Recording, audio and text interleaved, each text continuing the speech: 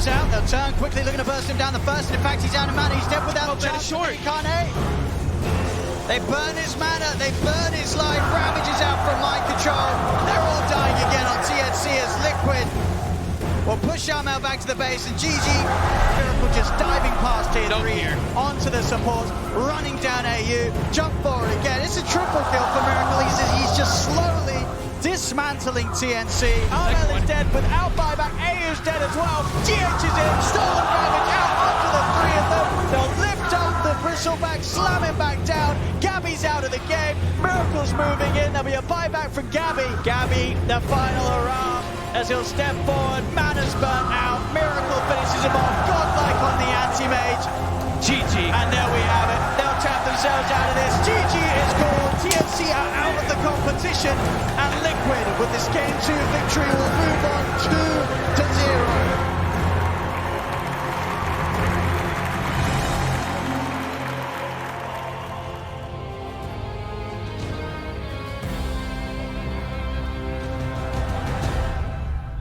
And there you have it, day number 2 completed here at the International 2019. Teams dropping out, including Virtus Pro. I really don't know what to say, Brian, about Virtus Pro, other than disappointing for them.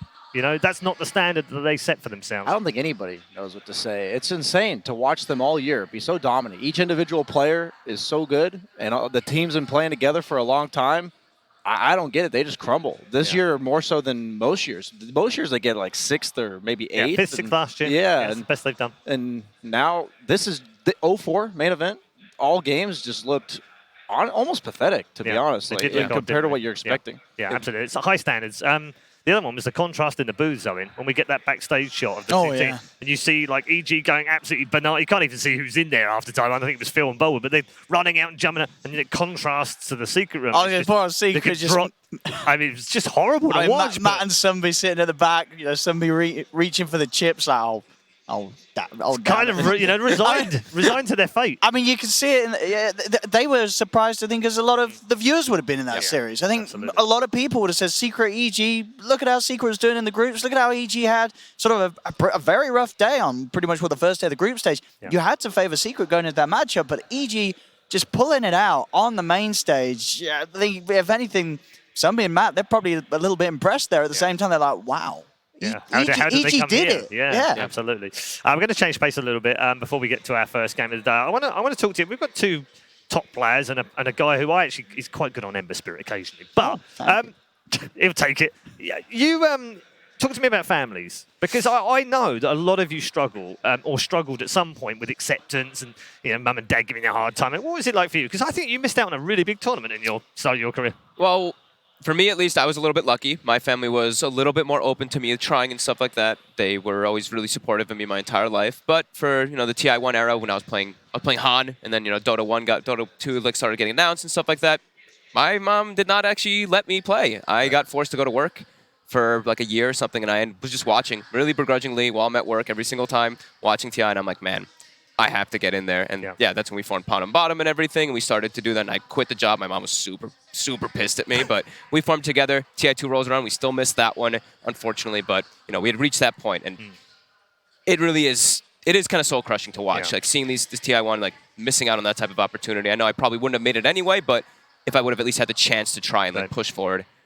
Yeah, tough. It's not an unfamiliar story, actually. We've heard this story plenty of times from Western players, and you've heard it from talent yourself as well. But one of the great things about being here in Shanghai is that we get to learn more about the history of Chinese Dota. It's played such an important role in the world of Dota, and it's great to be able to figure out who got where and how did they get there. And that's exactly what we're going to do next. 对，怎么才来呀？热电组。我们现在在哪儿啊？我们这是以前我们训练的网吧，叫新域网吧。我们正聊个天，刚走过来吧，我们3个。我去看一看，我们去看一看。感觉应该是这里啊，但是这里摇身一变，感觉可能网吧都没了。我问一下，我问一下，这网吧还在不在？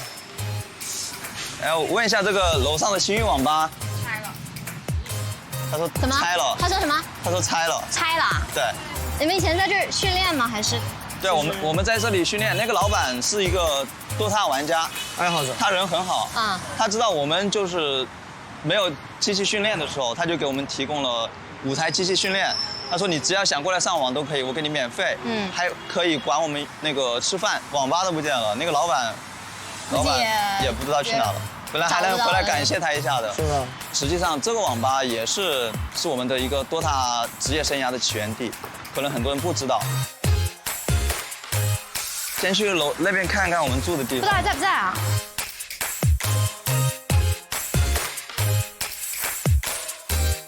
哎，他还在啊？是这个吗？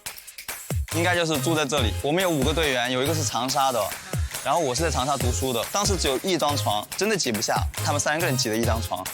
有时候没钱了，都是打太累了，就在网吧趴一会儿，真的是熬不住，就会在酒店开个房，然后他们洗完澡睡一觉，第2天再去网吧，然后去网吧再熬个4小时也没问题，或者说甚至打完通宵之后在网吧睡也是有的。你家里知道吗？就是你那个时候还在念书的时候。我家里知道，我家里是不同意我打这个的。我小的时候就是我也是偷偷出去，就我爸睡着了之后，我偷偷出去网吧玩通宵。就有一次玩通宵，可能玩到半夜2、3点，我爸突然就站在我脸上了，拍了我一下。我当时回头一看，我魂都吓没了，你知道吗？我就记得很清楚，我跟着我爸走回家，腿都在抖。我那时候就直接晚上等我爸妈睡着了，然后就塞个枕头塞在被子里，然后就假装还有一个人在睡觉，然后就溜去网吧玩一玩，然后早上然后再回去，然后再去学校。后来家长什么时候会态度有转变？当父母的也会尊重孩子的选择。不像以前就是说，他可能觉得你是纯为了玩游戏而去玩游戏的，比如说你还有梦想，还有目标。带到以后我工作赚了钱之后，基本上已经是可以说完全认同我了，知道我当年选的这条路没有错，我的坚持，我的努力是有回报的。其实 Dota 这个游戏给很多人带来了一种凝聚力，就把很多不一样的人聚在一起，让他们相识认识。我觉得这就是这个游戏真正的魅力。Couldn't have said it better myself. This is the real charm of the game. It really is, Brian, isn't it? I like. We often talk about rivalries and what have you, and that's great. But actually, Dota's such an internet. I've done the pun thing. It is an international game. There we go. Because it is. You know, we all seem to suffer the same kind of struggles and fights and everything else to try and play a game professionally. I think the one similarity that we all have through all the struggles is no matter what, we try to figure out whatever it took to play. Yeah. We just wanted to play, and that's what it's all about. And for me, it wasn't all relatable, but the fact that he's like, yeah, I wait for my dad to go to sleep, right. And I sneak in and turn the computer on or go to the internet cafe.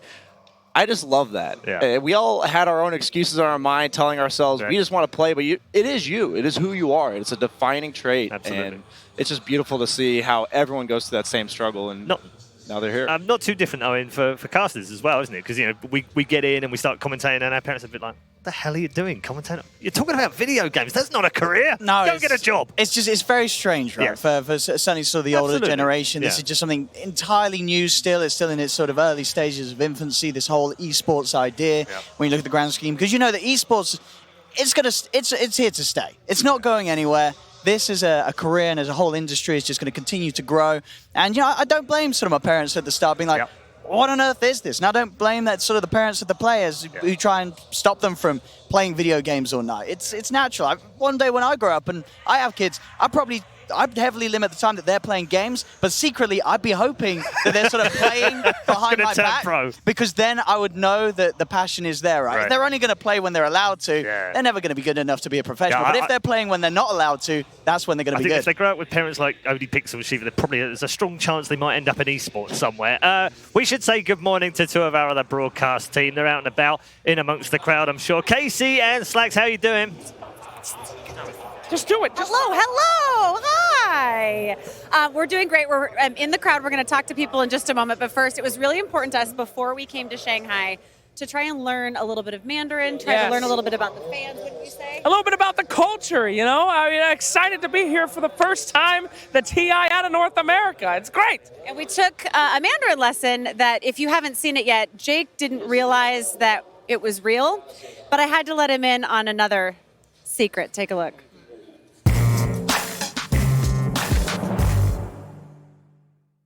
I have to tell you something. Wait, what? About what? What? What? I've been taking Mandarin for a long time. What? How long have you been? Are you serious? Wow! Wow! How long have you been taking Mandarin? Are you kidding me? I feel like you're asking how long I've been cheating. How long have you been taking Mandarin? How long have you been taking Mandarin for? A couple months. A couple months? This has all been a sham. This is ridiculous.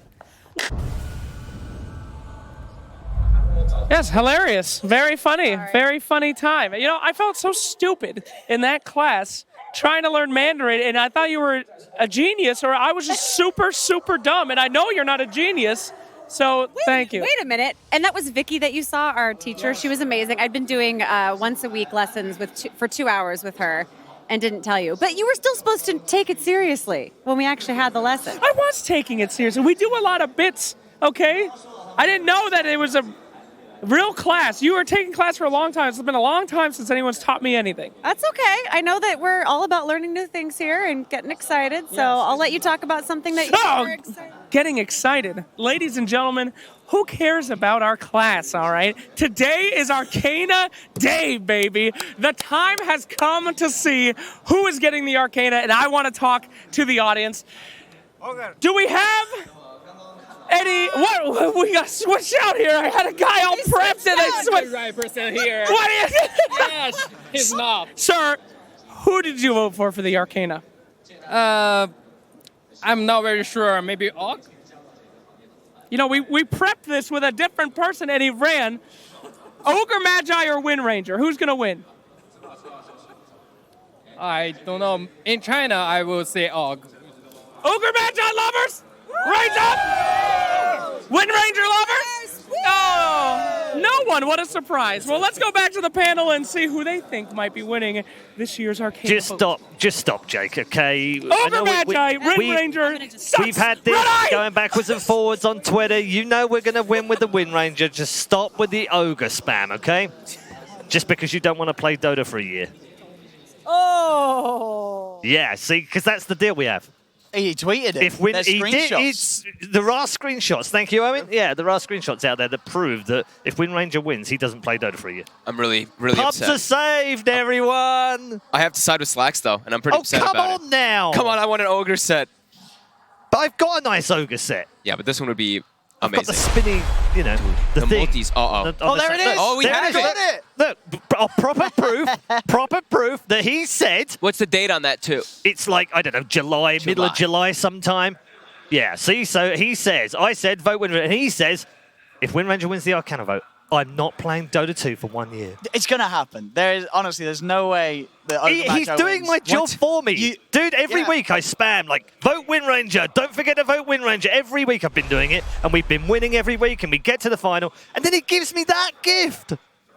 I feel that he almost sabotaged his own plan here. If you want a Wind Ranger to win, that's what he should have tweeted. Because if he tells people he's not going to play if she wins, suddenly everyone's just going to vote for Wind Ranger. See, I'm with you. Brian knows logic. Yeah. Knows logic. We're going to move on. Huh? What Ogre? Yeah, but whatever. I've watched your Ogre games. You're pretty beastly on the Ogre, I have to say. Pretty good hero. Yeah, he is a very good hero right now, proving it in the pro scene as well as the pubs. Yeah, let's move on. Let's talk about our day ahead. 4 more best of 3s. Last day we get 4 best of 3s in the same day. Some big games today as well. We're not going to talk about the first game too much because we're obviously going to get to that one as well. I'm quite excited about the first one of the day. But at the end of the day, OG versus EG, boys. Mm-hmm. The repeat. Yeah, the repeat. And I don't know if Notal and the boys are going to be that happy. But they said they don't really care, right? They're not that worried about it. But I don't know this year. This could. I feel like you could get the same result, or maybe EG have just had this kind of this struggle this year, right? That maybe they pulled through. We've also got Secret versus Mineski, which is a lower bracket game, by the way. Yeah, because you're looking at that going, oh, Secret, yeah, that's an upper. No, that's a lower bracket game, which follows our opening matchup between Newbee and Infamous, the first South American team inside the top 12. And we've also got, if that wasn't enough, we've also got the clash of the Chinese Titans, Vici Gaming versus PSG LGD in the upper bracket semi-finals, that should say. I'm most excited for that one, to be honest. I know EGOG is the names and everything, but the year intra-rivalry. Yeah. I had those two. I had Secret, LGD, and Vici as my top 3 teams. We have LGD versus Vici playing versus each other with this crowd. They're going to be going absolutely crazy in here. So I'm definitely looking forward to that series. It's always a fun matchup, isn't it, when it's intra-Chinese as well, because they develop their own little meta. They know there's little quirks that they've picked up from whoever they've played and practiced against, Brian. Yeah, once you start getting down to a select few teams, players, they all know each other. They all know the little intricacies of their strategies, and it's amazing to know there's so much going on behind the scenes that we can't even see, right? We don't know what they know about each other, how much is going into the drafts and the strategy and the mind games. And I just look forward to every series today, honestly. There's a little bit of story to everything, the EGOG, like you said, but I just love good Dota. Yeah. And that's we're we're getting today. plenty of that. I thought, we set a high bar in the group stage. I was a little bit worried, I have to say. When you come into the knockouts, you sort of, can we match that kind of pace? And, the amount of kills we're getting, and the action, the team fights, and the brilliance of some of the plays, and it's lived up to expectations again. Volk. We just need mega group comebacks. That's what we're missing. We're missing that one, Missing and that maybe one. a 1v5 RTZ Rampage again. That's true. I don't think we get 2 in the same tournament, do we? Are we pushing our luck a bit, Owen? I mean, if EG continue to play like they did yesterday, I mean, who knows? RTZ could jump out the bag once more and bring us some good old highlights. What do you love most about the commentary? Is it those moments? Is it those Seb? Is it those moments, or is it just because that was a natural reaction? People don't know that. Exactly. You actually didn't know what to say at that point. No. It was just a natural reaction. I was kind of just dying in that moment. It was a very long series. It was a long I had no series. sleep the night before. There was this whole sort of run of events going on up to the Seb moment where I was doing my stuff. I was running out of breath. I was ready to pass out. That was my dying breath there. Me shouting Seb was a plea for help. And I mean, it worked.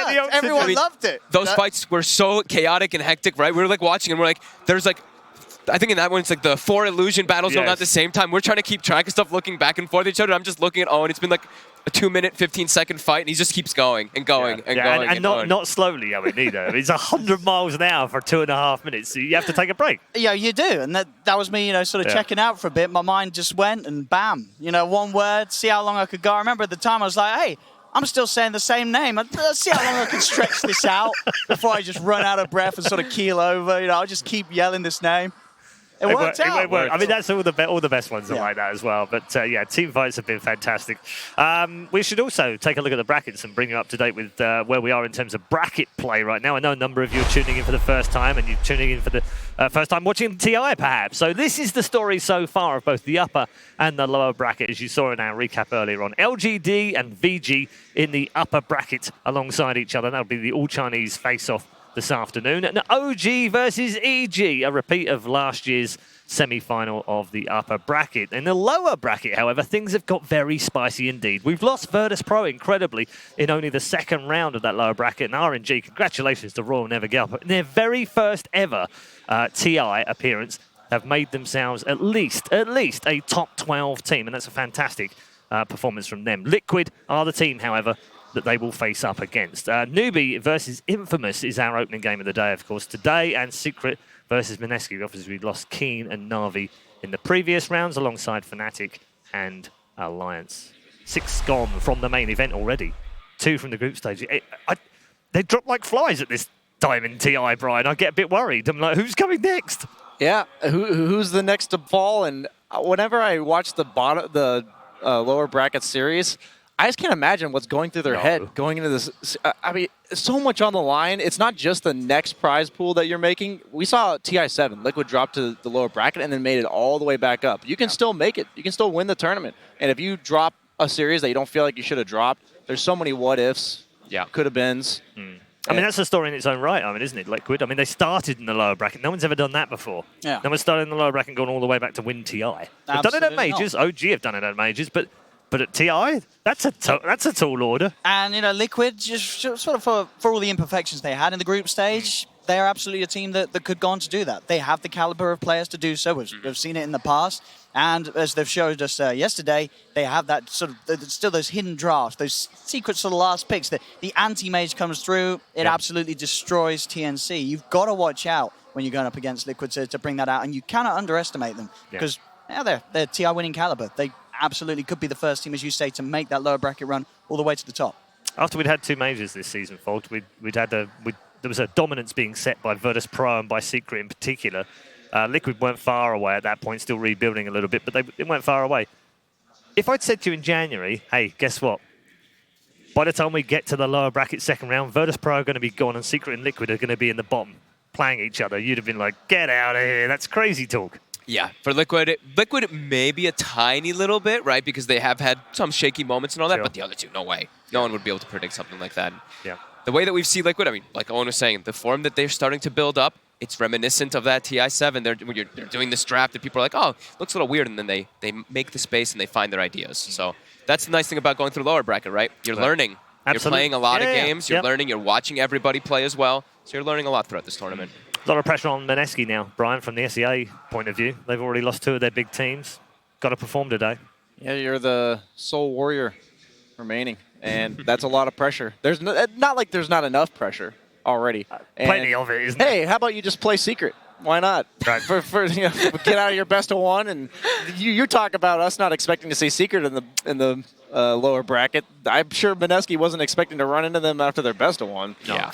So I think they're quite capable of taking the series. Obviously, Secret Do you? has You shown, think Mineski can win that? I'm saying that Secret has shown vulnerability. Right. I don't think they will. The odds are against them. Sure. But the thing is, at TI, I've talked to a lot of players and managers, and they just talk about how almost the tier of Dota at TI is just a step down from the rest of the year because everyone's making mistakes. There's Right. so much on the line, and mistakes honestly make for really good Dota, and I think that's part of the reason why TI Dota is on its own tier of caliber. Kind of sticks out, doesn't it? Let's talk Chinese teams as well, because LGD, Vici, they've lived up to that hype. They've lived up to the pressure that they were under. And we all talked about how do they perform under the pressure of playing in front of home fans, because generally speaking, in previous majors and big tournaments out here, Chinese teams haven't performed that well. They've done fine in the upper bracket, and RNG yesterday showed us they've got plenty as well in that lower bracket. They're definitely impressing. I think I know Kyle was the one who was really on about the Chinese teams. He's like, they're all gonna make it to the top. Keen didn't really make it so much, but these teams, we're seeing how well they've done throughout the year and how much they've been practicing. And I mean, LGD, terrifying team, kept together for the entire year, and we're seeing why. We're seeing that they always will have that spike come toward it in this tournament. You still think a Chinese team wins on Chinese soil, Owen? Not in my bracket, but then again, a lot of things were wrong in my bracket. So Mine too. We're all for pros when every it comes to reason, brackets. going from what's happened so far, apparently, yeah, a Chinese team will probably win. As I actually ended up having my finals being Secret versus OG, which could still happen. But China has got a good chance this year.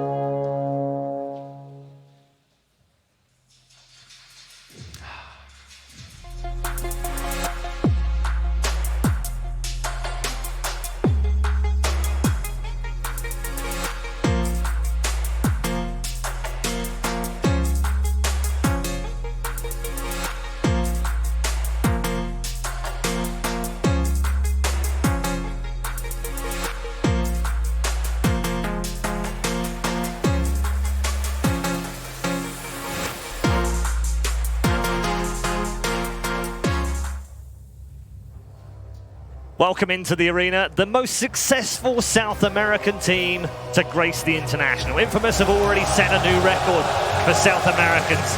They want to go one step further. A top 8 place is within touching distance in the next best of 3. These players could not have imagined it would be this successful on day number 3 of TI9. Infamous will take their place inside their booth and get themselves ready for their opponents who enter the arena right now.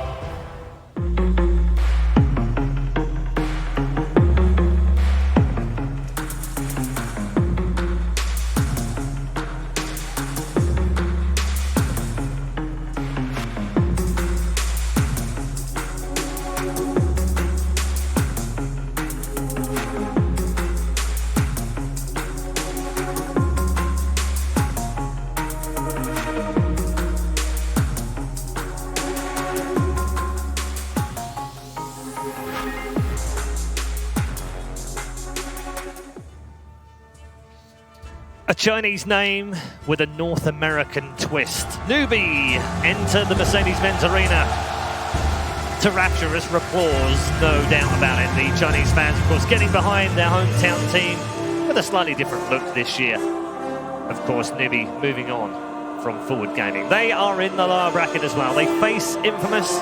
These two teams have only played once before, and really, it's not much to talk about. It was a 16-minute stop by the players from Newbee. they won't be thinking too much about that today as they get themselves settled, I'm sure, gents, because we don't really have much on these two teams going head-to-head. There's not much out there, and that one game is kind of whatever. Yeah, but they do know each other really well, They right? do. Sure, They haven't do played, play with but each other. Yeah, and pubs. they know each other, exactly. They play each other all the time in pubs. They probably flame each other all the time in pubs as well, which, you know, we love. I don't want to say too much, It's cool, but this but- guy does too. He's in there as well. Sometimes. A little Depends on my mood. All right. I've gotten better about it in the All last right. few years. I've matured, I guess you could say. But yeah, they definitely are very familiar with each other, and it should turn out to we should see that, especially like in the draft, especially in like a lot of plays and stuff too. The way they set up, they're both going to be pretty prepared for each other. I was really happy to hear the roar that we heard from the crowd, right? Even for like Infamous coming Absolutely. out, kind of like new team, and they were actually really. Yeah. I mean, everyone loves an underdog, and they are kind of the underdogs in this matchup already. Let's not beat around the bush. But Brian, one of the cool things that happened to me a few days ago was I spent some time with Samael. We were poring over stats and talking, you know, form and his brother and all sorts of other things. And he said to me, this stuck in my mind. It was so amazing. We started looking through the Infamous stats and we're like, hey, look, this. And he was like, do you know what? This Hector guy is a beast. And if Samael was saying that, I'm like, oh, wow, he really rates him.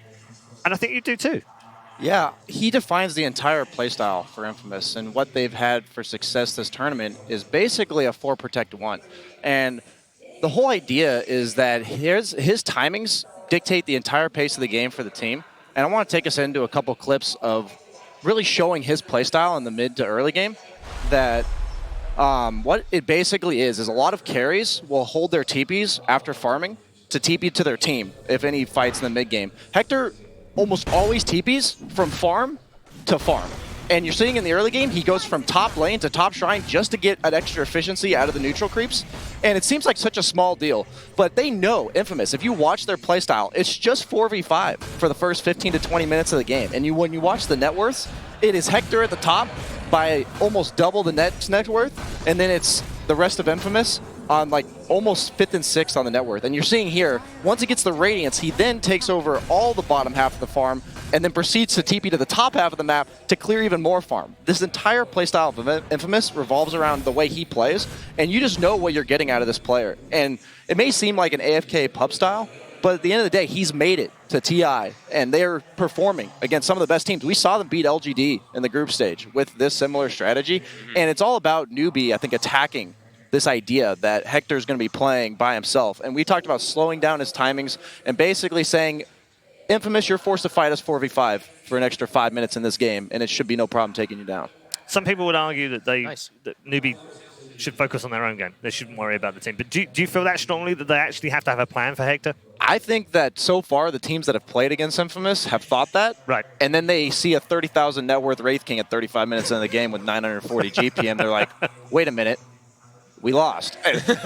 You look at the net worths in that game that I showed you, it was so funny. You just see 35,000 net worth Wraith King, and the next is like 21,000 in the game, and that's just how they play. That is, I mean, it is pretty insane. You do have to find some way to address it, but also, like you said, a lot of the teams here have been saying, stick to your style. Right. Don't worry about what they're going to do because we're better than that. We know how we play, and they're going to be playing with 4 people. So if you're playing your own strategy and they're playing man down, you could just run over them. Let's turn our attention to Newbee. I mean, how did you rate their group stage? Because I felt like they were probably the biggest overperformers, weren't they? Well, absolutely. I was incredibly impressed. I believe the whole group stage, they only lost a series outright 2-0 against Team Secret. And it's like, okay, fair enough. It's Team Seems Secret. right, Everyone else, they're able to at least draw the series with. And for these guys, it's very impressive. These are some old school players and some also old school panelists, right? You have this team where 3 of them, Aoi was involved in the Kiev major coverage, Pilot was involved in the KL major coverage. CCNC, he was a TI panelist. They've sort of come back together, and they really are doing it under the Newbee moniker, and it's very impressive to watch. These are sort of players that have been passed around the region, tried out a lot of different compositions. Nothing's really sort of been able to sort of drive them into a position. As of recently, of course, we've got some past phenomenal stars at sort of the earlier TIs, but for this day and age, for these guys to find something that works together, it's remarkable to see. And in a region where a few months ago you're asking people about NA, it's EG and all the rest. No, it's EG and Newbee and all the rest now. Gives Brian and Fogged a chance, a hope. But they might be I able to hope so, return too. to a panel team. Well, look at this. I've played with most of these players, Paul, excuse me. I played with MSS, I played with Snaking, my boy the King, and then we even have Curtis, like you said, Owie. So they've all got look at that. There's no footage in black and white that exists of those games. It was so long ago. Yeah, and also look at them. They're all successful now that I'm not playing, so I guess we're finding the X. You rubbed off on him a little bit, maybe. Think about it that way instead. You're Anyway. digging your own hole. So Anyway. let me bail you out. We'll go through a few of the players. We'll start with Yawar, and I want to bring up his brother as well, Samael. Many people obviously tune in. They're brand new to the international. Yawar is on Newbee, and Samael is on EG. And obviously they find themselves in different teams from the North American region. They go head to head with each other very infrequently. It has to be said. They have played each other in games, but never at TI. And that's what we're waiting for Hassan Bowl in the international. And it didn't happen last year. Could have happened in the upper bracket. Didn't. Newbee now need to win for that to happen and carry on. But what I wanted to bring up more about Yawar is that he's very much been in his brother's shadow for the last couple of years. I feel like in the group stages, he put down a marker. He said, no, I can play just as well. I can carry this team too. Kind of becoming your own individual when you have a brother like Sumail for Yawar, I think is really difficult. And I think he's handled that whole dynamic of the way the community's almost flamed him, saying you'll never be as good as your brother, these types of things. And he's just he's a quiet guy. He's kind of sat back and said, I'm going to do my thing. I'm going to get better. 3 years ago, kind of an iffy tier 2, tier 3 NA player. And now you're seeing him at TI 2 years in a row, putting up a solid performance. I think he looks way better this year than last year. And it just shows how much hard work goes into it. And I think playing together with similar teammates, discussing the game, has a lot to do with it, like his ability to progress as a competitive player. Because a lot of it's the mindset, the strategy, the cohesiveness of a team aspect. Yeah, I remember when we first started to see Yawar coming up in the pubs and everything, and we were all playing. We're all playing in the NA pubs, and people were very impressed with some of his farming patterns and stuff. So now that we're seeing him, like you said, develop on all that, he's really starting to find his best form, right? He's I think he had average 460 last hits or something across games. That's insane. Yeah. That type of farm, he's playing at absolute top form, and now you're looking at, damn, he's really bringing it to Sumail. Yeah, highest average last hits during the group stage of any player, and highest average GPM as well, which is slightly blown out because of the out games and what have you. But but still, he's in the top 5 or top 10 for almost every stat you can dig out from the group stage on an individual player. So he's up there. He's doing it. He really is. And you sort of looked at the day one, and this, I think, was the first LAN ever where you're watching sort of Yawar with Newbee, Sumail with VG, and you're saying, well, this is the LAN, this is the time where Yawar, he is going to go further than his brother. Obviously, yesterday, then EG did beat Secret. Yeah. All right, okay. Sumail is kind of cranking it back up to 11. But for the most part, there's absolutely every reason to believe that Yawar could certainly make the run here with Newbee. One of the other players that's often been criticised, Brian, CCNC. You've been given a lot of grief over the last few years about being a bit of a flamer and maybe hard to play with and maybe not as high skilled as he should be. I think he's had pretty much everything thrown at him. Another one answering the critics here because he's played fantastically well again in the group stage. Absolutely, at the highest level, the players, they talk about other players, and a lot of times you hear about CCNC. You heard about his inability to win the mid lane. Right. He was like a solid mid game player. He knew what to do. He played around the team, but he would almost always come out at some sort of disadvantage in the mid lane. And now I think that's been solved. I think he's come together as an early game skilled mid laner. He plays 1v1s all day. And that's the dedication. They know their mistakes. They recognize their shortcomings, and they just bring them all together. All right, good stuff. Thank you very much, guys. It's time, ladies and gentlemen, to get into game number 1.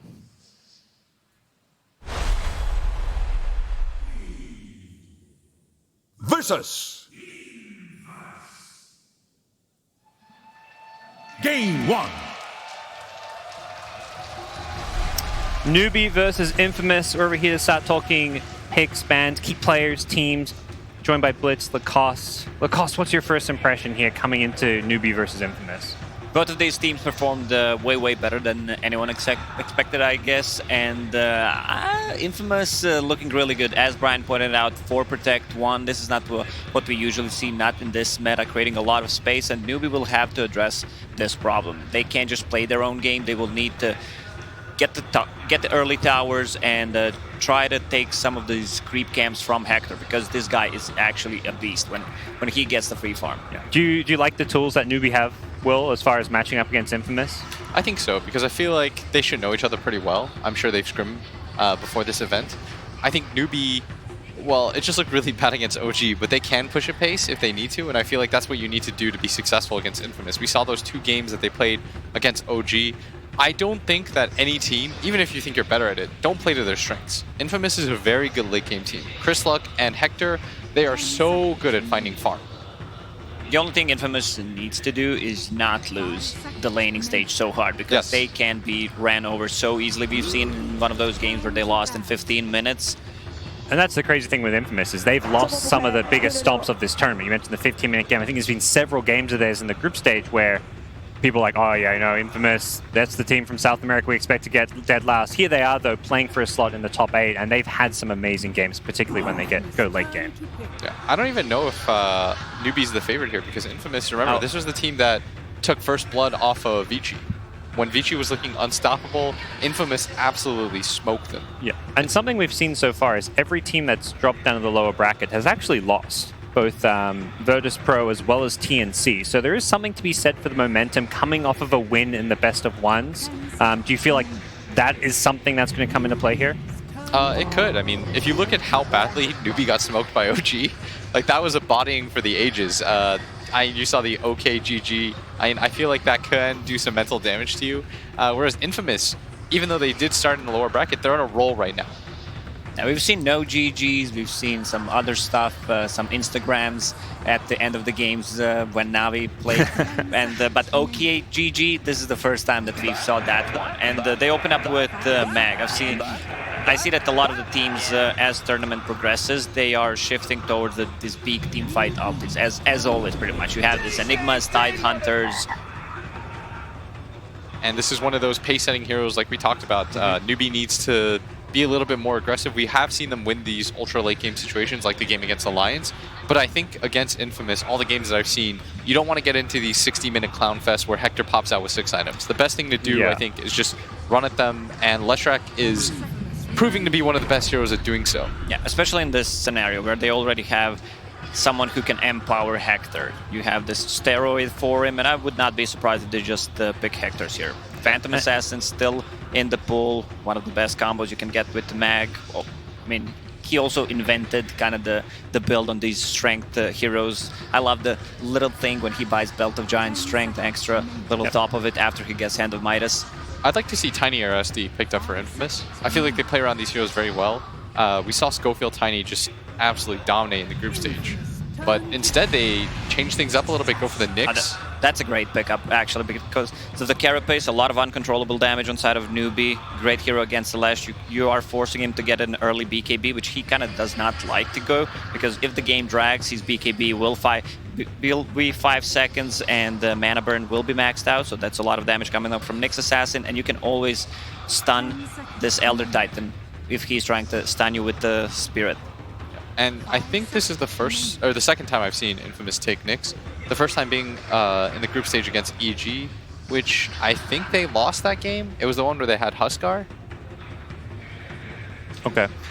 The one thing with Infamous, I do question a bit, like, these two heroes individually both sound great for them. Magnus, you got the Empower for your Hector heroes, Nyx Assassin as far as easy carapaces, but most likely a 3-4. And I feel like Nyx Magnus is not really a good dual lane. Like, those are not heroes you typically expect to see laning together or playing around each other. Yeah, that is the one thing about Infamous that's a little bit odd. They don't seem to pick a 3-4 synergy often. Instead, what they seem to do is they heavily prioritize on trying to gank mid and their safe lane. They're one of the teams that I feel like secures their safe lane the most for very obvious reasons. I mean, we've talked ad nauseum about how good Hector is. You know, put the game in the hands of your best player. Yeah. That is the best thing that you can do with these TIs. Faceless Sweat is still in the pool. If Newbee wants to grab it, that's a lot of damage they can throw into the Chronosphere. Elder Titan also lash on top of it, and you have a good hero to play around the RP, because if you initiate first on Mag, he can't get in. Like, he can't counter your team with an RP, and you can get on top of RP as well when they group up with the Chronosphere. You can see the numbers there. Schofield, Nyx, his most played hero throughout TI9.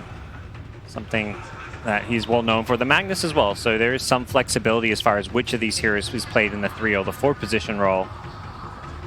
As now the second Sage of bans coming out. So Lifestealer banned out. At this point, Newbee, you got to know some kind of Empower carry is coming your way, and you want to just ban out some of the scarier looking ones. Lifestealer with the built-in Rage Magic immunity, very tough to play against for both Leshrac and ET. surprised that SD wasn't taken by either team. That has been like one of the most contested 5s for sure. Yeah, it's just so value. The disrupt is the disruption I feel like is just straight up one of the best 5 position spells that you can get because it doesn't just act as a save. You can use it offensively. It's so unique and versatile in that regard. Plus your purge, the slow going through BKB makes you such a great anti-carry. I've seen so many situations where teams try to jump the 5 position SD and he lives for way longer than he should. He gets his entire toolkit off. If he gets Soul Catcher off, that's one of the best burst spells in the game too. And I think there's even more value for the SD when you see Axe on the enemy team. It just got banned before they picked the Axe, so I think they're hearing you, Will. They're like, okay, we want this Axe here, and what are they going to pick? We get Axe. SD would hard counter Axe as far as being able to save, having a save against Axe, because this Axe gives you a way to kind of preemptively counter whatever Hector's playing. He's playing some heavy physical damage core that doesn't want to get Blade Mail called by an Axe, theoretically. Yeah, I actually really like that. Yeah, with the Axe, you also have a BKB piercing ability, which is good at every stage of the game. And usually Newbee saves this Axe for their last pick. And I guess they were afraid that it's not going to make it through the last banning stage. Yeah. I'm started down to see Hector's hero right now, because I feel like you see your core matchup. You know that you're going to be against the Axe, but instead they take the Oracle, another type of save. I don't think they're preparing for Wraith King because there's not much synergy between Oracle and Wraith King because he already has 2 lives, so I still think Phantom Assassin is a great pickup for them.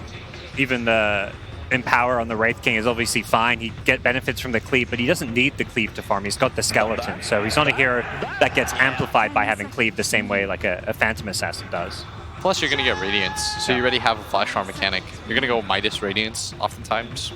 I feel like it feels a little bit redundant. Yeah. Any chance of just the classic Mag Jug as well? The only thing is, I hate playing Jug against Axe. I feel like every phase of the game, it just hurts you. You're so easily killable. I don't know how good it feels like with Oracle as well. When you get low, you're naturally just going to pop your ult instead. When you're playing any carry against the Axe, and if he's having a good early game, which means that he's going to get that good timing on a Blade Mail, it always feels bad. Yeah. I like the idea of having a carry that can have kill threat on Axe, because you don't want to give Axe a free game in the laning stage. That to me is always where things will kind of spiral out of control, and the Jug at least brings that kill threat to the table. And they take Shaman. They're continuing the trend of being very aggressive and running at the lanes. I feel like Infamous, what they really lack right now is wave clear or some way to push things out. They're going to go for the Wraith King anyways. I feel like this is one of those situations where it's because it's a Hector hero. Yeah. It's not maybe about picking the best hero to fit in their draft and play with Magnus and the rest and the Oracle. It's just like, hey, this is Hector. This is comfort pick. This is his best hero he plays in Dota. Let's pick it. I will say, I think even more so, they need wave clear. Like, when you have this kind of lineup, it's important that you have the ability to instantly push out lanes so that your Magnus doesn't feel super pressured. As a Mag, what you want to be able to do is just max out in power, but it does mean that you have very little team fight. Since you decided to go a 4-position Mag that gets 4 points in power, you have no levels of Shockwave, you have no ways to really kill around the map.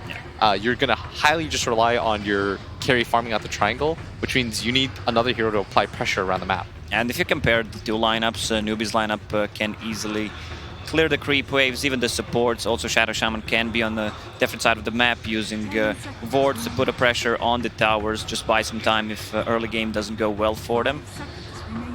I feel like Infamous actually needs like some sort of long-range poke. I'd even be okay with some sort of Ember or something like that, so that they can just like consistently hit back and forth, or a Storm. Something along those lines where you don't have to hard commit. You can just sort of roll through the wave.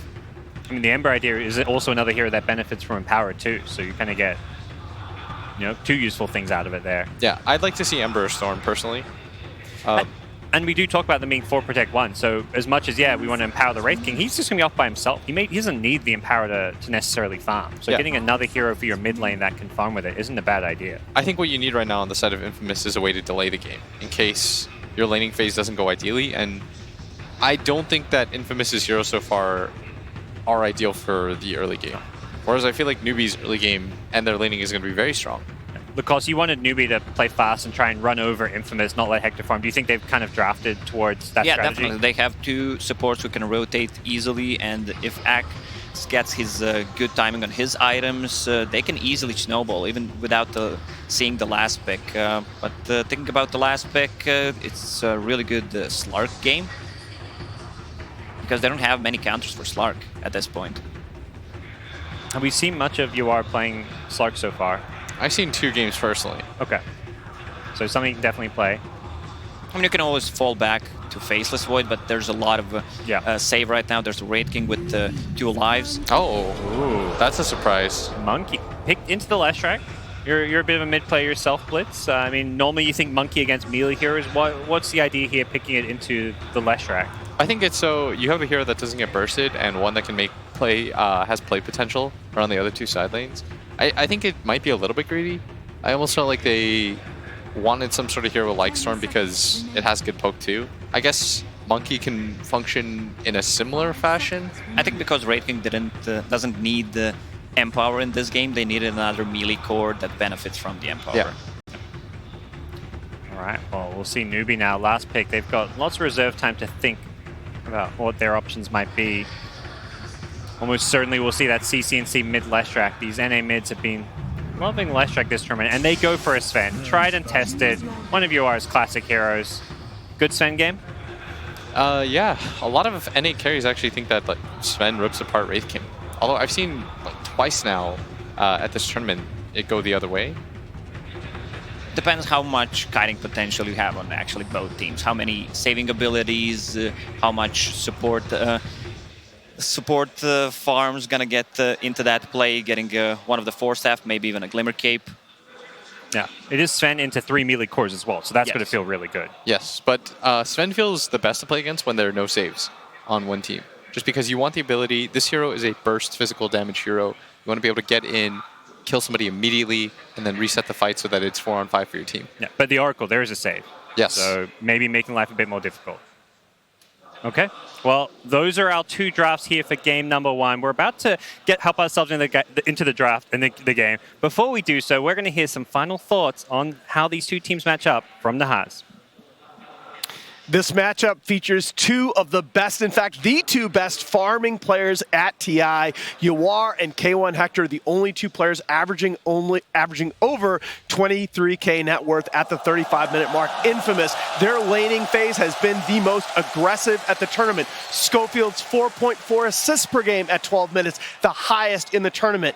Whisper's 2.2 kills per game at 12 minutes, 3rd place behind Thompson and Sumail, and Chris Luck's 87 CS at 12 minutes, number 1, just barely ahead of Sumail. To relieve the pressure, Newbee's counting on Elder Titan. He is 17-4 before the 35-minute mark, only 17-20 in games that go longer than that. And Snaking's Axe is going to be key in this game, 7-1 over his last 8 games, 8.5 kills and 13.3 assists per game. An NA versus SA showdown with their TI9 lives on the line, brought to you by an NA casting duo. Here are Lyrical and Trent.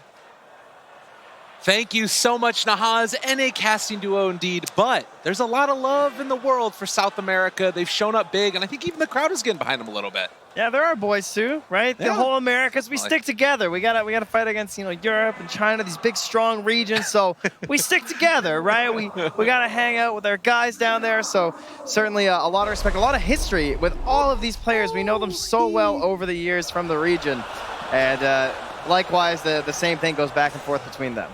Absolutely. Well, and already into this game as Newbee facing off against Team Infamous, I gotta say that it's been really a revelation, I think, for a lot of people out there. And the panel talked it to death. Hector having an amazing year. I think that Newbee has looked revitalized as well. Both of these teams, I think, are coming in as a surprise, potentially top 8 win. I don't know many people would have had them in their picks for that high of a placement early on. No, that certainly sounds pretty unlikely. Other than like the passionate fans, of course, right? You got yourself a little bit of like that TNC flavor when it comes to Infamous, where they just have like an entire region sort of on their back. Feels like they have to carry from there, but nice and fresh here, right in the mid lane. Chris Lock, he's feeling pretty good. Yeah, he's laying down those little sprays. You got to find ways to tilt your opponents, if at all possible. Goes for a ward check too, and oh my, what have I found here? Yeah, it would appear realizes. There's an observer ward. I'm not sure if they're going to quite realize where the placement is, but I think that they might have an inkling, yeah. And again, for anybody that's wondering, you can get the extra vision. Chickens racing themselves back to the fountain. CU gets out on top, but Newbee going to pick up 2 of the bounty runes. Looks like Infamous also going to be able to pick up 2.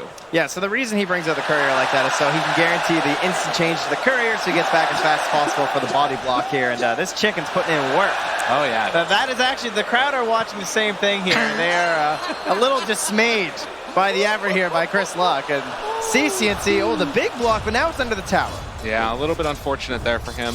But yeah, Chris Luck, maybe a little bit of nerves on the big stage. Again, one of the earlier rounds for these teams. And obviously the furthest that a South American team organization player is made in the international. So the draft's moving along there, and I have to say, I was getting a little concerned for Infamous. I did like the last pick in the Monkey King. I felt like the Ember was maybe going to be the option there, but perhaps Chris Luck just feeling more comfortable. You can see he's spammed quite a bit of Monkey King in his pubs, and maybe just the matchup versus the Leshrac can have some issues for the Ember if things get out of hand. So they're going to rely on that instead. But it does a lot of the same stuff. It's got a very long initiation range for when you're playing from these 4 hero group ups to give all that space to Hector to farm. So Chris Luck going to be looking to abuse that in power and give all the space in the world for his carry. Nicely done, man. He is just laughing. That's not even all chat. That's just to himself. He's enjoying the playing here on the big stage. I wonder if his teammates have him muted. Well, we do see down here bottom a tri-lane versus a dual lane coming from Newbee, trying to absorb that pressure that's being placed onto them, onto Snaking, and Snaking already in a little bit of trouble as the Impale is going to come out, looking to try and find the finish. Highlight Die, seeing if he can interrupt it. In fact, he turns on the Stinger, gets the refresh on the damage from his Spirit. It's almost enough to dodge through, trying to hide away in the trees. The Juke coming through another round. Stinger still in trouble, and looks like Pi, the great Impale coming from Schofield. They draw first blood. Stinger's still trying to run away and is barely able to make the escape. Oh, Stinger, he did it. Oh, instant tip there from Whisper. He's like, I know you guys are still busy down there, so I'll handle the tip for you. Very well played. I mean, I appreciate what Pi did, right? Because he saw all those heroes, and he just says to himself, yo, I can get myself an easy kill. So much damage, but with the body blocks, with the juking the trees, those spells come back off cooldown. And big saves there from the tri-lane from Infamous. Now, most definitely. So it is still always a little bit of a funky thing because it's not just, you know, what is going on in the tri-lane as far as kills, but it's also how much farm are you getting. And Wraith King already 9. Mid lane. He is. Chase forward, regen rune available. Who's going to go for it? Dodges away from the stun, able to walk his way out. And now CCNC in a lot of trouble. Does get the salve off, needs one more touch. But even if he doesn't get the kill, that's CCNC out of lane for a while. And I feel like they're both losers in that one, though, right? Salve canceled, regen rune canceled. It's like, oh, I'm glad we can just both agree to stay where we are here. True enough. But I did want to go back to what you were talking about there, the Ember as opposed to the Monkey King as a potential option. The thing that I do like about the Monkey King is that I feel like it has maybe a bit more burst potential. If you can get those Jingu stacks up and possibly you know, throw out one of the Boundless Strikes, as you are is just going to take a couple pot shots underneath the tower, courtesy of Whisper. Yeah, and the burst can be kind of nice in combination with the Nyx Assassin too, right? He might be able to just help scout out for the Monkey King, pops the Vendetta damage into the stun, into the Boundless Strike, and maybe a double tap from an Echo Saber or something after that from Chris Luck, and can burst a lot of heroes with that. Well, meanwhile, Snake King gonna take another Impale to the face. A lot of damage coming through. But Pylai Dai able to be the one up in everybody's face, keeping Infamous back, putting too much pressure onto the off lane. Yeah, stealing some of these last hits here too. Schofield forced to carapace that punch. Oh, it's a fancy set he's got there. And now, moving back, Stinger, seeing if he can get some more pressure on. It's not an easy kill on the Axe, but it looks like they're kind of going for it again. The Stomp is going to interrupt it, and if nothing else, they're making Snake King's life difficult. Yeah, still doing fairly well though. 15 last hits, and we haven't even talked about that top lane, but it's just been this 2v1 the entire time for Newbee. And they get a little bit of more harassed there onto Whisper. Gonna be tough to finish him unless, even with the Mango, it'll be close. MSS. Getting up close and personal. Whisper there, you saw queued up the skewer, but canceled the animation afterwards, not wanting to go for it. Snaking though. Again, bottom. They're just bodying this guy, chasing him down. And Hector is taking a lot of damage from Pi, but no more mana, not another Spirit there for the Elder Titan, so he has to back out, and Hector's just going to salve up right in front of him. Yeah, might have learned his lesson last time, right? of getting too aggressive. Now for the bounty runes, though, they're already aggressive on the bottom. You got Whisper in position here as he picked up his bottle from the shop, and he wants that refill. Oh, and you got to be careful walking over here. You might get cliffed. MSS gonna play it safe, goes the other direction, and so far so good for Infamous, who it feels like are getting a nice little bit out of this laning stage, but need to be careful. Chris Luck in the mid, gonna take some of that Diabolic Edict, and CCNC thinking about diving for that. Yeah, the wave's there though, so very unlikely you're gonna be able to find something.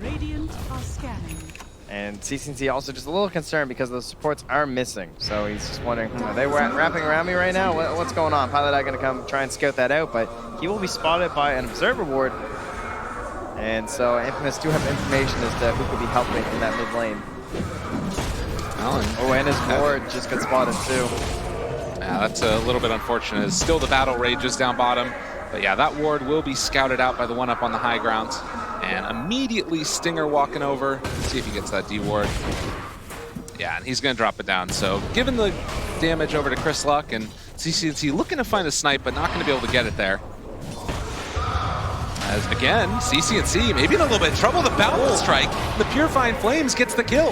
Have they gone in a bit too deep, Newbee, as they rotate in Schofield? Chris Luck, a lot of damage at this point as they're going to go for the jump forward, find the Impale, get themselves another round of kills. Man, Infamous are just cooking. Yeah, hands kill over. Yeah, he had to take the first one with the level 2 Purifying Flames because that's what Oracle players do. But he can easily hand off Pilot Eye. Now Chris Luck even gets a regen, although he doesn't necessarily need it. Still very high in resources. He heads back to that mid lane. That did cost the rotation from MSS, who has to go and soak the mid lane before CCNC can make the return there. Well, and call me crazy, but I feel like it was Infamous that has tended to be very comfortable in the late game, and they're winning the early game. I mean, obviously, this is a bit of a different situation. Newbee have a lot of heroes that are very effective at providing support in the late game, but already Schofield moves in. Yeah, that's my Carapace steals some last hits. That's one way to get back into this game, right? Like finding stacks, and you're down 4 kills, but you can find other ways of growing your economy via the last hits in the lane. As you can see, they are leading on the side of Newbee, or also through these stacks. But scouting and stabbing some of that XP can be very helpful for a Nyx assassin who wants all the XP he can get. And now Pilot Eye, well, I think you died here once before. Uh-oh. Gotta be careful. So they jump forward again onto Pi. They have the Impale available, saving it as he's juking, but he's not going anywhere. They don't even need to throw the Impale. No, I got the Orb of Venom. This guy just has a windlace, no boots, no real concern. Man, this Monkey King has been a bit of a revelation so far. All right, so what do you do when you're losing the kill battle like this? You just run to he gets him right on the edge! MSS also gonna go down. They are rotating to try and kill Whisper, though. And finding the kill indeed. CCNC there to get it. Back and forth across the map. 6 kills for Infamous to the 1 of Newbee as they get on the board. Yeah, good rotation. What will matter will be like the tower pressure too, though, but they're already rotating in the Nyx. He's at a resource on CCNC, so it's a kill, but it's not a big loss or anything there for Infamous, because when it comes to Hector, they of course want to sacrifice everything they can for all of these towers because of how efficiently he uses the jungle and how helpful it can be to have those towers to rotate if Newbee R&D going to try and put pressure on this Wraith King. Well, and that's one of the things that you really want to keep your eyes on is how quickly does that farm raise up for Mr. Hector, as he is going to be slept by Pilot Eye. But no real chance for a kill. Instead, the kill is going towards the mid lane where they have found one. Monkey King very low and is going to go down. CCNC picking up that kill. So that'll be some killing spree XP handed over as well there for the recovery of CCNC. Now ahead of the Monkey King in terms of experience, thanks to that. To level 8 for him. And Hector, in the meantime, has just been living down here bottom, and he's thinking about chasing, snaking into the trees. Yeah, he's got this Observer Ward here, too, to help spot rotations in behind. And likewise, though, there are Observer Wards here from Newbee, spotting out what Stinger's up to. So snaking using these for optimal positioning underneath this tower to try and stay safe and try and absorb as many resources as he can. Up top, though, nice Hex. Should be an easy follow-up here for CCNC. Yeah, it's all too easy. Farming while getting kills, that's what you want to see out of the mid player. CCNC wouldn't work. Meanwhile, not again. Oh God, Pi. This is not for you, my friend. Get out of there. And they do manage to get the Chingu stacks up while also getting the kill. Do not enter. And no Pies allowed. Just gonna rotate bottom now. Yeah, Snaking needs to get the hell out of Dodge. Hector chasing in, see if he can find somebody, but nobody's home. And it's going to be the trade-off of the tower CCNC taking top, while simultaneously Infamous and K1 Hector pressuring at bottom tier 1. Yeah, same thing with the Bandits, right? Just another trade-off because of the force positionings from the tower pushes. Now you got Whisper. He has the point here saved too, and now he has a bottled haste room. So potential for a nice kill with the early RP, something that can tend to be a little difficult. Oh, this looks like a nice little stack stolen away by Infamous. So clearing out the jungle and now going to jump on a Snake King who has been kind of closed down on this entire game. And another round of Impale. Schofield doing so much on this Nyx Assassin, and now he's also got level 6. Yeah, I would say it's surprising he only has 2 deaths on the Axe, considering the amount of pressure. He actually had a pretty good last hit there too, but still going to be a good target there. And needing a sleep from Pi. There's that haste. Coming. He's coming for you, Pi. Just giving him the business all game long. And they have another round of Impales. Going to connect it, see if they can punch him down, skewer back underneath the cliff. And can they finish off this Elder Titan? Yes, indeed. Stinger's going to take that one. Pi is not exactly a stranger to this style of play. His name, of course, letting you know that for a fact. And he understands the mathematics, right? By far the lowest net worth in the team. He's half of that of the Oracle. Ooh. This is kind of interesting here from Schofield. And could they make something happen? Yeah, they are making moving up. Carapace play off this last creep, right? See if he can find it. Carapace comes out. The Impale is going to connect, and the jump forward. Find the kill with the Primal Spring onto the Sven. Man, Infamous. They just know where Newbee's going to be. They're prepped. Perfect. He's even keeping left a couple of the big creeps there for his Monkey King. And the thing that the panel talked about was, this is the way Infamous play. 4v5, yep. They're winning fights while Hector just keeps farming. They are the vanguard. They play up ahead. They are across the river. And you go, where's Hector? And you just kind of draw a line between Newbee, and then where are the 4 players playing, and then extrapolate further. Oh, there's Hector. Far away from anyone messing with his patterns. Spamming the skellies, and oh, everything respawns. Here I go again. He's back, another round of it. Gonna be about halfway to that Radiance now at just 12 minutes with Empower. I mean, he was already farming fast. Doing. He's just walking left and right in the mid lane, empowering Chris Luck on the right. Go farm some camps. I got some stacks over there for you. I'll have up some ancients, Chris Luck. Don't mind. Oh, where's my Wraith King? Then he walks over, gives Hector the Empower too. One job for Whisper, and if he can keep spamming with the mid lane at the same time, you've got 3 cores farming excellently for Infamous. And how did Newbee deal with this at this point? Because it does feel like they're getting their jungle invaded and they haven't really been able to respond. Well, that's a good play, right? They do take the mid tower. That's going to help close out some of these areas, give some opportunities for ganks from the side of Newbee. And they're still waiting for Yawar to really get somewhere. He's close to the Echo Save, then he's going to be looking for a BKB after that. Their initiation will be reliant upon Snaking, who is not that close to the Blink Dagger, but he'll be working on it in that bottom lane. If he can get into that item, obviously start to take some fights, and if you win those 4v5s, that's when things feel a lot better. But right now, CCNC gonna go for the walk around, gonna get caught out. The Edict is there, and I think Chris Luck realizes it's time to let my support die. Yeah, no potential save there from Chris Luck. He lets him go. But that Monkey King right below Hector, also very close to Yawar though, in terms of the net worth. He is a scary guy if he wants to start playing with Schofield. Schofield being spotted by that Observer in the top lane too though, so this is giving some freedom to Newbee right now, right? Where they can, as a Nyx Assassin, you're trying to play off map. You don't want to be seen, you want to be giving this threat of the Vendetta, and every time he walks past this ward, it's just like one more camp for a Newbee hero. And you can see that Nyx Assassin just maxing out the Spike Carapace, knowing his job in this game, as it does look like Infamous again going to play together, farm up camps. He's actually stacking right now Whisper, even the small camp, to get whatever extra farm he possibly can. They're coming with a Sentry. King. They know that Schofield's coming in here. This would be a nice pickup for them. Looks like they're just a little bit too late. He was going for the Courier Snipe there. Yeah, that Observer Sentry combo that he's got as well, keeping him safe in that area. So now they've managed to get past the Nyx Assassin, but they run into the Skeletons, and that's going to protect Hector. Need to go for the smoke up play if you want to try and find that Wraith King. But not simple in the least bit. Schofield waiting for this Courier. He's going to run out of the Vendetta soon. He still hasn't spotted anyone else here. Oh, this would be really nice if he could get it. I mean, he's going to go right by the ward. I think this is going to be a Courier kill. No, he's not going to have damage. He's lost it. He lost the Vendetta. Okay. Well, 40 seconds and that will be the end of it. But back towards the jungle. Snake King gonna try and clear through these waves. And again, Newbee just kind of going AFK farming, but Infamous are farming faster. They got the Yules here on Schofield. Spike Carapace afterwards. That was nice. Forcing the Carapace before the stomp. Yeah, so now Hector showing up and realizes, okay, can't do this, gotta back out and give up the death of my Nyx Assassin another round.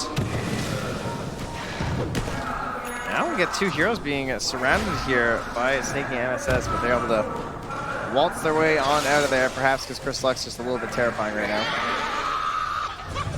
Well, you can see right now 61% into the favor of Infamous. Dota Plus feeling it, but the big thing to me is it just feels like Newbee haven't really made that many moves. If they do manage to take a fight, possibly you can make something happen, although Hector now has the Radiance. Yeah, they've kind of gotten over that early hurdle that I was a bit concerned about for their lineup in terms of just like the wave clear being a little bit weak for Infamous. They've done a very good job of keeping the power spread from Whisper, which is certainly helping, right? They're both farming up camps and trying to push out these lanes, but you've got a support duo that can't clear waves. You got an offlaner in the Magnus that's a little bit vulnerable when he's going for that too. Especially with these longer initiation ranges of like the Axe, and then the Leshrac always going to have that Yule Scepter. Infamous playing extremely well so far. They only have a 1K lead right now, so it's nothing too serious. That should start to grow a little bit here with Hector. And now he's building into the Blade Mail by the looks of it, as well as finishing out his Magic Wand. So ready for combat soon. Schofield's been playing this so well. Breaks the smoke onto Pile Die. They're going to be able to see that all the heroes up there. And God, are they going to try and take this fight? They have a DD onto Chris Luck. This could be an opportunity for them. Thinking about going in with the Wukong's command onto absolutely everybody. A lot of damage out. Schofield able to walk away, and Snake King not so lucky. CCNC now out of mana and going to be out of life. It happens so quick. Yeah, the double stack there too, right? They called and hexed the Oracle at the same time, so now you're essentially just missing out on one of your spells because of that. And you have to target on the Oracle because you go for someone else. Of course, the save's going to be there, but great follow-up there from Infamous. They got stuns, right? Oh, Wraith yeah. King stun, Nyx stun, Boundless Strike from the Monkey King, as well as that RP and Skewer when you need it. So you no shortage of control elements here from Infamous, and they know when their timing is. They know how to play around this Radiance. It is their playstyle, as BSJ pointed out. Now, one of the best answers for Leshrac in the game, just pick up a Blade Mail for the Wraith King, giving them so much fight potential. Snake King does have that blink. He's got the ability to jump in, and maybe gonna look for Chris Luck here. And no, Hector, he's in the middle of him, actually breaking the blink dagger. They will kill off Stinger, but now, how do you deal with this big bad Wraith King? He just turns to fight, gonna pop the Blade Mail as well. You are already in that God Strength. He's killing them all off, still has the ultimate afterwards. Now Schofield into Vendetta does have the break potential if he wants to go for it, but the Hex is already out, and now the stun coming from Yor, but the RP, it comes as well. Where's the follow-up? Do they have enough damage? It looks like the answer might be maybe, possibly. CCNC super low, and Chris Luck able to live through it all. And Whisper coming in with the big RP save for the boys. Chris Luck and Hector getting out. Could possibly hand over a couple tips. I'm just saying, the guy got you out of a complete pickle there in the mid lane, and it's going to help secure that mid tower with the skeletons. And again, it's less mattering that, you know, you lost a couple of heroes, the Magnus, the Nyx. The big thing, you took down Yor. Like, in that fight, so key. And his Midas is, yeah, exactly. Yeah, I see Pimp, same brain. I knew where he was going with that one. That one always hurts. Well, 4,000 gold lead now after that fight mid for Infamous. And you can see here in the replay. A beautiful Hex there too from MSS. He caught the Nyx coming in invis, and that boom! Whisper says, not my carry. Get off my guys. And turns a very dangerous situation into salvation for Infamous. As we saw there, the Culling Blade from Snake King able to save a little bit, because it looked like if he didn't finish off that kill onto the Mag, they would have lost pretty much everything. But still, Newbee getting a little bit shook here 19 minutes into the game with Infamous. Pretty They're getting back on the horse, though. They got a couple heroes up top here, right? You got Snake King and Yor playing together. That 20-minute bounty room coming up soon. Perhaps a battle up here, and then you get this question of Hector in terms of his availability. Currently, his TP is ready. Will that be the case? It seems like he's like, you know what, guys? I am ready to fight. You can be graced with my presence. I won't TP from camp to camp. I can actually join you. Royalty, it comes down from the tower every once in a while. Schofield down on the low grounds. Who does he spot? He can break Blink Daggers if he so desires, or if you're Infamous, they jump in, able to find him. They saw him the whole time.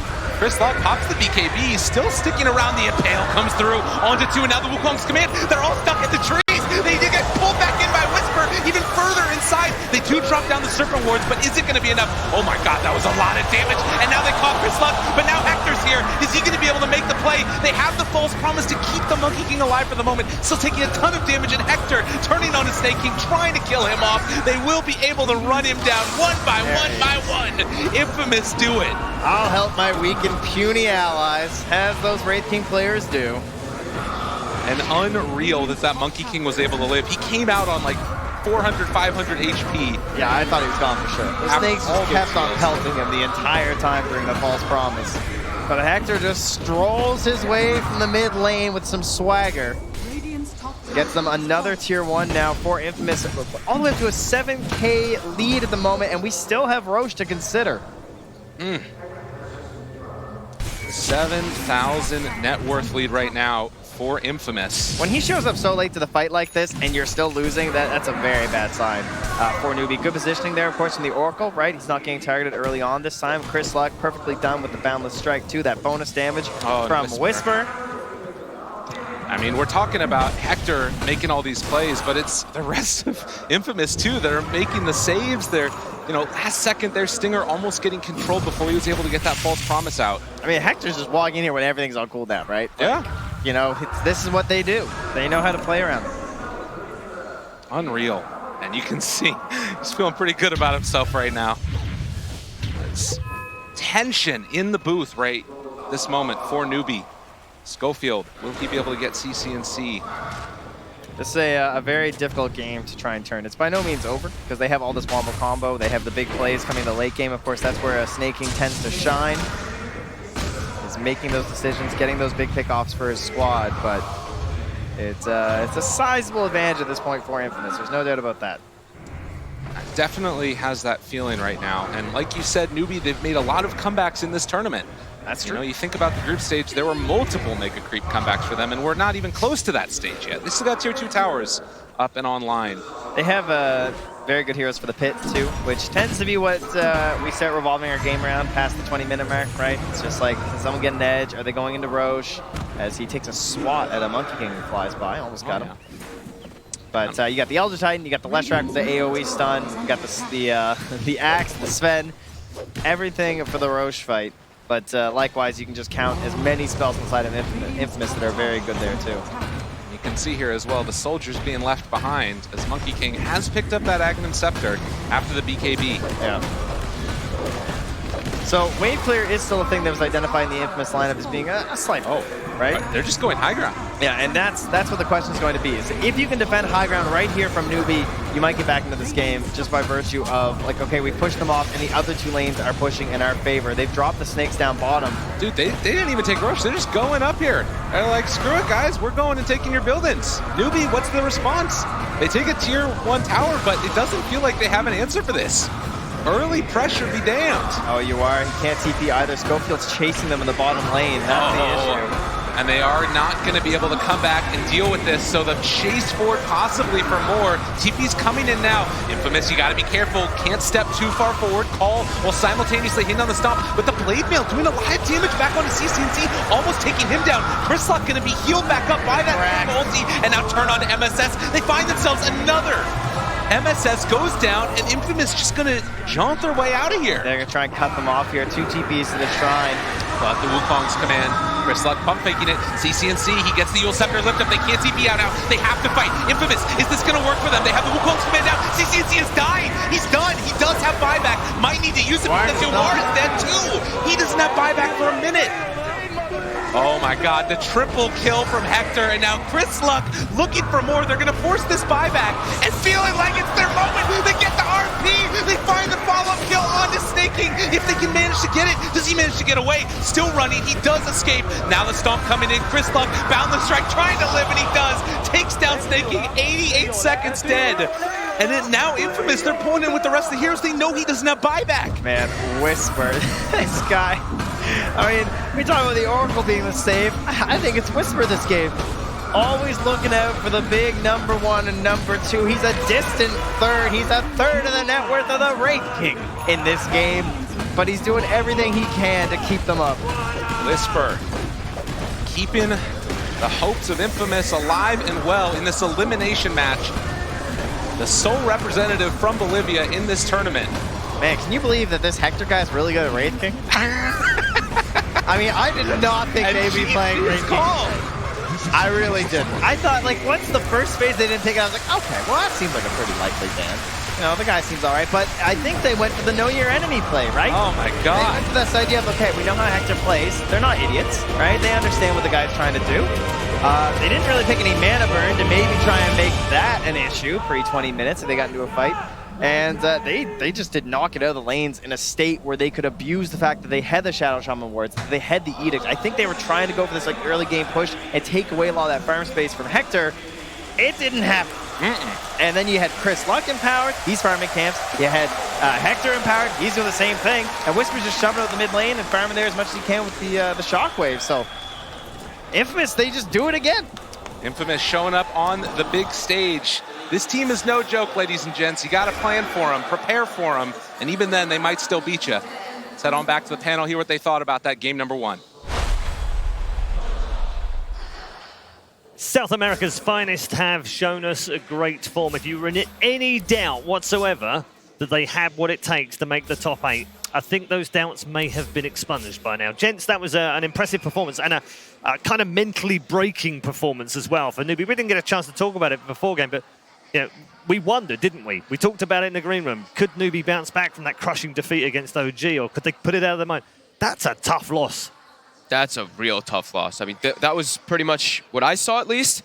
2 players from Infamous just dismantled all of Newbee, right? We saw Chris Luck and Schofield just running around the map and killing everyone, while Hector just does exactly what Brian was mentioning pretty much the entire time on the panel. TPing and farming as much as possible, and then they just took over the whole map. It was really painful to watch if you're a Newbie supporter. Yeah, how did it bounce back after that? I don't know if they do. I mean, the obvious answer is ban the Wraith King. Right. Yeah, he's getting this hero that we've seen in the group stage that he is remarkable on. As you said yourself, Samael, the top pros in the game are looking at Hector, obviously for reasons other than the hero, but a large part of it is the games that he's on Wraith King. Right. It's remarkable, and he's got to be one of the best Wraith Kings in the world right now. What I love about Dota is we've seen other teams try Wraith King, and it doesn't feel like most of them have very much success. And I think Infamous, people are saying, have they proven themselves, stop sleeping on them?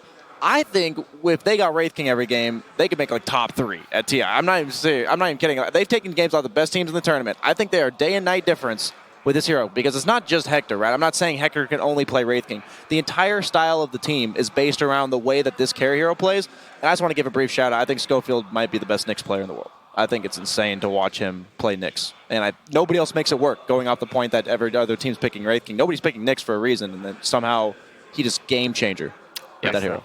Yeah. All right. Well, we've still got plenty more to talk about here at the International, but things are just getting quite spicy here in the arena. Maybe not as spicy, though, as when Fogged and Owen got together to try some hot wings. Keep them warm. Share body heat. I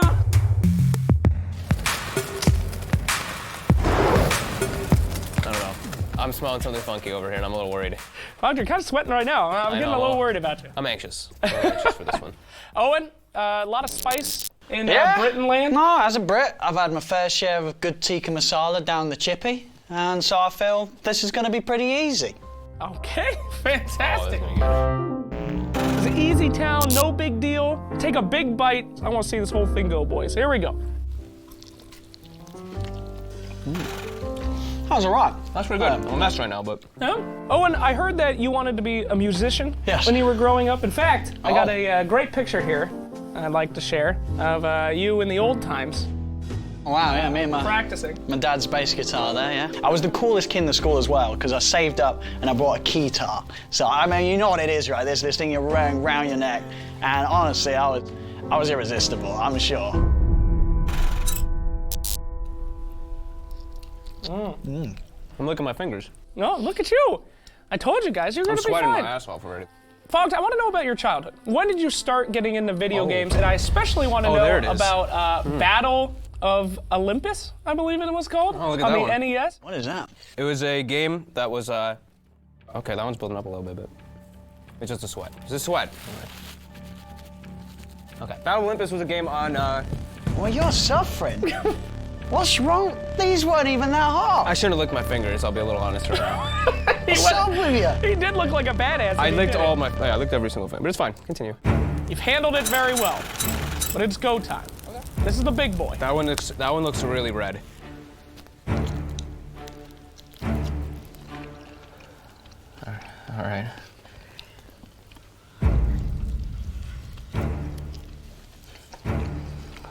Oh yeah, it's unpleasant.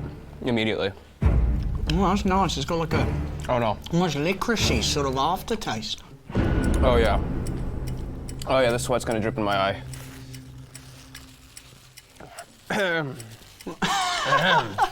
I'll have some milk. It's okay, Fuck. Get that milk, buddy. That one has the most flavor. The nicest of them all so far. What is happening right now? Guys, I got this little friendship bowl here. This is the laning partner bowl. Owen? Am I going in? You seem to be fine. Hit it up. What was the last thing? It was a bit hot.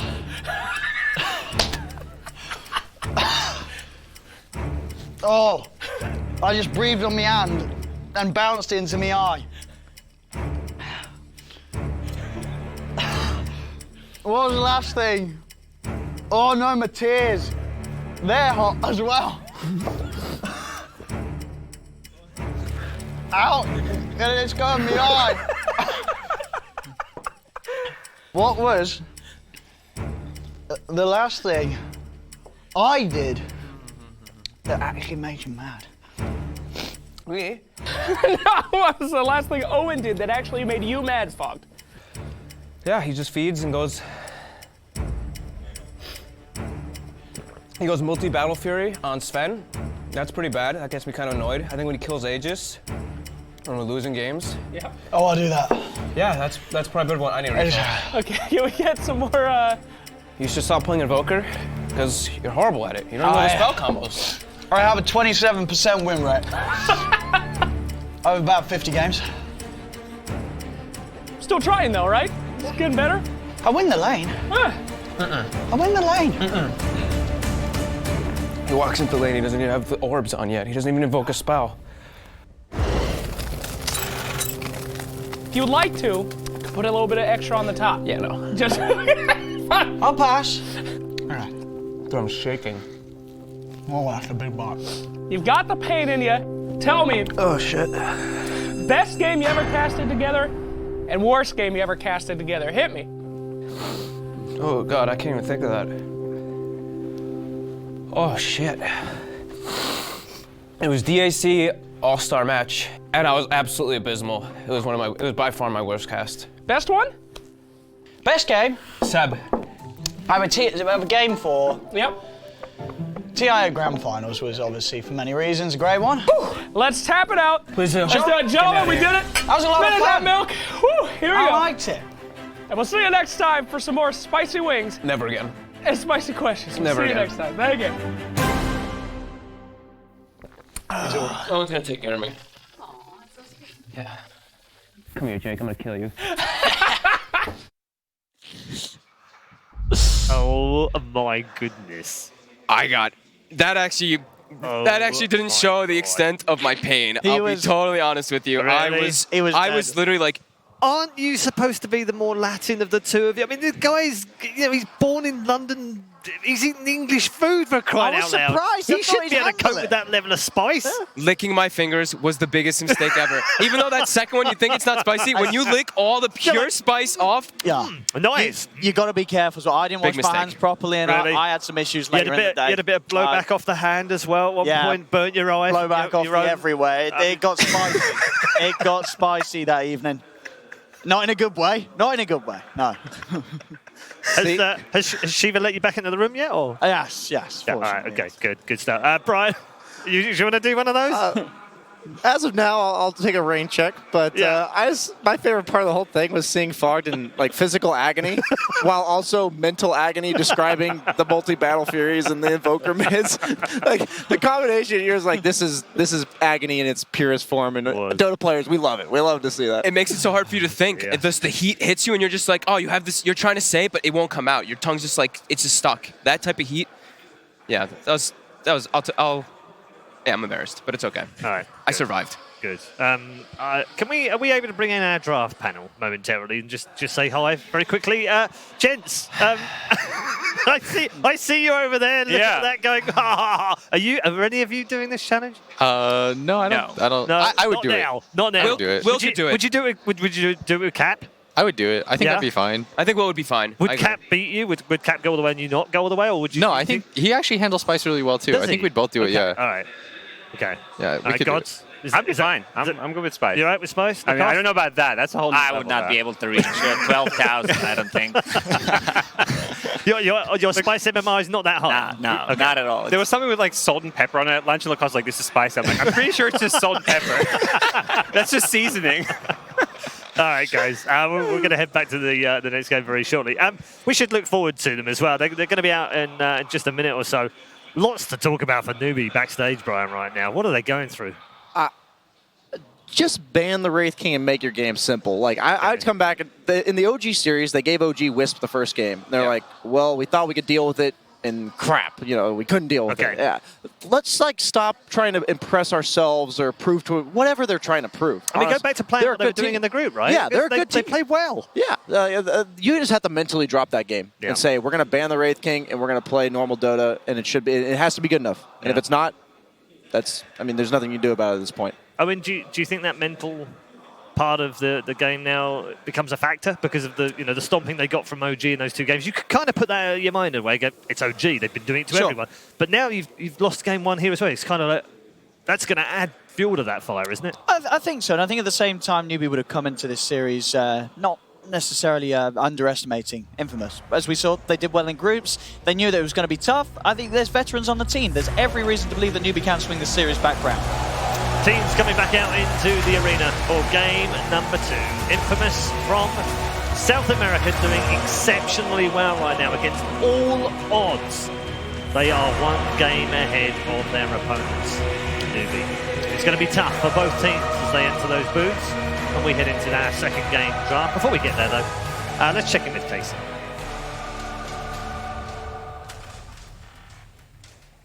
Snaking and MSS. Good to see you guys. Hello. Hello, hello. I'm just going to start with this. Your manager, Jack, came in. Yes. And a lot of times this happens, and they say, hey, just, be nice to my guys. Of course. Jack came in and said, really go in on them. What can I say? That's our manager. And not the greatest. What is Jack like as a manager? He's a big goon, honestly. Normally, you expect a lot of professionalism from your manager, some sort of guidelines for your players, but he's actually just one of us. He's just a goon as a manager. Yeah, he's one of the boys. Yeah. He's one of you guys. Yeah. It is interesting that you're now Newbee. So can you walk me through how that happened? Because you were with Forward Gaming, you qualified for TI, and then suddenly you found yourselves headed to TI without an umbrella organization behind you. After Ford dropped us, a lot of organizations actually reached out to us, and it was just simply Newbee just was the most attractive. A big part of it was Newbee is a Chinese-based organization, especially in Shanghai, and with TI being in Shanghai this year, it made the most sense that picking a Chinese organization as prestigious as Newbee was the right choice. Yeah, we're also TI4 champions though. Apparently. Representing. There's a roster of players who might disagree with you on that. Of course. Do you feel that sense of pressure to play for the organization that does have such deep roots here in China, since TI9 is in China? Like, I don't feel much pressure, but I do feel like I actually play better since we got Newbee, so maybe the pressure make me play better, You never know. Get under pressure, what can I say? I definitely have some home roots to China as well. I was born here. It's definitely kind of crazy that how I started as an American team this year, and then it somehow ended up back to my roots. What do you both want to say about the roots of Dota 2 in China? It means a lot, I would imagine, to the fans and the players in this community to have it in their backyard for the first time ever. I mean, I would say it's pretty well deserved. They're definitely like one of the big reasons why Dota 2 is still like, you know, growing and popular. I mean, the Chinese are huge Dota fans, and we're kind of like jumped on the Chinese boat, so we're gonna ride off maybe some of the fans' hype. Yeah, I'm curious if you think that everybody who is filling the stadium is going to cheer for Newbee, given that it's a different squad. I hope they do. I mean, I hope they do. It probably a lot will depend on the results, and if we do well at this stage, I'm sure the fans will cheer for us. Last year at TI8, VGJ Storm, so you played there together. Snaking, you were with Team Dignitas at TI3, MSS with Mouse Sports at TI4. So what has changed the most for you, and how have you changed as a player? It's hard to say. I think I just got better. You would hope so. Yeah, I hope so. No, like my first TI, like there was like a lot of nervousness and like pressure, I would guess. But once you start playing at TI, you kind of get used to it. And if you can keep calm when you're playing at TI, like you perform way better. So as long as your team has a good mood, it raises the performance a lot. He's smiling just listening to you. Yeah. I mean, it's just in TI3 when I played for Dignitas, that team was probably the most toxic team I've ever played on. So it kind of built off of Mojo. Like over the years, I kind of learned how to be able to talk with your teammates in a better tone, and all these things that are not skills you learn inside the game really per se, but they're really helpful. And now here we are at TI9, and as you said, you hope you're better than you were. But is there anything, let's just even talk about TI8. Anything stand out when you think back to that you think, okay, yeah, I'm not doing that again, or no, that definitely worked? Come on, OG series? No, there were so many mistakes. No. Oh no, there was a lot of mistakes. Yeah, I actually don't know how we got top 8. I actually don't know how we got top 8. Oh man. Like there's so many mistakes. It's not even just us. It was like everybody at TI. There's so many mistakes that happen. So like as long as you're the team that's making the fewer mistakes, right, you're golden.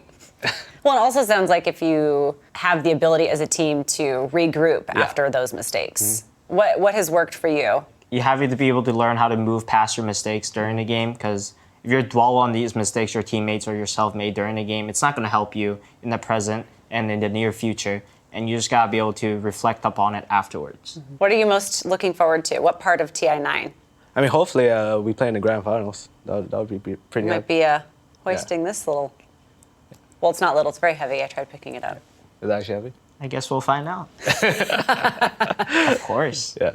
Well, I wish you both the best of luck. Thank you so much. Thank you. Thank you. Yes, indeed. Plenty of work still to do for those two boys, and they are up against it as we head towards game number 2 between Newbee and Infamous. Draft just around the corner. Newbee versus Infamous. Game 2. Infamous have shocked the world with some of their results here at TI already, and they're looking to continue the surprises here, up 1-0 against Newbee. Whew. I'm not even surprised anymore, to be honest, because they are playing so well. They might end up actually going to top 3 if they continue playing like this for sure. They need to address this problem called Hector rate game. They need to ban it. I think they need to ban it out straight in the first phase. They didn't. I think you keep letting it through. Newbee should find out what every other team have found out so far. Keen learned it the hard way. EG learned it the hard way. And now it's Newbee's turn. What did those teams learn? That you ban it, or? Oh, no, you just keep letting it through and find out what Hector can do with it. So you're learning through losing. Yeah, exactly. That's what Brian always says. Right? Like, I'm either winning or I'm learning. I'm not sure if Newbee is saving strats for TI10. If they are, they might need a new coach. I mean, it's time to get your best strat right now. Like, this is the time. Yeah, I mean, this is elimination for Newbee. They drop down from the winner bracket and find themselves on the brink here, but it's not a first 2 ranking. I think that's something Infamous have at least been somewhat consistent about. They like to prioritize getting some of their 3-4 positions in the first picking stage, or at least picking up one of those flexible heroes like Kunkka that can play both mid as well as off lane. Yeah, I really like the way that Infamous drafts because I feel like they're making it easy for their team to play around. They work around the core concept. They all play the same 3 or 4 heroes. They actually remind me of like OG of last year, where they simplify Dota for themselves. And that's such a scary thing when you have a lot of other teams that overthink, that try to purely outdraft, try to counterpick. You have this Infamous squad that's like, no, we're good. We're going to play what we want to play. I love their confidence, the way they're walking on the stage. It feels like they don't care what happens. They don't care what you're going to pick. We're going to play our own game and we're going to win. Yeah, they have cat ears on. Can we talk about that for a second? How do you guys feel if you walked on stage and your opposing teams come up with cat ears? Is that not intimidating? It's like the reverse, you know, when Secret came in with the sunglasses. Yeah. TI9, it's like that. But it's actual confidence. Sunglasses, like, oh, you know, they're making up for something.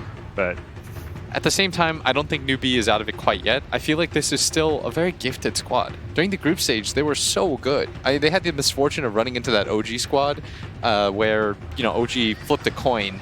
And unfortunately, it landed in a rough position for them. But this is still a talented squad. This is where you need to dig deep, try to ignore the other games where you've been blown out.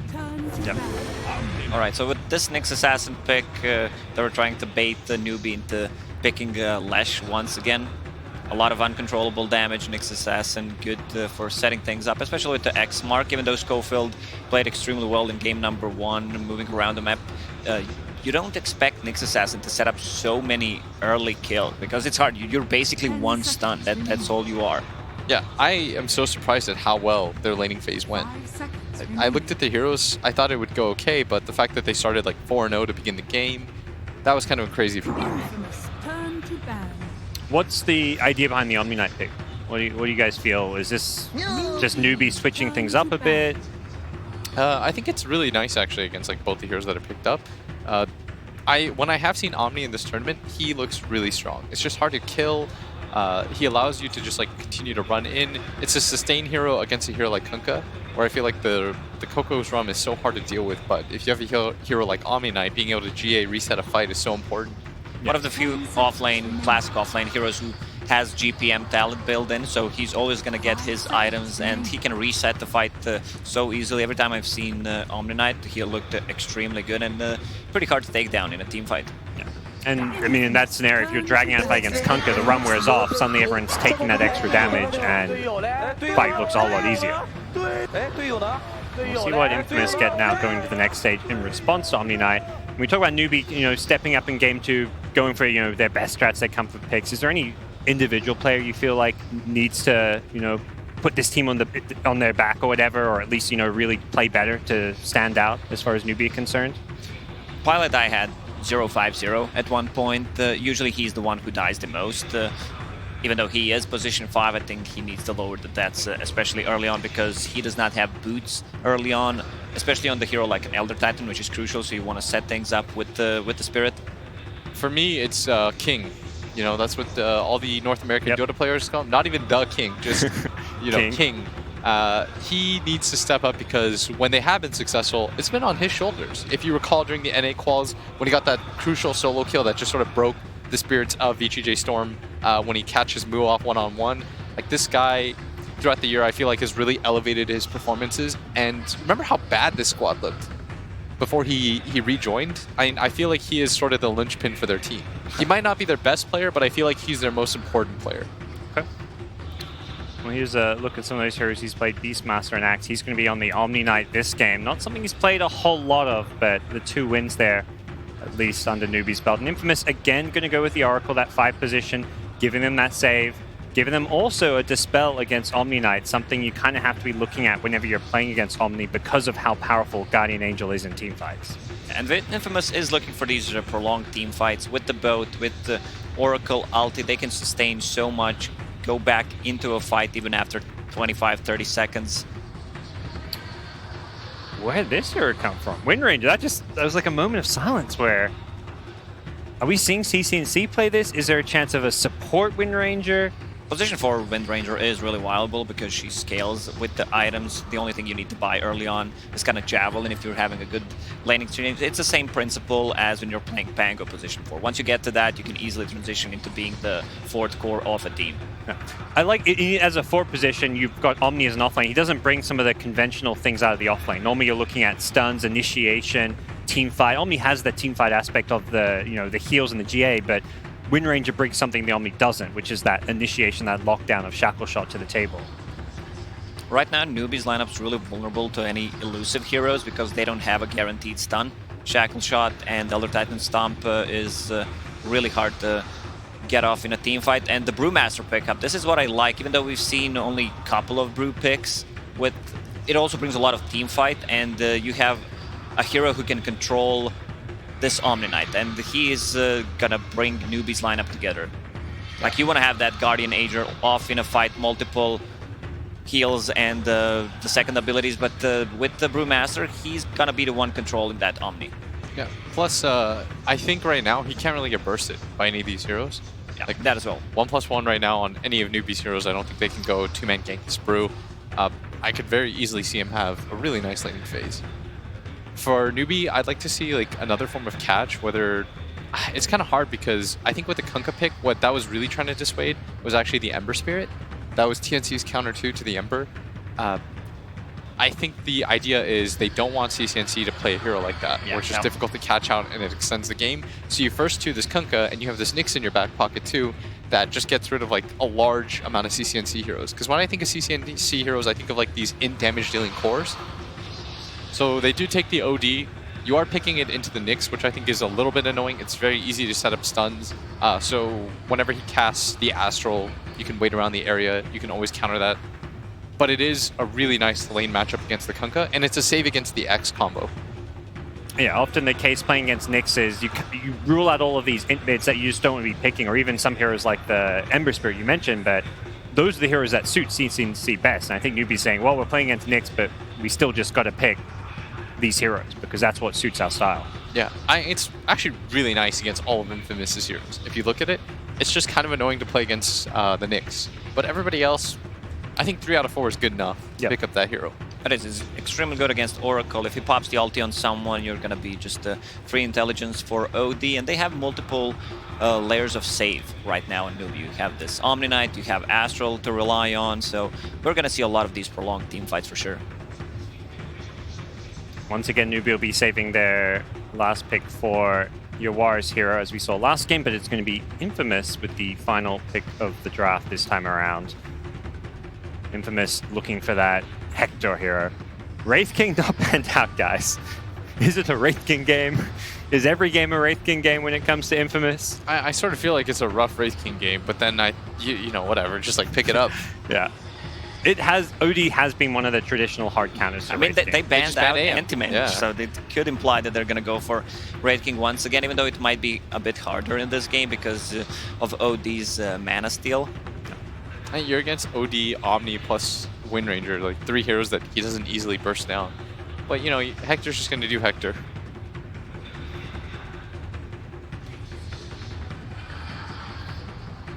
Well, we'll find out that last ban and pick here from Newbee soon. Is there either team that you feel is drafting themselves in a more stable position that you feel more confident about so far?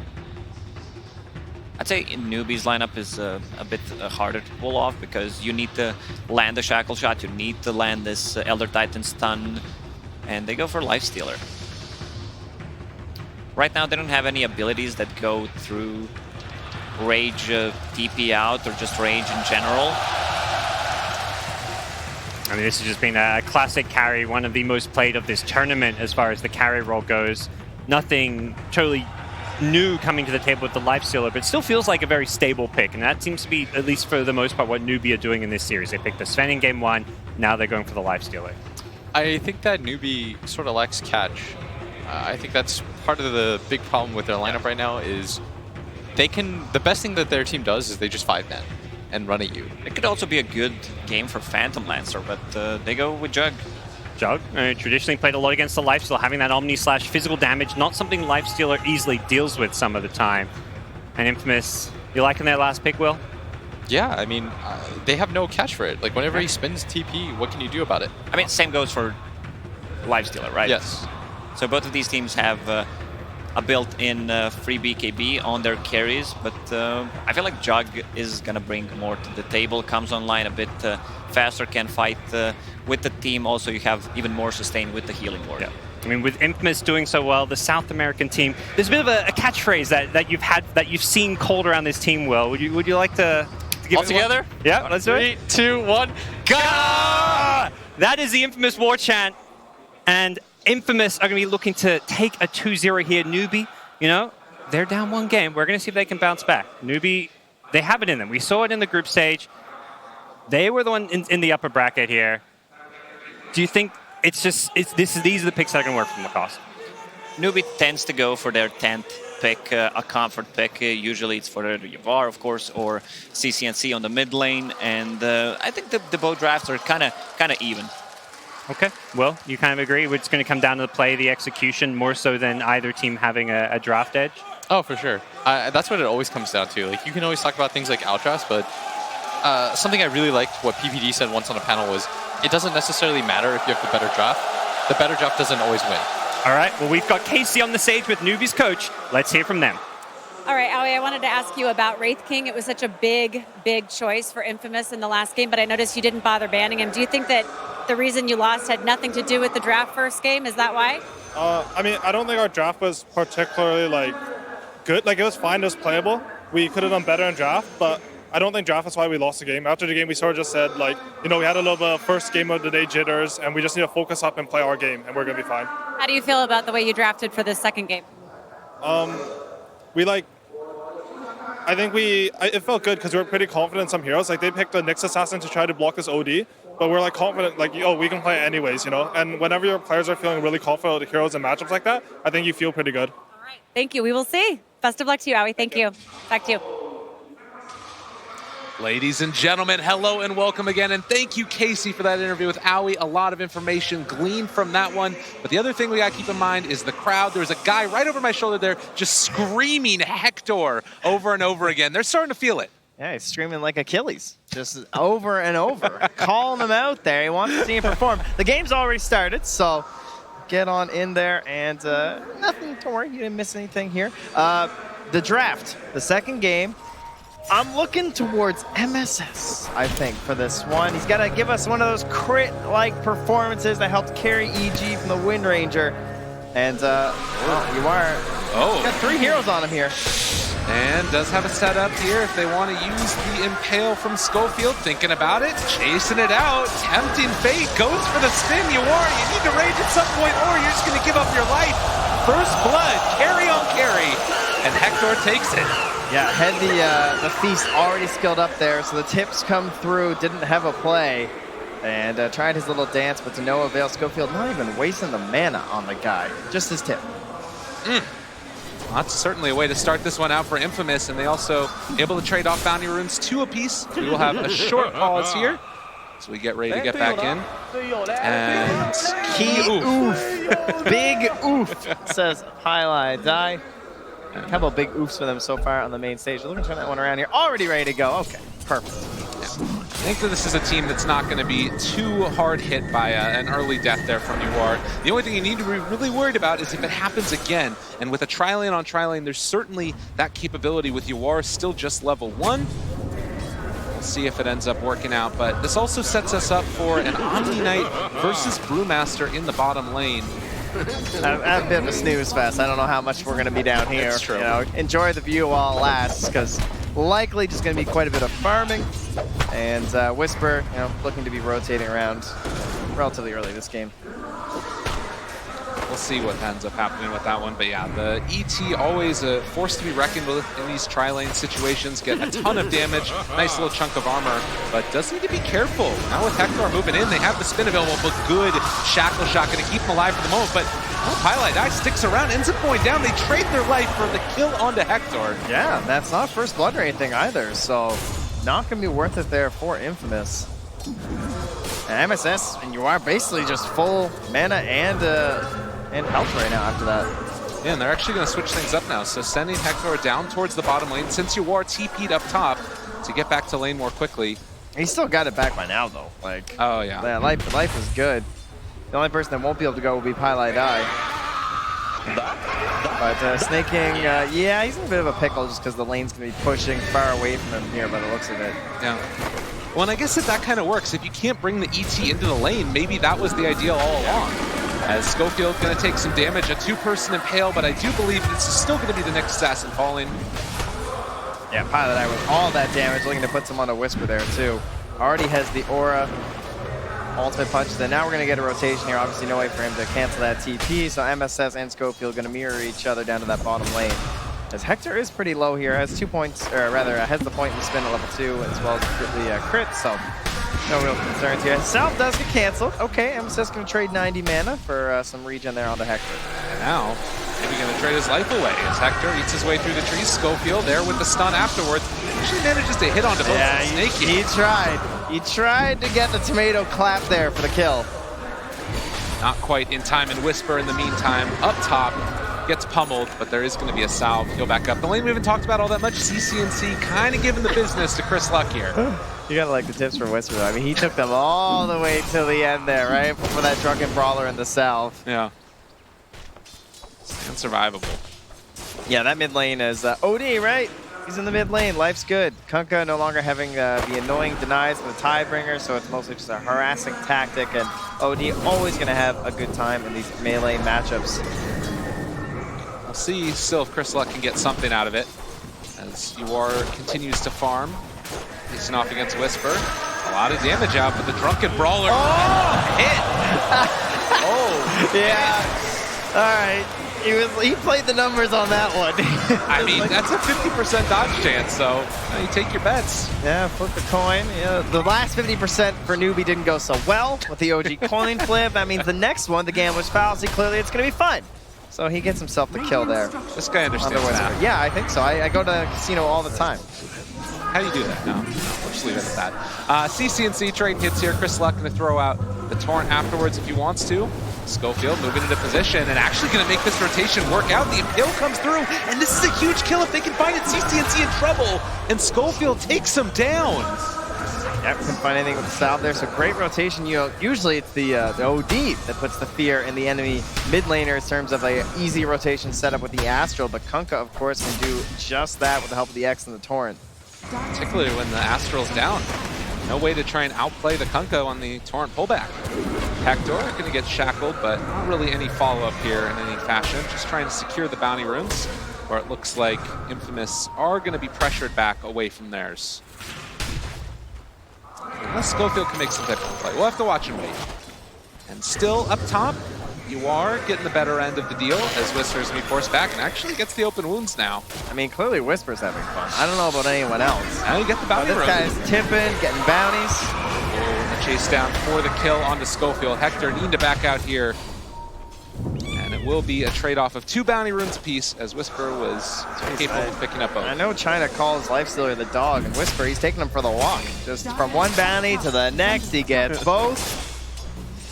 And you are now back to his tower, finally gets some last hits. Schofield not able to connect quite there in time on the Impale for Snaking. But yeah, very active early game. So far, 8 kills in just 5.5 minutes.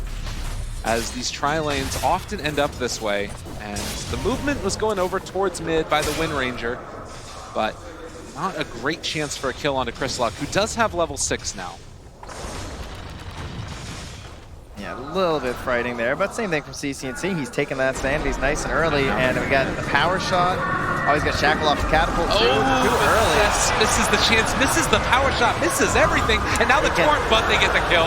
The boat's coming afterwards. CCNC not going to get hit by it. They tried to go for it without it, right? Because ideally you'd like to save it for when he respawns, maybe get a secondary attempt with the Sanities, but was forced to use it there.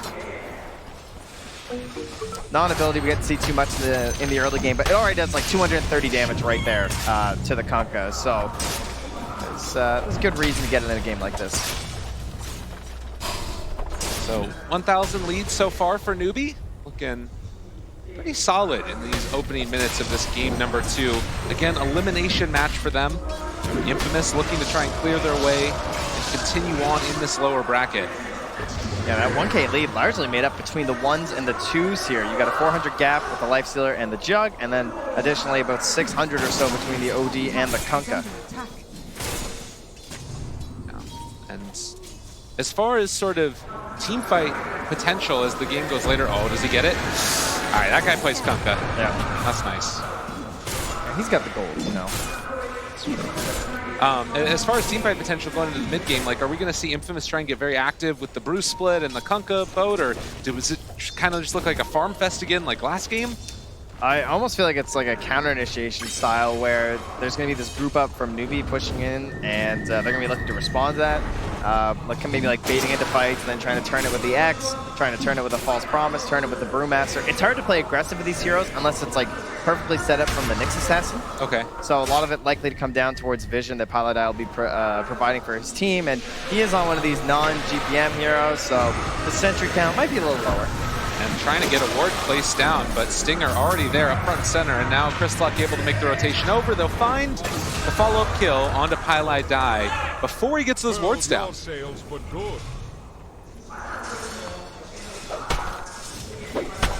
And top rune Arcane for Chris Luck, so those rotations possible for him if he'd like. And the courier is also bringing through his parts of the phase, not quite complete. Actually, that's not even his. It's gone all the way up to Whisper, who is also near to completing his phase boots here. Stinger's wrapping around behind Uguar, but no real offensive potential onto this lifestealer. And Uguar is sitting very comfortably at the top of the net worth this time in the early game, not so much like last time. He's just kind of been beaten away at this Brewmaster over and over again, and in the meantime, Whisper needing to head on back a couple of times. Here comes that Arcane Rune bottom. Looking for it. Boat, it's going to connect. Nice combination out onto Snake King. Can they bring him down in time, though? Looking like the answer is yes. So they get one more punch from Chris Luck. And now looking for MSS, but not going to find it. Still, that rotation, so key. He did get Omni under the tower. Yeah, so Hector really went for it there, but MSS shrugging it off easily. Now Whisper getting chased down a little bit with CCNC nearby. They do have the Primal Split if they need to use it, but it doesn't look like they want to commit for that. Instead, just going to TP away with the Brewmaster as Newbee pick up the kill onto that Oracle. Oh, Hector, kind of in no man's land. Shackle not going to connect, and no level 6 yet for MSS with the power shot. Will be dodged away. Yeah, he likes living on the edge there. That thing moves pretty fast. To go for the spin that late was quite scary. I'm pretty sure he was low enough to die. This guy's crazy. No concern. It's like, whatever. Have to go all the way home for the regen, though. So some space to Schofield, who, of course, has just been playing masterfully on the Nyx Assassins so far in this tournament. 1, 2, and 4 to start things off. 5 of the 6 kills. And get some easy XP heading in towards that 10-minute mark with the bounties, the tomes. Everything gets like leveled up a little bit across the map, right? Oh, well, also some more gold for UR with that Midas stuff. Well, they do entirely abandon, it looks like, the other side of the lane is the Kunkka made the rotation. Top scouted out by the ward that was just dewarded now by Stinger. Have an inkling that that's where they were at. And that does mean that Infamous likely looking to try and do the tower trade-off that we've seen so many times. Snake King just going to run down the Schofield Nyx Assassin, and should be a kill yet again. Snake King able to pick it up with the Purification.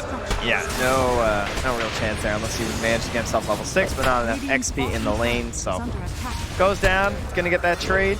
And I don't know if they might have thought he TP'd to the bottom lane too, right? Because of how short it was to go into his own jungle, so they might have been more feared of that rotation in the bottom lane anyway, but it'll just end up being MSS, and yeah, they say, yeah, I think we can respond here, guys. Pi gets hit there by the Tidebringer, but it doesn't look like they want to try and go for the kill. I mean, there still is this Nexus Cassin skulking around, as well as the Brew who's holding onto the tower, and Snake King moving in. They're going to try and maybe go for the deny. Snake King in some trouble. Impale can come out in a second here as they pop the Primal Split, and now going to find the finish onto the Omni Knight. Nope.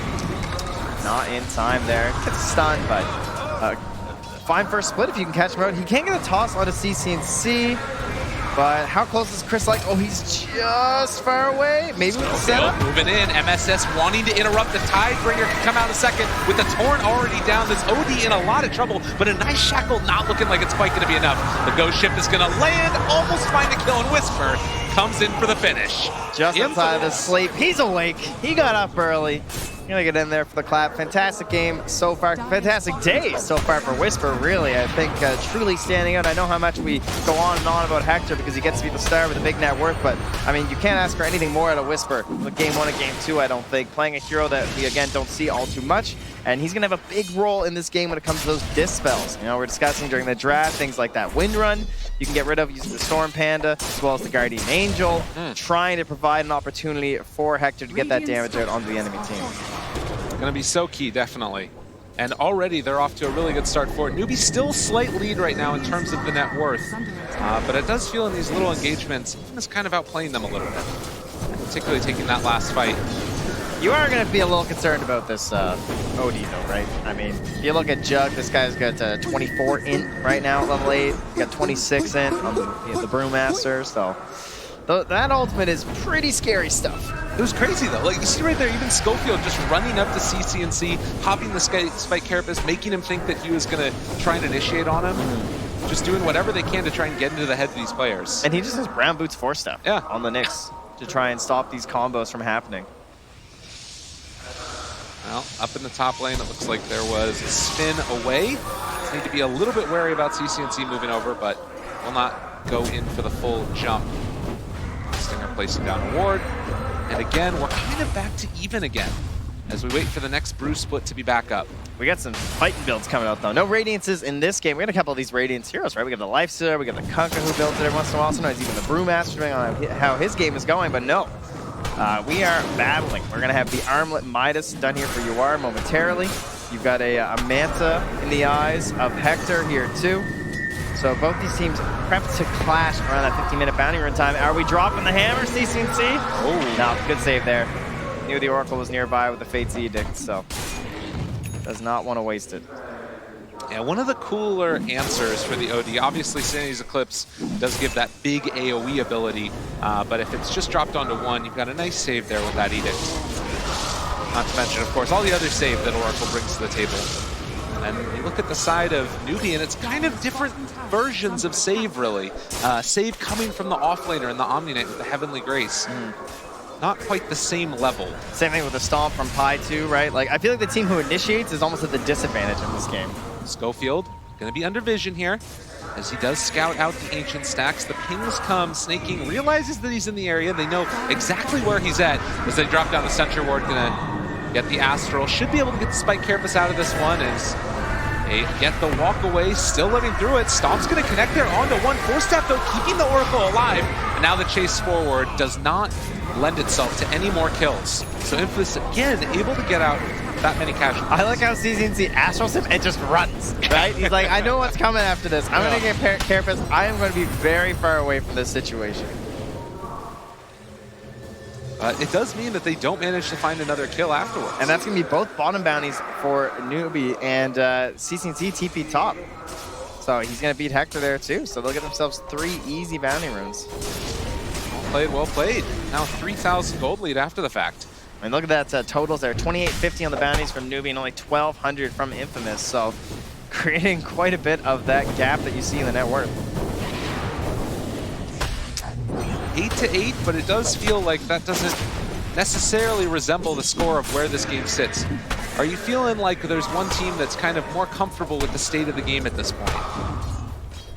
Well, that's what that thinks. Yeah, I would tend to agree. I don't think I'd lean that hard. Yeah.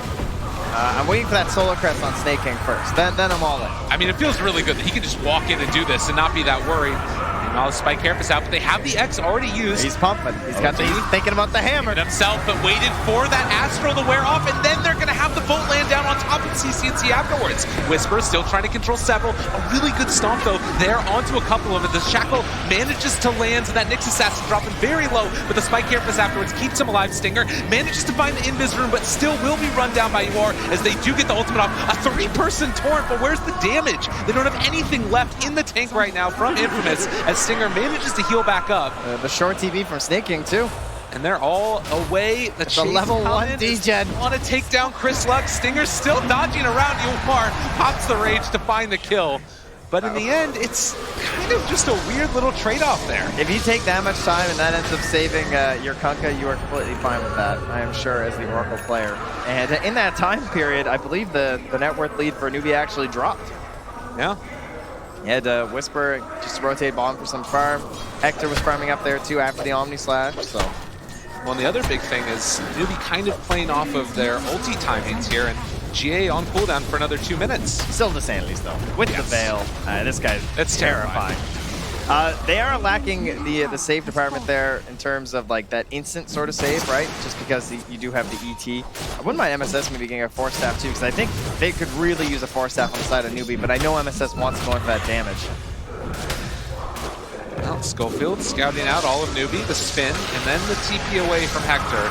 Does not want to take part in this anymore. Yeah, but him leaving just completely ditches Schofield. Like, there's no concern of, all right, well, if he TP'd out, they're probably not fighting us. Yeah. I think we can take our free pick off here. In the bottom, CCNC getting very aggressive onto Whisper.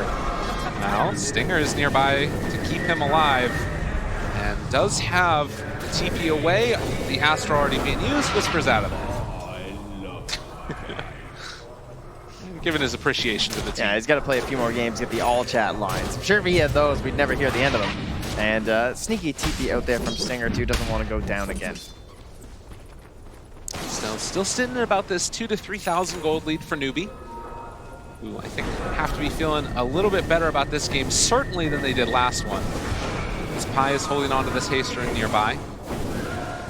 See if they want to make something happen with it. Meanwhile, up on the top lane, Hector with Maelstrom completed. They spot by snaking. The ward dropped, immediately taken away. That always feels good. Might have been A-clicking for the other camp and just happened to get it. Yeah, Hector doesn't have the TP quite at the moment, so had they gone in there, could have been a bit hazardous for him, but he now has the spin TP back up, so very unlikely they can take him down, which is just something we're just going to be seeing the entire game between the Lifestealer and the Juggernaut. Should give them pretty free reign to farm across the map here. Even when Hector's in such a dangerous looking spot, he has to essentially get shackled in order for the chain stun to occur. And even after shackle, what's the follow-up that he can't dodge, right? Like if you go into a sleep, the second the sleep is broken, he's just going to spin TP. So you got to make sure you get all kinds of damage in that shackle. True enough. All right, MSS is going to get this man. I should. This one's easy. What if he torrents MSS though? He tries. I appreciate the effort, but MSS gives him the kiss. See you later.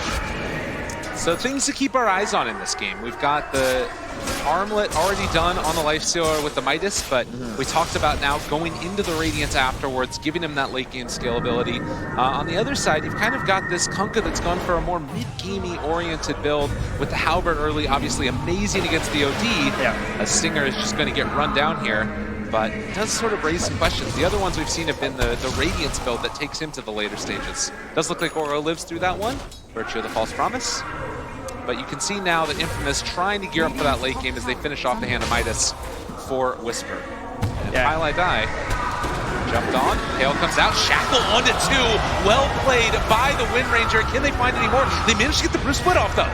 Maybe a chance for a turn here for the fight, or maybe just a runaway. It looks like Infamous want to escape. They lift up the Omni Knight, keep him out of the engagement, and well, with that, Newbee realized we don't want to go without our Omni. Really hard to like fully commit for kills right now from either lineup.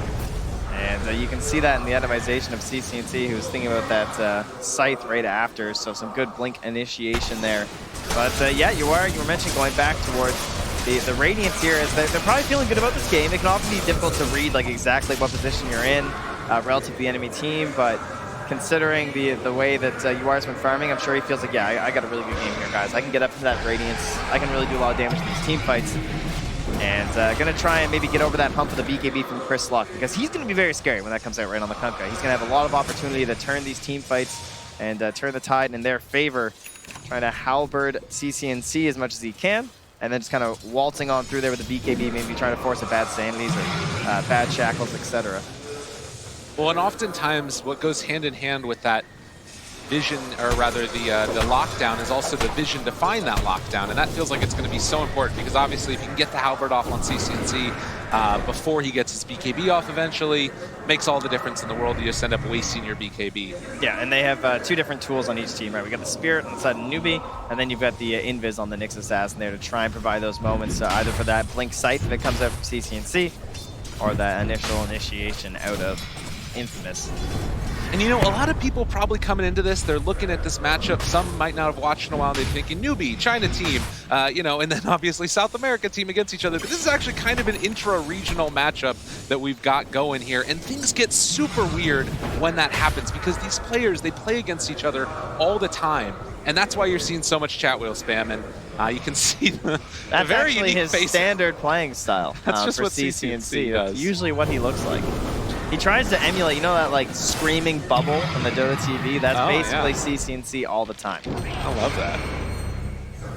But yeah, this is often what happens in these matchups is you kind of anticipate the movements because you play against these players so often in pub matches or what have you, and then things get funky. Hector gonna run into CCNC now. That's the Solar Crest though, because when you're playing as an OD, the thing you always want is attack speed buffers, if you can, right? Oh, the splitter, that was nice. Yeah, so Good that makes attempt. it so he can't TP right there. And we'll be able to still finish the TP out, but really heads up play from Hector not to just spin TP immediately. Yeah. Meanwhile, on the opposite side of the map, though, they did get another kill between UR and MSS. They catch that scouting Nyx assassin, so the damage build so far from MSS working out there with the Javelin to help secure that one for UR with his Radiance, and man, he's already on his way towards that AC too. What a monster. Getting up there. Yeah, and Hector just can't get enough of those javelins. He wants another one. I got a Mjolnir, pop another one in my inventory. I'm gonna go for that MKB. Definitely. Makes sense, right? Like at first versus the Wind Ranger, it's like, it's just the support, but once the Radiance comes out, it's like, okay, I'm gonna get some good value out of this. Plus, it's a high damage item anyway. They do manage to find the X Torrent onto CCNC. The pullback comes that much quicker. But because of the status assistance coming from the Heavenly Grace, they're going to back out. Again, UR takes down the Tier 1 tower up in the top lane. It's Raid Boss CCNC mode, right? Pretty much. He reveals his exact item plan, though. He buys the Mystic Staff and the Void Stone, so if they had any doubts if they want some Lincoln Spheres or not, they know now. Definitely. But you pop the Solar Crest on him, put the Heavenly Grace on him, it's going to be very difficult to do very much to him at all. Nice blink away from CCNC, anticipating. They want to pick. They don't want to let Stinger just freely push his way through here. He knew the spot. Stinger. Use of the Observer Ward there made that pretty free for him. Like that. And the rotation coming from Schofield, but Newbee again going to back out, make sure they don't get caught out of position, and just playing around that vision consistently well. Schofield had the Force Staff if he really wanted it, but didn't see a good moment. 8-11. It's a 4,000 gold lead. Slow and steady rolls the tide. That's a Kunkka line. Maybe it's something from Pirates of the Caribbean. I don't really know. But thank you. We're getting closer to those 25-minute bounty rooms. I always appreciate the Dota lore. All right, can they find him here? MSS. And that courier is flying for that site. And it's going to be ready for that 25-minute bounty rune fight. That courier's got to hurry, though. It's like that short film. Oh, yeah. So he's not going to be there quite in time, but it doesn't look like there'll be a contest anyway. Also doesn't have a rapier on it. True. It's a different thing. So yeah, they'll trade off 2 apiece, it looks like. Another round of it. Hector going to get the TP away. And this is really going to be a continual problem for both teams. Is how do you deal with this just spin TP away or rage TP away? It feels like it has to be that catch them out beforehand with the Hex that we now see. Yeah, you see Hex and you're like, well, that doesn't go through BKB. But, of course, it gives you way more time, and that's an additional follow-up to the Shackle. And the catch going to be there as Chris Luck is going to go down. The full team, with the exception of Pylai Dai, who's maybe ready to throw his life away again in the mid lane. He draws the line. He says, guys, you go. I'll head mid. Maybe we'll connect. Maybe we won't. I'll see what happens. Possibly I'll be directing from the grave, but maybe he prefers that, right? That's a possibility. Hey, he's only got 2 deaths this game. We got to give it up to Pi, right? Not feeding nearly as much in the early games of the previous match. And as the curse comes out there, it looks like Snake King is close enough to dissuade Schofield from cursing my words. Oh, it's a little bit scary here. Schofield, I mean, they're only 4 on 5 right now. They will get the Quelling Blade takedown of the Sentry Ward. Yeah, but Pylai Dai, he's going for it again. He finishes it off there. Nicely done. Hector, in the meantime, pushing up top with a catapult wave. Already going to take down that MSS mid lane. Wants the Shackle.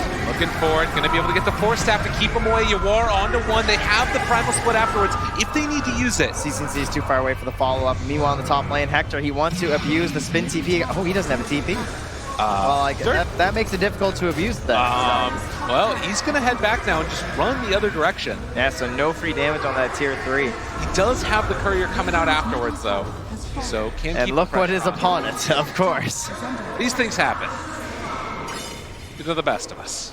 Radiant's middle tower. Or the worst of us. Well, yeah, more often to those people.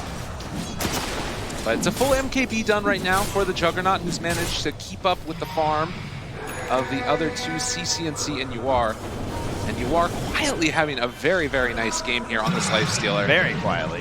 You know, just 7 kills. Just shows up and takes a few and ults his way out of the fights. And now they have that bash too, right? We were talking about these answers that they needed for the spin TP. And Chris Luck again caught. Do they have any save coming in from him? Looking for it. The disarm already there. And now he's used the Astral. Could have potentially, no, the Storm. Just turn it back around, but they're able to get the wake up afterwards because of the Astral damage.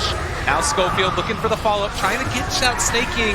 You're going to be able to get the Omni Slash off, just blows up high. Not necessarily the greatest of targets, but maybe they can turn onto the rest of them. The Torrent lands onto CCNC right as he's coming out of it, trying to walk away. The turn around there with the Ensign, and it's not going to be quite enough though, as they find another hill, disarm, run away, but Whisper has him in his sights. Another round there of the Astral Imprisonment as they find themselves 3 dead from Infamous, but maybe they can find out CCNC. Not going to happen. They catch Whisper and they kill him as well. Very nicely played from Newbee there. A messy fight coming out there and all kinds of lines being drawn from both teams. It looks like Stinger has something to say to the team after that one. Hanging stuff out here, drawing some lines, maybe not happy with the way that wraparound went for them. No, definitely not. And now the Aegis going to be into the hand of Newbies, who have taken a firm grip on this game. That highlight eye, that stomp though that you pointed out, absolutely massive to give that fight to them. And CCNC, he smells blood in the water. He says, anyone coming? Anyone want a sight? Come to Papa. He's chasing. Torrent's still going to land. But CCNC not stopped in the least bit. And again, that timing on the Astral coming back off cooldown for CCNC, which allowed him to hide away from the Omni Slash. And now some scary moments here too, right? That blink shackle from MSS, the blink sight, a single step out of position here, and you're gonna lose a core hero here on Infamous. Buyback status for them, not too hot, very far away for the Juggernaut. And yeah, MSS, as you can see there, at 1 camp stack, not his job this time, right? Oh, it's 2, 1, and 11, setting his fellow players up for success. And now they're gonna smoke up here with all this initiation on the side of Newbee. Oh, they got to be careful. They don't have Omni, they don't have Bruce Split, and Newbee have a whole lot of everything. Radiant are standing up ahead of themselves. They're not exactly sure where they're moving. Behind enemy lines, Stinger going to be the one left to die. And now the rest of Infamous going to try and evacuate the area, as it looks like they will manage to escape. Oh, well, oh man. Okay, he did spin. MSS was coming in there. I don't know if he'd opt for the blink. MSS has the dust. Is he feeling it? He could be. Oh God, Schofield. Oh God, no, the courier spotted him. Now they walk back the other way. He's just been dead or off. Oh no, they catch out the Nyx Assassin, and Schofield looking like he might go down, although Chris Luck may be here to save his buddy or at least find the kill on Pi.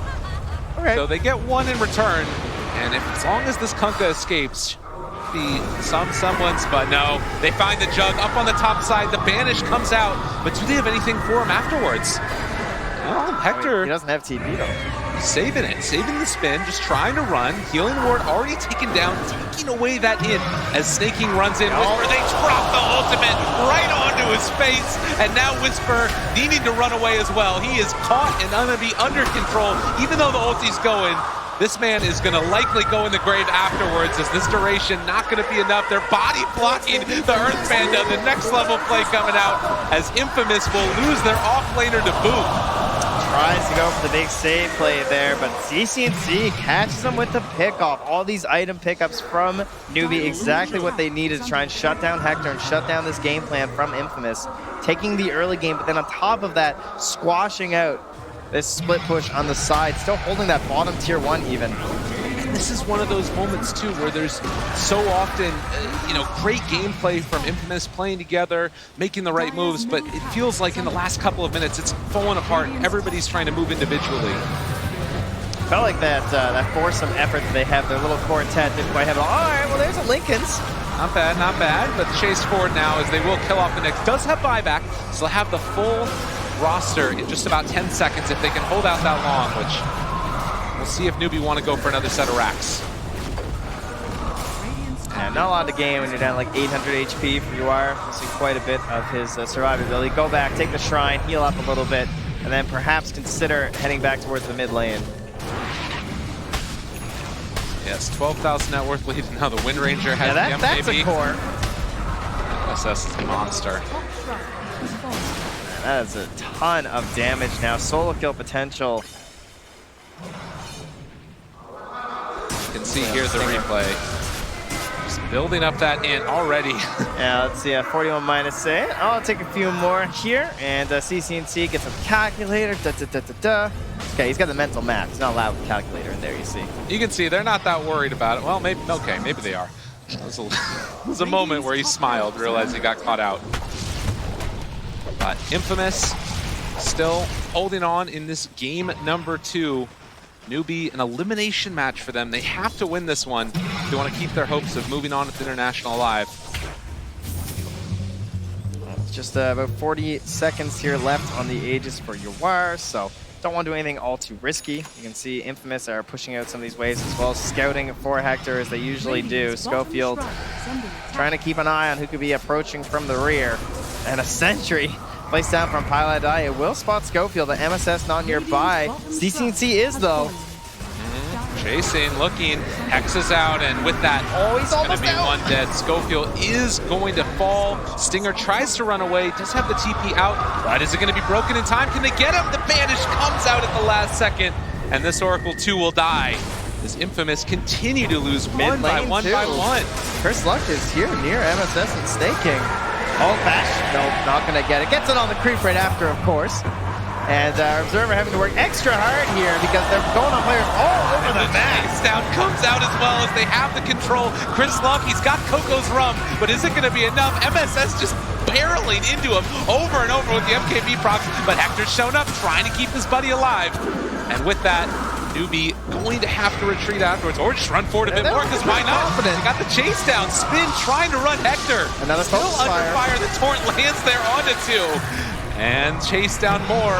Stomp, not quite going to connect there onto the Juggernaut. They don't land the Shackle, but Newbee smelling blood. Yeah, wanting to go for it. The Torrents have been on point from Chris Luck right here. The rum, no hangover from that. He is hitting them all, but does escape here, keeping their hopes of a high ground defense alive. Sure, if one of those two go down, they're going to be knocking at the mid door there. And again, thinking about those buybacks, you do have it on the Kunkka and the Brewmaster, as well as the Oracle for Radiant. But at this point in time, if Jug dies, it's feeling very hard to hold your base. It does feel like Infamous kind of have decent-ish high ground. Like the Kunkka always feels pretty nice with X plays and then being able to pull people back. They have massively upgraded on the side of Newbee now, though. That courier that died, it has now returned with a Lincoln Sphere. They've picked up a gem. They've got the AC done for Yawar as well. So Newbee, I mean, they can wait a minute and a half for potential Roche spawn.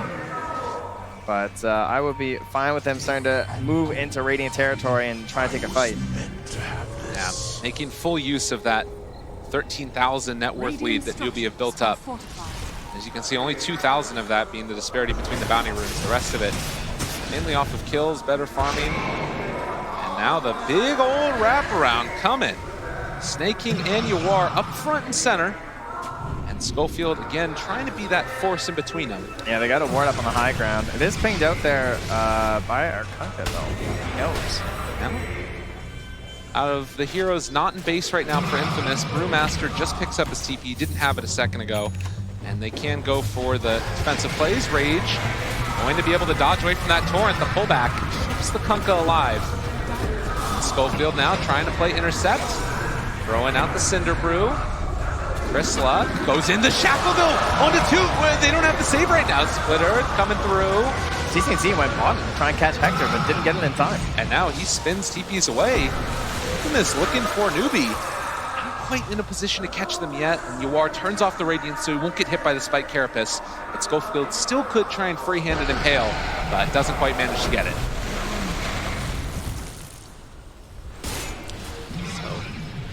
13,000 net worth lead still going to be maintained by Newbee.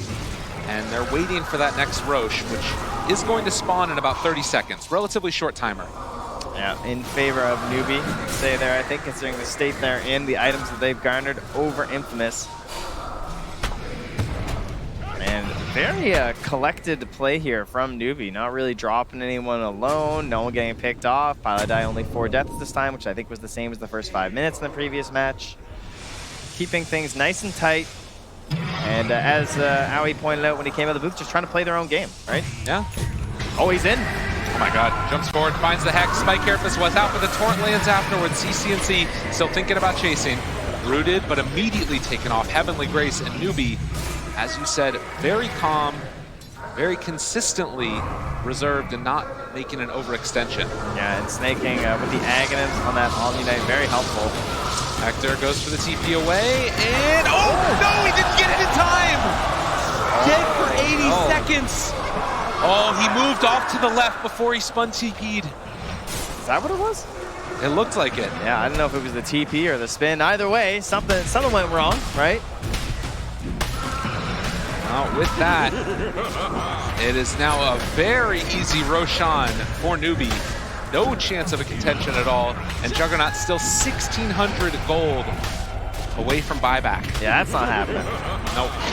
The possibility of marching in the mid lane is there. They have the ever-present Guardian Angel now that Whisper is going to have to be concerned about because that thing is global on snaking. He has very short cast range with the Heavenly Grace, so he's going to have to be up and in the front lines there. Doesn't have an Aether Lens or a Blink Dagger, but with a Pipe and a Solar Crest, I think he'll be fine.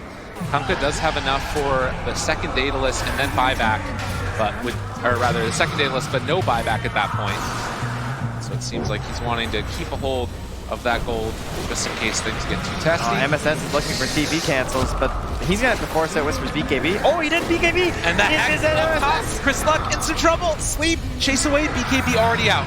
They're fine for now, still running. There's the Torrent, catch up onto one. The rest of Newbee is not here. But they also have been able to control the brew as Whisper runs back home. MSS just haunting, chasing him invis, cancel the TP as he obviously wasn't going to BKB. He had no idea he was there. The Shackle lands. They do have the Primal Split afterwards if they want to use it. Whisper still trying to run and buy his team a little bit more time, but this Brewmaster is going to fall. Does have buyback. Very nicely played there from MSS. Guarantees a simple fight inside the base. They didn't really gain too much more out of it. But easy stuff here so far for Newbee as Hector will return to the top lane, keep his push up where he died last time, and Newbee looking to finish this out with the Strangle. The second Rax going down, and Yuar can keep the pressure on, holding on to that Aegis, finishes off the Abyssal Blade. Not a lot of mana though, which is one problem. That's what the Aegis is for. Yeah. That's fine.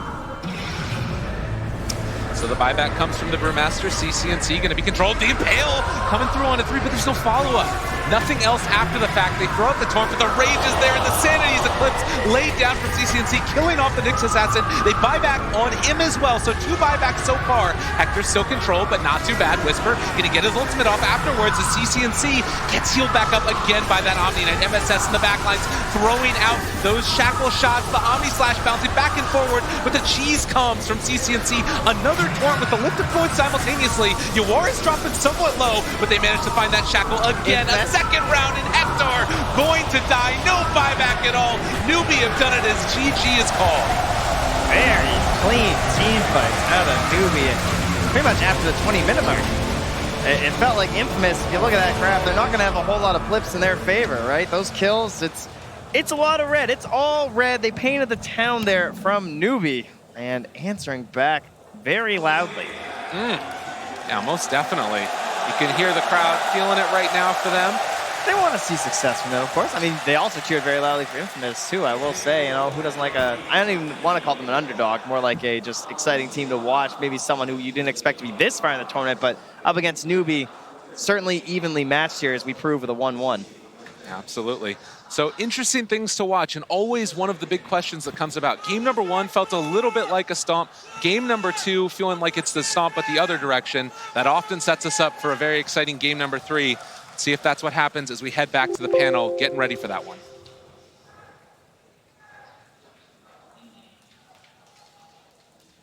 You can see right now as well that Hector and the rest of Infamous heading back to the locker room. They are going to be a little bit favored going into that third matchup as we get ready to go into that third game. You can see here a very full crowd, and we'll head back one more time. All tied up at 1-1 then in our first series of the day. A reminder for you at home as well, this is a lower bracket match, so effectively we're down to a best of 1 to stay in the international. this is where it gets really sweaty. Sorry, I had to get one, It's okay. spicy pun in there. So I'm glad you guys survived, by the way. That's a great result for Newbee, obviously, to get back into this game. Tough game, though. Wasn't straightforward. There was plenty to do. Very comfortable draft, though. Like they said, Curtis, Aoi, when he comes out of the booth, even when they do the interview, they're like, we don't really care if you have your Nyx Assassin. We're still really comfortable with the OD. CCNC had a spectacular performance in this game, making moves all over the map. So they played to their strengths, and they played against, I guess in this one, a little bit of the weaknesses that Infamous did have. Right. And also, Brian, back to where they were playing before. It seemed much more like the group stage version of Newbee.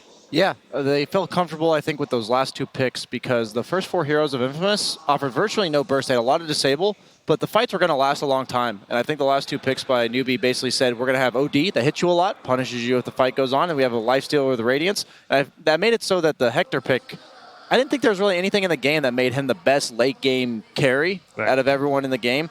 And that's Infamous's comfort zone. And I think Newbee did a really good job that game of leaving the Wraith King on the pool, but not really giving them that pick that they needed to secure the late game. Okay, ODPixel, just quick words on a comeback from Newbee?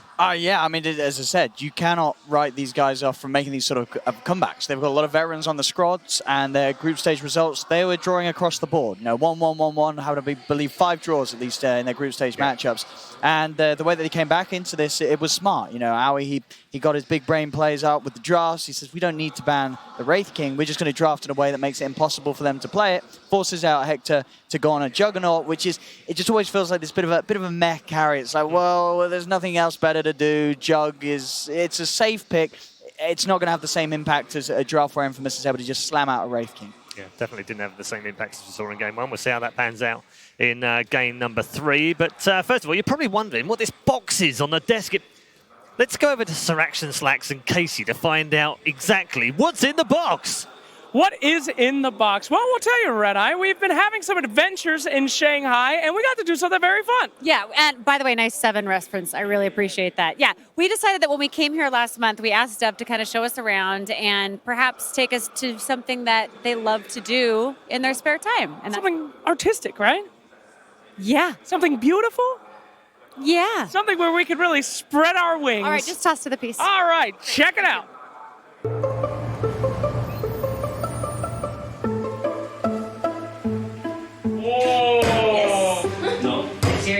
So you hold this with your left hand, and then use your right hand thumb to dig, a hole.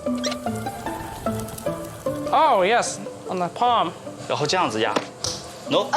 Use your thumb. Oh, your thumb. 对。 Oh, I see. The thumb does a lot. I got it. Oh, it's like magic. Are you helping? No cheating. It's not cheating. This is a classroom. No, it's a game. Everything is a game. And I must win. So have you did this before? No, never. Isn't that clear? You're very good. I'm very good. Yeah. Thank you, Casey. What? I cannot live in this world. 你不要太小了，它也拉不了。 Because that's too little, you can make it to a mug. Look at this. No. Nope. Oh, this is relaxing. I feel in a Zen state.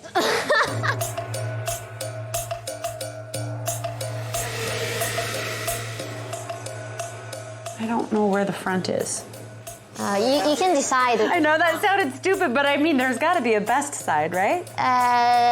This is all going according to plan. Yes, indeed. Do we ever have a plan? No.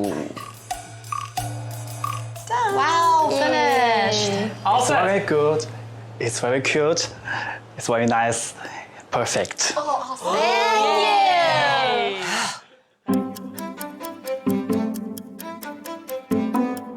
And now it's time to unbox our creation. Yay! Let's do it. All right.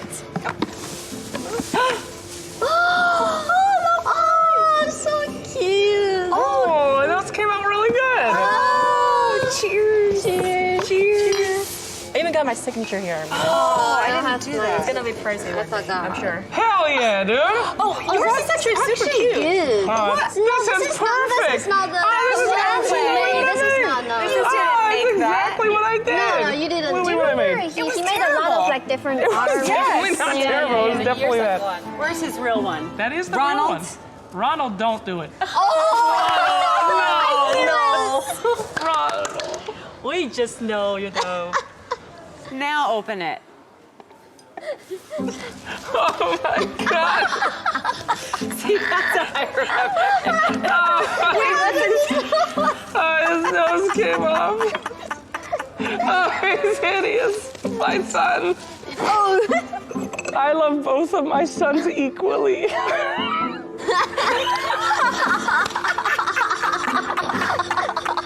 Stop. What is this? That's his nose. What happened to it? No, you can't have it back. Give me back my nose. It was too good for this world. Thank you for showing us how to do this. This was fun. Cheers. Cheers. Yay!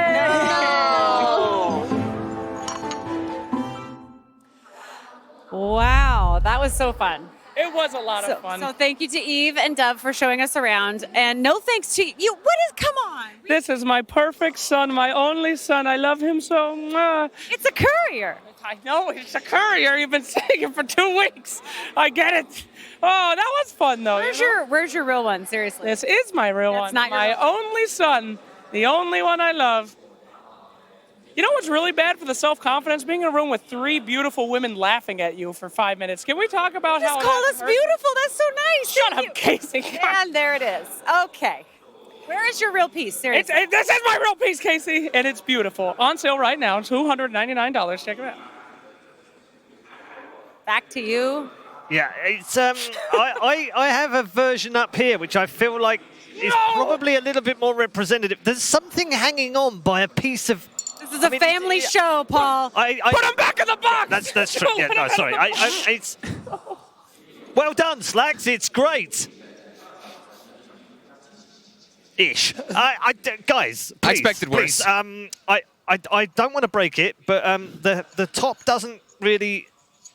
I'm. Please play. Enjoy. Dude, it's not that bad. I actually expected worse. I don't know what he did over here, though. This part looks like it's probably not that's that a bit weird. Yeah, that one's a bit weird. It's hard though. That looks quite tough. Theirs actually looked super good. Like The other ones, I actually was excellent. like, wow, can we get copies of these? They'd be amazing. Yeah, that I don't know, dude. I don't know what that bit is. It's like completely I don't know. broken. He tried to. Apparently, that's a techies. It looked like Mr. Midas inside of a cup. Right? I thought he was trying to do his Midas guy. I mean, it looks like something else, but. Yeah, family show. Yeah, exactly. So, I see these I two think we cups. get rid of this. But I see I think we should. I think we should probably put it back in the box. And Okay. Give it. Okay. Give it. We Let's should probably. save everybody here. Yeah. Let's be careful with it All right. because it's fragile and obviously a lot of time and effort and hard work went into this and we'll just put that down there somewhere. Just go down there. It's fine down there. Honestly. Whoa. No, that was fine. It was fine. It was already broken. I think you fixed it. It probably did. Yeah. It's improved it. Game 3, gents. Love a bit of Game 3 action. And between these two teams. Now, it's a best of one, Brian. We talk about pressure all the time and TI pressure and lower bracket pressure. If you want to add a little bit more, make it a best of one. Yeah. I think Newbee had the right approach last game where they said, let's just pick our heroes. Yeah. It doesn't matter if it's not the perfect game for it. We're comfortable. Let's just do our thing. We saw last TI, I think the last game, OG just picked our 5 favorite heroes. And I think when a best of one, I like that approach a lot because you don't want to go out saying, maybe I could have played this hero better. Maybe I could have been more comfortable in this game. And these two teams, out of all the teams here, I think are 2 of the most, I don't want to say limited, but they have their select hero pool that they're very good at, and they kind of don't want to deviate too much, I think. I mean, Infamous played the least amount of heroes in the group stage, 34 different heroes during the group stage. Compare that to someone like Chaos, who played 57, by the way. Slightly out there, but it's a big gap between the first and the last in terms of heroes. Some might say that that's because they're sticking to what they know. Some might say that's because they've figured out the meta. Some might say it's because they've got a limited hero pool. Where do you stand on that? I think it's... When you've played it, if you played a TI, you don't want to ever go out on a hero that you're not super comfortable on, right? Like I've seen some of the situations in some TIs where it's like they pick someone like a hero 3 times in a best of 3 and they lose that, and that's their end of their that's the end of their run. You never want that to happen. So putting your players on comfort heroes is always going to be a better play, especially if you're into this elimination. Yeah, it's funny, Owen, isn't it? Because we see this a lot at TI, where a team is struggling a little bit, and then they get dumped into the lower bracket, and they're still struggling a little bit, and then they just kind of... It's almost like the pressure disappears. They kind of go, look, guys, do you know what? let's just play what we love playing. No, let's just relax. And that can be a turning point in the whole tournament for a team. Yeah, absolutely. And I think we sort of heard from the players on Newbee in the interview earlier that they didn't necessarily feel the pressure, but they certainly understood and respected how awesome it is to play under such a massive brand like Newbee. And they said themselves, it makes them play a little bit better. That's excellent. That's exactly what you want to hear from the players that you've just picked up as an organization, that your big name that you're giving to them it's sort of giving them that fuel, giving them that fire. And we really saw it in that last game. You are CCNC, top of their game in terms of core performances. The OD Omni, this combo that we've seen over the ages of sort of Dota 2 drafts, just showing us how efficient they can be with it as ever. And I just really enjoyed last game watching a bit of the old MSS Wind Ranger. He's made a good case for why that hero needs the Arcana. I like your train of thought. You know what I mean?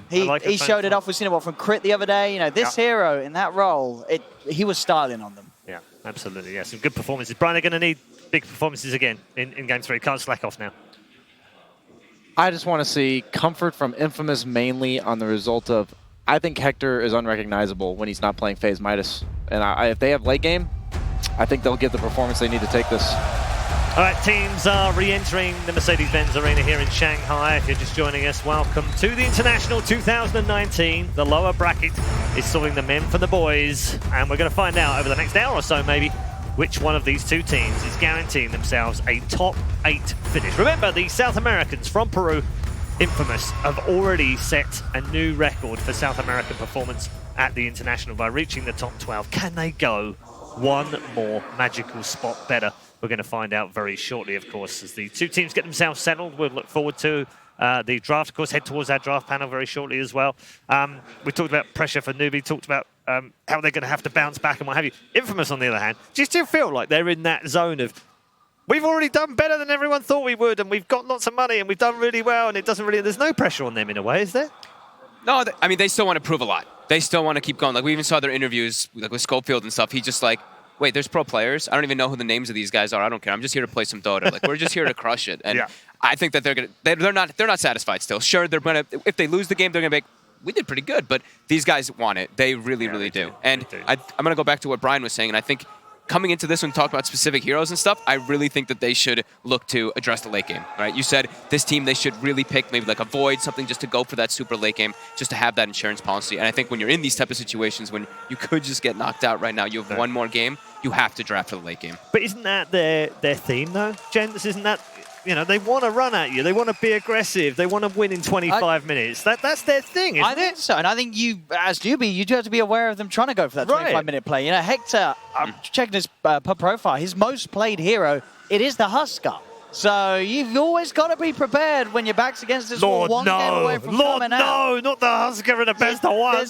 Sure, obviously it's not the Huskar of yesteryear, where it used to just be sort of this, their 5th pick Huskar, we lost. Yeah. But you still got to be wary for it. In the right sort of scenarios and this sort of pace of play that Infamous are pretty renowned for, it could still come out. All right, so maybe some surprises, Brian. If we see surprises on the other side from Newbee, where would it come from? I honestly don't think Newbee brings They're not any like surprises. That, are they? Not really. I was like thinking in my head, come up with any hero that those guys kind of niche picks. Yeah, you kind of go like Meepo. No, they don't play. It's probably MSS. I've seen a CCNC Brood. I'd like to see a CCNC Meepo. That would be a CCNC Meepo in the last best of one that they might play in the TI. That would be amazing. I'd love it. I think the biggest variety one is probably MSS, right? You can see that's the one. It's like the Wind Ranger just got popped out. We could see, we have it on the main stage, but the support Invoker, right? Those are definitely potentials that they could, but besides the rest of them, I don't think the other ones are going to deviate at all. Like Snake King's going to play his Comfort hero, CCNC's going to play Comfort, Yawar as well. Same thing with Pi. MSS the one. Brian, you've played in these teams and talked about strategy before matches and what have you. What do you think they're talking about right now for this one? Not just draft, but in terms of how they go into the game. I think that they want to focus on the mid game. We talked about how Infamous wants the late game, but I think a lot of how they get to the late game is really important for the core of winning this game. I think that the fact that Hector had to participate in fights way early on than he wanted to is a big deal for Newbee, and they're going to just try to force the tempo with the way they play and forcing 5-man engagements that Infamous can't really help but take. They have to fight you. Right. Do you think that's the influence of Owie from game one? Because they didn't do that in game one, did they? Kind of just. I think they adjusted very quickly. Yeah. It felt like they couldn't force the issue, even though they had the Leshrac, like a hero that wants to push the tempo, push buildings, take objectives. And suddenly in that second game, they didn't really have tower takers, but they had brawlers, low cooldown, fight us all day. Definitely. We hear the crowd. Who are they yelling for? Are they still yelling for Hector? I know I heard a couple of Hectors, but there's someone is really loud. It was very, very loud from above us. I don't quite know where, but it's absolutely packed in here, and everyone's very much looking forward to game number 3. Newbee versus Infamous. Game 3. Those magical words, game 3, the decider, one game for these two teams. Someone's being sent home, someone's going to advance in the top 8. It's do or die now. And I gotta say, this draft, this is where it all begins. This is where the story of this elimination match starts. This is when things are getting shaky. Whether we go for this one pick could decide all. Whether you want to go for a comfort pick or you want to try to counter what they have. We've seen some of these interviews that some of the teams prefer not to counter pick too much. You just go with what feels the best for your team, what you practice, instead of putting yourself in a bad position, especially in this elimination. We're going to call it a best of 1. Well, we call it a best of 1, it is one game, but all those past games will still definitely be fresh in their mind as far as some of the picks and heroes that affected them. Magnus being one of those ones that Infamous used so effectively, and Infamous immediate response already from game 2, they're banning out the Omni Knight. Yeah, that's usually when a team's saying like that was the real problem. Not your OD, not your Lifestealer, it was the Omni Knight that enabled all of these. And I semi-agree because, like I said before the draft, I think that Snaking is sort of the linchpin for this team. Him having a good game, being able to enable his other teammates, I think is huge for Newbee. Well, we'll see what other deviations might come out. Newbee are adamant they want to keep banning this Whisper Enchantress. That's been his most effective hero as far as Infamous are concerned, so no surprises there. Are they just going to ET open up? I mean, they did it 2 games in a row. Yeah.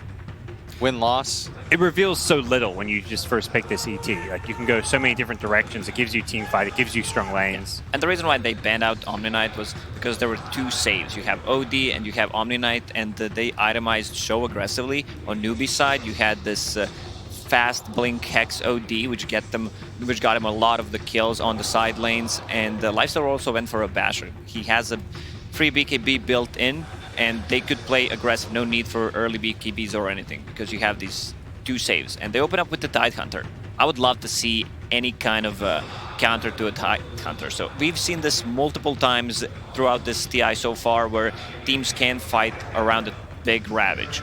Like, you don't have enough to burst him down because of the Kraken. You can't lock him with that's why I want to see some kind of Enigma, Faceless Void, maybe even a Doom, or if you want to have a good laner against him, get something like a Slark. We'll see if Infamous have a response to this. They probably weren't expecting a first pick overall Tidehunter based on, you know, the way Newbee have drafted the last couple of games, so we'll see. Oh, so that's one way. Okay. It's a slower hero though. That's the only downside, is like he's a little bit slow. The problem with the hero is like he's really good against like certain heroes, but at the same time like you're very ulti reliant. Your laning phase is like it's okay, but really the reason why you pick this hero is because you think that the ult will counter other heroes. Like, you're trying to prevent some heroes from being picked. I'm still surprised that neither side has decided to take the SD, considering how popular it was yesterday. And I do think it's like one of the best anti-carry cores. Yeah, but having SD and AA for Infamous, you have 2 supports who don't have enough lockdown. You don't have the control. I'm down with like not taking SD AA. I just mean SD in general. So Infamous is going to grab the Wraith King, which you talked about. I really like that point you said, like, what hero are you going to go out on? You're not going to regret, I feel like, going out on this Wraith King of Hector's. Yeah. Look at Hector dancing. He's about to style on these kids. Oh boy. And this also, now the AA pick makes a bit more sense, because this is one of the best laning supports to pair with Wraith King and lane. I would not be surprised if they just go straight for OD, because I believe it's not going to survive the second banning stage. Would mean you're most likely picking up 2 cores in the first stage and revealing a lot as far as your draft's concerned, but you maybe don't care if you're revealing a lot if you're really content with the heroes you've got and the way they match up against your opponent. 8 wins, 3 losses on the Wraith King, only behind the Lifestealer as far as success at this tournament goes. Instead, though, that's a different approach. They're going to go for mana burn, probably position 4. Invoker, they can still swap things around, but the position 4 Invoker right now seems like the best role for him. And this was one of the kind of out there picks that Fog mentioned that Newbee brings to the table. I really like this Invoker pick because I think that what you really need against both these heroes is like the ability to hard reset fights, and Tornado is one of the best ways to do so. Plus, I think it just outpaces the AA. You have a hero that can just like get in your face, pressure you. When you have an AA, what you want your team to do is like be able to initiate slowly, and for you to be able to just like load up the cannon, snipe, take your time, take the shot. But Invoker 4 especially doesn't really allow you to do that.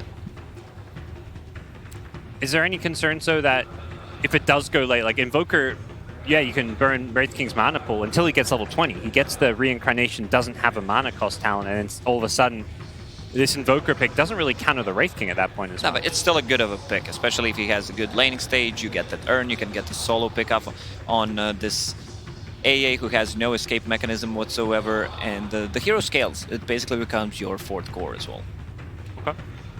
Well, we'll see Lina and Tiny band out as we go into the next stage. Newbee already, I mean, a lot of team fight. Tide, Invoker, that's definitely not an area they're lacking. And they still have their mid and carry, so their draft very open right now, it feels like. Whereas, you know, Infamous, a lot of directions they can go, but it's Infamous. You're expecting 4 Protect 1. I could also see them take the Nyx here.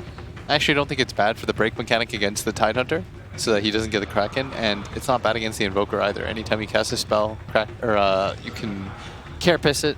Yeah. And we've seen Nyx as one of his most played. Tiny, another hero he's really good on. Something Schofield's played that other teams haven't is also the Tusk. His Tusk has been pretty damn good.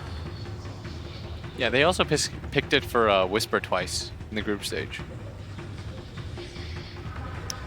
No one wanting to be brooded in a final game of TI. Yeah. So even though they have a decent hero against the Broodmother with the Tidehunter, he can be the one standing in that lane, even though Broodmother will still find a farm on the map. What Infamous can do with these two heroes, just pick a third one, and it's an extremely strong tri lane. But then you need to have a good hero in 1 versus 1 matchup, because Tidehunter really loves getting those 1 versus 1, especially against the melee heroes. And I mean, he just shines with getting the levels early on. And that's something which Infamous may want to shut down. Like, they're a team that likes to run these more roaming 4 positions or tri-lane type setups. Whisper often gets kind of just, you know, put on his own to fend for himself. It's taking a while for this pick. I think for 4 positions, I still feel like since the Tiny's banned out too, I think the Nyx still has value. It's the right fit when you've got the AA, who is this kind of passive 5 position, it feels like. They get Leshrac for now. I don't think we expect that to be a 4 position, though. It looks like a core Lesh. They've played it offlane a lot for Whisper. So they need to pair it up. If it's an offlane, pair it up with another low cooldown stun, something reliable. And Nyx Lesh, there we go. That's the lane we've seen a lot of. But yeah, like heroes like the Sand Kings also sometimes partnered with the Leshrac, although maybe not so much as a 4. You guys like the Leshrac? How do you feel like it matches up against what Newbee have picked so far? It's a flex pick, so it can fill basically 3 roles right now, so they're not revealing anything. As for Newbee, they've got some flex picks of their own with the Invoker, but they're going to pick ET for now. Typically played in that 5 position role. It's going to be so hard to play around the Newbee when they are the ones being initiated on, at least from Infamous side of because you have Tidehunter's Ravage, you have Tornado, EMP, and Elder Titan with probably 2 of the best counter-initiating spells in the game. It feels like, yeah, Newbee's going teamfight and more. Teamfight Infamous is just saying, well, we're not even going to try and match your teamfight. We're going to play our style of Dota. You know, we're going to look to get Hector so farmed to the point where we don't care about these teamfight spells. Go for your BKB timing specifically. That's where all of a sudden, Newbee, you jump them with BKBs, they don't have a good response. Earth Spirit, Schofield, going to be playing one of the more aggressive and active 4 positions. That's a lot of team fight on the side of, actually both sides have just a ton of team fight. Like the 5v5 potential of this game is going to be sick. Like if I'm Trent and Lyrical, I'm pretty hyped about this game just because I feel like they're just going to fight nonstop. There will be a time period where both sides just have to engage. Why do you think they picked the Earth Spirit over something like the Nyx Assassin we were talking about? I actually think the Nyx is still good, because it's good against the ET, the Tidehunter, and the Invoker. But I think part of what it is they want an easier way to gank for mid, and for him to be able to rotate and secure both lanes. Whereas I feel like Nyx is good in that regard, but like he's not going to have that dream game like he did in Game 1, I feel. Like Earth Spirit's a little bit more reliable in that case. Well, looking to win multiple lanes using that roaming Earth Spirit, and we'll see how Newbee address this. There's often certain mid heroes that you want to maybe play that have those escape mechanisms when you're up against an Earth Spirit. Yeah, Queen of Pain comes to my mind, something that has this, as you mentioned, escape mechanism when Earth Spirit rolls in. They're going to go with that. It's just a comfort pick for Newbee. Yeah. And it's also pretty good when you look when you talk about Earth Spirit having a like magic immunity going into that fight. Leshrac AA, a lot of magic damage where the Rage is going to be very useful. I think it's good against 3 of the heroes on the side of Infamous. And it's not a terrible core matchup for you either. Like I think it's quite good against the AA, the Leshrac, and the Earth Spirit. He doesn't really care what they put out. My favorite part about lifestealer games is when you can pick a core that has his own built-in BKB, and he's not hampered by his pace in the game. And we saw in the game number 2 the itemization from him, getting that armlet as the first item after Midas, and then transitioning into Radiant, so he can still take a fight with his team before 15-minute mark.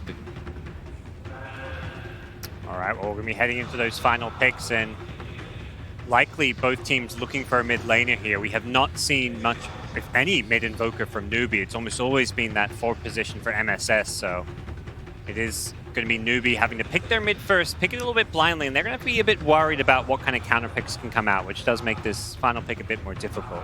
Newbee needs a playmaking hero, something that can go in, make stuff happen. Otherwise, they will be the one just counter-reacting to what Infamous is doing. I mean, their lineup is really great with counter initiation.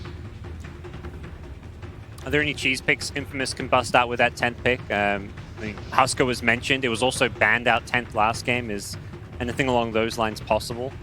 I feel like Husker pairs it a lot better when you have some sort of save for him. I kind of think that they want one more core that can teamfight or another core that can scale. I'd even be okay with some hero like TA for Chris Luck. They have no ways of breaking refraction so far, so it looks like a good TA, and they have the last pick. It also doesn't feel like they have good lockdown for something like a Storm or an Ember Spirit. They don't have that real instant stun factor. Yeah, I'd be super down for like a Storm game on the side of Infamous, but we'll see as they ban out the OD on the side of Newbee. I would like one of those like scaling mid cores though. Storm, TA. I'd be alright with either of them. Depends on what Newbee picked for. Yep. You're about to see, and then you can just counterpick the pure lane and just take one of those depending on who lanes better on what. Kunkka, that's where the OD ban makes a lot more sense. It's one of the counters to the Kunkka mid, so CCNC. The Kunkka, what's the Infamous response? They did have Monkey King in game 1. That's one of those melee heroes that can feast upon a Kunkka in a 1v1. Any other options that stand out as far as hero matchups that you really want to play here? Oh, they're going to take Slark. Ooh. So, by the way, they've done this Slark mid like 4 times. They even did it against Brood mid once. Yeah. And surprisingly, he got destroyed, but they ended up winning the game, so it's fine. I love this Slark pickup. I mentioned it after I saw the Tidehunter, and you're playing against, 2 melee cores. I think it's going to be a really good Slark game to start with. They had a whole minute of reserve time to think about their pick, and they did not hesitate at all. They were very confident in it, so Infamous seemed to be feeling pretty good about their draft well. Yeah, I think they should. I feel like it's pretty well layered, and something that they really missed. What the panel mentioned was Newbee needs, or Infamous needs the ability to be the better late game team. I think that's where they're most comfortable, where they can take advantage of those things. So I think, I don't know if they had the better draft, but it's more a draft that fits their playstyle. Yeah, and Lacoste, as for Newbee, they've got this big, crazy team fight going on. Does that feel like their comfort zone as far as being an elimination game? Do you feel like they're going to be happy with their picks? Well, I think they drafted a good draft for themselves, but they don't have much counters for Slark. EMP will be needed to place on Slark. He can't play without the mana. Okay. Well, we're going to hold our thoughts for a few seconds. We're not quite ready to hop ourselves into the game. What key players do you think need to really have a stand-up performance. And we always talk about Hector with Infamous. Is it him? Actually, before that, no, we're going to head over to Aoi. He's on the stage with Casey. Let's hear some final thoughts. All right, Aoi, last time we chatted with you, you felt pretty confident in your ability to just stay true to your game. How are you feeling after that draft, and what do you think worked so well for you in Game 2? I mean, honestly, whenever we watch these games, we never feel like our drafts are like what we want from these drafts are just solid drafts that we feel we can play our own game in, and it's not like we just want to do well in lanes and then be able to like control whatever we want and fight them. And I think this draft like does pretty well at that. It's like sort of similar to Game 2 in that sense, so we feel pretty good with it. Aoi, thank you for your time. Appreciate it. All right, thank you. Back to you. Thank you so much, Casey. And yes, we are here in the final game. One of these two teams, Trent, is going to be going home, and I don't know who it's going to be. It's been crazy so far. Game number 1, Stomp. Game number 2, Stomp. What's going to happen game number 3? Well, I like what I always said, right? We want to play our own game. We just want things to give us tools early game, mid game, late game, because things get messy. It is elimination time here at TI, and the best way for it to happen is in the Game 3 of the lower bracket. Both of these teams, they've shown they can take on the other. They've got that one win, but it's all about the second one to send them home. And this is where it all comes down to this, the pressure feeling on it for both teams. Newbee, many of these players used to it definitely, and Infamous maybe under no pressure at all. It depends on how you feel at this point, as they were already the underdogs coming into this tournament, but have proved to be a force to be reckoned with. And a Schofield Earth Spirit. I feel like I've seen him play this hero so many times today, but the Chris Luck Slark is also going to be a very interesting matchup to watch early on here.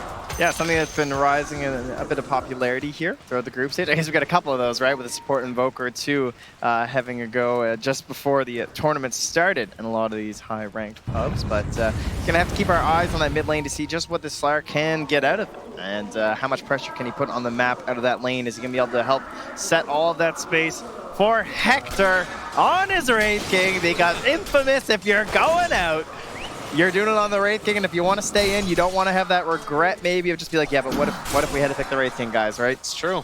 Yeah, it's so often one of those things that matters, is we have the losers traded off there early on in the mid lane. We did see briefly also the Leshrac able to get the Split Earth into denial of that bounty rune. So it's just a trade-off there of 2 for 1, looked like. And as we head down towards the bottom lane, we're running into a tri-lane situation, this time with the support invoker. So if you're just tuning in right now, this has started to become a bit more of a trend. Trent, do you want to talk a little bit about what MSS is going to do today on this little scary kid? Sure, man. Support invoker. It's pretty cool. It's a Quas Wex style, so you don't get a lot of those high damage spells, but it's a lot of control. You got yourself some mana burn. And the most common build is you start out with the Bassi, which is going to purchase up right now. Give yourself some extra damage. I don't think Whisper's dead quite yet. Yeah, he's got time. He's fine. So then after that, you break down into the Medallion, the Solar Crest, as well as the Urn.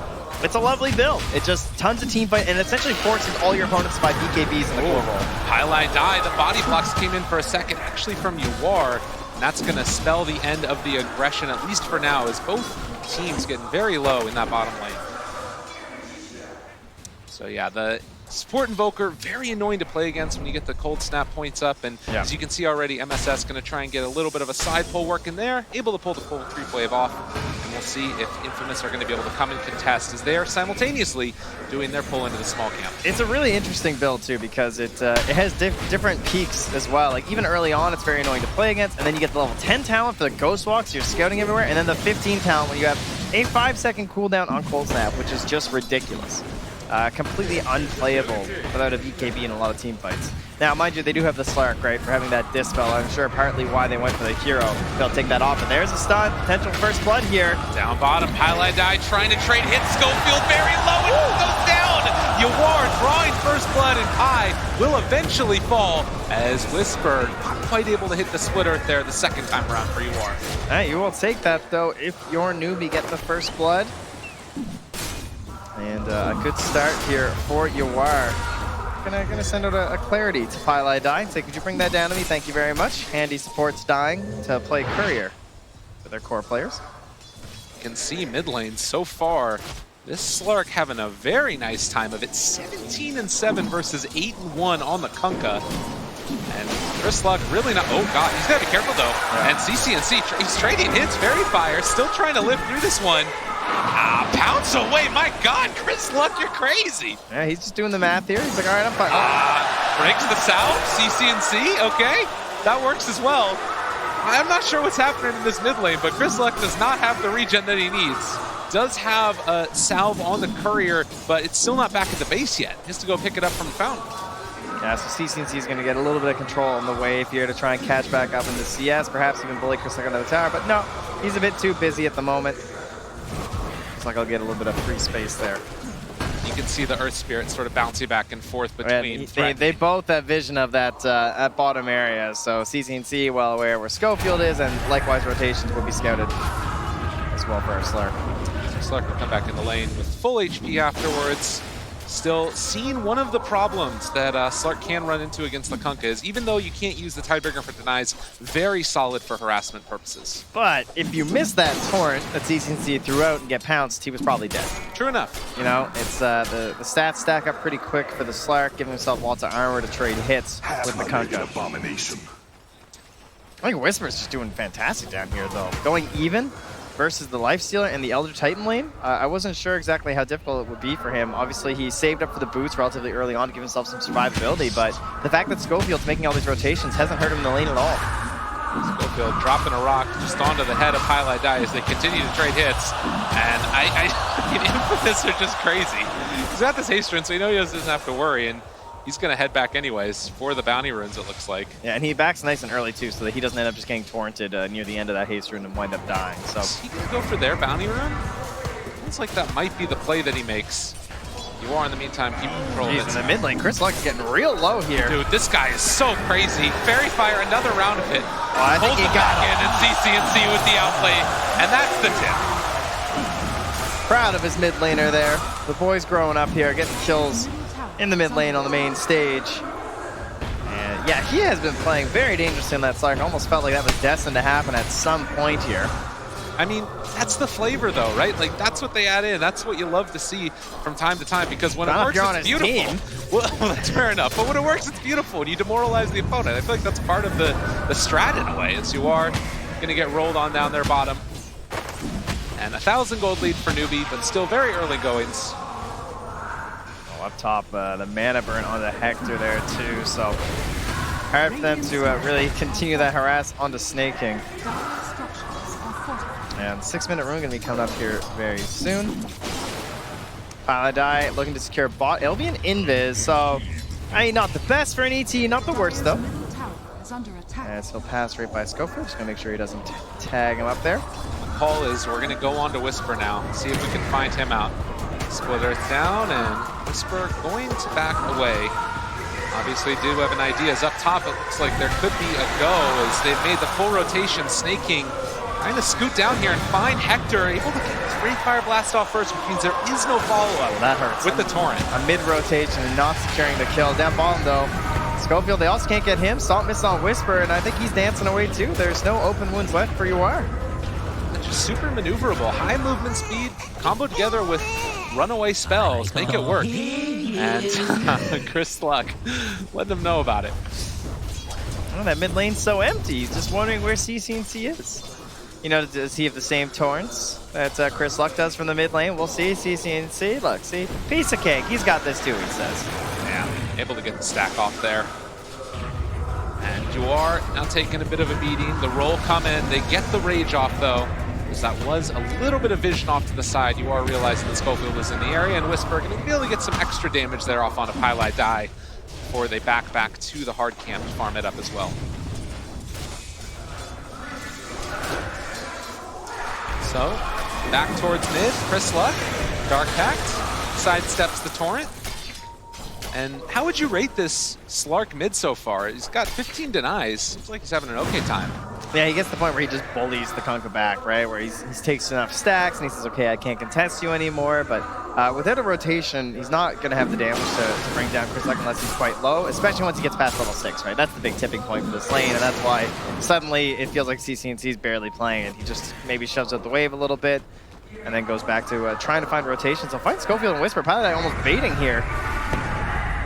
back the other direction. They do have the X. Whisper already broken. Schofield trying to control CCNC, who is in trouble. He does finally get that rum buff off onto him, which is going to keep him that much more survivable. Schofield still thinking about chasing, but they've already killed off Die. And now with Chris Luck moving into position, Newbee in trouble as their mid laner is going to get pounced on. They find the catch for the kill. And no other answers. Man, Infamous, they're just rolling through this one. Yawar almost goes down as well. But MSS in the area to save his buddy. Yeah, almost forced the tornado. Force of the tornado. The TP came down just to try and save CCNC first. And now Chris Luck just continuing his presence in the Radiant territory, and that's keeping them off the lanes, right? I mean, Whisper's down bottom, farming freely. Now Yawar's going to TP there. Schofield keeping the jungle occupied too. They don't have any real way of just gaining net worth and trying to pull themselves back into this game from Newbee through these stacks, which we've seen before, right? These Tidehunters. Well, and speaking of net worth, you can see the top 3 cores all held right now by Infamous, as Whisper is going to get pummeled by Yawar a little bit. The stomp comes through and lands. Yawar trying to go for the body blocks, but the torrent follow-up is going to be there, and Schofield not able to save his carry. In fact, he's going to get brought down to boot. Yeah. So CNC finds another kill. In the meantime, Chris Luck does kill off the support poker. That was with the Ghost Walk too. Looks like he had just gotten off, I guess, as I don't see any detection there from Chris Luck. Oh, there's Sentry on the high ground. Aha, I see it now. He got it. Blocking off that camp to stop the constant stacking from the Kunkka. So now I thought about stacks in the bottom lanes is occupied by Schofield. They do have a lot up here actually near Snake King, right? He's got that camp, another camp, got the Ancients too, so the whole Radiant triangle looking quite stocked. Chris Luck going to get the pounce away, just barely. Doesn't have the mana left over for Shadow Dance. And he is slept. They got eyes on him. Now in some trouble. Chris Luck able to walk away for the moment. The tornado is going to be there. Does he get the Dark Pact off? He still doesn't have mana. A huge problem for Slark. He decides, I'm just going to turn and fight. Start to build up those Essence Shift stacks. Doesn't have any other help in the area. And Pylai died. They get the Shadow Dance. He managed to get his mana back. Still healing up through this. Chris Luck turns, finds the kill on Pylai die before he dies. All right, the 4-on-1, fair enough. But top lane, they're going to ravage Whisper here and give Yawar plenty of time to make this rotation. They don't want to trade one back this time on Snake King, so it will still be a 2-for-1 and favor Newbee here. Plus, they are at the gold disadvantage, which helps some of those bounties a little bit. Absolutely.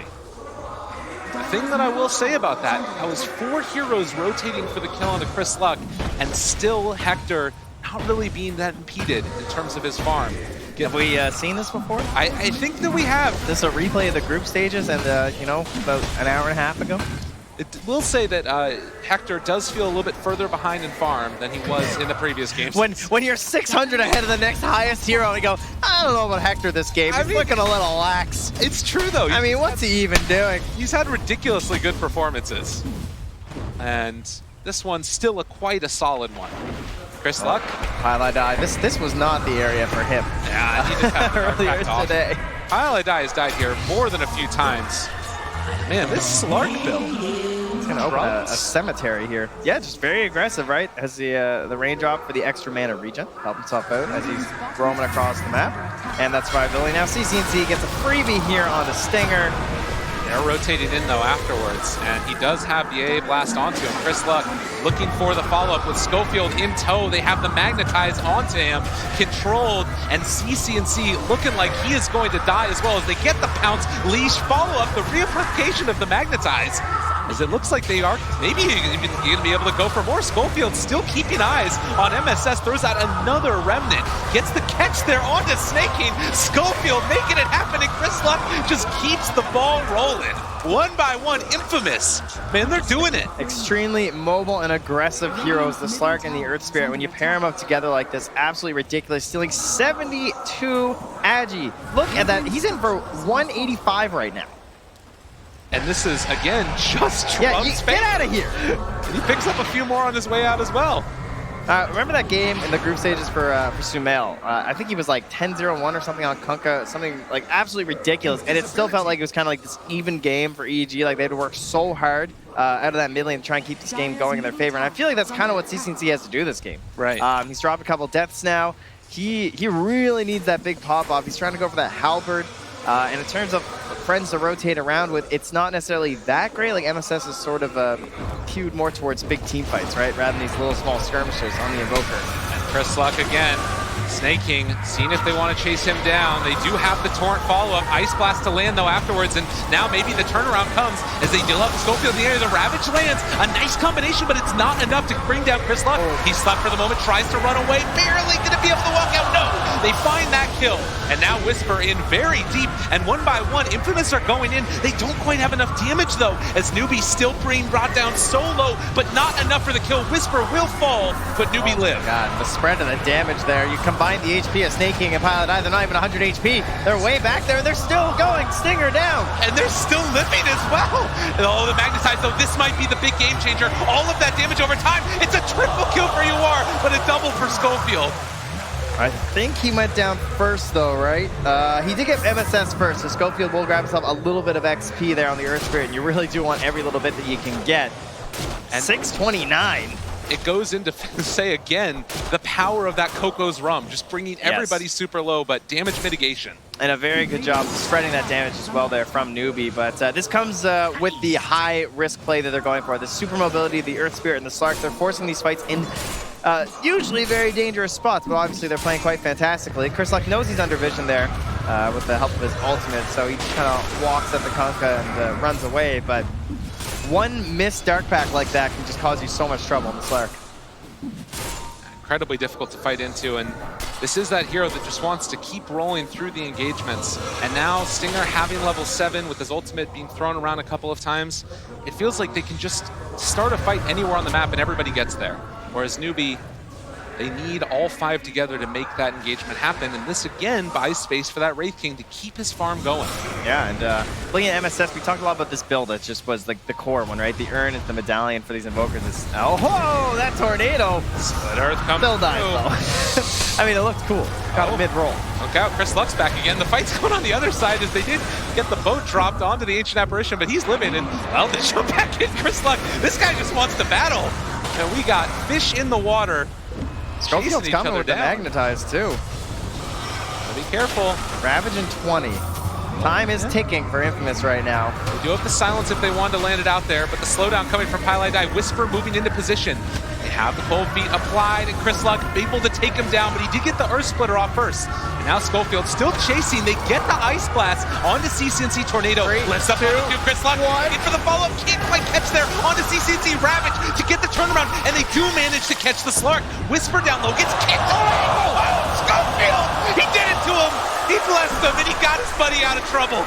Chris Luck, though, is he going to be so lucky? CCNC going to throw out that boat. They do have the Shadow Dance still living through it. Chris Luck trying to run away. Do they have any extra control? He gets the pounce off at the angle. Oh, please, Infamous. That's pretty. Look at that regen right now. Hiding in the tree line there, back up to Max, and easily able to go back when it wasn't for that shrine there, too. And whew, Infamous are playing so deep on that Radiant territory, and there's a 0-0 Wraith King in the jungle. He's doing everything he wants. 195 last hits, he's got his Midas, he's got his Radiance, and he's working on a bit more there.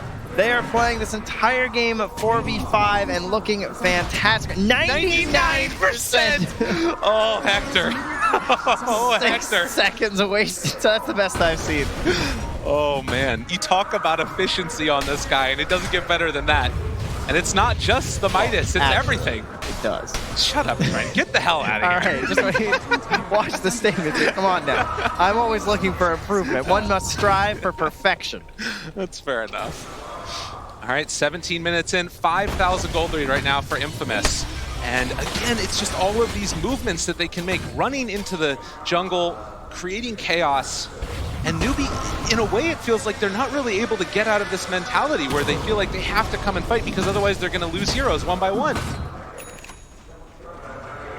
Yeah, and look how bold they just feel from Infamous because of this Slark, right? That's another amazing thing about this hero is just the vision control that you get thanks to his ultimate. And it allows you to play in these very deep areas. Like, you know, 17 minutes into a game, you don't tend to get to like play all 5 heroes like this, but they just know they're safe from initiation because of his ult. Well, and one of the hallmarks of teams that win is controlled aggression. Infamous here The temptation is obviously just to go balls to the wall and try and run at him. There is still the chance for a turnaround. You look at the Newbee lineup. They've got Invoker, Ravage coming out from the Tide, all the Kunkka spells and the Elder Titan. This is that moment where if you go too far forward, you could potentially get punished. Yeah, they still need a little bit of help though, right? You are trying to get towards that Radiance, and the Lifestealer, when you go this build, previously we saw him finish the Midas, the Armlet, and then he got the Radiance after. This way, going for that Radiance just means you have this giant period where you don't really help your team all that much. I mean, again, you talked about it earlier. Right now, Yawar is 5-0-5. He's been involved in kills. He's been running around making things happen. Wraith King 0-0-0, and he's 3,000 gold ahead of him. He just farms. This guy's a monster. We figured it out. It only took us like 7 days of watching him play. Arcane Rune on a Slark, not gonna grab this guy. Hector, Skeletons up top. Chris Luck aggroing that mid-tower. Look at Hector. He's just running in.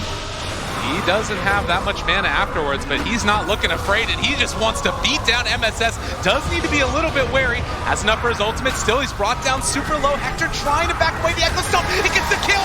He bleeds. Hector goes down, and he didn't have his ulti available because of the mana drain, and now the kick away Whisper still living through it. Infamous realized we need to get out. That timing was terrible. He just threw out the stun, and just perfection there from Paladin. Just like, oh, the stomp. I got him. I got him, guys. He's dead.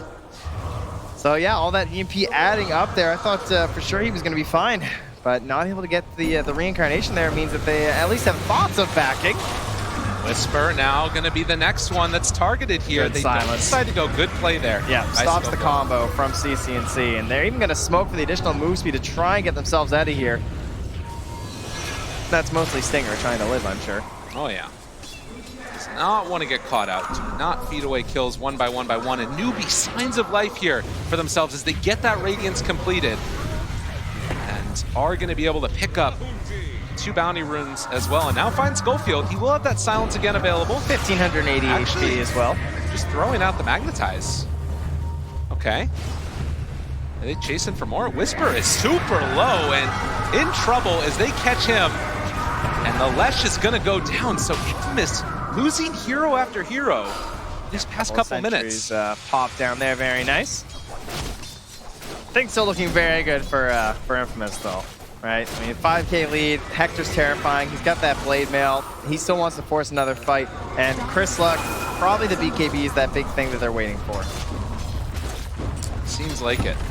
Obviously, Wraith King, once he gets that level 20 talent, does make a huge difference, having the no reincarnation mana cost. But at least for now, there are still ways for Newbee to deal with them.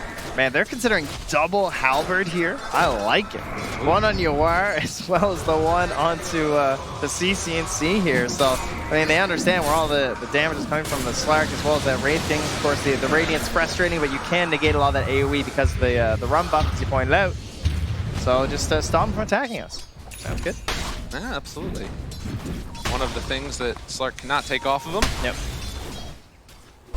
And in the meantime, 21 minutes in, 5,000 gold lead. Newbee trying to play for the later stages. Again, Chris Luck, Fusel Blade, but no chance for a follow-up there. Yeah, just there's 5 sentries on Stinger, but he's a bit too far back. MSS even currently under a sentry, actually, because they have some lingering vision in all that area they've been controlling inside of Infamous. And some beautiful wards too, right? Like this one in between the tier 3 and the tier 2 in the mid lane. Same thing in the top lane, also between the tier 3 and the tier 2. Trying to spot exactly where they're rotating out of the base from Newbee, and that helps you pick these good team fights for yourself. Caught. Chris Luck going to be able to back off the Dark Pack, keeping him survivable. And Chris Luck keeps on spamming it out. All the chat wheels. You love to see. Illusion. And now you are...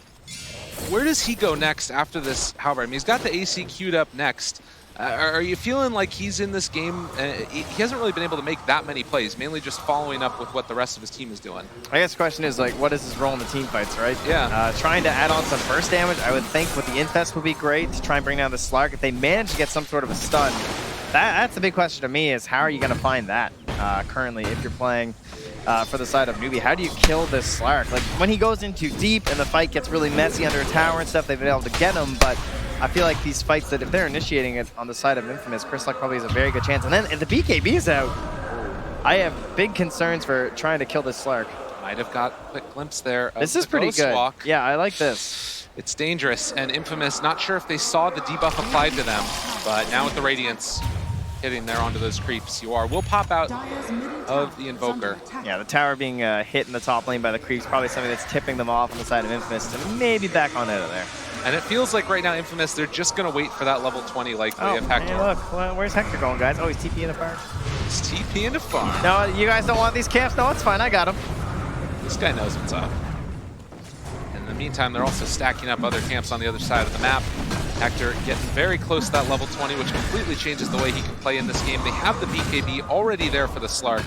I swear, I just saw him skeleton, and now again, it's just every time it's back, he's got the max charges, right? Like he's farming so fast at this point. Those other skeletons are still going. Well, Chris Luck, a little bit of a bother, but he has the BKB, and that's going to make it absolutely fine. The leash is out now. The boat going to not connect because of the BKB. Now nice Schofield still chasing. They're all grouped together from Newbee. What else can they find? Hector walks forward, wants to get a stun onto one. Again, Force Staff keeping Schofield from getting stomped there. Yawar, is he going to be able to get out of this one at a time? The splitter timing right after the Rage Warp, and Yawar's down. Oh, they got him. Off to the side. They're keeping him controlled. Chris Luck will fall, but Hector is here, and he's just going for it as they find CCNC. The splitter lands after the Yules. They find themselves another pickoff. Infamous take 3. Yeah, Snake King and Pylai died. They're hitting those big ultis that they need with the Ravage and the Earth Splitter, but they're still only able to take down that Slark. A big kill nonetheless. I mean, that was his first BKB, but Infamous still taking charge in these engagements here, and so much XP across the board for them now. 5,600 from that fight. Very well played indeed. Look at this nice balance on the Wraith King from Hector. 50% physical, 50% magical. Snake King does have the pipe to try and help with that now. And now an 8,000 gold lead. Infamous on the verge of moving on and being continuing to be the furthest placing South American team at the International. Stinger is going to get caught here, though, it looks like, with the Ice Wall follow-up. The Force Staff coming from Schofield, and he's fine and dandy. They back out. Does not feel like the kills are even. No. Oh, we get ourselves a replay here, too. Schofield so close to going down and living on the absolute edge there, but taking down Uwar. He still had the Infest, couldn't quite get it off, probably because of the Ice Blast, of course. Didn't have any sort of a moment for it to get the final kills there, and just the run down after from Team Infamous is Chris Luck, taking his time in the grave to ensure the tips get out there. Ooh! You can see they're feeling it right now, knowing they're on the verge of moving on. Unless Newbee can do something about it. It feels like it has to be around these big team fights from Newbee. Draining the mana, causing chaos, but BKB is such a good answer to this lineup. You can see the disparity, more than double the amount of bounty runes taken by Infamous in this game. They're about 2,600 gold to the benefit. Oh, Chris Luck DD, this is scary time. Yeah, they've been waiting for this Roche for quite a while here. Didn't necessarily have the best items for it, but a DD will help. Fortunately, they are respecting the side of Newbee and their team fight, right? Just 20 seconds away from the Ravage. The Earth Splitter is already back and available, so they know it has to be kind of this perfect moment. They need good scouting here, and what's the Newbee plan? Still waiting on 15 for MSS and his talents. Looks like they won't even have to approach the pit. They'll still leave it here, as the Spirit will confirm their suspicions that Infamous has left. Meanwhile, some confused skeletons will hang out with Roche. So a little bit of again, reset. Where did we get to this point? And it feels like it's, again, been those 4 heroes from Infamous making space for the Wraith King to farm up. Hector is now online with level 21, has the talent, and he's just running walking. He literally does not care. He's going to farm their Ancients in front of him and dare Newbee to come and fight. Stun already out. They have the sleep. Slowdown coming with the Boulder Smash.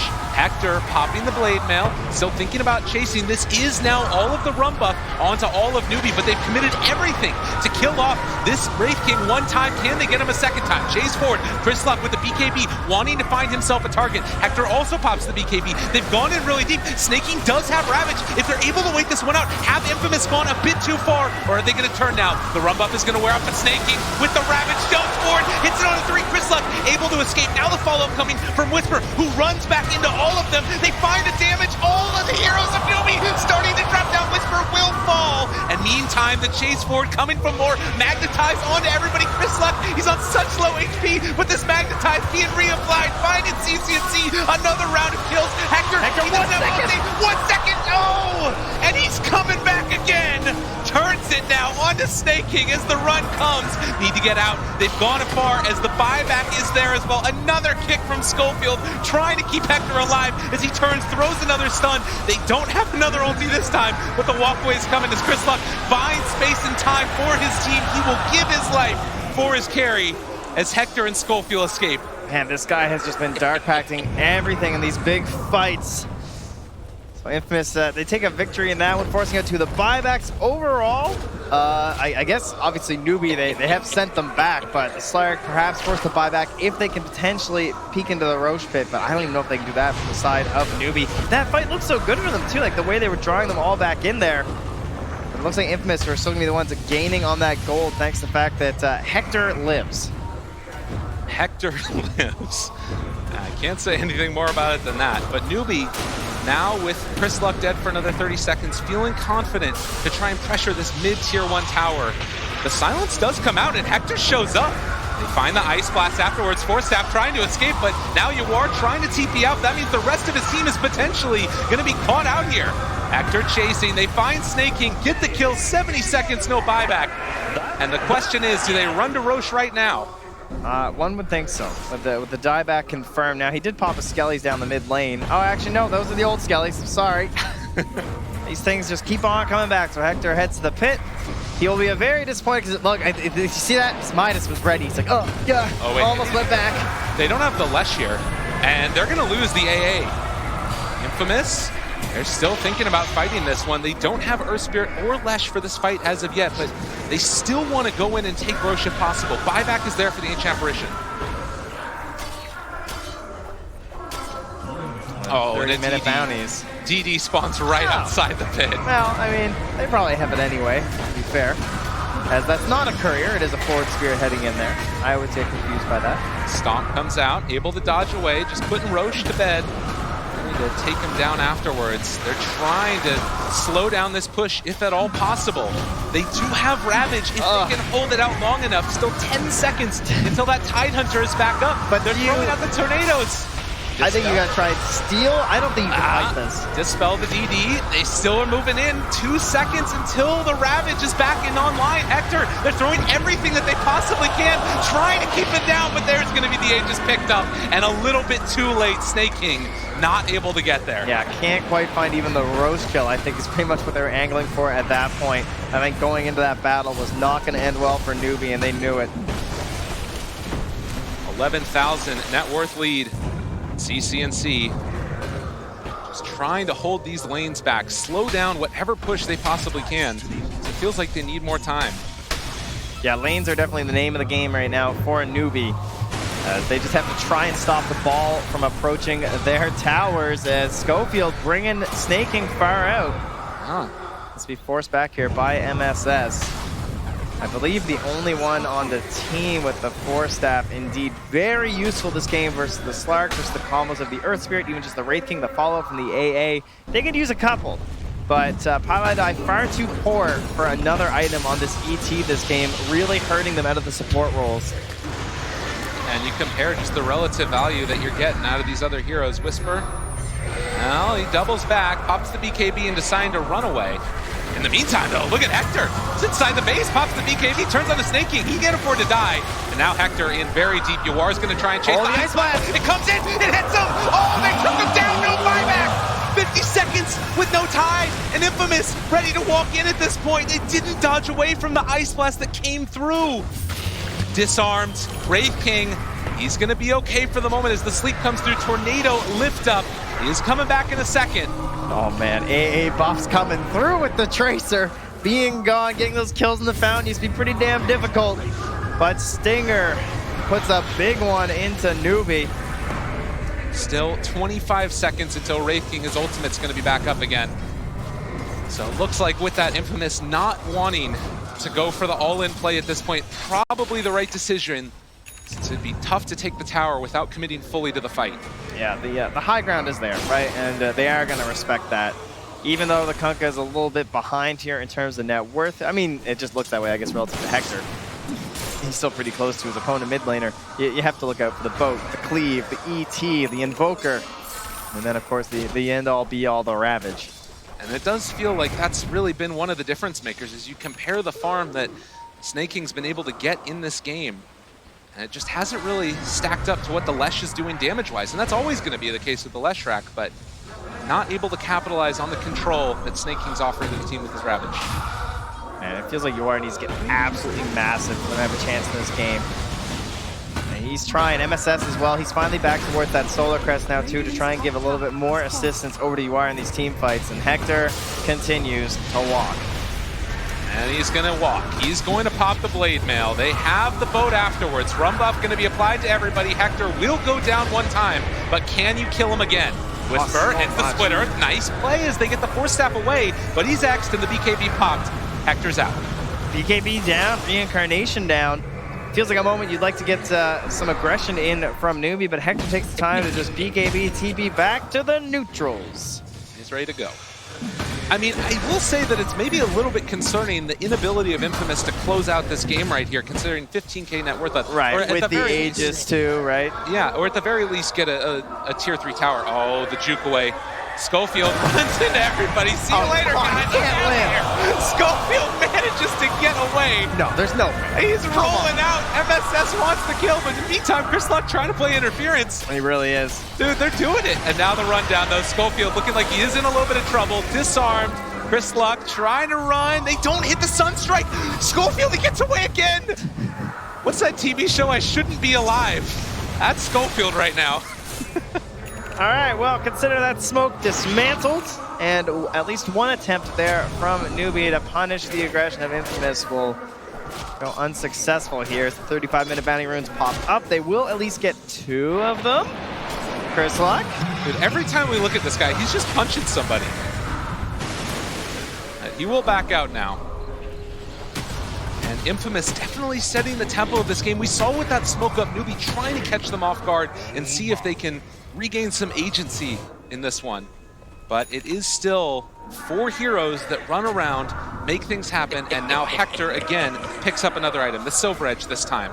Yeah, and I like the Shiva's Guard too from Whisper, because if they're going to try and play these side lanes from the side of Newbee, that vision is super helpful for going for these gank plays, as well as even just going up high ground, trying to spot out something like Pylai, die, get that last bit of vision.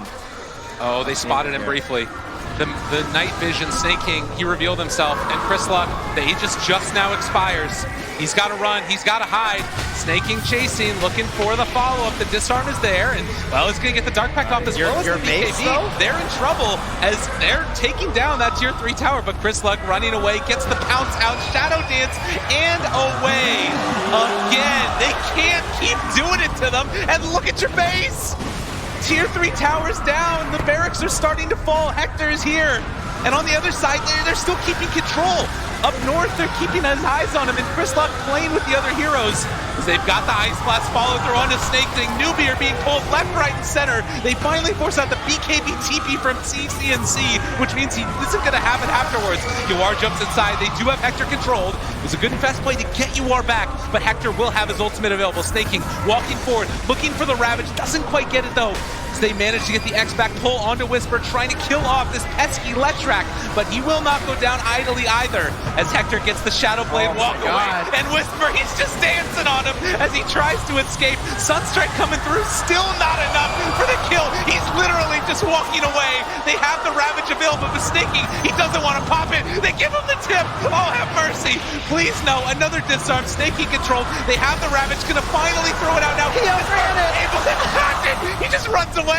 They have lost Chris Luck, and with that, Infamous will retreat. Oh, Whisper, get on your horse and ride. They have just pulled Newbee apart. They've torn their base asunder, and I don't think Newbee know what just happened.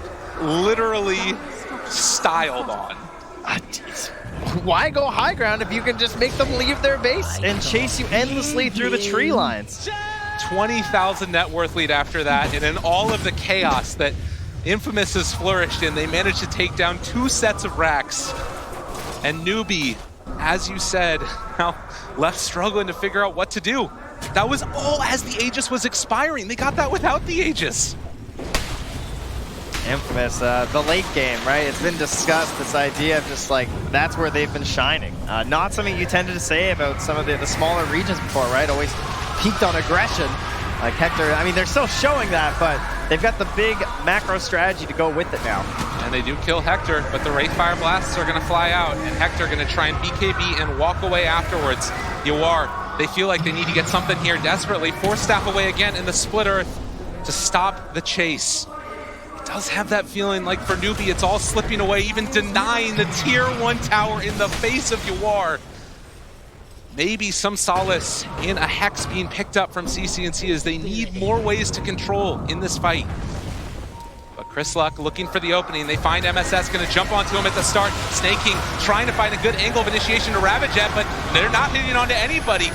Meanwhile, MSS turned upon by Hector. They've got him controlled. Chris Luck, they tear him apart, and now the rest of them running into the side. They apply the Ice Blast as well. Yawar turned upon, trying to run, trying to TP away, but the bash comes through. They find their man. Infamous running forward for more as Yawar just trying to get away from everybody else, but there's no buyback on Snaking. They find another bench. They took down the Invoker, and they are looking to take the rest of this base. Now that is teamwork. Coming through, you got Glimmer Capes, saving himself with the Force Staffs too, just everyone saving each other, looking after the others' backs in these fights. It's so hard for Newbee to catch them already. They're such slippery heroes. Before you add in the fact of just like, your friends are there. They have so much trust in each other, and how many times have we brought that up at this tournament? And 3 get slept, but the one that didn't gets the Force Staff save onto Schofield. Chris Luck walking forward the leash. They have the halberd, but they don't have the damage, and now they have the control as another Ice Blast goes through. You can hear South America chanting in the background as Infamous are looking to take a top 8 spot. GG call. The first time for South America to have a team in the top 8.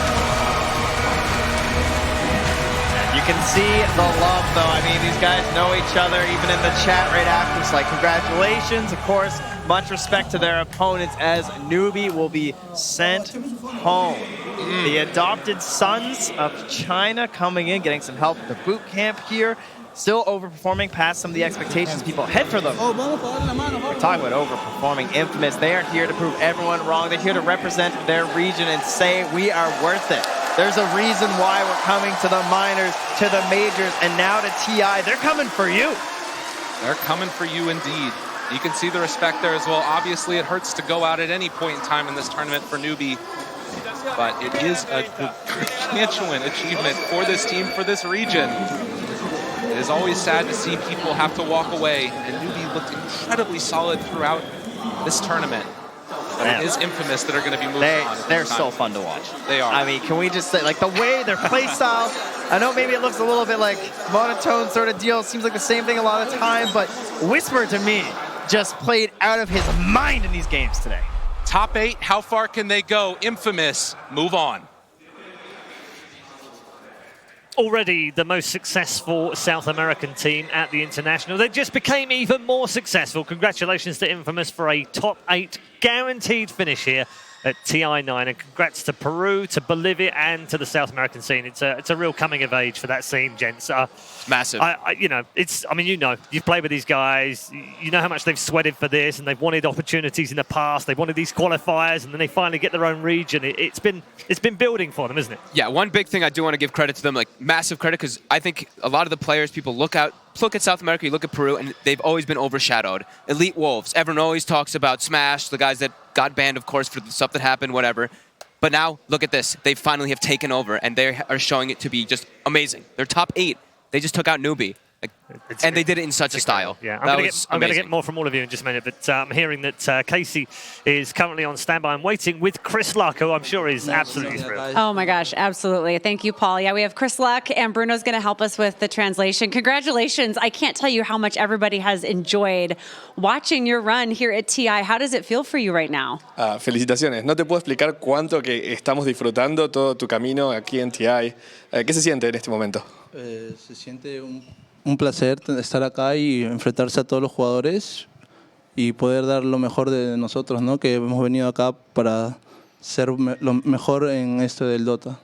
it's a pleasure to come here, get to play against all these teams, and be able to, show up here and try to be one of the best in all of Dota. One of the storylines has been that you've already passed the point of doing the best that any South American team has done at TI. Now you're guaranteed top 8. Are you allowing that to sink in, or are you just able to focus on playing your Dota? Una cosa que ha sucedido en este torneo, que es la primera vez que un equipo sudamericano llega a los mejores 8. ¿Y qué se siente? ¿Te sentís que estás en top 8? ¿Se siente distinto o es lo mismo?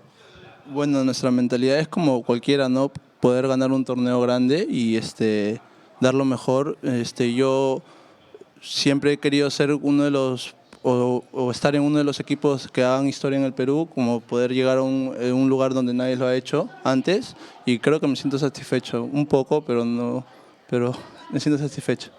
The mentality of the team and every one of the players is they want to be one of the best, and they want to make history for Peru. Like for them to be one of the Peruvian players that are here for the first time, it's really exciting, and they're kind of satisfied with the results so far, but they want to go for more. Más o menos.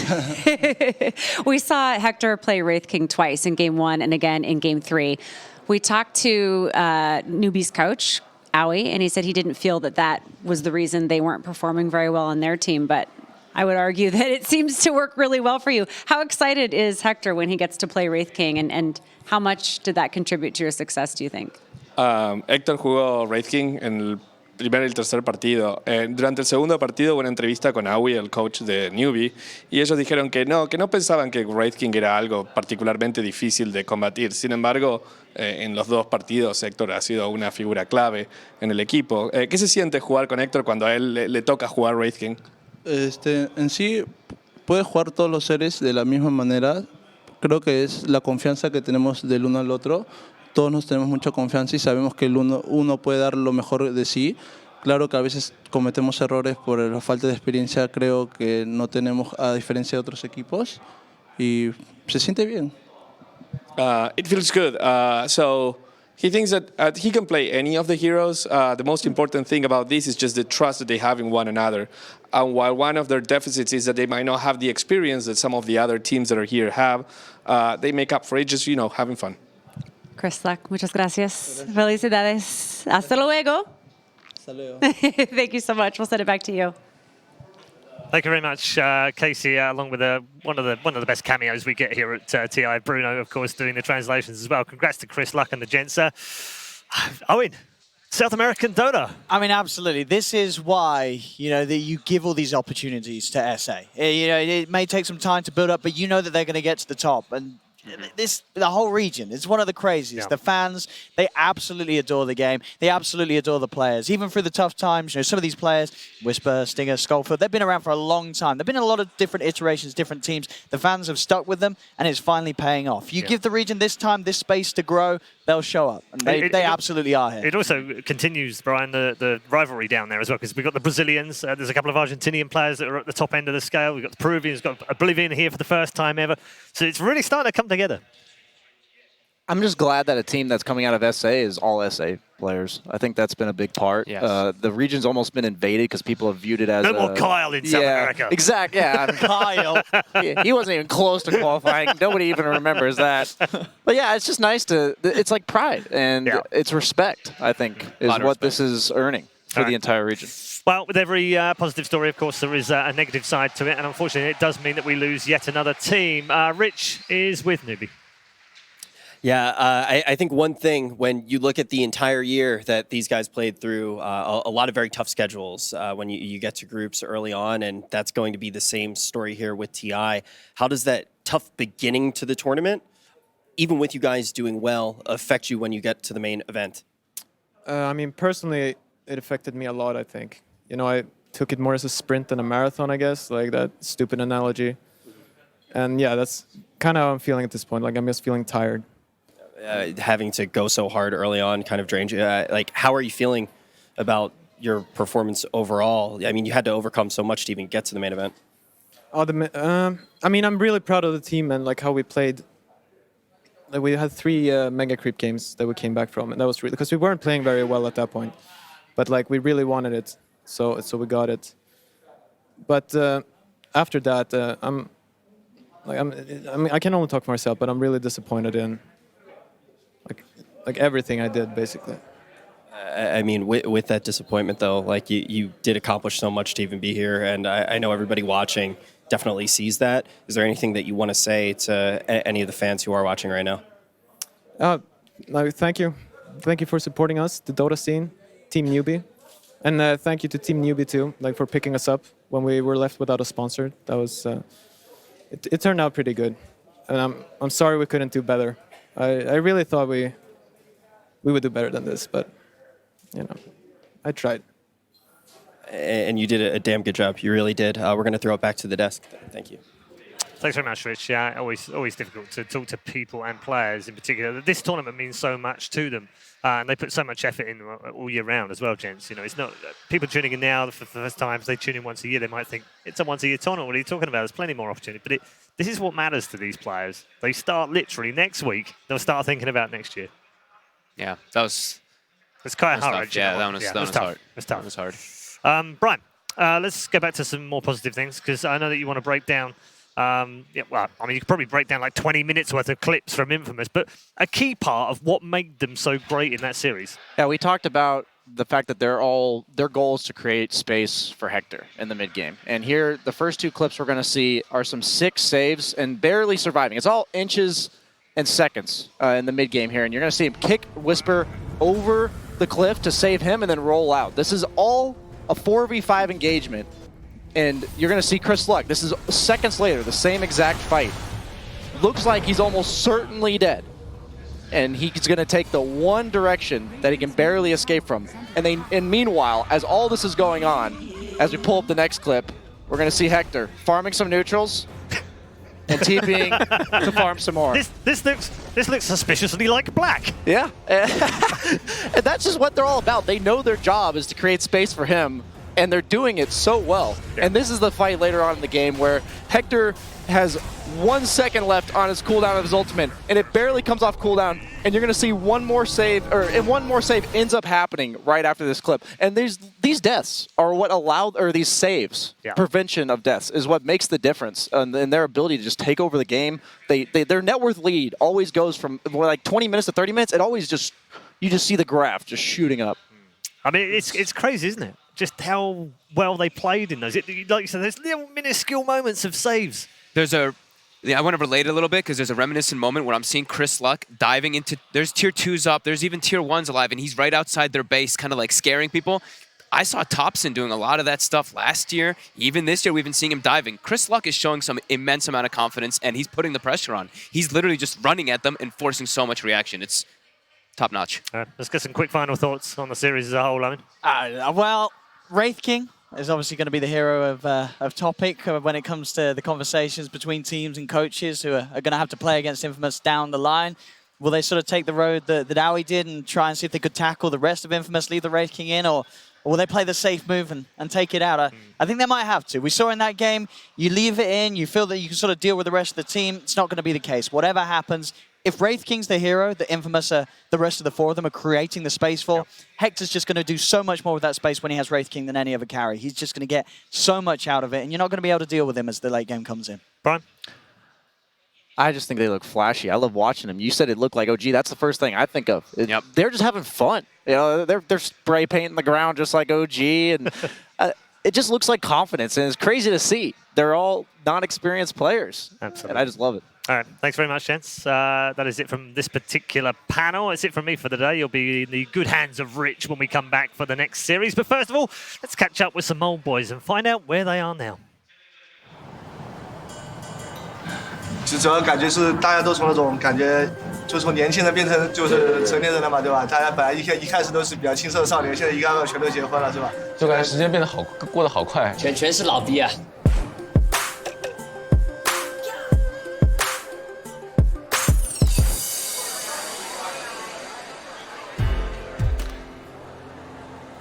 关于对 OB 这个家庭的意义，我觉得大家就像一家人一样，好吧？其实说白了就是朋友在一起聚在一起玩，很开心的那种。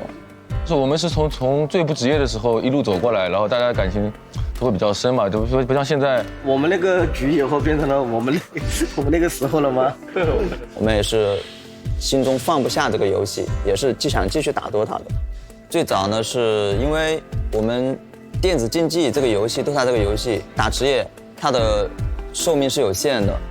我说我们组成一个队伍一起解说搭档怎么样？他们说好，我们就进行了。然后接下来之后，我就会说我们就变成了 OB 战队。到后面再人员扩张，就扩到现在是10个人，每天也各有各的欢乐，各有各的项目，对不对？但是也是在围绕着 Dota 这个游戏在转的。我觉得其他的都不重要，大家只要能开心、能生活，这样就够了。然后因为打职业嘛，每个人都想赢，所以你想赢的情况下，你往往想赢，你肯定会有争吵的。但是现在以这个娱乐为主，以这个开心为主。就是现在来 OB 这边人轻松了，而自己不用去打，但是压力会少很多。但是同样的心情还是会比较激动的，就是在看着他们打。然后我们等于说4个寝室10个人，对不对？就像大学宿舍一样，但是我们就是那种大4的学生，没什么课了。他看我们的同时，他也找到了这个感觉，所以我们 OB 就是因为我们 OB 就像以前那种一群人啊，10个人啊，5个人啊，网吧里开黑啊，相互嘲讽啊那种，就氛围特别好。蓝包消耗，火炮死了，拿一个拍拍球。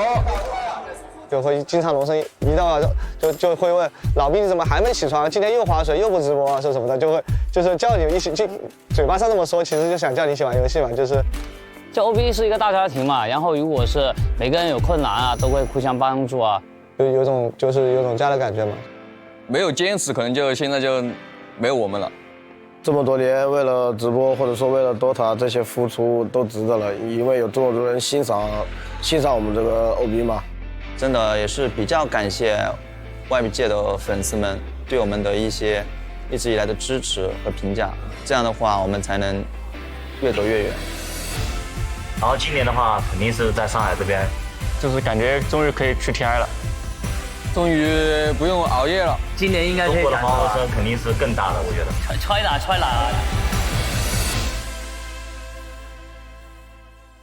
多一下的还想我们俩游进去，好吧？问题不大，好吧？有一个名额，我们 OB 战队要了。考虑一下，我这个拿到冠军了。要求很高，先定要求很高，我先。你想当话事人。GAAAAAAA, also pronounced as Ga. We have already a new record set here at this TI. And the question is, when we start to look at this next series, are we still going to keep that potential for another new record? Are we going to have a 2-time champ? That's something that we instantly need to be talking about when we're talking about Secret versus Mineski, Kyle. Yeah, definitely. This is probably the team with the highest expectations coming into the tournament, probably the favorite to win and be the first repeat, and they're in the lower bracket. And I gotta say, they looked a little shaky yesterday, and I can't imagine that they feel any better today. I think they feel better today because they're not going up against EG, a team that's often had their number. You know, Secret for the whole year has been very consistent. You look at their losses, the turns where they're not winning, they're losing to VP, they're losing to Liquid, they're losing to LGD. The only time they haven't won to one of the best of their best elite teams was back in October when they lost to a series to Na'Vi at Maincast. Na'Vi's not a bad team by any means, but Secret consistently beats all the teams they should. And Mineski falls into that category. And now we need to actually start talking about why we're actually going to take a look at the teams before they take the stage. Let's take a peek at the rosters.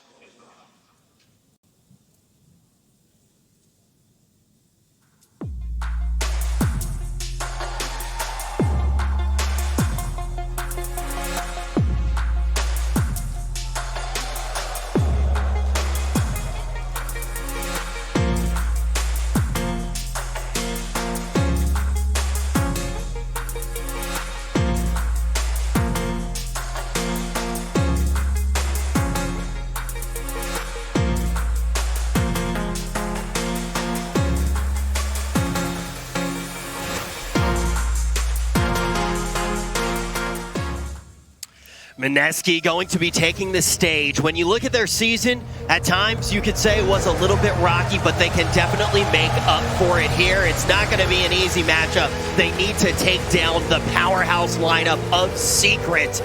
But hey, a rocky season doesn't mean anything if you get that powerful finish. You can wash it all away and actually managed to move forward here in this elimination series. I mean, how good would that feel after having the Rocky series as well? But now we need to look at their competition in Secret.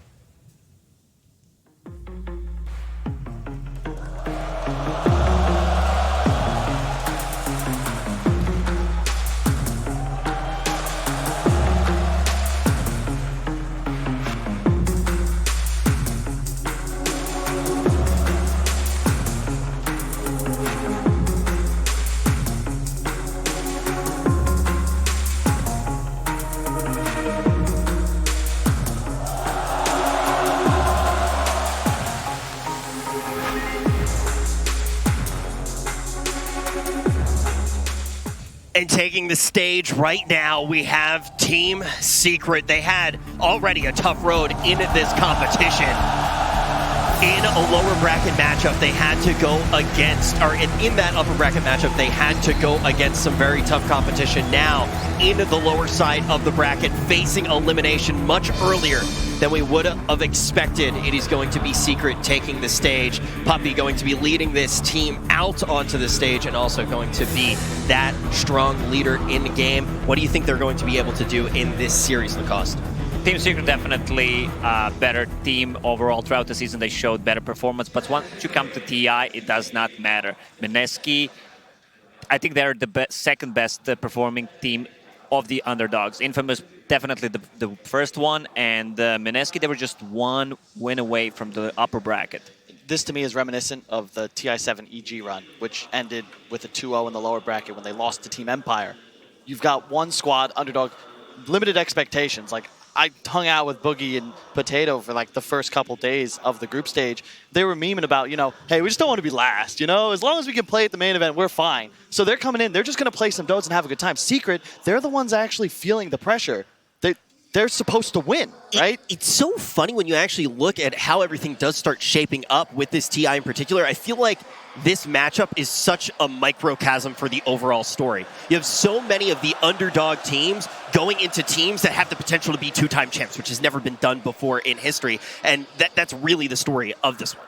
Yeah, I mean, Secret have a long way to go finding themselves in the lower bracket for Puppey to be a repeat champion, but it is a possibility. And for me, Secret, as much as the talk around them is often they underperform at TI, they're not VP. They're not a team that completely crumbles and has this internal instability and chaos and teammates who, maybe aren't getting along too well. The Secret team is just so much better right now. Yeah, and you remember they were the one team, like the lower bracket, that could take a game off of Liquid. They were the last Western team outside of Liquid in that TI7 tournament, and you can argue that they didn't have nearly the same amount of talent. This is a squad that expects to win. And what the cool thing about this specific series is these are like sister teams. Secret threw a party yesterday to launch a new beer that they just created, and Kenshi and Oren and a bunch of the Mineski staff were there. It's they train together. They're scrim partners. Like this is a very comfortable matchup, which to me just leads me to favor Mineski even more because of the beer. What? No. It sounds like... I mean, if he's saying Mineski's favored to win this series, then yeah, I think it's the beer, Lacoste. Look, Kyle, how was that party? Were you at the party? Yeah. I made an appearance. I had to see. It's Secret. It's quite good. Doing research. Yeah. For research purposes only. Raging Potato, his secret ingredient. Every night he's got to have a Long Island iced tea. And that's like what gives him that comfort. And he definitely had one yesterday. So he's going to be in a good headspace.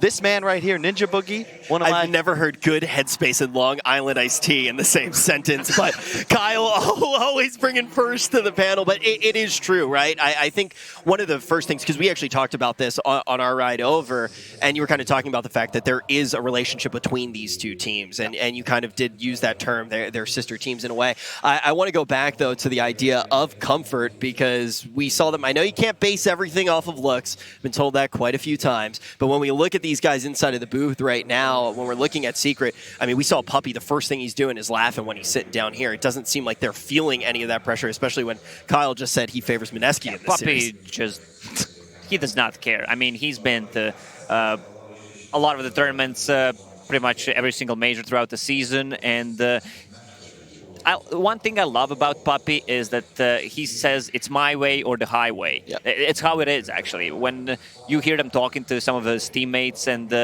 this is the thing that I like about him, but it can also be a double-edged sword because they can be the victims of their draft as well. Because he's so stubborn, he's going to pick a lot of the same stuff, even if it's not working. I'm the guy who's going to make it work. Yeah, I remember there's a story about we had a talent sitting on a scrim that 6 months ago. Yeah. And there was a point during the draft, like Midwin was memeing around, and Puppy was just like, shh, talk, I'm thinking. Everyone's quiet, he's into the draft. Like, this is very much his team, his baby. And I agree, if both teams play their highest level of Dota, Secret would take it, but it's TI.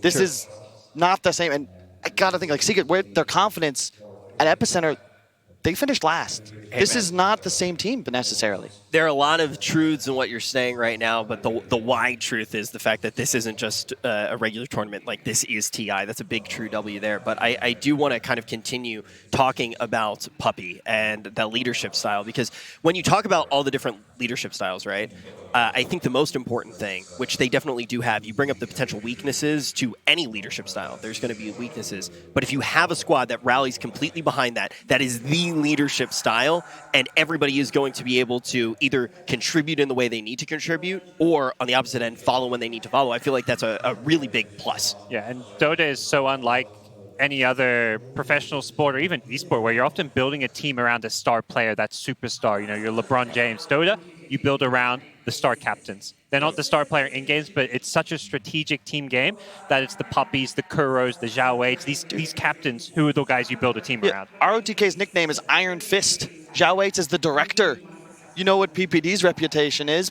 We've got to know Kuro through the interviews. Like, the best teams often have a leader that is in charge, and that there's a lot of good, there's a lot of bad. It's definitely a tough job. It's much easier to sit in this chair, let me tell you. If we need a nickname for Puppy, what would it be, Kyle? Top Dog, obviously. Top Dog. Makes a lot of sense. Kyle had been thinking about that one. He was it's off the cuff, baby. Come on. I'm working with you all week. It starts to rub off a little. Oh, well, thank you. I'm going to take that as a compliment due to my incredibly strict leadership style. I do want to kind of continue to talk though about Secret, because we talk about the fact that yes, they're going to be comfortable here, but it's not like Puppy hasn't had his own dark period, right? Like, there was that dark era. For anybody who hasn't necessarily been following as long, GodZ, really, what has his journey been in professional Dota and TIs in particular? I mean, TI, the results just haven't been there. They started, TI5. Secret came in as the heavy favorites. They were the team everyone looked at. That was when Arteezy was on the squad, as well as S4. That was the team that was meant to win it all. They won every tournament leading up. They fell short. And for Secret, the expectations have always been high, and they just haven't quite fulfilled it at TI. Yeah, and now on the side of Mineski, when we talk about that potential underdog performance, what would we need to see from them to be able to take down Secret? Well, they definitely could pull off something cheesy against Team Secret, but Team Secret is the team that will punish small mistakes. They're going to transition that into objectives, and we're going to need to see if they're going to be able to do that. Who's going to take this elimination series? It's getting started right now. Team Secret versus Mineski. Game 1. Team Secret, the DPC points champion and multiple-time major winners, came into this tournament on a roll, whirling off 10 straight wins in their first 10 matches, only 7 wins in 10 matches since. They find themselves up against the last hope for the SEA region in Mineski here in a lower bracket elimination match. I'm joined by Gunnar and Febby here going into the series. Febby, I want to cut to you quickly here before the game. You played with this Mineski team in majors this season. They're a good presence in the SEA, but they come in as underdogs in the series. What do you think they need to do in this draft to have a chance against Secret? I think they just have to play like how they played in the group stage. Their quality of Dota was pretty solid throughout the whole group stage. Whenever they have like their comfort heroes, they look like they know what they're doing. They look like they're playing top tier Dota. So I assume like that's what they need to do. So I was kind of listening to the panel, and they kindly briefly touched about Puppy's stubbornness. And I was wondering if Puppy was going to be so stubborn that they're going to open Race King, because last series we saw Infamous another underdog team, a similar position where Mineski is in right now. They won Game 1 and Game 3 with Race King, and Mineski, they picked Wraith King over their last 3 games. And they also beat Mineski. They also beat Secret and in their group stage with Wraith King. So kind of curious if Puppey is stubborn enough. And Gunnar, as we move into the first picks here in the draft, I wanted to briefly touch base with you. Mid1 is a player that Secret has counted on all season long to create so much space. He's won so many disadvantageous lane matchups. He has struggled in this tournament, and he finds himself up against Moon, one of the best technical mid laners right now. How do you get somebody like that going in a draft? A lot of times, mids, when you're laning, it's kind of a confidence thing.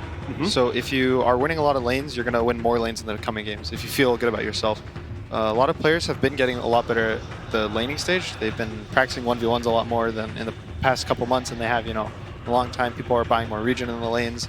These bracers, these wraith bands, people are kind of mixing up the builds. There's, Shadow Fiend's going bracer as their like first or second item.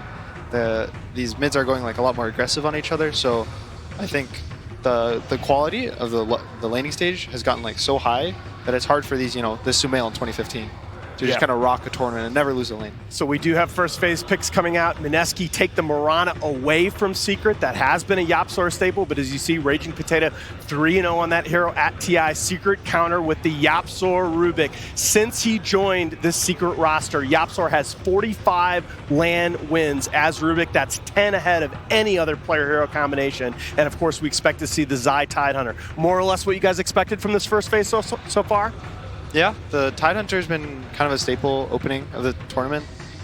Usually it's Elder Titan Tidehunter, but it was banned by Secret, so they can't do it. It's usually a strong lane in most matchups. If you really need to, you can cut with Anchor Smash. He didn't really get hurt by the double Stout Shield nerf because he has a built-in double Stout Shield. So it kind of goes back to like a Centaur, right? It's kind of like the older Centaur. It gives you some team fight. Your stun is unreliable in a sense because it's a 150-second cooldown. So you don't get to blink just like Centaur Stomp a hero or Axe Call a hero. But in the team fights and holding high ground and being kind of the frontliner is one of the top picks. So this Rubik Tidehunter is cool also because it kind of blocks Mineski's favorite picks, which are Enigma, Wraith King, and Beastmaster. Tide is obviously good against Beastmaster and Wraith King, but Mineski picked it anyways. Tide can just almost one-shot the Wraith King babies. And Rubik is pretty good against Enigma. It's pretty hard to play Enigma against the threat of them stealing the Black Hole. So yeah, I think the Secret came to this draft thinking about those favorite picks from Mineski. We did see the hero matchup last game, the Wraith King Tidehunter. It was okay in the lane. If the Wraith King would ever skeleton while he was in the lane, the Tidehunter would just kill them in 5 seconds. One Anchor Smash, they die, respawn, Anchor Smash is off cooldown, kills it again. But Hector just kind of walked to the jungle and used the skeletons there. And Tidehunter's not going to walk all the way into jungle for 20 seconds, waste another 10 seconds killing the skeletons, and walk back and waste a minute of his time just to slow down, the Wraith King's farm. So at the same time, it kind of deals with the skeletons, but the Wraith King can just jungle. Now, Nico Baby, one of the new additions to the Mineski roster here coming into TI. Febby, you had a story from earlier on in the season. Mineski spent most of the season with Ajit, but Nico Baby has been on their radar all along. Oh yeah, back when I was in the team, we were kind of thinking about Nico Baby because he looked pretty solid on the teams that we faced against. So I think he was on CG, if I'm not mistaken, and yeah, he looked pretty solid. So we were thinking about picking him up or other players, and yeah. One of the nice things about him as a player on this team is that he is versatile, going from a position 1 hard carry to a position 1.5, this Juggernaut type of hero. He used to play Juggernaut a lot in the qualifiers, and it would try to give the spotlight to Moon.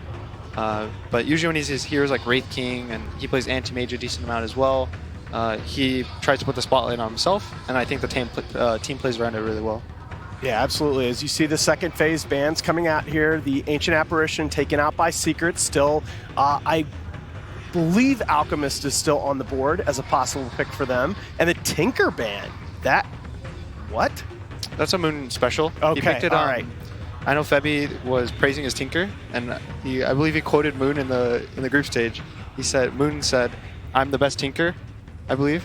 Right, Febby? Yeah. I like it. I'm surprised Mineski didn't ban Alchemist. Yeah, this is a really scary Alchemist already for Team Secret if they pick it on 4. The AA is banned, and it's against the Wraith King. Yeah, occasionally I think the second phase bans kind of are a huge tell about the picks, and I think that AA ban is definitely in that category. A lot of teams don't use their second phase bans to move on to the second phase. Yep. They use their second phase bans on the 10th pick, the Wraith King. But Wraith King doesn't really need counters. Like, Naga is the biggest one. The Brood, I think, is more for the game, as a kind of scary hero. And the Visage pick here, this looks like it might be a core position Visage. I mean, obviously, we haven't seen a mid-Rubik in a very long time, but this was a mid-1 special back when this hero, we saw this hero a lot in the mid lane, but we have seen it almost never in the last couple of patches. Oh, right now, Team Secret wants to deathboard Mineski really hard because Mineski's heroes, they're pretty slow. They have like, I don't want to say no deep push, but it's pretty hard to defend when Team Secret's heroes are all grouped up. Arrow is not going to do anything. Wraith King's just going to want to farm. You know, Witch Doctor, he's just a Witch Doctor. Right now, Mineski needs some deep push fast. We also talked about how if Secret is going to give it this Wraith King, how they're going to play around it, around this Midas Radiance timing. Before this Midas Radiance timing, Wraith King is going to hit jungle, and he's going to TP to Tri-Camp, and he's going to hit Tri-Camp, and he's going to walk to his other jungle, and then he's going to farm that. And if the other team is taking all of your outer towers, you start to lose your jungles. You start to have to push out lanes and expose yourself. And if you don't have this Radiance, you push out lanes really slow as the hero. Yeah, this Wraith King hero, it's like a baby Alchemist. Its farming speed is crazy due to its babies. And like, sure, like the other teams can pick counters to one-shot the babies, but they are not going to have any interaction because only Wraith King's just going to farm the jungle, right? So. Yeah. Wraith King, but the downside is like it's very slow. So I think Team Secret is abusing that by picking Visage, and they're gonna want to up the tempo. Out the Omni Knight coming out from Mineski obviously does very, very well potentially against that core Visage. If you're worried about the physical damage output coming from the birds, the other nice thing is you have really powerful stuns on the first 3 picks in the draft. So having an offlaner that's light on disable not going to hurt you in this one. The really nice thing about Omni this game is he has a built-in skill good against Visage birds, and then his common item builds are Solar Crest and Crimson Guard. So he has like already, without even having to think about your build, you're going to counter the Visage. Yeah, they needed a Crimson Guard, natural Crimson Guard getter because Crimson Guard is that good against Visage, and Omni Knight is that hero. Right now, Mineski needs some melee frontline fighters, brawlers for Moon. I can think of Tiny, Ember, those kind of heroes that can fight with Mineski's heroes. So looks like a really nice Ember game for Mineski. He's going to have the Heavenly Grace from the Omni Knight. He can go in. The stuns are a little limited on Secret. They have a root from the CM, which is much stronger against Ember now, but Rubik's stun is kind of, you know, low duration, and then the Ravage is an ultimate, and you're not just going to want to be worried about an ultimate every fight. I wonder if Team Secret is going to pick Troll, because Troll looked really great against Wraith King when Liquid played it. Sniper, that's one of the better heroes against Visage. Yeah. His range is so far, and the Shrapnel kind of burns down on the Visage's passive. His birds get a little squishier, and the birds can't get onto you.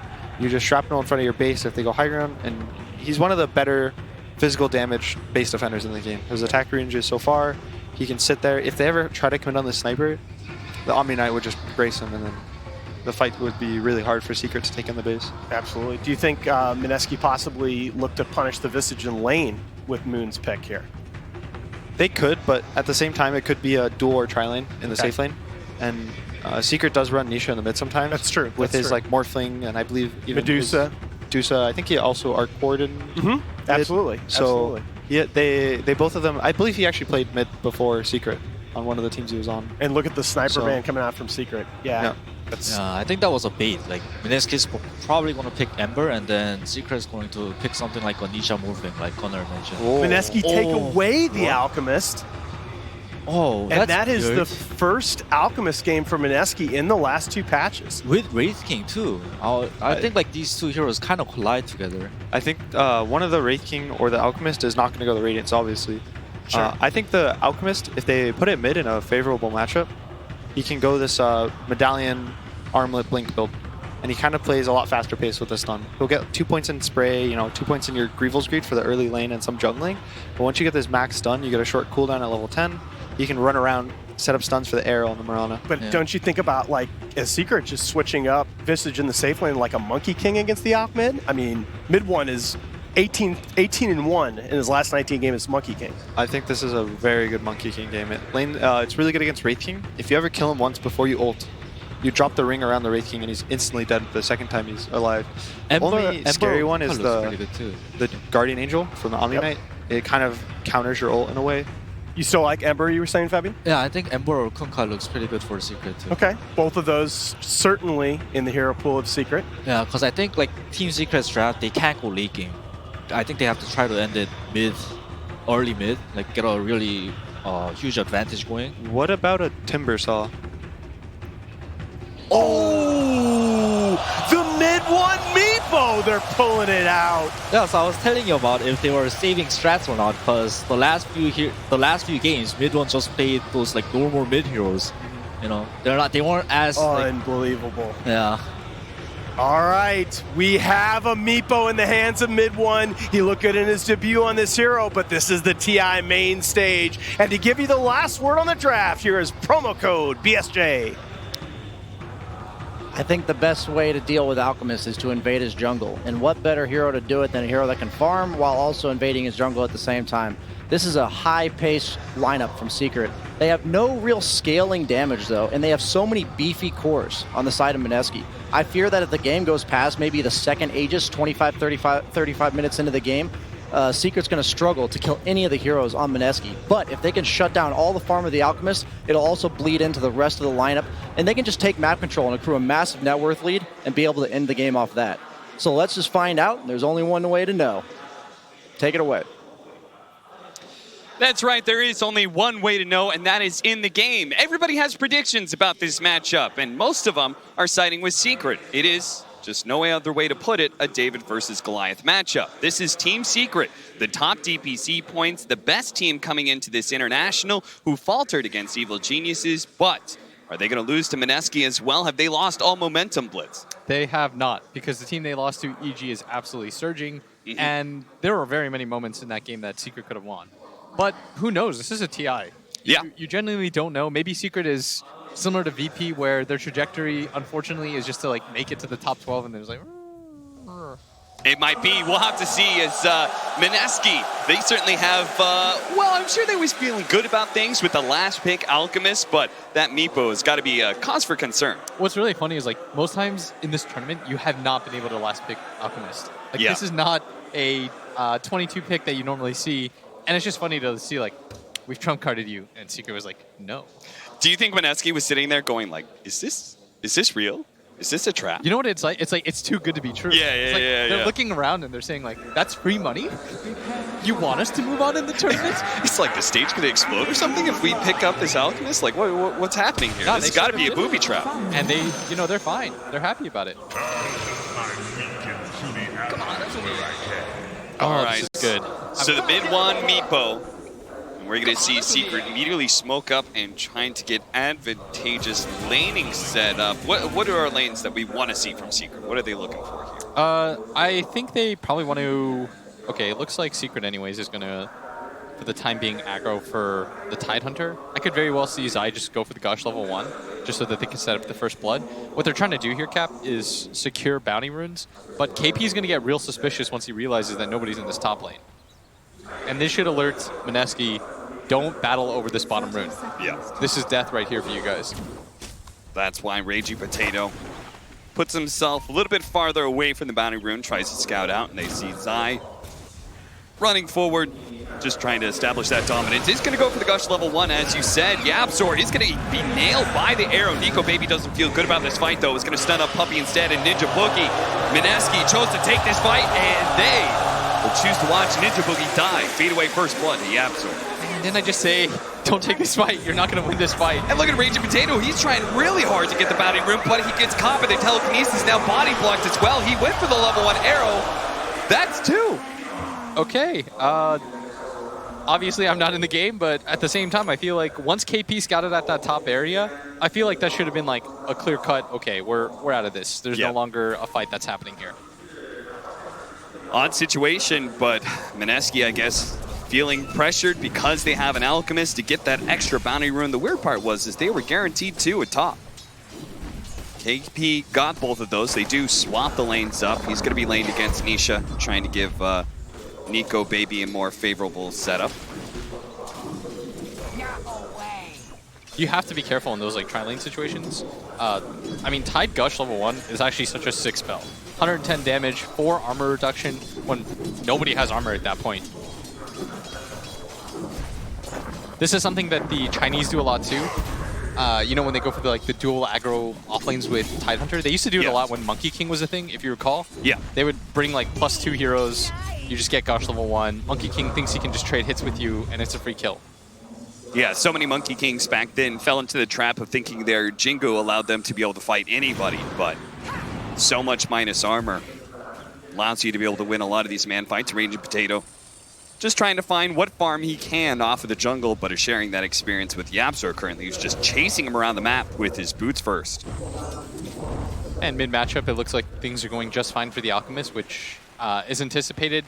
The weird thing about both these heroes is they play in a very similar way. They both want to just hit jungle creeps. They don't really care too much about how the laning phase goes. They'll recover at other parts of the game, which is why laning phase-wise, it's not really worth watching either of these heroes. It's much more, I think much more of this game will be determined by how the side lanes go. Yeah. Like, particularly this bottom lane.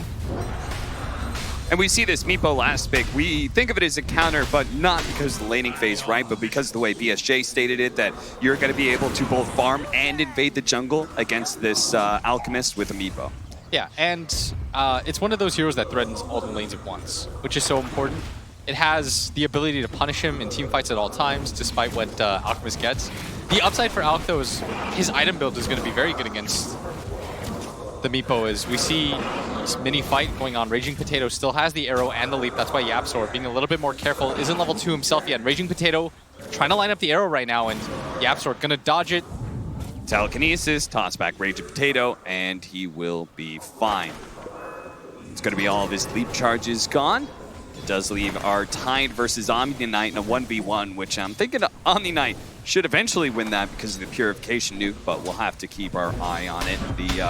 The one that's probably going to be battling a lot is that top lane with the Wraith King and Witch Doctor, but trying to match into a Visage. Visage tri-lanes are always just really, really strong. Yeah. You never feel bad about playing a Visage tri-lane. This is a hero that we haven't really seen often, and it's really interesting because you don't normally see Nisha play these types of heroes. When Secret has had success at this tournament, it's been when he plays more of a hard carry. That's why I feel like mid one's also been struggling, just because they've been putting him in a little bit more of a sacrificial role as of late. This time around, I feel like this is a good confidence booster game for him. You saw at the end of the EG series last night where they rubbed his head. They were trying to tell him, like, probably like, shake it off. You're still a superstar. This is one of those nice statement games. Do you think that this is why Secret pulled out the pocket strat in a way, right? Is just to be able to get that fast win against Mineski, build up some confidence, which has seemed to be quite the theme here at the International. Everybody's been talking about how important it is to be able to have confidence, not be having nerves when it comes to playing on the main stage. And a young player like Nisha certainly could suffer from it. Yeah, I feel like Nisha has actually done quite admirably here as top lane. Arrow's going to be able to follow that up, and Nisha is in big-time trouble. No levels to the Gravekeeper's Cloak, which means no armor with which to work on. Ninja Boogie's going to be chased away by the two supports of Secret, but the damage is already done. First kill, rather, for Mineski.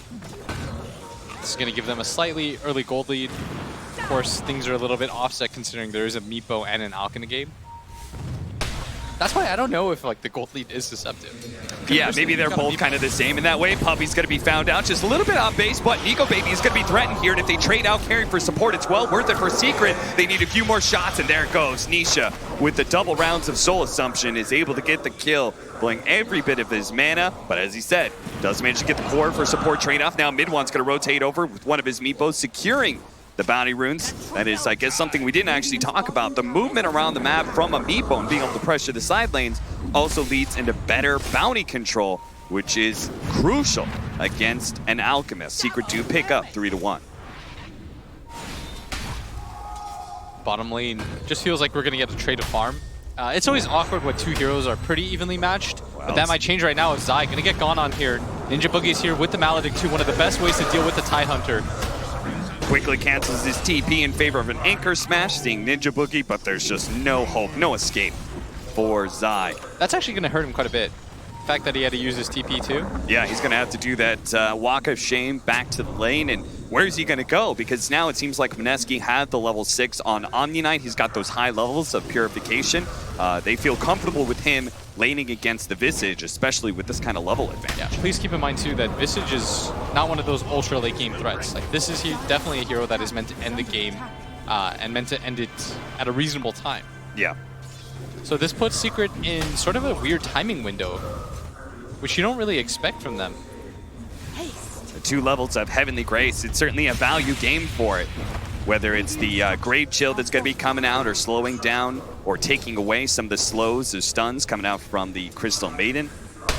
So KP should have a relatively free lane here, but he always has to be careful of that Meepo rotation. Mid-1 is well placed right now in the jungle to do just that.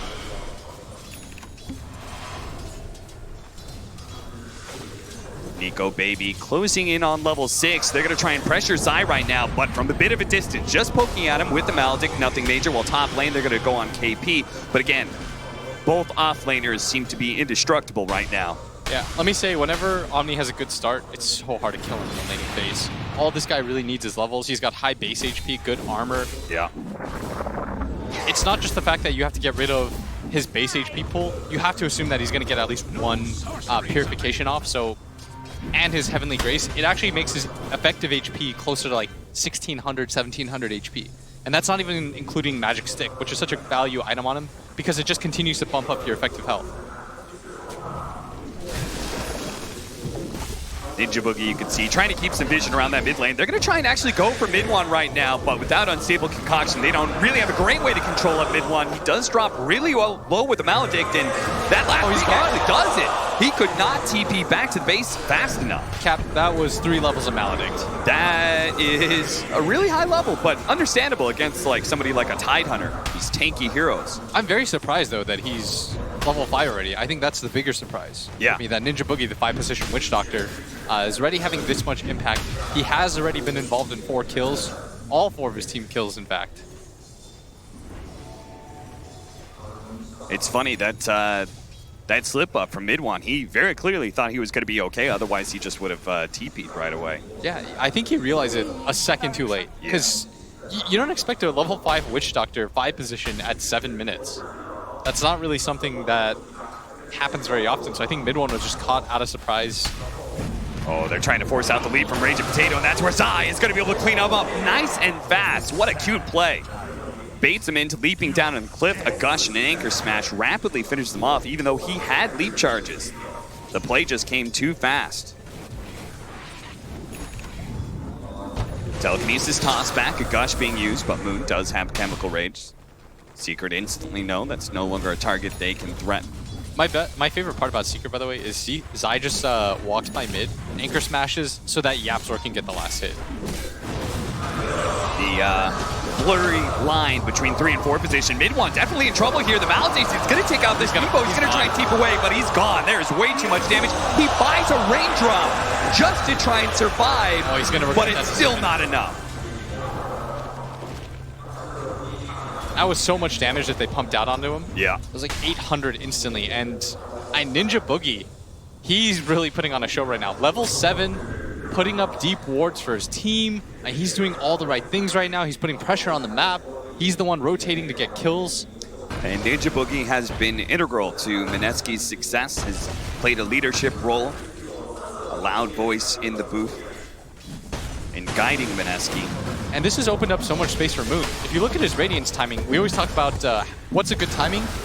Anything below 12 minutes is usually ideal. Is Zai just dead here? The Maledict is going to do so much damage. He picks up the phase boots on his way through the side shop, and the Maledict does finish him off, but Ninja Boogie spots him, and the Ray Fire Blast from Nico Baby will get that kill. KP trying to pick up the bounty rune, and he does. Very important here. And now he's actually going to try and kill Puppy. Look at this with the Heavenly Grace. Okay, that's now gone, so that slow is going to last a while. He does have stick charges. Another round of Heavenly Grace, a Purification coming up in 1 second. He's going to finish out Puppy, and will he make it away too? He doesn't quite have the mana for a TP out with the birds chasing him as well. It's going to be different. But with a Soul Ring and all this regen, they just can't chase this Omni Knight down. Oh, net after net, but Raging Potato not held long enough. Able to leap away. You called it David versus Goliath, but Mineski do not look out of place whatsoever right now on this main stage. They're bringing the fight to Team Secret. I feel like Ninja Boogie is outplaying them. This guy is very farm first support at this point. He doesn't even need the tome. Yep. Like normally you have some level 4 Witch Doctor that didn't have the best laning phase. He has a point of heal. He's trying to buff up his safe laner. None of that has happened in this game. It's just all offense, 3-0-4. And you saw at top the issue with going on a farmed Omni Knight. Yeah. You're just not going to do it. The amount of HP that this guy has, They way just too don't hard have to do like it. the greatest burst either. No, to this really is a handle sick him. Omni game. If Yeah. you look at Secret's lineup, what you really need to deal with an Omni is burst. You need the ability to get in, just blow him up. Look at this. Raging Potato is sitting on the high ground just perfectly. They do manage to get a scan on him, so they're going to run around, but Mineski simultaneously got a scan onto Secret. Now, Nico Baby's going to be spotted here. He does have stick charges. That'll be enough for the reincarnation, so he should be fine. If anything, he's going to turn around and Fire Blast with the arrow landing onto Puppey as well. A smoke leading to a death for Team Secret, it seems. The paralyzing cast, still not enough. One more shot for the Mirana. Is it going to do it? But Deathward very rapidly changing targets there from Ninja Boogie. Smart play by him. He's going to die to mid one for sure. And that's going to be a dominating streak. That is actually quite concerning, giving that to mid one. All that gold and experience. Look at Nisha, though, being bullied by KP. Just doesn't slow down. Pops a Heavenly Grace on himself. That's 4 levels. That's going to last a long time. Has a ton of regen to it. Look at him just run. It won. Do they need the rotation? Is anybody going to help them out? They're going to bring more heroes to Tika. They're going to blow the Ravage. They have Puppey TVing in as well. They use everything they have to bring down the TI finalists in KP. But during this time, Moon has just been farming away, and that gank was really expensive. If you notice, they dropped 1 ward and 2 sentries. All of it is gone. That was 300 gold that they laid out. Their Observer ward instantly got dewarded. That was not the typical 1-for-1 trade, and that's why the gold lead didn't change whatsoever. 8-6. 4,000 net worth lead for the Alchemist lineup. But how deceptive that is with Amiibo, we're yet to see. We're also yet to see this Alchemist make his first move, but it's happening now with that smoke up, heading into the enemy jungle. Puppey is there.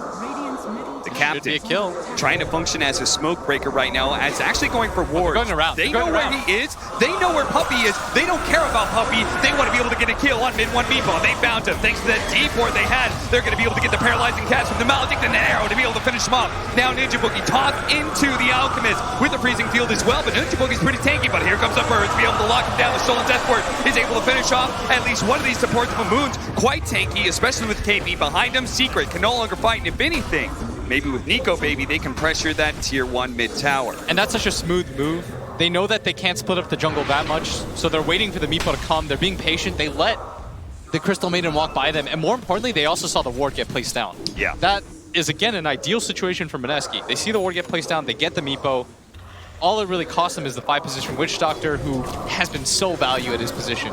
Just the pure amount of damage that he's putting out so far. Yeah.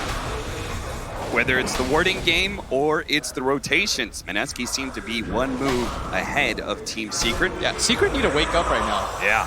This is... I think a lot of people, myself included, and you, thought this was going to be a relatively free matchup for Team Secret, and it is not looking like that at all.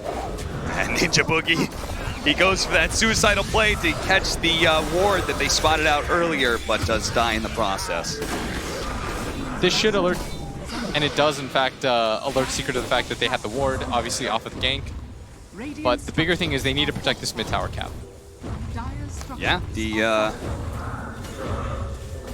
they're doing a good job with KP, just like, because he's so strong, he can plant himself in the mid lane and just chip away at that tower every once in a while, get a hit or two in. The main force of Mineski is at top lane, where they're going to take that safe lane tower, trying to mirror Secret right now. We're doing the same at bottom. And this is definitely concerning, because mid-1 Meepo still needs some time to come online, and this is going to maybe run into a window where the Alchemist gets his Radiance +1 item and starts dominating. Yeah, maybe not, as Zai is coming in. Moon doesn't quite have the ultimate yet. They are going to open up on him. They do have the Mirana nearby, but with no Chemical Rage, no regen for Moon, he's just going to get popped. Very nice Secret, shutting down the Alchemist. They needed something like that. Yeah, I really like that play by them. They rotated multiple cores. They saw the Alch TP and they knew it was going to be worth it. They want to continue to play in that bottom area anyways. That's why they cleared out the vision. But Mineski still comfortably ahead, 5K. Of course, it is an Alchemist game, but Conversely, you have a Meepo on your team. Yep. This hero should also be artificially ahead, but they've done such a good job of controlling mid one. Mineski also have another crazy farmer, Wraith King, who's been one of the heroes of the tournament for sure. Just because, unlike Alchemist, he hasn't actually been banned as often, especially not in the first 3. Yeah, he's got his own flash farm mechanic. Yep. With the Skeleton Brothers. With the boys. The boys come out. The Vlad's complete for Zai. Doesn't have Ravage, but feels he's tanky enough that he could sit and challenge KP's Omni Knight in the mid lane, making sure he doesn't get any more damage on that mid tower. As you said, they need to protect that. Look at that win probability, heavily favoring Mineski right now. And a smooth 72% now. Moon's going to show up with the Heavenly Grace helping him out. That's added damage as well, where he can swing onto the tower, or in this case, swing on his eye. Kraken Shell quickly cleanses off that stun, and is going to be able to find a way to safety here. With no Ravage, Team Secret, they may have fainted like they wanted to be able to fight, but they're going to back up, knowing that Mineski is much stronger than them and will lose that mid tower. There goes that map control. Now Puppy's going to be found as well. Off the Moonlight Shadow into the Rayfire Blast. Unstable Concoction as well available. They just burst down the captain of Team Secret and manage to get the control of the birds in time. Nico, baby, he's going in deep here, and Secret think this is a little bit too deep. They're going to try and turn things around, but they do have the Omni Knight to be able to help out this Wraith King, give him a few heals, give him the Heavenly Grace, and bam, there goes Midwatch, just like that. Nisha's going to be surrounded by so many Secret heroes as well. They're diving into tier 3s. They don't care who Secret is. They don't care they're top of the DPC system. They're going to dive these tier 3s and punish Secret for trying to dare to fight Mineski and their Alchemists. I'm so surprised that Secret decided to go for the fight. They don't have vision around that area. They just get assaulted. Once they lose Puppy, it's a 4-on-5, and even though you are by your tier 2 tower, Mineski have such good heroes at diving. The Omni Knight allows them to reset, the Wraith King ulti allows them to play aggressively, and no hero can challenge the Alch at this point in the game. Look at that. Moon handing out some serious damage. Just the length of that fight, whether through the acid sprays, the unstable concoction, or even the radiance, really proving that this Meepo cannot, it's not online. It's not ready to fight Mineski. Yeah. If you're Team Secret, we're always going to give you the benefit of the doubt. They always have this aura that they can turn games around. We saw it in the game against Alliance where they came back from Mega Creeps, but they need to start waking up right now, Cap. Get that alarm bell going. They do have an arrow, slides right past Vault of Secret. They're going to try and take this mid tower with the birds, with mid one joining them as well. The Crimson Guard as well as the Glyph being used here. But the rotations are just not there for Mineski. They are conceding this tower. Rage of Potato once again trying to go for a deny, but just half a beat too late. Yeah, they know this time around the fight comes with the Ravage. They don't have the Wraith King ulti or the Omni Knight ult. That's a good move by them to reset things. And for Secret, I really like this move. Ooh. They know that they have the cooldown advantage. Yeah. And they're taking advantage of that. They need to make plays like this to try to get themselves back into this game. This is where it starts. But Mineski, they may choose to take the fight even if they don't have the cooldowns. They're going to show up now. They do have the arrow, unstable concoction, ready to go. They're trying to focus down KP, but there goes that Ravage controlling him up. KP almost dead, gets off the purification. That last nuke from the Vistage wasn't good enough. The Rubik managed to steal purification, but doesn't save mid one in time. The freezing field is out. They're trying to finish off Puppy. Nico, baby, will actually die 5 seconds away from reincarnation, but it's still Moon with the BKB, with the Radiance, with the buybacks coming out from Secret. He's a little bit timid going into the high ground. He's going to try and chase down side, maybe finish off Puppy. The unstable concoction, though. The Radiance hits him. The Radiance burns down Puppy, yes, but now with a stun on himself, never mind. KP's here. They have that Heavenly Grace, and it does so much for this Alchemist. KP, though, doesn't protect himself so well. Now he's just going to die to Nisha, the Moonlight Shadow, almost saving him. That's still in vision. And just the high ground hits as well from Secret will finish him off with buybacks. Now Secret should be able to secure Roshan and maybe get the kill on Rage of Potato as well as he tried to run through vision. Played out by Secret in the river. Finally, Secret gets themselves the W that they desperately needed to get some control of this losing game. Yeah, they committed 3 buybacks for that. They're not going home without that Roshan. Bounty Runes at bottom Zai. The stolen Moonlight Shadow allows him to just get in, get out, grab it for free. Ninja Boogie gonna battle Zai over this rune. And mid one pressuring top lane. He does have this Aegis, and they need to do a lot with it. This is where you get as much map control as you possibly can. Because the next fight in, you won't be so lucky. Mineski will have all those P ultimates up. And I think in a pure 5-on-5 fight, you're not winning. Yeah, we're going to see this again. Look at that. KP they ignored barely able to walk away. Just a huge freezing field that does manage to finish off Nico. Baby, look at him. He was just 5 seconds away from the reincarnation.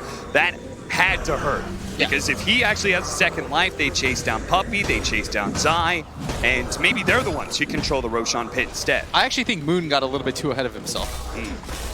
Part of it is you see a CM at like 100 HP and you're just like, whatever. You could say Nico baby, so close.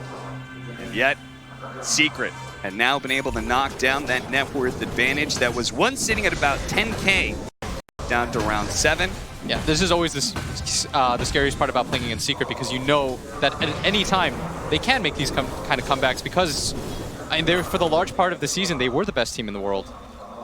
And they've got one of those great comeback mechanisms, one of those great high ground defenders too, in Zai's Tidehunter with the Ravage. They're currently smoked up, looking for a play right now, while Ravage is just about to come off cooldown. They're going to go for Nisha here in the bottom lane, but this is where the rotation's going to come from Secret, but they may not be here in time, as Nisha is just going to get beaten to a pulp. They're going to try and deal with his familiars as well, but that's where Secret shows up. They're going to be able to catch the backline first. Rage of Potato falls down, right up in. 3-man Ravage with the Nisha burns out, dropping onto 3 of them with the ensnares as well. Here comes the Eaglet, the unstable concoction goes out, they just finish off Mineski. They thought they had the free kill. Moon's going to come back in, though. Another round of unstable concoction does manage to nail the Meepo. Can he focus it down in time? Mid one needs to be able to get this Meepo out of here. He's trying to chase away from Moon. Monk spots him, does manage to get the unstable concoction, and no, he doesn't finish well. Finally, he turns back around, takes away that Aegis, but at what cost? Mineski have now just has only himself. He does manage to get off the unstable concoction for a moment. Yapster's going to burn out, but not before he gets off the Rainfire Blast to make sure that the Alchemist dies. 5-man team wipe and the buyback from Ninja Boogie. That'll be 6. Secret, they needed to do a lot with this Aegis, and they are recovering in this game. They're going to grab this tier 2 tower up the top. Top lane is going to get pushed out. They're going to get more and more out of the map. And Mineski, they played such a clean game up until this point, going in 1 by 1, trying to take that fight. Not even by their shrine. Yep. They walk onto the low ground where they don't have vision. It just feels like they're getting a little bit too ahead of themselves. And his Secret's credit, that was a well-laid trap, right? The power of Nisha's hero is not necessarily in his hero, but in his familiars, and him being able to be the bait for them. He's awfully tanky, and even if they finish him off, there's still the familiars to help them win the fight. That kind of secret maneuver is why they're so respected, why they are a team to be feared, even at a net worth advantage. Mineski now only holding a 2,000 net worth advantage. Oh, that feels so bad considering they're up by nearly 12K at one point. Yeah.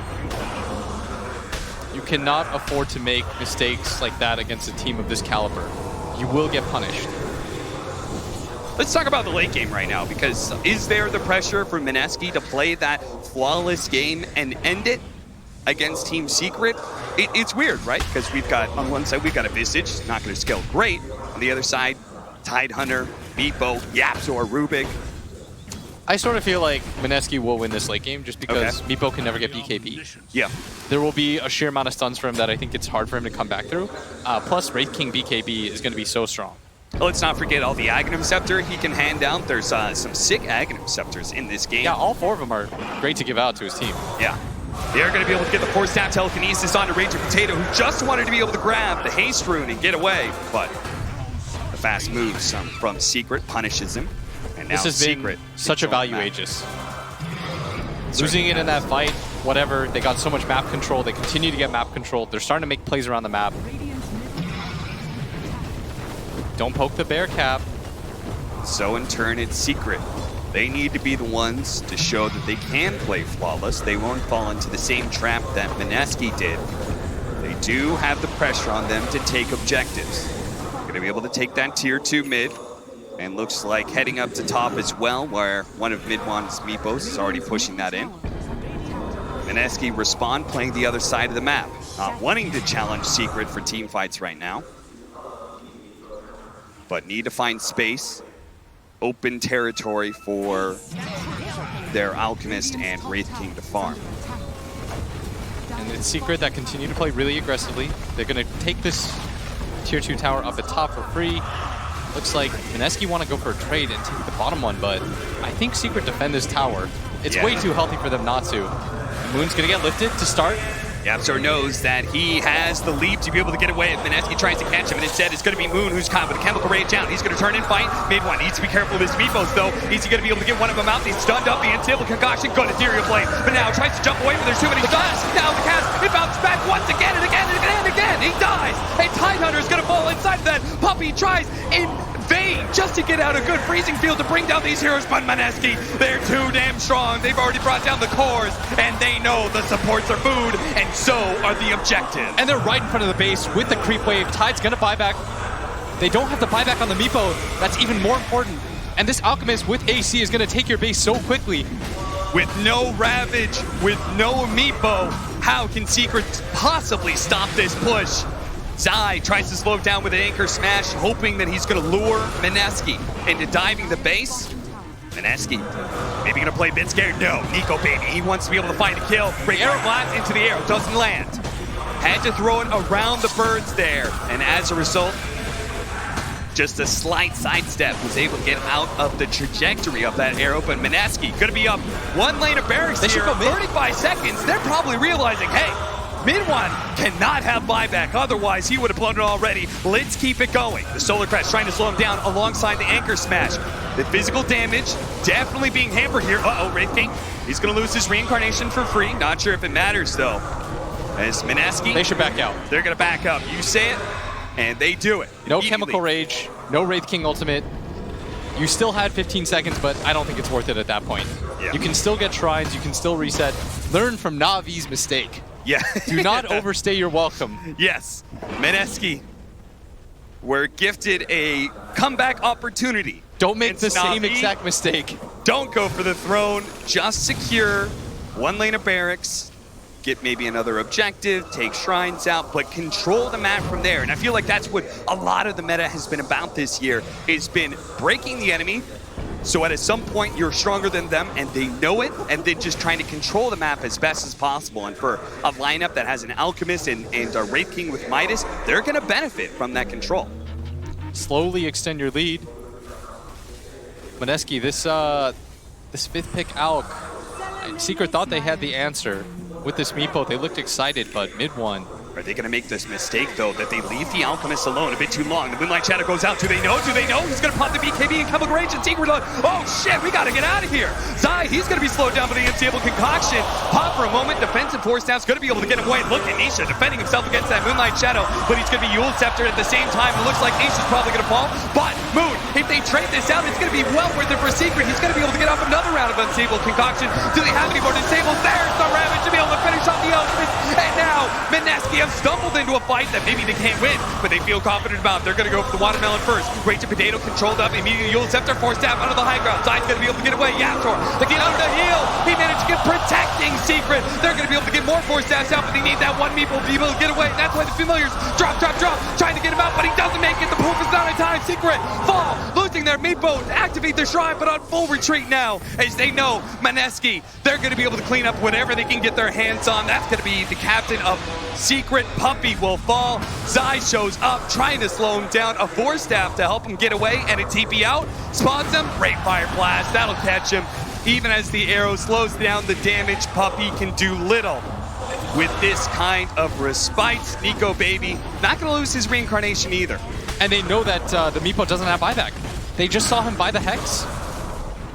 He can't possibly have the gold for it, and this could just be Mega Creeps right now. This could be Megas. Mineski, they see their opportunity. They say, you last pick Meepo us. It doesn't matter. We've got an Alchemist. We've got Moon on our side. Arrow comes out with perfectly behind with the telekinesis. They're going to be able to bring down their reincarnation. The first life gone of the Wraith King, but Moon beating up the tier 3, finishing off the Familiars as well. Secret just trying to slow him down, but Moon, he only has one thing on his mind, that's objectives. But with 12 seconds left for the Meepo, Mineski are going to play it safe and disciplined once again. And they're going to reset themselves off of the shrine, get control of this area. They still have to be careful because Moon did use his buyback there. That leaves Secret some opening. Meepo does take the base very fast, but Mid-1 has just not had a good game. 7-7-7. You're the last pick.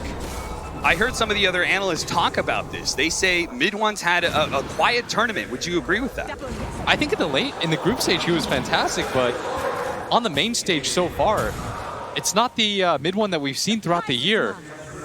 They need him to play like the superstar he is, but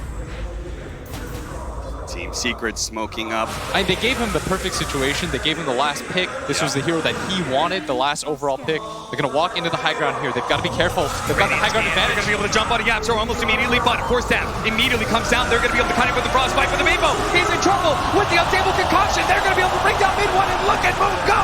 He is tearing through Secret. They are falling apart now. The Ravage used defensively, but it won't matter. He falls. 90 seconds for him, 60 seconds for the core, and now Nisha's going to die as well. He does manage to finish off the Wraith King's first life, but he's got another. Guess who's back? Nico Baby helps Moon get the triple kill, and there's only the buyback out from the Visage. And this game might just be done. 50 seconds with the Meepo, even if you use buyback at this point, they've lost so much. They're pushing in all the lanes right now, and the team fights, they just get harder and harder with this Meepo. At this point in the game, you're supposed to be so many different items ahead of everybody. You're pressuring all 3 lanes at once. No one can exit the map. But this hero, the biggest weakness of it, you can't get BKB. Yeah. All of these stuns add up. This is crazy. The utmost respect for them because they did blow the buyback on Moon. They want to make sure they get Roshan first. So they're still going to be able to assault the base while Zai is dead. They know he doesn't have buyback, but they're not trying to rush things too much. They're going to pick up the Aegis and Cheese, get that second line for the out, and then try and go for the Mega. This feels like a veteran team. Yeah. I feel like a lot of teams are just trying to rush things, but the best mark of a team that's getting better throughout a tournament is learning from other people's mistakes. Na'Vi rushed that game, subsequently, they're out of the tournament. Just because you're ahead of Secret, they made that move at bottom. I think that kind of shook them and said, we're not out of the woods yet. We haven't won this game.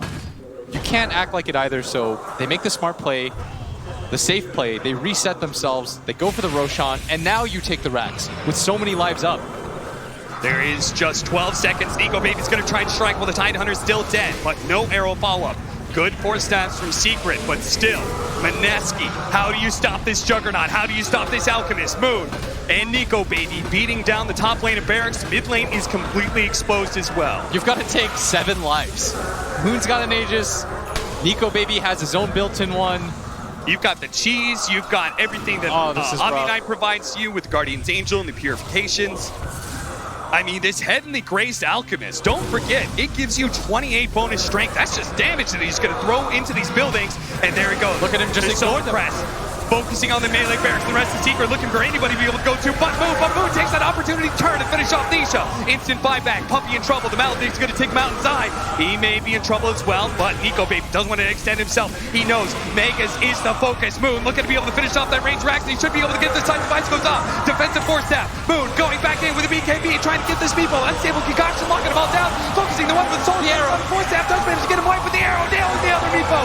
That's going to finish him off. A buyback coming out from Secret. Now they have to hope, pray that Mineski will feed their lives away off for the greater good, but no, it's going to be the arrow coming out on Nisha, controlled up, great paralyzing cast, Nico Baby trying to finish him off. That's going to be his first life, second life coming up for him and the Alchemist. Unstable concoction, ready to go on the Meepos, controlling them up.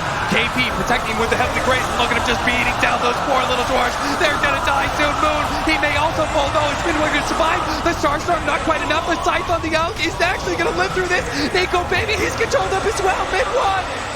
He survives through it all. Mineski, they die. And they don't have buyback on the Alchemist. They have buyback on everybody else. This is your only moment, I feel like, for Secret. There's no buyback on the Alch, but is 100 seconds enough time to do it? They make the miracle hold, but it costs them all of their racks. Meepo, probably one of the best heroes to do it just because he can deal with the other lanes simultaneously. He's got lifesteal, and I think Secret are well aware of their position. They're up as 5. There's no out buyback. They've got a window of 80 seconds. Once you take down this tier 3 tower, you have to go for the throne. You are not trying to trade racks here. This has been the International with the most comeback. The buyback from Nico Baby. An opportunity has been opened up for Secret. They don't have Ravage, but all it takes is one fight. The tier 3 Secret. And there's no glyph either. Move to the tier 4s, holding on to the buybacks. They're going to try and make sure the Rage of Potato as well. KP can still buy back. Nico Baby, he's going to make his jump forward. He does have those extra lives, but he's probably going to need it for the Omni9. He dies so fast. And sure enough, KP buys back with just 5 seconds left on the clock. Can he get there in time? Can he actually save Nico Baby? He's going to pop his BKB. Rage of Potato going forward. Instantly gets controlled up, but does have the Ult Scepter another leap away. They're trying to finish him off. Heals coming out. KP can't provide enough. Go with the Ethereal Blade. Finish him off. Now, another buyback. Secret been doing this. Tier 4 is actually going to fall. Yeah, Secret, they do on the Maledict. with the Dazzle coming out from them. They might be able to chop down these buildings faster. Nico Baby has the ult. They're trying to go for it. They jump in. The last ditch effort to be able to finish off Meepo and Meepo, but he's finished off Nico Baby's dead. He's dead. The Alchemist is dead. The throne is done. Ninja Boogie can't stop it. Secret win. Secret do it. They make the comeback. Mineski end the game up 12-0 gold. Unbelievable, Team Secret. This is why they were projected to be the winners of the International. This is why they were first in DPC. You cannot count this team out. If you can't win in that position, what is it going to take? And the crowd is so appreciative of that. I mean, that came down to the absolute wire. You saw KP panic at the last second. He had like 10 seconds left on his buyback, and he thinks to himself, I gotta go in. Nico Baby's gone in. Yeah. Nico Baby was trying to create space. He had the ultimate. He held it for as long as he possibly could. He's like, should I go in? He realizes, oh, Yabzor has a Deso. They're just gonna go for it. Just so many little things that happened in that, and hopefully we're going to get a breakdown of each and every instance that both Mineski and Secret did to be able to make that such an epic game off to the panel. Yeah, we're going to try. That was some pretty crazy stuff that just went down there. I mean, before we even break down how it happened, we definitely will do that. Do not worry. I just want to ask, how much has this changed the entire series? Is this enough to potentially break Mineski? Very much so. It's like a confidence booster that you're close and competitive and maybe could have won, but holy crap, Mega Creep's comeback. How many have we seen this TI? This is 6, I think. And it was so close. The game was, Creeps are in their base, and I think they needed to be more careful about the timing. Even if they had Aegis and Cheese, they still didn't have a buyback on Alchemist. They should have waited another minute at least.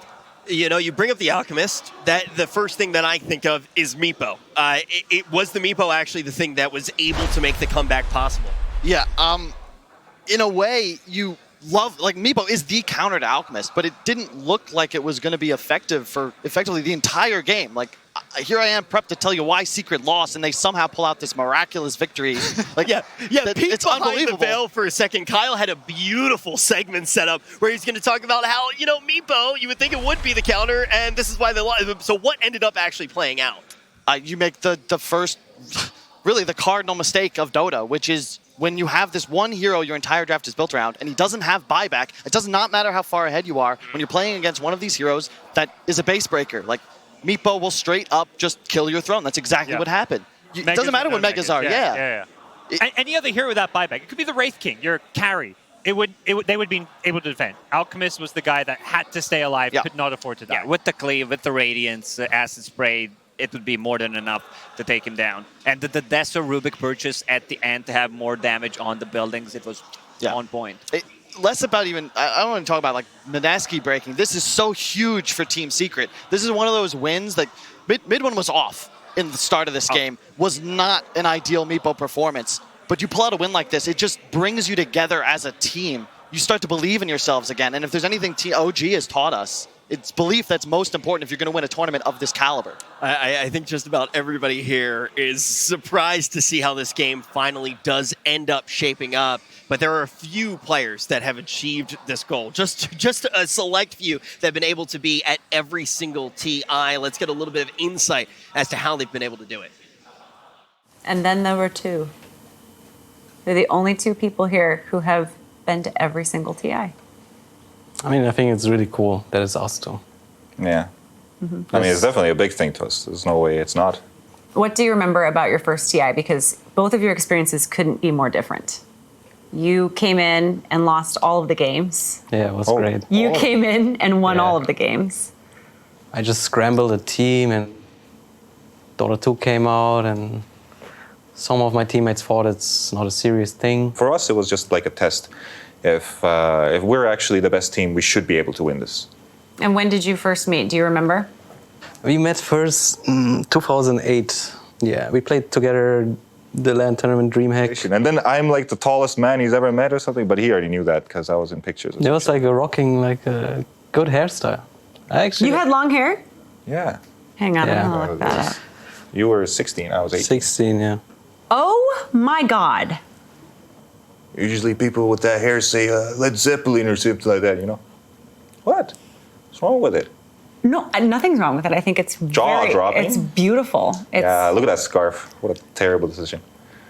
But yeah, to answer your question, that's when we first met. And we played, and we were like, hey, like we like each other, the way we play, or we're smart about the game. Let's make a team together, and that's it.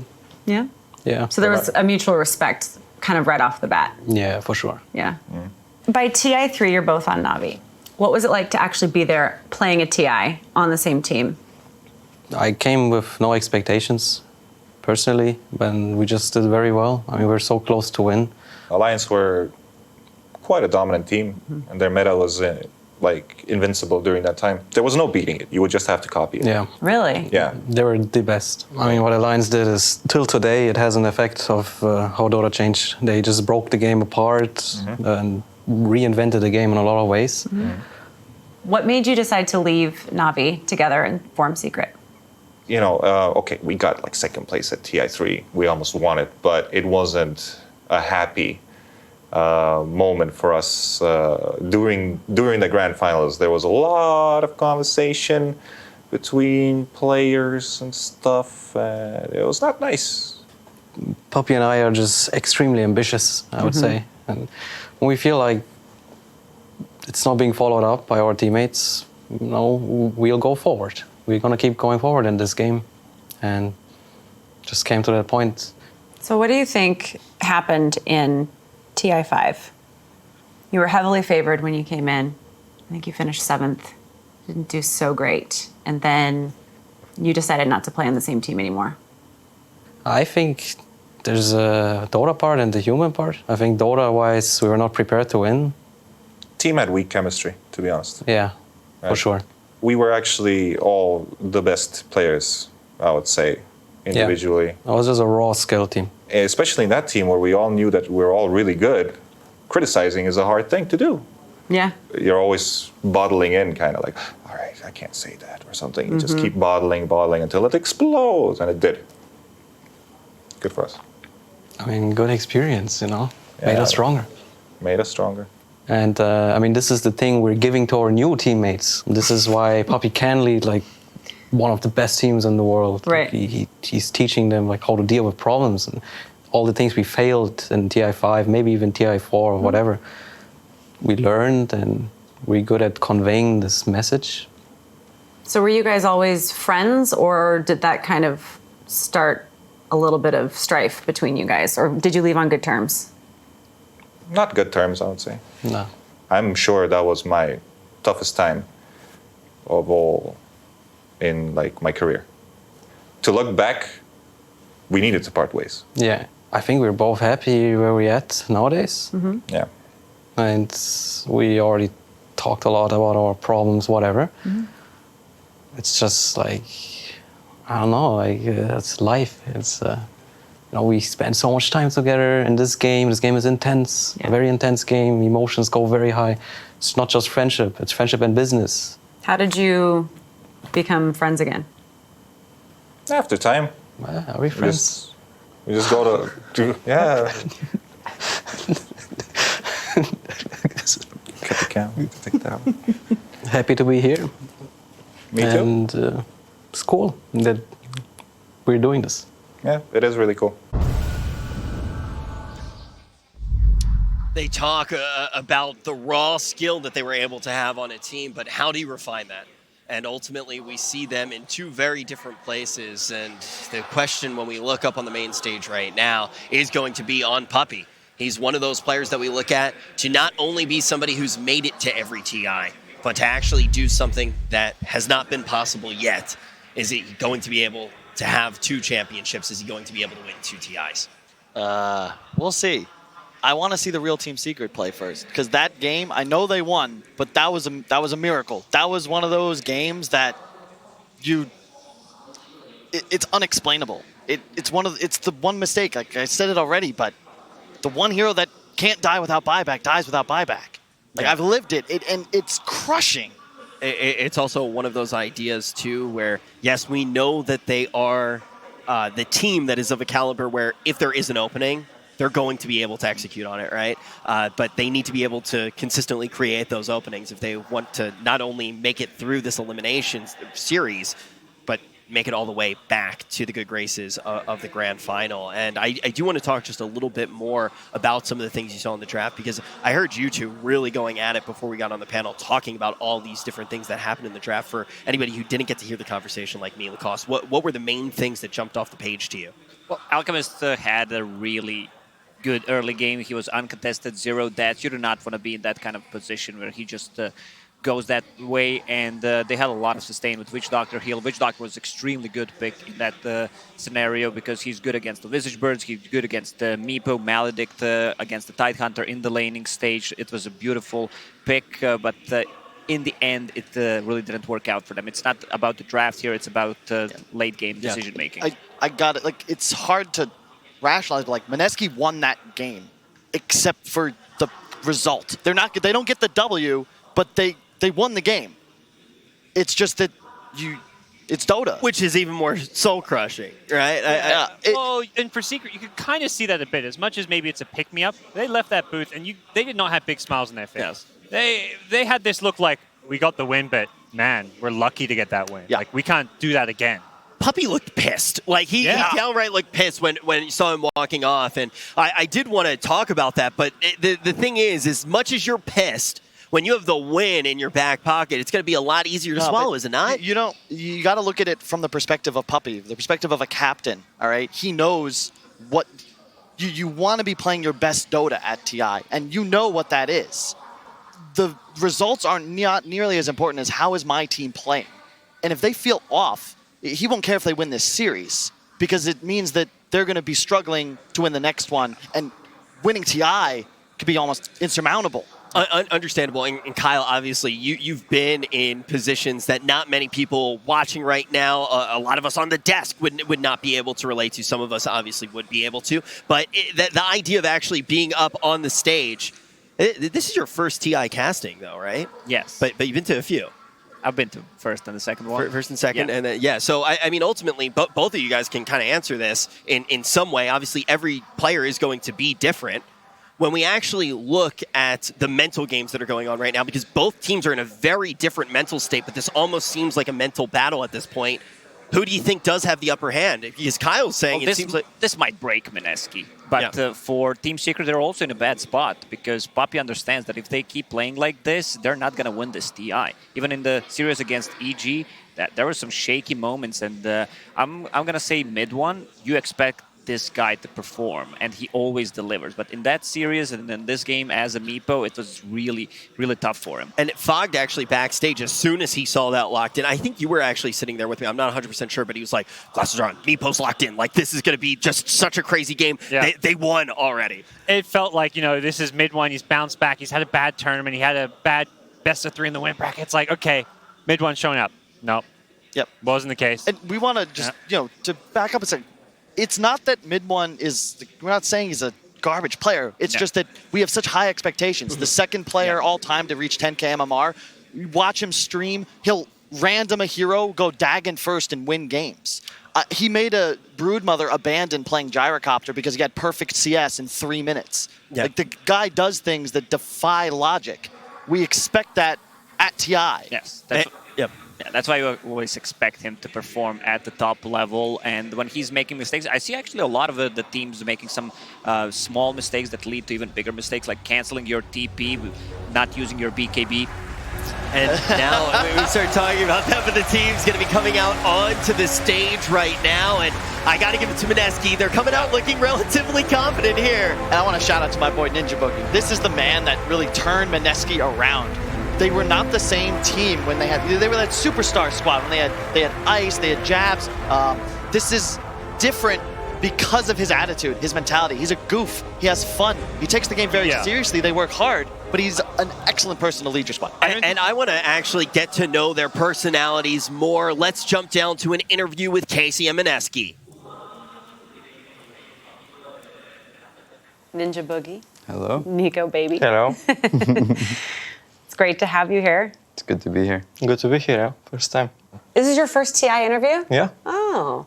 I mean, this is my first WoW tournament. Yeah, he's never played a major or minor. He kind of skipped that whole process. I just skipped the whole part, just TI. That's right. You just joined in June, right? Yeah. Yeah, okay, so how did you come to join the team? actually not sure. You have Like, to ask him. His name just popped up in one of the lists of players that we could kind of get. Yeah. And I was like, oh, okay, you know, we needed an aggressive player, and he looks very aggressive. So we kind of just the looks. Just the looks, not the play. No. No, but yeah, he came in and we qualified. So when you first come in, how did you get comfortable playing with these guys enough to, just qualify for TI? No big deal. Well, he's kind of contagious as a person, like in a good way. Okay. Yeah, he's like a disease? He just kind of like grew onto us. Yeah. And he kind of gave us like the energy and like, because he's like he's not a new player, but he kind of gave some life into the team, like much needed life. Yeah, I feel like this is what they were lacking when I first came to Mineski. Really? His energy just like spread, and everyone was just happy to play again. Yeah.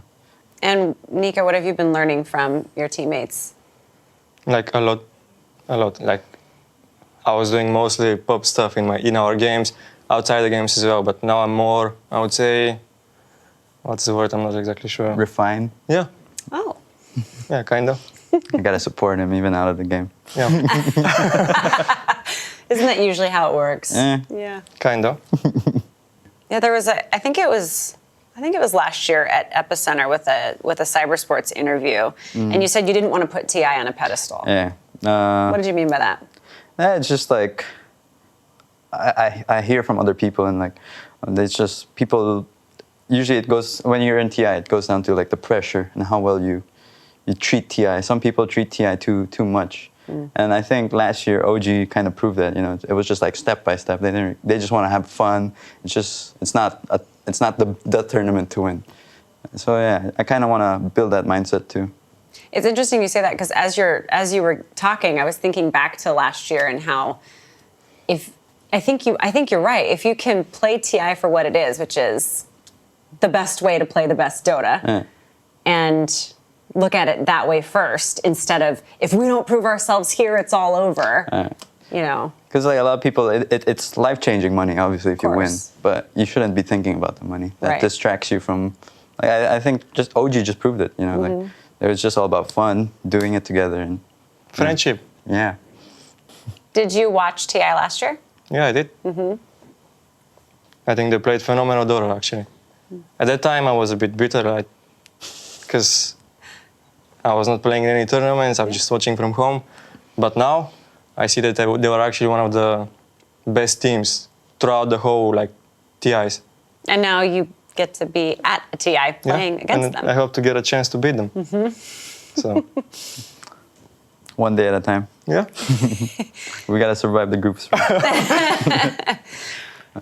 With your experience, do you believe that group stage is a good opportunity to create momentum to continue into the main event, or do you treat them as two separate entities? I think it's different this time around because there's a lot less tournaments this year, right?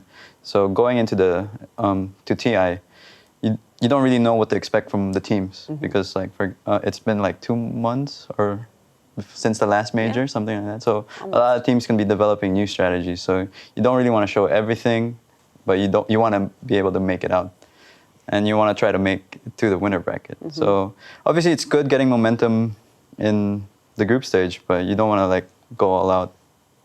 You want to keep something back, just hide a little something. Save strats for TI.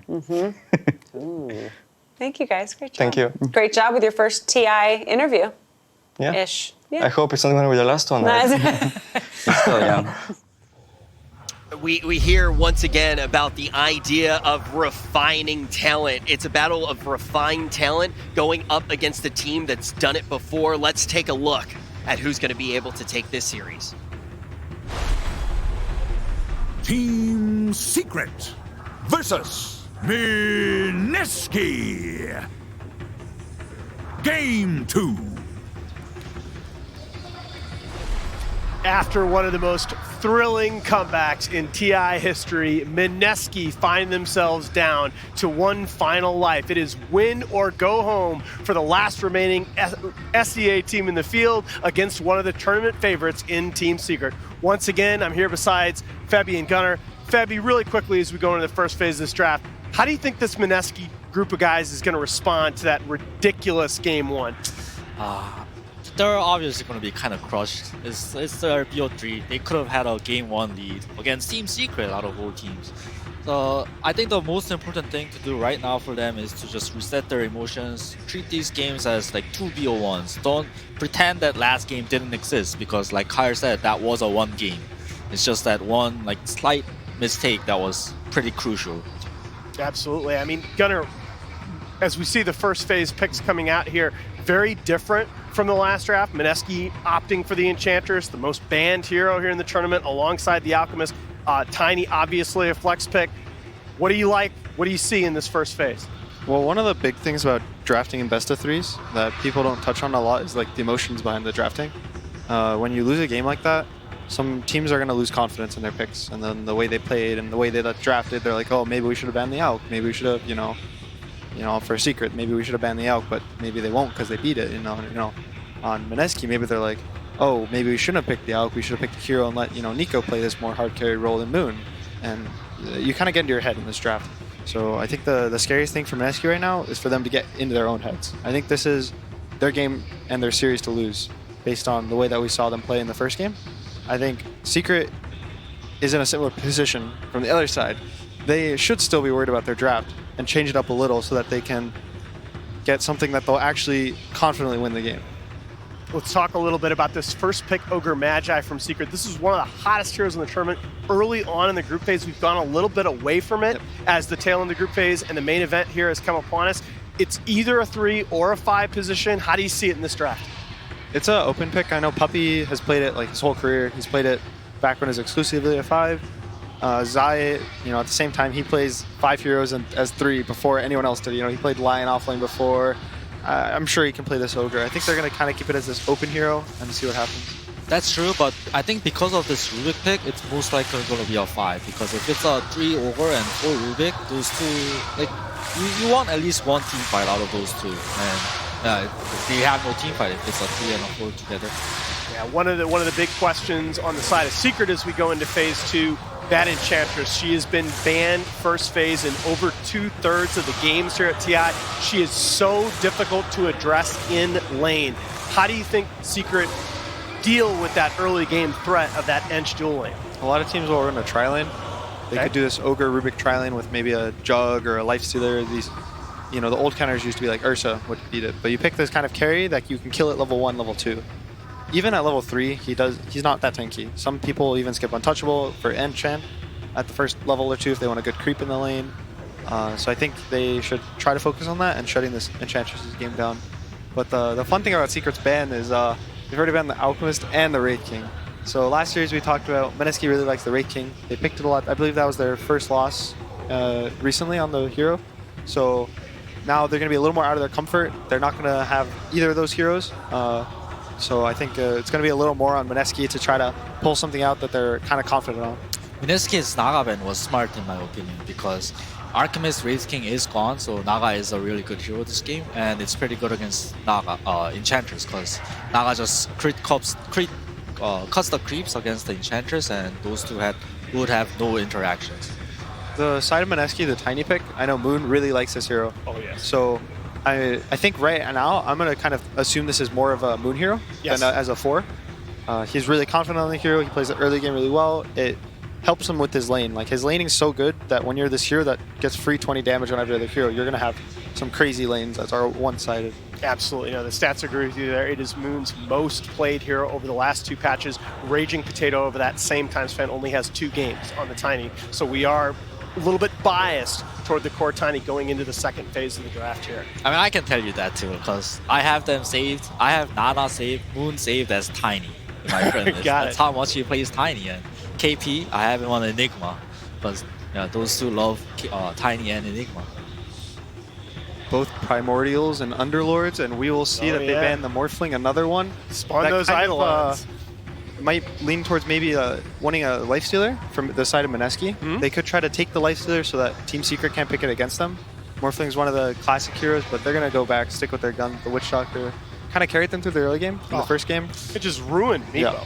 Yeah, Ninja Boogie had an absurd performance on that hero. It's one of his best heroes too, and I don't know, he carried them so hard early game. Yeah, he made a lot of rotations. He ran to a safe lane, you know, killed the Tidehunter with Maledict.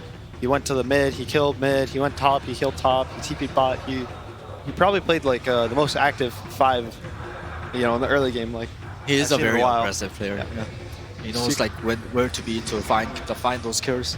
Now, Team Secret looking like Ogre will be in that 5 position, but this is only the second Magnus pick for Secret in the last 2 patches, and it was Yapsel that played it in their only previous game, so still a little bit open here. Could be a Zai Magnus or then, right? Yeah, I think it should be a Zai Magnus. Could very well be a Zai Magnus.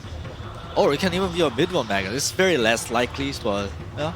They used to be ran couple about a year ago, I think. Back when I do wonder, they changed strength. Are we looking at it now? Are we looking at a Jug pick even with the Void? Yeah, Jug's decent. If you get the spin off, his backs are gonna deal a little less damage. It's fairly good against Tiny Enchantress. Yeah, but it negates like the Witch Doctor and Tiny's damage by a lot too. Yeah, I asked that largely because earlier in the tournament we saw a number of teams go to Jug as that laning core. You were talking about this earlier, Gunnar, against the Enchantress. I could also see Lifesteal kind of. It does the same role, and I think the hero right now is a little stronger. What it provides, I think it scales fairly well, but it makes a little less use of the Empower, I think, than the Jug. The Jug is going to farm a lot faster. And the Nisha special? PA and Nisha special, and one of the other, we were going to talk about the Ember as being the other sort of mag combo, but PA right up there with Jug and Ember. Yeah, Nisha is crazy on that hero. Every time I watch him play that hero, he's like 20-0. He doesn't even die once. He just throws a dagger. The other 5 is dead. This Witch Doctor, he's going to get one shot at some point this game. Yeah, usually like we don't see PA a lot because he's online very late with his Battle Free into Desolator, into BKB, but now he can skip the Battle Free, so he's online that much earlier. Yeah, Nisha 10-1 in his last 11 professional games on the Phantom Assassin. 8 kills, less than 2 deaths, 8 assists per match. One of his comfort zone heroes. Are you worried though, does this PA have to worry about playing around the chrono as the game goes on? Not really. Once you get later in the game, if he even gets an Ags at some point, you can set permanent blur, sit in the back line. You have a lot of these frontliners, like this Ogre is going to walk in for you even as a 5. This Magnus can even get like a 1-2 man RP. You kind of burst that hero and then you try to get out. I think they have some play potential, especially with this hero. They could pick maybe a save for the mid lane. This PA looks pretty good, like for the lane too, because against Enchantress, PA Ogre lane will just like aim to get the CS. Enchantress doesn't have that much high DPS, and Ogre has a high DPS too, combined with PA's dagger, so he can get a lot of CS. And also, I want to point out that Mineski's damage in the chrono is the impetus from Enchantress, but it's going to miss a lot against the PA. Yep. Right, so both teams probably looking for a ranged core as their last pick in the draft here. Mineski needing to be able to pump damage into that Chronosphere. Secret needing both a ranged hero and possibly a save. Might be looking at an OD. Sniper still on the board as we go into this last phase. I would be maybe a little scared of a Mineski Tinker. Okay, the Moon Tinker, we talked about that, banned in the previous draft. That's a very good point. They can pick Tinker. I think Tinker Secret might want to either ban it or pick a hero that really counters it. But like we said, Moon is really confident on the hero. He's played it a lot. DP is a very good ban too. Yeah. Another like classic combo with the Void. You can use the Siphon as silence. Your spirits are still going to run around. Storm. So there's their pre-counter to Tinker, I think. Yep. He has really good jump. He can catch this Void, follow him. The only issue is they do have this like hard disable, and whenever there's a super hard disable against Storm, the Storm's gonna feel a little sad about his game, but at the same time, he doesn't have to carry this game. He's a PA with a Magnus. They're his carry. He is a 2. He can go in, maybe kill support, kill the off lane, die, and he's gonna feel confident that Nisha's gonna carry him. Absolutely, and that's really goes nicely with what Team Secret has asked Mid One to do all season. That's when they've looked at their best in terms of play style. Mineski looks like they've already decided on their 5th pick. They're going to huddle up here before they complete the draft. Man, oh man, this is going to be tough as the game goes on, right? Because you got 2 cores in the PA and the Storm. Very difficult to catch both in the Chrono. Moon Lina is going to be the last pick for Mineski. Quick final thoughts, Febby. It might be a potato Lina, I think. You think so? Yeah, it might be a potato Lina. And Moon Tiny? Yeah, Moon Tiny. Okay. If they put the Lina mid, it's a really, really hard Storm matchup.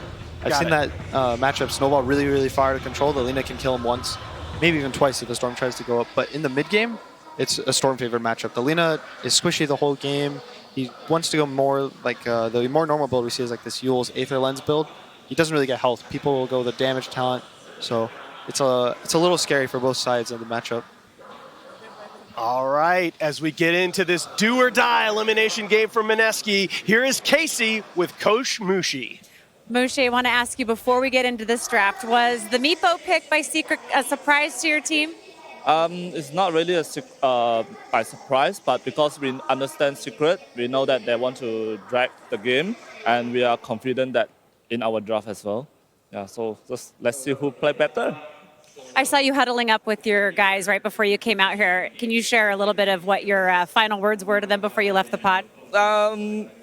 In Chinese thing, we have something like very funny, like important thing we need to say 3 times, right? So I just asked them, like, can we do it? Let's just repeat for 3 times. And they all answer me like very confident and very calm. Yeah, I believe my boy can do it.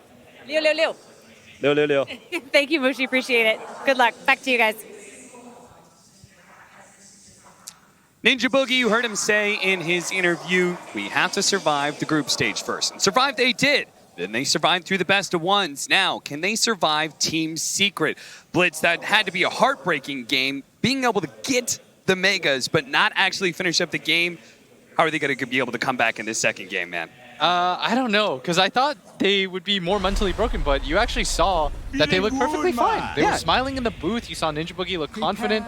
I think what you take away from that that game is we were leading for 95% of that game. We can compete with Secret. They're not unbeatable. And I feel like that's why Secret also exited the booth, not looking too happy with themselves. It's like the way that AUI was talking about Newbee, right? Pseudo wins and pseudo losses. That was a pseudo win. Maybe you didn't actually get the real W, but conceptually you had that game won. Yes. So that's a pseudo win for treat it as a pseudo win. Now you just need to take 2 more actual wins against Team Secret.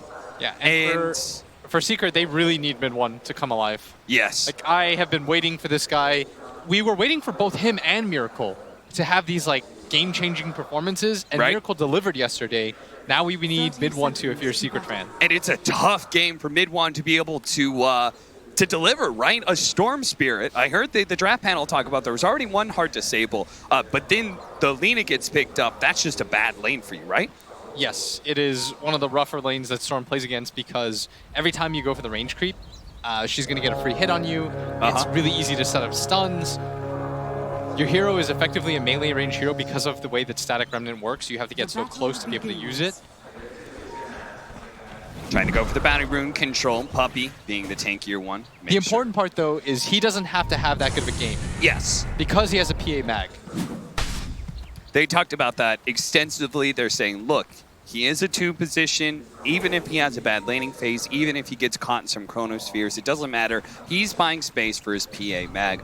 But like you've always told me, like in this matchup, Storm Spirit versus Faceless Void, Storm's actually, he's a good hero versus Void, right? He's okay because he outpaces you. Yeah. It used to be a lot better because of the Bloodstone when it used to respawn you instantly. So you trade off the cooldown for your health or for your death. Yeah. But nowadays it's a little bit harder. And you see right there, Moon, mid lane, whenever mid 1 stands near the range creep, he's going to get nuked. He just has to accept that. And he's going to have to sit next to the melee creeps in order to get that remnant. And Moon's just going to take the opportunity to get shot after shot on him. We saw some of our side lanes here. It is going to be the Magnus sitting out bottom lane trying to get farmed against Nico Baby's Faceless Void. He's going to be paired up with Yapsor, so watch for any telekinesis skewer plays against Ninja Boogie that could lead to an early death. At the top lane, we do have Ragey Potatoes supporting KP's Enchantress versus Nisha and Puppy with the aforementioned Phantom Assassin. Enchantress has been like a very dangerous hero this tournament. A little bit surprised that they gave that one away to Mineski. I think after their series versus EG, maybe they rated a little bit less. Okay. Secret did end up losing that game where they had it themselves. They actually lost to it too, but maybe they just don't think they understand the core concept of the hero enough. Sometimes it's one of those things where it might be a good hero, but your team just doesn't play around it well. Yeah. And they certainly have a really good matchup against it. Nice toss into the tower, of course. An Ogre with 8 armor and He's so 760 health is certainly not going to mind a few shots from the tower. And he's got a stout shield. Yeah. This is one tanky boy. I believe it's thick, is what the kids say nowadays. 2 minutes in, no first blood just yet. The PA is really good versus the Enchantress, right? Oh, mid one taking a lot of damage here. Moon pushing him back, but he just had the courier deliver some regen for him, so healing cell. This matchup gets so rough at level 2 once you have that first level of the Fury Soul. And that's a little extra damage, basically, by being able to cancel some of that healing south. Moon trying to push the pace. And the thing for Lina is, the Storm can never pressure Another toss back. This time around, they have a bunch of magic damage thanks to the fact they've got a Satyr ready to go, but they're not actually going to try and chase down the Ogre. Instead, they're going to keep the pressure on Anisha. Raging Potato make sure that Puppy can't get back. Whoa, close call. Bottom lane, Zai with the Maledict on him. Will survive 60 HP. He has plenty of regen to work with. And mid one almost got solo killed right there. Got down to 22 HP. The last hit was flying in. He fairy fires. But this time he brings himself 2 healing salves. And you need to in this lane. Mid one trying to get aggressive right now. If he was just a little bit further in, to pop the Vortex. But Moon now has his bottle. There it is. The telekinesis skewer back, but not actually into the tower range. Paralyzing cast. Does a good amount of damage. Ninja Boogie gets pulled back in, though, and might be still chased down as they have the boots advantage inside. Does manage to pick up the first blood. The bash from Nico, baby. Just happens a little too late. And he's got to be really careful about his positioning at bottom lane. Ninja Boogie, of course, had such a good performance on that Witch Doctor last game. Just couldn't really close it out. So it's a good start for Secret, being able to keep him down. But it is going to be a free farm for Nico, baby, it seems. They're not able to do too much. Puppy going to drop low here, turned around, setting up the Satyr, but he's going to be slowed down by the Enchant, and they don't even need the Satyr Shockwave to finish him off. And KP having completely free lane up at top. Raging Potato, he's got him right now. The stun flies out first, doesn't have a toss target. Toss away, they're going to be able to get Yapzor, but he does still have that haste room. He's going to play in the river, trying to get those high ground shots against Raging Potato, positioning himself. Good LSA. Now they're going to try and challenge him. Raging Potato knows he's dead. They're just hoping to be able to get a kill on Yapzor. The last shot chases him down. Yapzor falls. The supports get traded out. Mid one still has to be careful. He's completely out of mana. Does pop the mango, but the Lina will always favorably trade with you. And you're seeing some pings. He wants him to TP in to refill his bottle. That's what that ping was for. Saying, come over here. And then after that, we do have the bounty rune spawning up. But this could be one of those situations where the mid laner just camps mid, right? He already is in such an advantageous position against mid one. Maybe you don't need to help out for the side lane bounty. And you see what Raging Potato's doing? He's keeping him away from this area so he can't get the free level 6. Right. And he's pushing mid one towards this bottom triangle area, which is a lot less efficient to farm because when the creep wave pushes in like this, Cap, you don't automatically go back to the lane when it's safe. Yeah, you could see mid one already, like he just has to run back to his tower because the push happens so fast from the Lina. Top lane, Puppy, gonna be slowed down by the Avalanche. They do also have that Tornado up. Toss to finish him off. 3-2 now to the favor of Mineski with a 2,000 net worth lead. Top CS of the board, all 3 of their cores. And this ward has spotted mid one going into the jungle, and that's why Raging Potato is immediately gonna try to close that gap. What they need to do is Moon needs to push in the lane, he needs to go to the left side, and they need a sandwich. And that's exactly what they're doing here. Mid one. They know he's in this area. They can't allow him to get to the shrine or his level 6, but they have this angle perfectly. They spot him with the ward. Just catch him before he activates the shrine. They have the Laguna Blade, throw all your damage, that's it. Mid one's dead. Skewer on out. Zai actually gets very low, trying to go for the power rune. That's just about to spawn to refill his bottle. Ninja Boogie knows that though, and he's going to try and push him away. Doesn't spawn, unlucky. Instead it goes to top. Let me say, I've seen that move happen to me so many times when I play Storm. That's why I knew it was going to happen. Some support places a ward in your jungle when you're 5.5, and then they make that play and you always die to it every single time. Maledict, Zai gonna skewer him up into the high ground here. Ninja Boogie's just hoping to be able to finish him off. It's gonna be close call, but Zai does have the shrine activated. And now Ninja Boogie will slowly but surely die to Yapzor. He's even given the power to speed things up just a bit. Yeah, no boots on the Witch Doctor. Good attempt, but nice outplay as laning phase-wise, though, because of the top lane going so good, Mineski up by 2k early on, and this is the second time we've seen them lead the early game dance. Yeah. setting themselves up with just really strong lanes. And PI is usually a hero that does well in the laning phase and kind of wants that early lead because of how farm heavy she's going to be with that Empower too. But now we do have the level 6 on the Storm. There's going to be their first Chronosphere of the game. Nico Baby, she's going to go for the straight up kill on his eye. The paralyzing cast bounces back to him, and they have the bashes with the Maledict. That should be enough as he has no more regen left. Give him the walk away, and let's push down the tower. Moon makes his first rotation over just in time because they kept the Siege Wagon alive this entire time. This is a sick rotation. Yeah. And meanwhile, they're sandwiching Puppey up at top lane. KP is all 6. This is a very deep dive by them. They are going to get the Fire Blast out onto the Enchantress, but so much pure damage. Doesn't matter how much armor you have, Puppey. KP will tear you apart. I would like them to defend this bottom tower, though. If you can, as Secret, it's such a big tower to take, because it means that Nico Baby, with his next Chrono, can just rotate towards mid. Yep. It opens up the game. And it's an unusual maneuver because you normally see somebody TP to top, and they are, in fact, trying to defend this tower, but it's going to be too late. Puppey TPing in to no avail. This will waste his time a little bit longer. And now you have a situation where all 3 of your lanes have been pretty rough. Yeah, whether it's like controlling up all these power runes, controlling the jungle, getting the gank on Storm Spirit, taking down the side lane towers, everything has gone the way of Mineski. And Secret are going to find themselves left with less and less map to be able to farm for this PA and Storm. You know what this means now? Once you take that bottom tower, because almost nobody does it in that fashion, you're going to protect this tower till it's dead. On the side of Mineski, yeah, your safe lane tower, you will TP and defend it. Yeah, that's what has changed about this game, and it means that Mineski can now focus all in on trying to take this mid tower. I'd really like to see the next Chrono be used to set up for a kill around that area. Yeah, you take that mid tower away, and invading the triangle becomes a lot easier, right? That's what you've always told me. And then from there, that takes away some of the Ancients, which we saw, that gigantic stack that they had. Which is going to be cleared out some point by the PA, but just doesn't feel strong enough with only 2 levels of Empower. Yeah, and you see KP bullying the Storm out of the lane. He's going to go for the Atos early on, and that really messes with all Storm Spirit player timings, by the way. Yeah. Because you don't want to go Yules on this hero. At some point, you have to get BKB, so going for Yules feels a little bit redundant. It's such an expensive item for you to grab, too.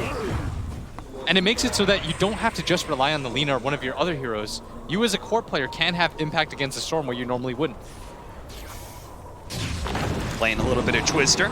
Yeah, and look at this. They're making the rotation because they've taken all of the side towers out. They can make this play, and they have the counter initiation from Nico Baby. It's going to pop out with the 2-man avalanche. Look for the toss away. There goes Rubik. Bye-bye. Straight into all the cores of Mineski, who actually missing the LSA. They thought that was going to be a little bit shy, but they're actually going to trade out supports here as a result.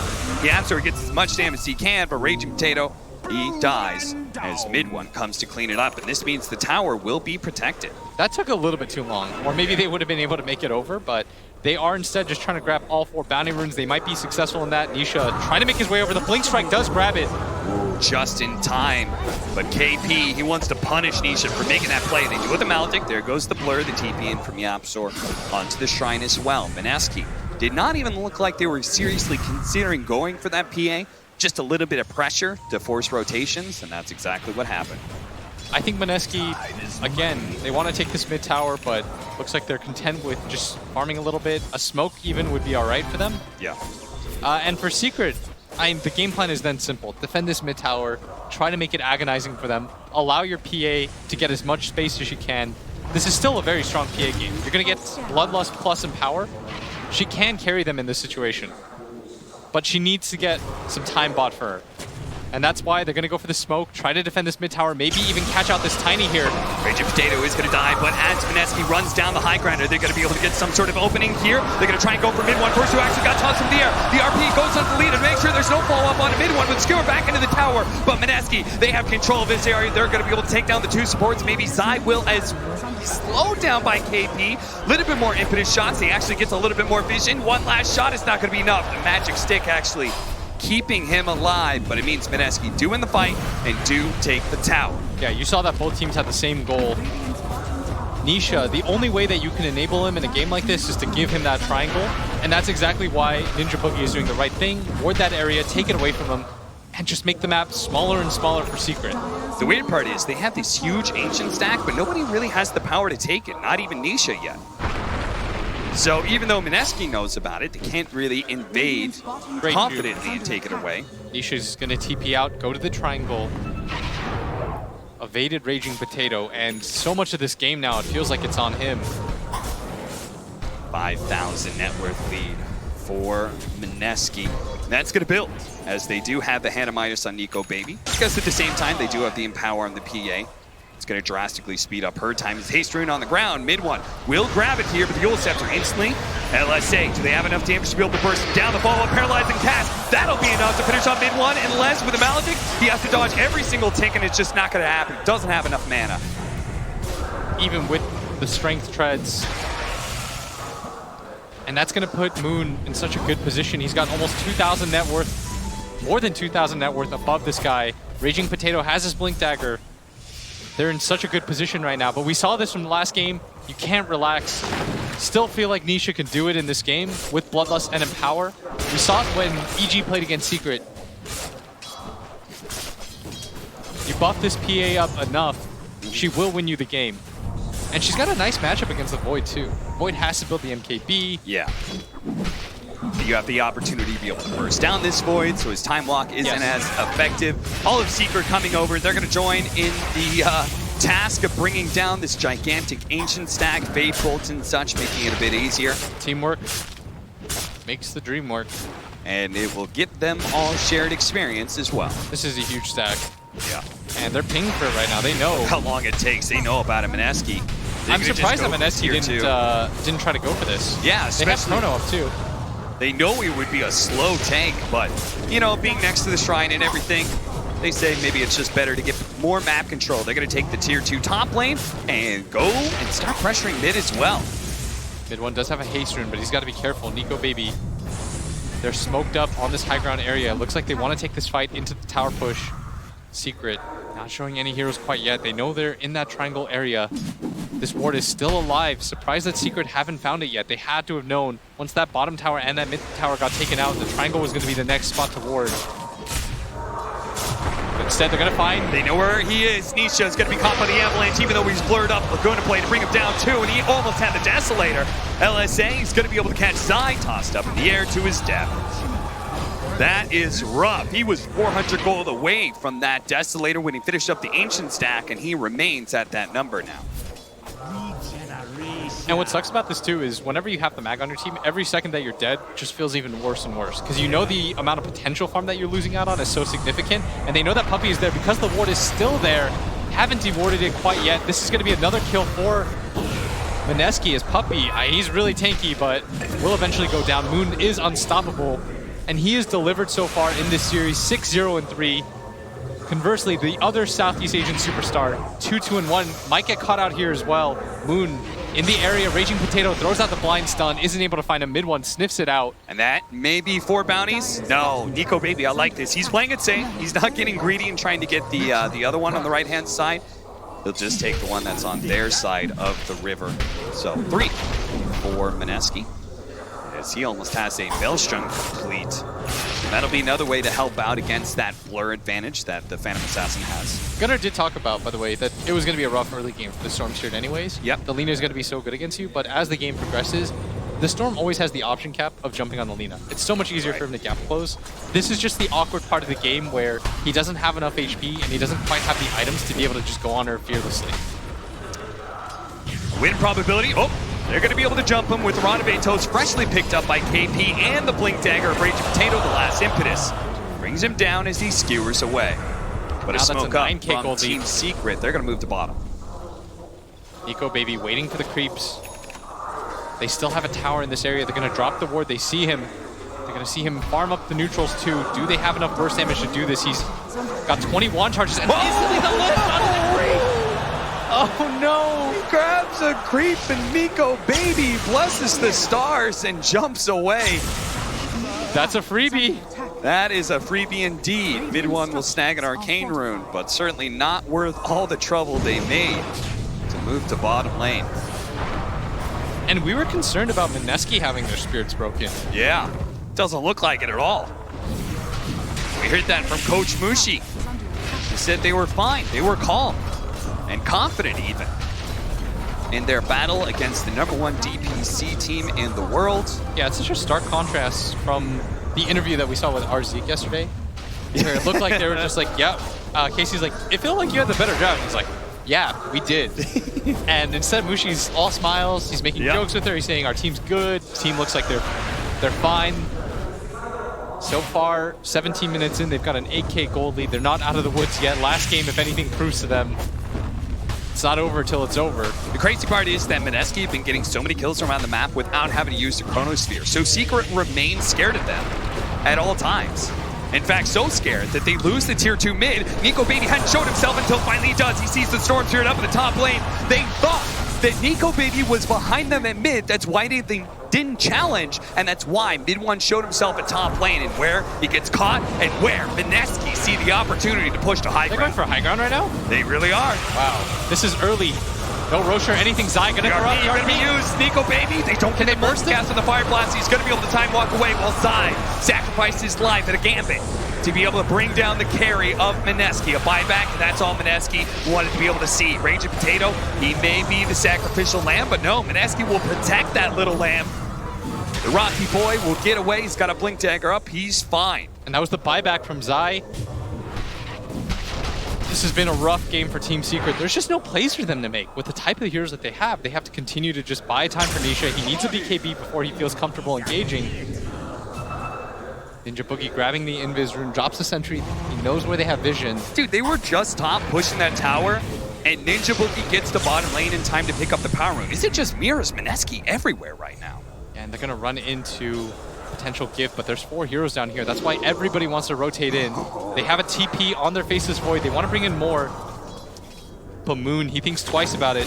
And they take the fight without Chronosphere. Is this Invis rune going to be enough an advantage? He's going to bring several smokes. Going to be spotted by the Sentry. Radabatos goes out, but just on a puppy. That shouldn't really matter. KP, knowing that, retreats back behind this tier 1 tower. You said that Mineski would fight to defend this tower, but will they win this fight? Is they're going to have to do it without a Chronosphere? Nisha almost dying already. The infinite shot, the last one, it falls all the way, and it ends. It nails him, and Nisha falls. Puppy, he's going to be eliminated as the Laguna Blade comes out. Toss away. Yaps are trying to hide in the trees. The telekinesis hitting Raging Potato means they can't find a 3rd kill for that. Well, mid one bides his time. I think he's looking to be able to cut some creep waves, because this is looking like desperate times for Team Secret. And you see his net worth right now is so low. He's behind the 4th position Tiny. Raging Potato, he's had such a good game, but it just goes to show you how far behind Team Secret is. That is 11,000 net worth lead, about to be 12, building up, about 5,000 experience lead as well. Net win probability. It's a harsh outlook. Mineski. We saw it last in that game, situation before, though. I feel like last game was easier, though, because they had the meatball on their side. They're going to take the base fast. This situation is a little bit different because their playmakers have been slowed down so much. At this point, it does feel like Nisha has to do so much to get this win. And he needs that magic immunity. It makes sense, though. Really... They picked around it. Yeah. They gave him Ogre plus Magnus. That usually means that they think that this one hero will carry them in this game. Ninja Boogie probably going to get picked off once again. Ninja Boogie's okay with that. He's at the rest of his team. Oh, they were trying to give him the last hit. But poor Ninja Boogie only sitting there at 2,500. I really thought they were trying to give Nisha last hit, and both supports went for it. Nah, dude, they're trying to give the last hit to the real carry. Yapzor. God takes it again. Secret will manage to take this tier 1 tower, but honestly, like, they kept it alive for 20 minutes. That's still a huge success for Mineski. I will say, I think part of the reason why I think it's been such a harsh game for mid one is normally when you pick up this Storm or these like Embers for him, there's a side lane for him to rotate to. Yeah. But it's so hard for him to make a rotation towards a Magnus lane and conversely like a PA over lane. Like they're not killing the Enchantress even with 3 heroes there. So it felt like he had no place to make. Whereas Moon, you know, every time he goes to the lane, he's going to pick up a kill. They're going to pick up another kill, not on a hero, but on Roshan. Give the Aegis to Nico, baby. And Mineski is ready for another high ground attempt. They immediately smoke up too, just to see if they can get They're that smoking fast because initiation. Moon TP'd at bottom. So they're trying to fool Secret and saying, look, it's a 4-on-5. Yep. Especially considering this Moon Lina has Boots of Travel and Shadow Blade, so he can move his way around the map super fast. That's why they're going to try and catch somebody here, but it looks like it's only going to be Puppy. If if they can get the bash. Sadly, that's not the case for Nico Baby. And Secret, they need to take advantage of the time that they were smoked. Nisha needs to push in this top lane. He's almost got his BKB. That's when the real game happens, Cap. If he can win a fight with BKB, it changes everything. If he can't, I don't know if he has a space to farm another item after that. This BKB is make or break right now for Team Secret. Mid1 is so scared at all times because this Shadow Blade Lina, he's never quite certain when he can pop out and farm a creep wave. So scared, in fact, that he placed that side lane of the map and hides there the entire time before eventually deciding home is where he has to be. I will say this Lina, Gunnar is correct. She's got 1600 HP. Yeah. All it takes is one good fight for mid-1. But if they don't manage to jump him, he does have a plate mail now, so it's not in danger of a crit dagger kill anyway. It's going to take some hefty commitment by the PA, but she can die before a single spell is cast for sure. This Lina is so farmed, Cap. She has triple the enemy mid's net worth. And they're just playing 4-man together. They do manage to run Anisha here. Hit him with the avalanche. Radamatos goes down. But there goes the fresh BKB. That's going to be a fire blast. But there's the Chronosphere to be able to control him up. If they actually get these infinites, Mid1 actually goes through Raging Potato to be able to finish him off. The Skewer and the RP on it too. Mid1 sitting on top of him with the fire blast as well. That's going to be the Aegis coming from Nico Baby. But KP's plenty healthy, and that's why he's going to run down Puppey. Secret. It was an okay engagement for them. Got the Aegis out of the hands of Mineski, but it still cost them a hero. Not the worst trade in the world. And that was the buyback by Raging Potato. They need all of these engagements. And the top lane is getting cut. Puppey goes to the buyback. They're going to try to all in for this. They try and burst him down, but they don't actually hit him. The avalanche covers the ground, and now Mid1 tossed up in the air. Raging Potato made the read. The Chronosphere coming up from the Absol is beautiful, but Mid1 going to get there in time. He runs him over. There goes the Lina before a single spell is cast, and now Nico Baby, he's trying to get the bash out. He's trying to finish up Mid1. Can he do it? The bash isn't good enough. Mid1 triple kill. Into the Drake they go. They find another kill. The PA dies. Actually, Mineski are able to get something out of this, but KP, he could stay alive for a long time, but it's underneath the tier 3. He will fall. Ultra kill for Mid1. Secret, you have to be careful against this team. Just a second of weakness, and they will pounce. And now he's almost got his BKB. That's what we were looking for. Storm in that situation so good on Lina because you'll always get the jump on her. You can get to the back line. She's decided to go for quite the greedy builds. The plate mail, no BKB, deciding to go for the boots of travel. She's very mobile on the map, but when it comes to just those straight up pushes, it's gonna be rough. And honestly, that all starts with the Yapstar stealing the Chronosphere. Oh, absolutely. This fight does not look like this if he doesn't have Chrono here. You see that he locks down the entire team. He managed to get a 5-man Chronosphere. Look at how good Nico this Baby was. obviously is free to be able to walk away, The but zip just through. a zip that manages to hit 3 different heroes. Uh-oh, back into the game. Mid1, he's been caught out. He used his buyback last time. Maledict, he should be good here as the bottle hits. Combination of dodging the Maledict hits as well. That's flashy. Does it be one more fine. time just for good practice. Still a 12k gold lead, but a few more fights like that, and Secret are back into this. But they can't afford a fight exactly like that. This time around, Mid1 will not have buyback, and we'll see what Mineski does with that information. Are they going to play for that aggressive win? Are they going to challenge Secret now, hope for the Chronosphere that gets them the kill on Mid1 and ends the game, or at least Elena Barracks, or are they going to wait for the next Roche? I think instead of waiting for the next Roche, I think they need to wait for their BKBs. Okay. I think that's even more important here. Lina's about to pick up one. The Void is just the recipe away. That's what they have to reset off of. I'm Secret. You said the true carry of Secret, Yapsor. He's trying to make it happen right now, keeping them in this game. The chrono that he hit was perfect. It made it so easy for Mid1 to get on top of all those heroes. The zip through did so much damage as a result. He lined it up for him, served it up, so that his mid player almost has that BKB now. And so the fights are going to get a lot easier for him.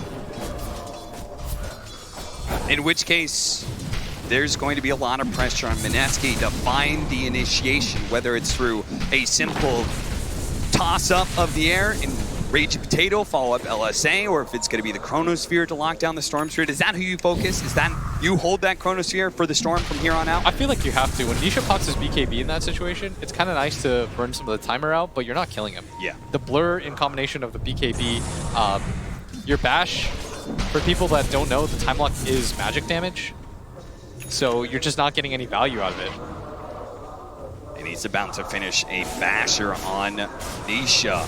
Yeah, he's getting really scary now. Once you get the basher with the Empower and the Bloodlust, like this PA is the strongest hero on the map. Her net worth is just boosted artificially as a result. And it's so hard to be able to push high ground into that because there's always that fear of a dagger that gets a crit or a bash, providing the opening that Secret need. And they can just do that. They can just dagger you over and over and over again, wait for somebody to get low enough, wait for that bash, wait for that crit before they jump in. I mean, part of the problem was, I think Nico maybe just got a little bit sloppy. Yeah. He just didn't think about it. He's like, oh, okay, they have Chrono. I'm still fine. Yep. But he does, you know, he didn't realize, I think, in time, like, oh, wait, my entire team's gonna die because of this. Yeah. They still have a lot of map control on the side of Mineski, and Secret aren't out of the woods yet. But this 12k gold lead doesn't look as bad as previous games did. Like, the previous game was 99% over. This one is closer, in my opinion, to like a 70-30. You can still win this if you're Secret. Your jump just has to be real good. They have BKB on both their cores. You farm up for buyback, and at this point, you might as well wait for Roshan, as the potential spawn time is just 1 minute away. And so now the question is posed. Okay, we're actually going to smoke up here. Mineski thinking that maybe they'll catch Secret off guard. In part, maybe because it is so close to the Roshan spawning. Any sort of pickoff could lead into some big wins. They know Zai is somewhere out here. He actually ran forward through the ward and immediately TP's back. They need the MKB right now really badly. On their Faceless Void, you saw when he was hitting Nisha, did nothing. Well, that's a ways away. Nico baby, having ways just to deal with completed the Mjolnir. None of them are even close to the MKB. Yeah. So yeah, Nisha's game continues to look pretty good. He's 0-3, but I mean, they're putting all their hopes on him. Right. And he may soon eclipse Nico Baby's net worth. There is still Moon sitting at 16k, but as we saw from that last fight, it is very easy to take that hero out of the field without anything being done. Nisha also has to be careful of the Lina hunting him down with that Shadow Blade. He's got 2,000 HP, but even just getting caught by an LSA at the start could lead to much, much worse outcomes. 21-12, 13,000 net worth lead for Mineski, 30 minutes in. As you heard Blitz say, feels like this is more like a 70-30 game, and the win probability does agree. If anything, it's even more in the favor of Secret. What's it say? Yeah, look at that. 84-16 is what it was at 20 minutes when we had that big fight, the big turnaround now, 64-36. Yeah, I'd say that's around right. Mineski is beginning to lose some control of this game. They do have enough to be able to get all the bounty runes, though. Oh, could you imagine if Mineski lost this game? 2 heartbreaking losses. That it would be a story. That's all right. Mineski, they need to be able to pull out this win. Heartbreaking losses. They got Megas against Team Secret, against the huge favorites. A blink away from Zai. Gets away from Raging Potato, just away. And now Mineski, chasing these heroes out, are going to turn back towards Roshan. But Nisha doesn't want to give them that full map control. He's going to push out mid. Can they go to Rosh? Puppy should call his team. Let's smoke. Yep. This is a good fight for them. They've got a Storm Spirit. They're calling mid one over. Smoke by the Shrine. This is going to be too late. This is going to be too late. The Roshan's going to fall so quickly. Look at this. 1,000 HP. It's going to die. And what are the Secret going to do with that information? Are they still going to go for the engagement? Are they going to think Mineski will be sloppy in their positioning? They hold in the mid lane, waiting for someone to step out a little bit too far. Is that Raging Potato? Is he going to be the one who steps a little bit too far from his team? Sure enough, telekinesis and a quick assassination by Nisha. But Nico Baby, he's not too far away. Secret run to the right instead of running down lane. Oh, They had the Chronosphere. It tells Minutes to catch mid one, jumps to the edge. Nico Baby popped the BKB, but the Chronosphere stolen by Yapzor. Can he turn this around? Mid one dies. Just as the Chronosphere fades away, Yapzor looking to be able to turn this, has telekinesis, toss him in the air. Yule Scepter, Zai immediately throws out the RP, locks down Moon. Who's getting lost? They need a the skewer, force half away. BKB activated. Nisha having a hard time. Under goes the Chronosphere, but can they do anything about it? Nisha looking to be jumped on the edge and a crit. Takes out the Lina. He does have buyback though, and Nisha's being controlled up. Can Nico Baby actually get the bash? He managed to get the jump away as Maldic on him. Nico Baby doesn't want to overcommit, but he does have the ages with his telekinesis. He'll actually die to tier 3. Lina does not buy back. She could join her team if she wants to in this push. I don't think Moon wants to get into a position where he buys back and they have to race again. That was the Aegis used. They've got to reset off of this. And Yapzor, once again, with the Chrono Steal, the positioning of it was perfect. The toss forward, the skewer back. KP, can they actually get him? They need another crit to force half away. Nico Baby looks to be able to slow down Nisha. The Rod of Atos actually gets him in PA. Stuck. KP starts getting up. Now the paralyzing cast. Ninja Boogie. What a swing. And Nisha being locked down. He will fall. No buyback there either. 19k gold lead, 3 heroes down. Nico Baby going for the melee racks. They're in such a good position right now. All they have to do, take the racks, reset. The Storm's about to be alive. Secret, they've got to be careful though. They've got no big spells to defend this with, no RP. And now, okay, now they've learned, surely. Blitz Dota, if you could go back in time and change one thing about your life, what would you do? Mineski, they're certainly contemplating that question. Is that last game and the choice around the Megas ends up losing them the game against the favorites in Team Secret. They've learned their lesson. They're going to go back in time here with this game 2, try and play it even safer than they did in game 1. I thought that was a real question. No, I'm not actually going to ask you that question. That's a little too deep for this broadcast. Oh, no, I instantly have an answer. Oh, what's that? I'd say, yes, ODPixel. I'd love to pass it. 26-14, Mineski holding a gigantic lead. But there's still that window. There's still that sliver of chance. Team Secret. They're going to be caught here. Nico Baby, he knows it's somewhere around here, but he doesn't find mid one. He jumps into the shrine area. Fair enough. They'll just take the objective instead of claiming a hero. This does maybe not. Strangely feel like deja vu. Look at them. Look how safe they're playing. They say not even the shrine is good enough to take right now. They have a double damage on the ground.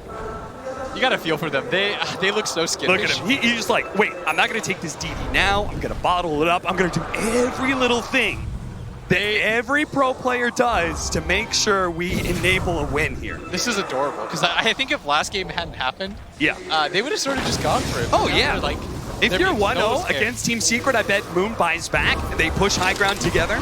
Try to get 2 sets or something like that? Yeah, yeah. But instead, they are... they're checking all the boxes because Team Secret is always dangerous. They're so wily. Yeah, that's a good point. How much of this is just Team Secret? The team, the legacy? By the way, I think the game might have been over if Nisha doesn't get the crit there, because Moon had a cheese. He would have reset that fight hard. It would have been over if Yapzor doesn't position the Chronosphere just right, that a melee hero could reach through the Chronosphere to hit the Lina. His split second timing was phenomenal. And right now, Zai, he's got a 4-staff, he's got a Blink Dagger. He needs to hit a pretty big RP. You can't keep relying on Yapzor to steal Chrono and then hit the perfect Chrono. Yeah. Surely he's not going to do it 3 times in a row, right? I'm super down to see it, but if you're Secret, you're like, yo, a 3rd time? Yapzor, just one more? You think you can do that one more time for us? Can Secret pull out the miracle? Can Yapzor do it? One more rabbit out of the hat. Number 1 and 2 isn't enough, it seems. This was a Deso Rubik that we saw in the last game, right? Yeah, yeah, yeah. I mean, such a clutch decision-making in that sort of high-pressure situation. Cool idea by Yapzor to be able to buy that item, help them time walk, trying to get the 4-staff over to the other side, but everyone from Mineski is here, and they've just been gifted a kill in Yapzor. When he dies fast. Yes. And he's going to get the instant D ward. Yapzor was just trying to get out, play some aggressive vision for his team so that they could do something. Oh, this is big. Abyssa Blade now for Nisha. Now when he jumps one of those heroes, maybe the PA, maybe the Lina. Instant disable into potentially one-shotting that hero. KP needs armor right now if he wants to survive this. He doesn't really need a BKB. He's not being focused like that, but yeah, some armor would help his cause greatly. They already have the Shivas on, so maybe it's Lotus Orb for KP. By the way, check out what Mid One is going for. I think he's kind of sold out on this principle. He's like, guys, I'm not carrying this game. No. But I can try to make this game easier for everybody. I can give you a mini RP. Yeah. I mean, the right kind of clump up, whether it's the RP or this Aghanim Scepter from the Storm Sphere, could mean that Nisha comes in with that cleave, with that empower. It just takes one. It really just takes one fight. If Nisha can get into three heroes, just hit into the center with that cleave, he will blow people up. That's the mantra of Team Secret right now. It just takes one, and that's the words echoing through Mineski's head. They know. Them doubt, causing them fear whenever they try and push for the high ground. That's why they're trying to get these next round of items. The wild part is how tense this game is. Like, only Secret, where you can see as a caster that Mineski's up 22k, and we're still sort of holding our breaths. I mean, no matter how many items they get, no matter how much the net worth climbs up, it almost doesn't change that win probability. It is staying deadlocked, giving Secret that like good 10% to be able to work around. Yeah, Dota Plus at this point is saying, are you going to do it? Will this be the one fight? KP. It's got to be a march forward. Telekinesis. Nisha actually choosing to jump and pop into BKB. Can they blow him up in time with the Fire Blast? Multicast, they will. No buyback there. Oh, they got the abyss! The RP! No Chronosphere for you, sir! Mineski! They bobble the fight, and now they're going to lose 4. There's a gem on the ground, too. That's 4 heroes down. Nico Baby, his hands were up in the air. He was trying to let it go, but Nisha slaps him in the face, says, no! Not here, not today. That couldn't have been more perfect because then Zai comes in with the RP. Blitz, do you believe in that 10%? I do. I told you, it just takes one fight. Mineski. Oh. They're going to start losing some towers. Everything is still fine, though. Don't panic. Mineski still hold the lead. The game is still in their favor. And they can still pull out a 1-1 and push this to a game 3. They might have to be forced into a buyback situation right now as Nisha has a DD rune. It's still really healthy on its timing. They don't have the buybacks. They don't have it on Nico Baby. They don't have it on Raging Potato. So they just may say goodbye. They're going to take Rax first to the mid lane of Barracks. They're actually going to take the full set first.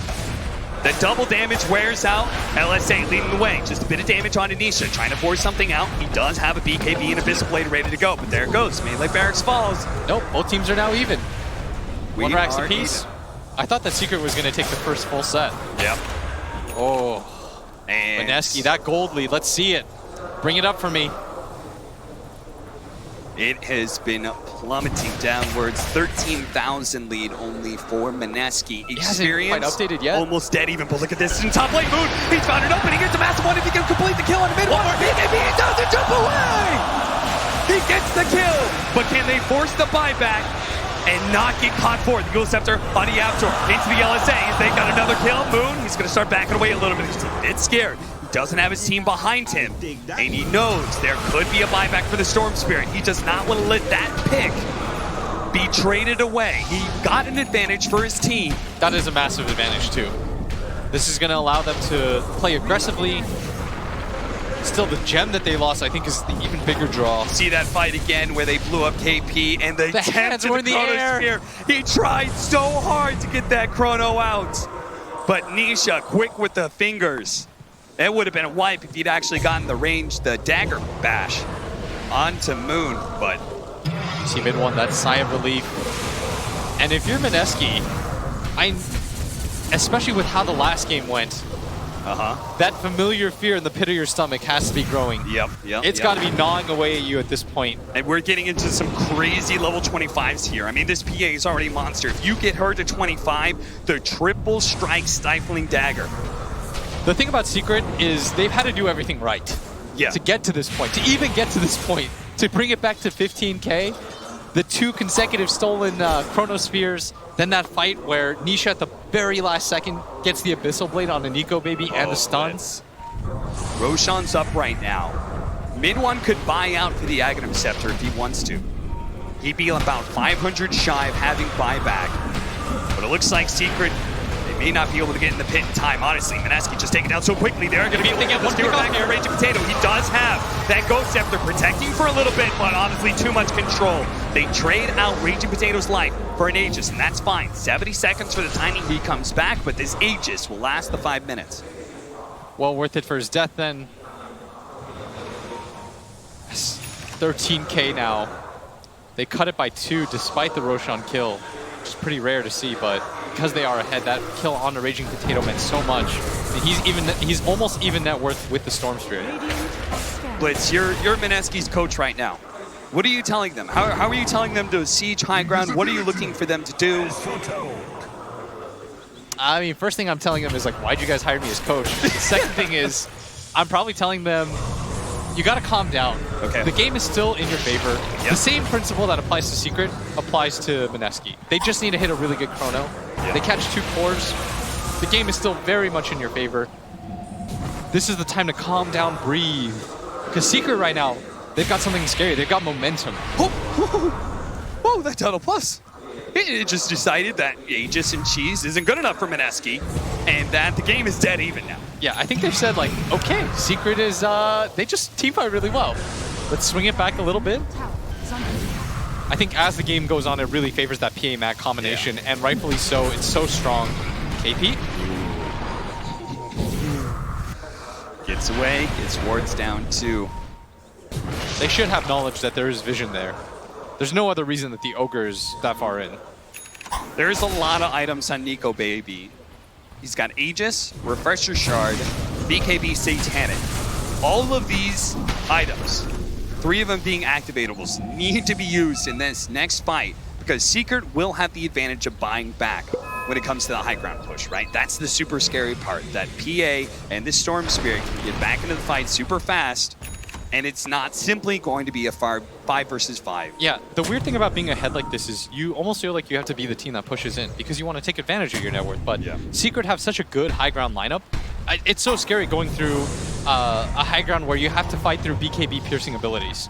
That's a principle that EG held onto at TI5, you know, pick up Universe Enigma or something like that, so that you can always deal with when a team goes high ground. Even if you're behind by like 10K, you've got a Chronosphere, an RP, something along those lines where the other team thinks twice about just blindly going high ground. Yeah. Because in most situations, 20K gold lead, you're just thinking to yourself, okay, let's go for it. What are we waiting for? But in this position, Mineski's thinking to themselves, it just takes one fight. We've got to be careful. Radabatos on an illusion. Say, fine, we'll take that Storm Spirit illusion for ourselves. Smoke from Mineski. It's not going to result in any easy opportunity for them. Instead, oh, this game's stressing me out for both sides. They're going to have to do it the hard way. They just spotted Nisha. Not really, because he's blurred up, but they know that he was in that mid lane mood. He's trying to find his opportunity. He's found a small one in Puppy. He's going to try and execute him real fast. He does have the gem. That's why Zion's going to pop his head outside the base. Double 4 staffs, and Puppy does get away. Oh, that's a Laguna Blade steal by Yapstor. No. These ultimates being stolen by Yapstor. They've already changed the fate of this game once and twice. Can he do it again with this Laguna Blade? This Nico Baby not going to live to see the light of his BKB and Satanic.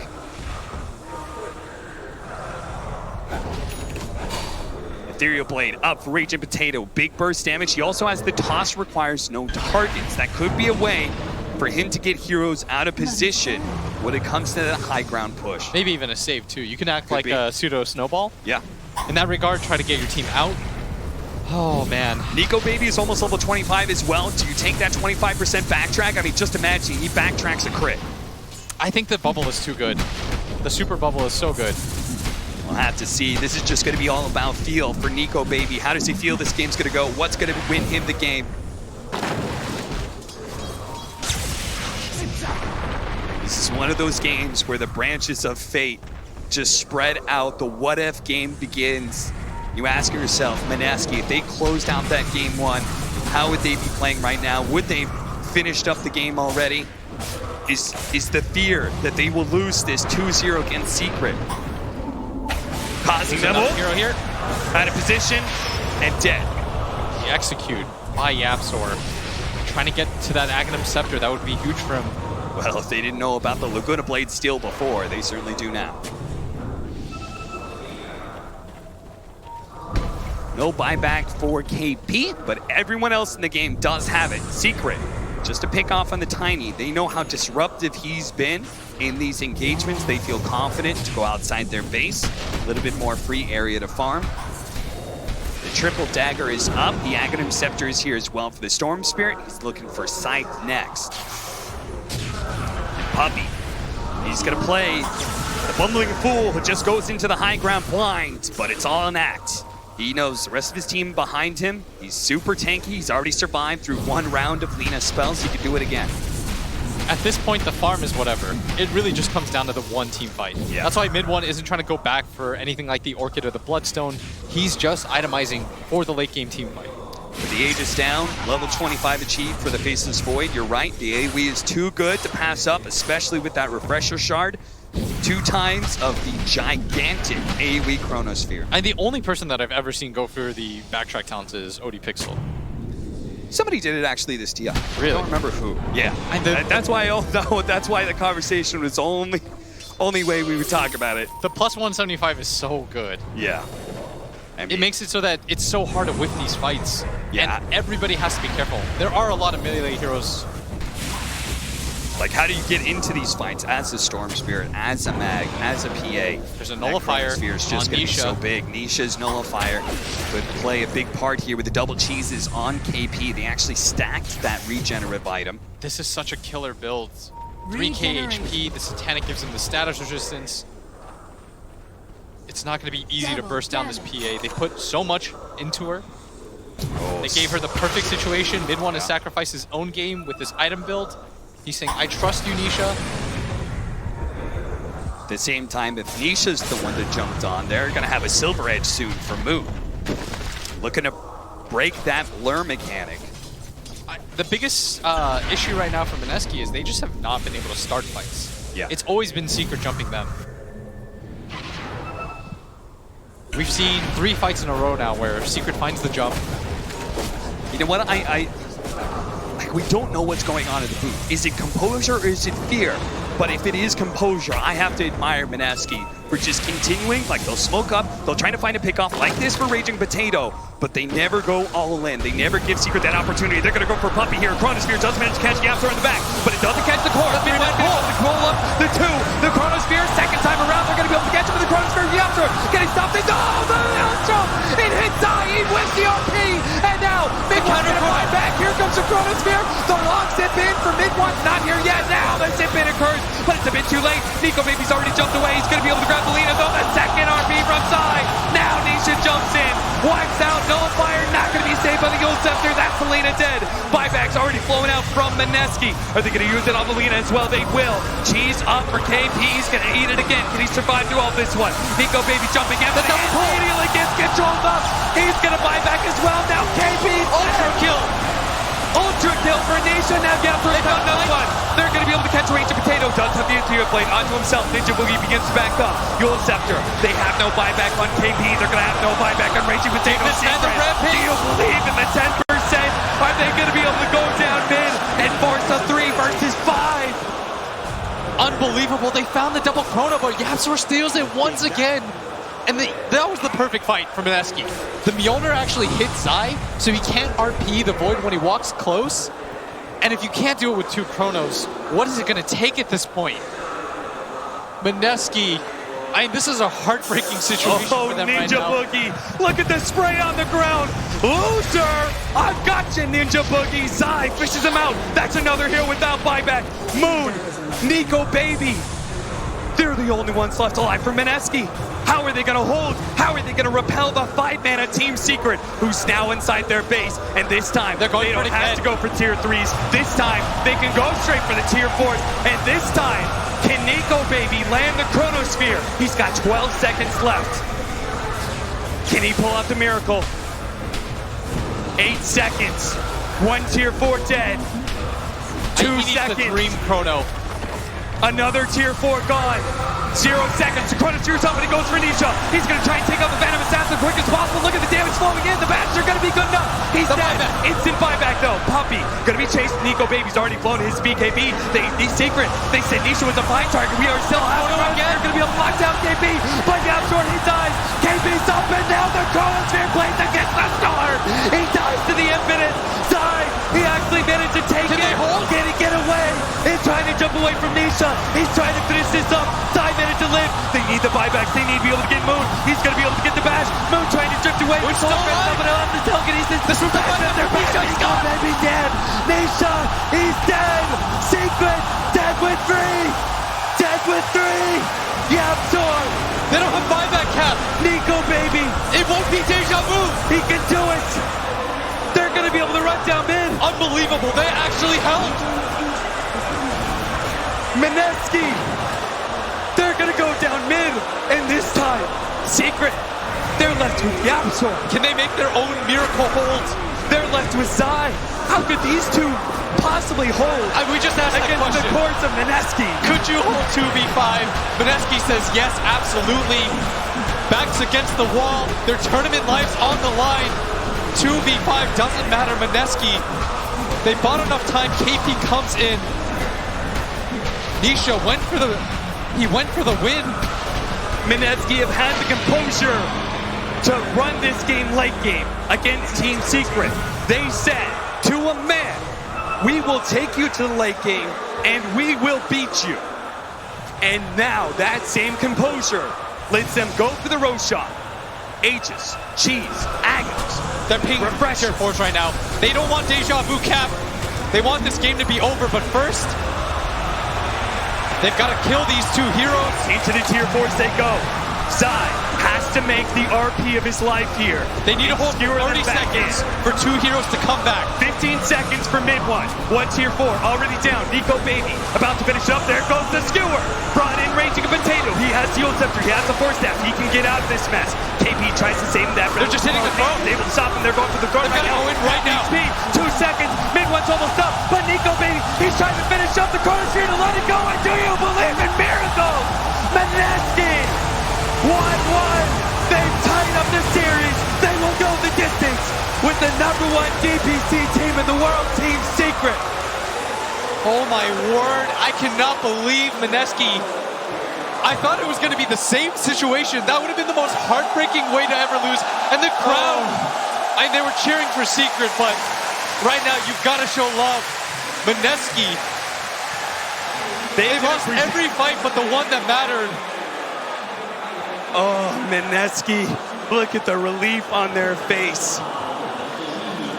Oh, what a crazy game. What a crazy series.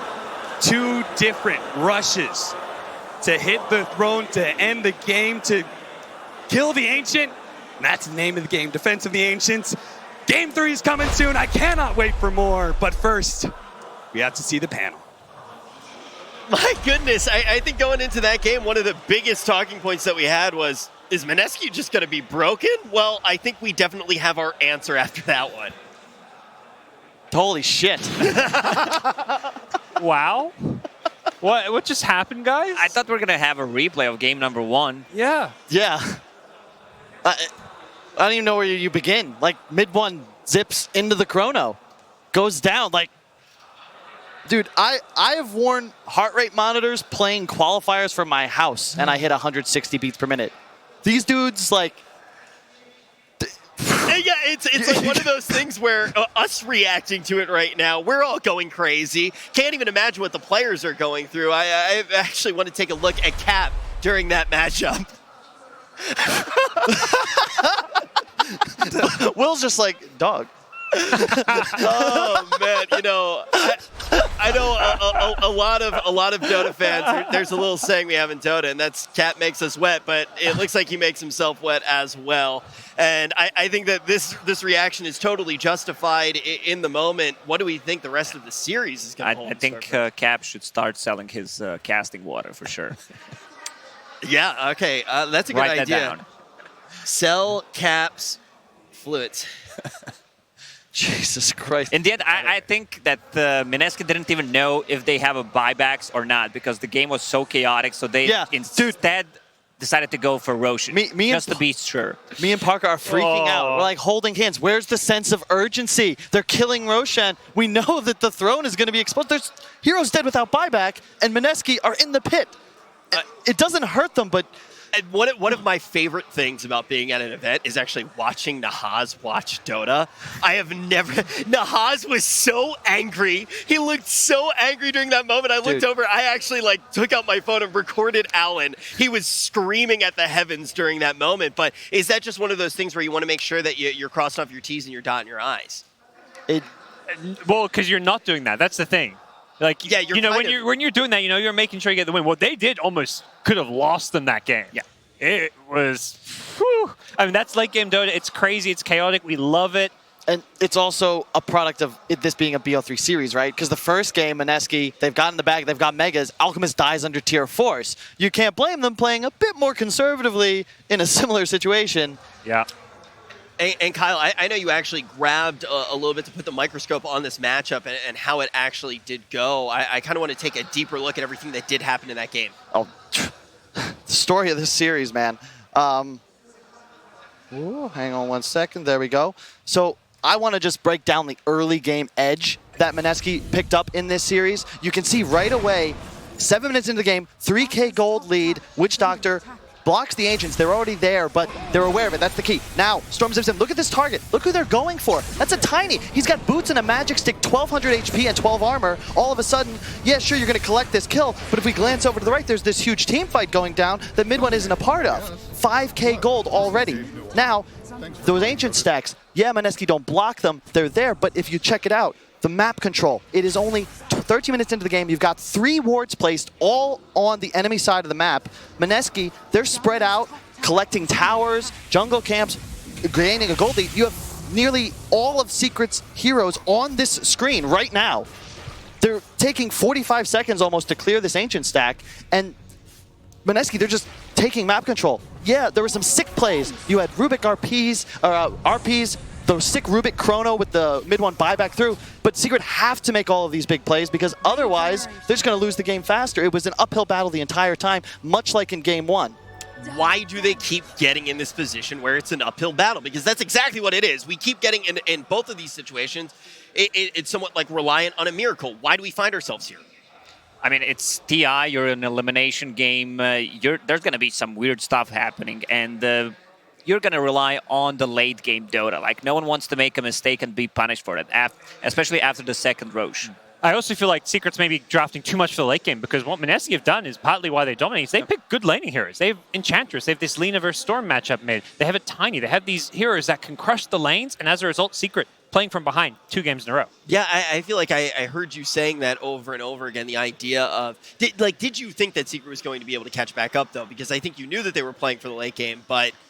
This game more so than game 1, because this game, Mag PA, high ground defense is so scary. They lost that top lane of Rax. You still feel like comeback potential was there. Mineski really had to, fight hard before they could get that win. Even when they were up 15k gold lead, it still didn't feel like their lead was safe. I think Team Secret needed Eon discs, either on Storm Spirit or on Phantom Assassin late game, just so that they can die in the Chronosphere. I mean, Satanic is nice for the HP, but status resistant, it does not work in Chrono. And we're now on the precipice of a potential history-making moment. If Secret lose this game, it would be the first time in the history of TI, the history of all Valve major events, where the 4 upper bracket teams that get knocked down to the lower bracket would be eliminated as well in the first round of the losers. All of the underdogs that survive the BO1s would be top 8. At the richest TI, the richest tournament in history, all of the underdogs, that'd be insane. It's crazy. Dota, there's just so much parity. The playing field is more even than ever. These teams can have BO1s. Yeah, maybe they're slight underdogs when you're playing up against likes of Secret, TNC, etc. I mean, maybe Liquid less so, but Dota is just in a great place right now. That means that lower bracket teams are saving strats for TI. That's confirmed. I think that one thing that we definitely do have to say about it as well, and this goes back to the interview that we actually had with Mineski, where they said we don't want to put TI on a pedestal. And I feel like that is such an easy thing to say. You know that you don't want to be doing that. You've seen where that gets so many different teams. I mean, look at what happened to VP, right? I mean, this is a team that obviously that's going to be a mental block that's in the back of their head. But you can also say, I want to fly. You're not going to be able to just do it. Some things are physically impossible. And when you're here on this main stage, when you know the prize pool, all of that needs to be kicking around in your head. But it seems like they almost don't have the mental blocks that a team like Secret might have here with all the history that they have with this event. Yeah, I mean, we look at Liquid, it's sort of the same thing, right? It's a different story playing TI as the favorite. And that's also what makes like what OG's doing insane, because they're just casually winning games and feels like maybe it's because no one had them coming into the tournament as the favorite, right? That was they smart were middle of the OG, pack. you know? Yeah, they were just sandbagging it the whole year. We're not a threat, guys. Look at Secret. They're winning all these majors. Yep. They're looking dominant.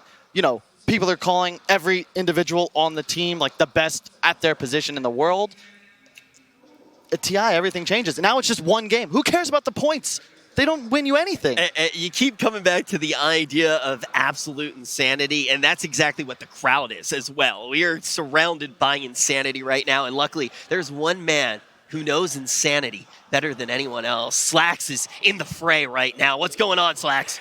Rich, things are absolutely blowing up here. People are freaking out. That was an amazing series. Boys, you like the Dota so far? Everybody having fun? Yeah! All right, I'm in the crowd to talk to these guys. Let's not forget, somebody's going home after this series, so these teams need a little bit of encouragement. Sir, who do you hope is going to win? Secret. All right, you got anything to say out there to Puppy? Puppy, go. Be happy. Be happy? Yes. Yes, be happy because you're going to win with the Storm Spirit, huh? Yes. All right. Sir, anything to say for Mineski? Yeah, Mineski. Go! All right, any Mineski fans? Mineski, go! Mineski, go! Sir, who do you hope's going to win? KPI. Go for KPI. Go, Mineski. Go. Mineski! All right, boys. Are you guys ready to see the end of the series? Someone going home? Let's give them one more yell. Boys, let's go! Back to you. Thank you so much, Slacks. He is the Gilbert Gottfried of Dota. Maybe Gilbert Gottfried is just the Slacks of real life. True, it could be that as well, but we can see already just so many fans right now really just adding to the fire. I think when we first saw the teams come out, it seemed like overwhelmingly people were cheering for the boys that are playing against Mineski, and it slowly shifted. Yeah. At first it was all Secret, now it seems to be more Mineski. Right now I think that they're cheering for good Dota overall. You've been to SEA a lot of times, I've been only once for Dota event, and I think this crowd is probably the best one I experienced for sure. Everyone's just loving what these two teams bring to the table. KP himself, a guy who played in China for a long time, so he's got a ton of fans here, which is why you heard the Chinese fans shouting him out. And it's just great to see another 3-game series when we're here at TI. Yeah, and I do think that is something that we have been hearing quite a lot when we're listening to the fans react. It is just the idea of good. Anytime you have one of those big team fights, everybody here screaming. It doesn't matter who's fighting. I think it's important we recognize, like, if you look at these teams, this is Nisha's first TI on the main stage. Mid one, he's played here before, but they've never had the results that you'd expect. Mineski, they've got their coach combo, Mushi and Kenshi. They brought Fnatic to 4th place at TI6. Ninja Boogie, one of the most calm and collected players in the game. And yeah, it's Nico Baby's first time, but you know, everyone else, the composure, it really feels like they're the team just playing better Dota right now, or at the very least more controlled. Yeah, Nico Baby's ultis were placed extremely well, besides the part that he's not using the second ability after he places. So a lot of the times Rubik's stolen that Chronosphere. I do want to say as well, it keeps coming back to this idea, but I do think it's so important when you just look at the big picture right now of TI9. It's this idea, are we going to have our first 2-time champ? But it's the underdogs that keep coming through. It's a lot of these people who are at TI, potentially even for their first time, that are coming out and just really able to break down these teams. And I kind of want to think about whether or not the history can almost be a negative.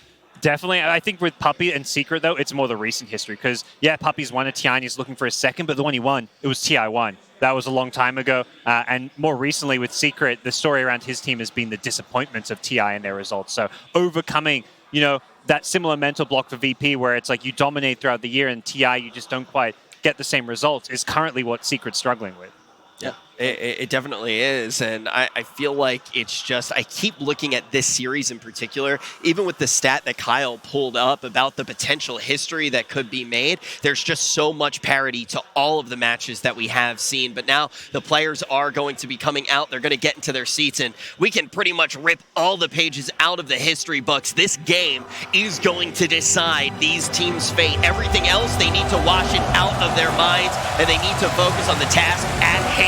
Game 3, an elimination series, Mineski or Secret. Only one of them will make it to play again tomorrow up on this stage here in Shanghai to try to lift up the Aegis. We have seen just, I think, the craziest series of Dota that we've seen so far at TI, and the story really has been Secret finding themselves behind in the early game. We see an upset. Then we see Mineski able to hold strong. What is it going to look like once we actually do touch down to this draft? Is it going to be the same story? Are we going to be holding on for a miracle? I'm standing up. I'm so excited. I don't care who wins. I want to see another Mega Creep comeback. That's all I want to see. Some crazy Dota happening, chaotic, a lot of Roche fights, especially the late game with Aghanim Scepter upgrades, with Moon Shards. Well, I mean, we've seen so many of these Mega Creep comebacks, we might need to rename them. Oh, yeah. We're going to rename them to Omega LOL Creeps. I like it. They would have won. It doesn't matter how strong the creeps were. What are you... We worked on that one for a little while. We worked on that one. That's what you're doing backstage? Me and GodZ are over here prepping. You guys are just we had highlight clips good to go. Yeah, we wrote down everything, and it all led to that joke. This is all the preparation, all these pages, just for that one joke. 10 pages. Yeah. Every team come to TI.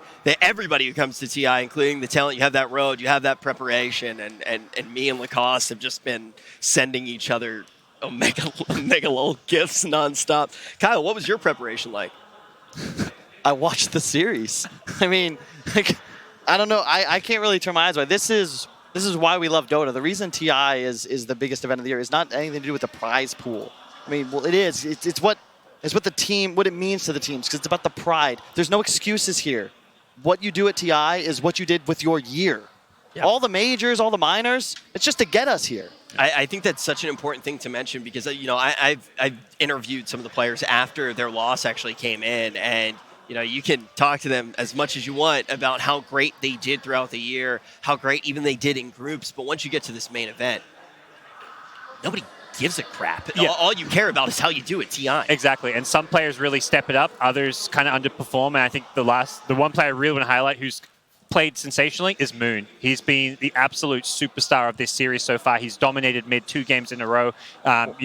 He is looking incredible. He has favorable matchups, though, both times. And that's what I think's got to switch up for Secret here. You had 3 losing lanes in that game. You're giving this just momentum-based squad, the last team remaining from Southeast Asia, a huge lead. And then you have to play catch-up the whole game. You have these miraculous teamfight wins, but don't put yourself in a hole. Let mid one rock. Give them something that can body Moon, or at least give him a fair shake. Definitely seeing some patterns with playing against Enchantress and losing lanes. But I do want to kind of look at, you guys are talking about which players you want to put your focus on. Is there a particular position right now, Lacoste, in this matchup that you say, okay, look at these 2 players, look at this head-to-head. It's going to be incredibly important to how this third game actually does shape up? Well, definitely a mid lane. Mid one needs to step up a little bit if they want to win this series, and I think they need to draft better lanes, stronger lanes, because at one time, if you were paying attention like Kyle, they were taking 2 tier 1 towers at the same time. Yeah. What do you think you can do to not completely get blown out in the laning phase, but still put this focus on that end game that it seems like they really want to do, because it's something that does seem safe. When you're here, maybe you play for the late game. Go for a strategy that doesn't have as much variance. I think that's something that GodZ started to allude to. So what type of heroes do you look for in the draft? I mean, maybe it comes down to some of the pick order that you can swap up. Sometimes you'll see teams then go from having, first pick to second pick, so they're going to have that last pick of the draft. As long as mid one has a favorable matchup, or at least an even matchup, and then give Nisha hard carry. Putting him in game one on a Visage, that's a big no-no for me. Yeah, Secret won that game. Yep. They shouldn't have. And also, I think the 4 position. You give YapzOr Rubik twice. It's a signature hero. That's what you want him on this main stage, but the early game impact's not there. You've got Potato running around on a tiny in that second game. Like, you could see he has boots and a stick. 12 armor, 1200 HP. You're so much more impactful, and it's allowing Mineski to always win even-numbered trades around the map. If they have 2 heroes in a lane and Secret has 2 heroes in a lane, they're going to have the edge, and it puts the impetus on Secret to make plays just to equalize things. Yeah, I don't know what impetus means, but I will say the one thing that I do know is, Kyle, you basically said in that first game, Mineski won. They won, but they still get the L. There's one opening where all of a sudden we see Team Secret come through and grab the win. Mineski is looking hot here. Are we going to see the upset? We're about to find out as we jump into this game that will decide it all in this series. Team Secret versus Mineski. Game 3. The DPC champions and the last best hope of the SEA region. Team Secret and Mineski have already delivered one of the most memorable series in the history of the International, and we are moments away from the deciding game. Winner moves on, loser goes home. Our panel talked a lot about the lanes in the last part of that discussion. Do you feel like that's got to be the focal point here in this draft, especially for Secret? Yeah, in both the games, like they said, the early game was so bad for Secret. They were down, against an Alk. They get last pick Alk. They try to respond with a Meepo. The Meepo doesn't even lane that well against Alk. He has Acid Spray, and in the next game, they pick Storm and they get Lina. So I think the mid is the most important matchup for this game. I think mid one needs to get this hero that he is confident on in the lane, and make sure Moon doesn't get this 10th pick Lina that's just gonna 90-10 you. Yeah, I agree with Bunner. Like these teams, both Mineski and Secret, their mid player is their tempo controller. We have Moon on this favorable like Lina, DP, Ember, Tiny that creates tempo. So does Mid one's favorite heroes, Ember, Kunkka, Tiny, like those tempo controlling heroes. If they lose the lane, the side lanes can get a lot of pressure. Even if the side lanes win, though, it's gonna just tilt over to their favor. Right, whoever wins the mid.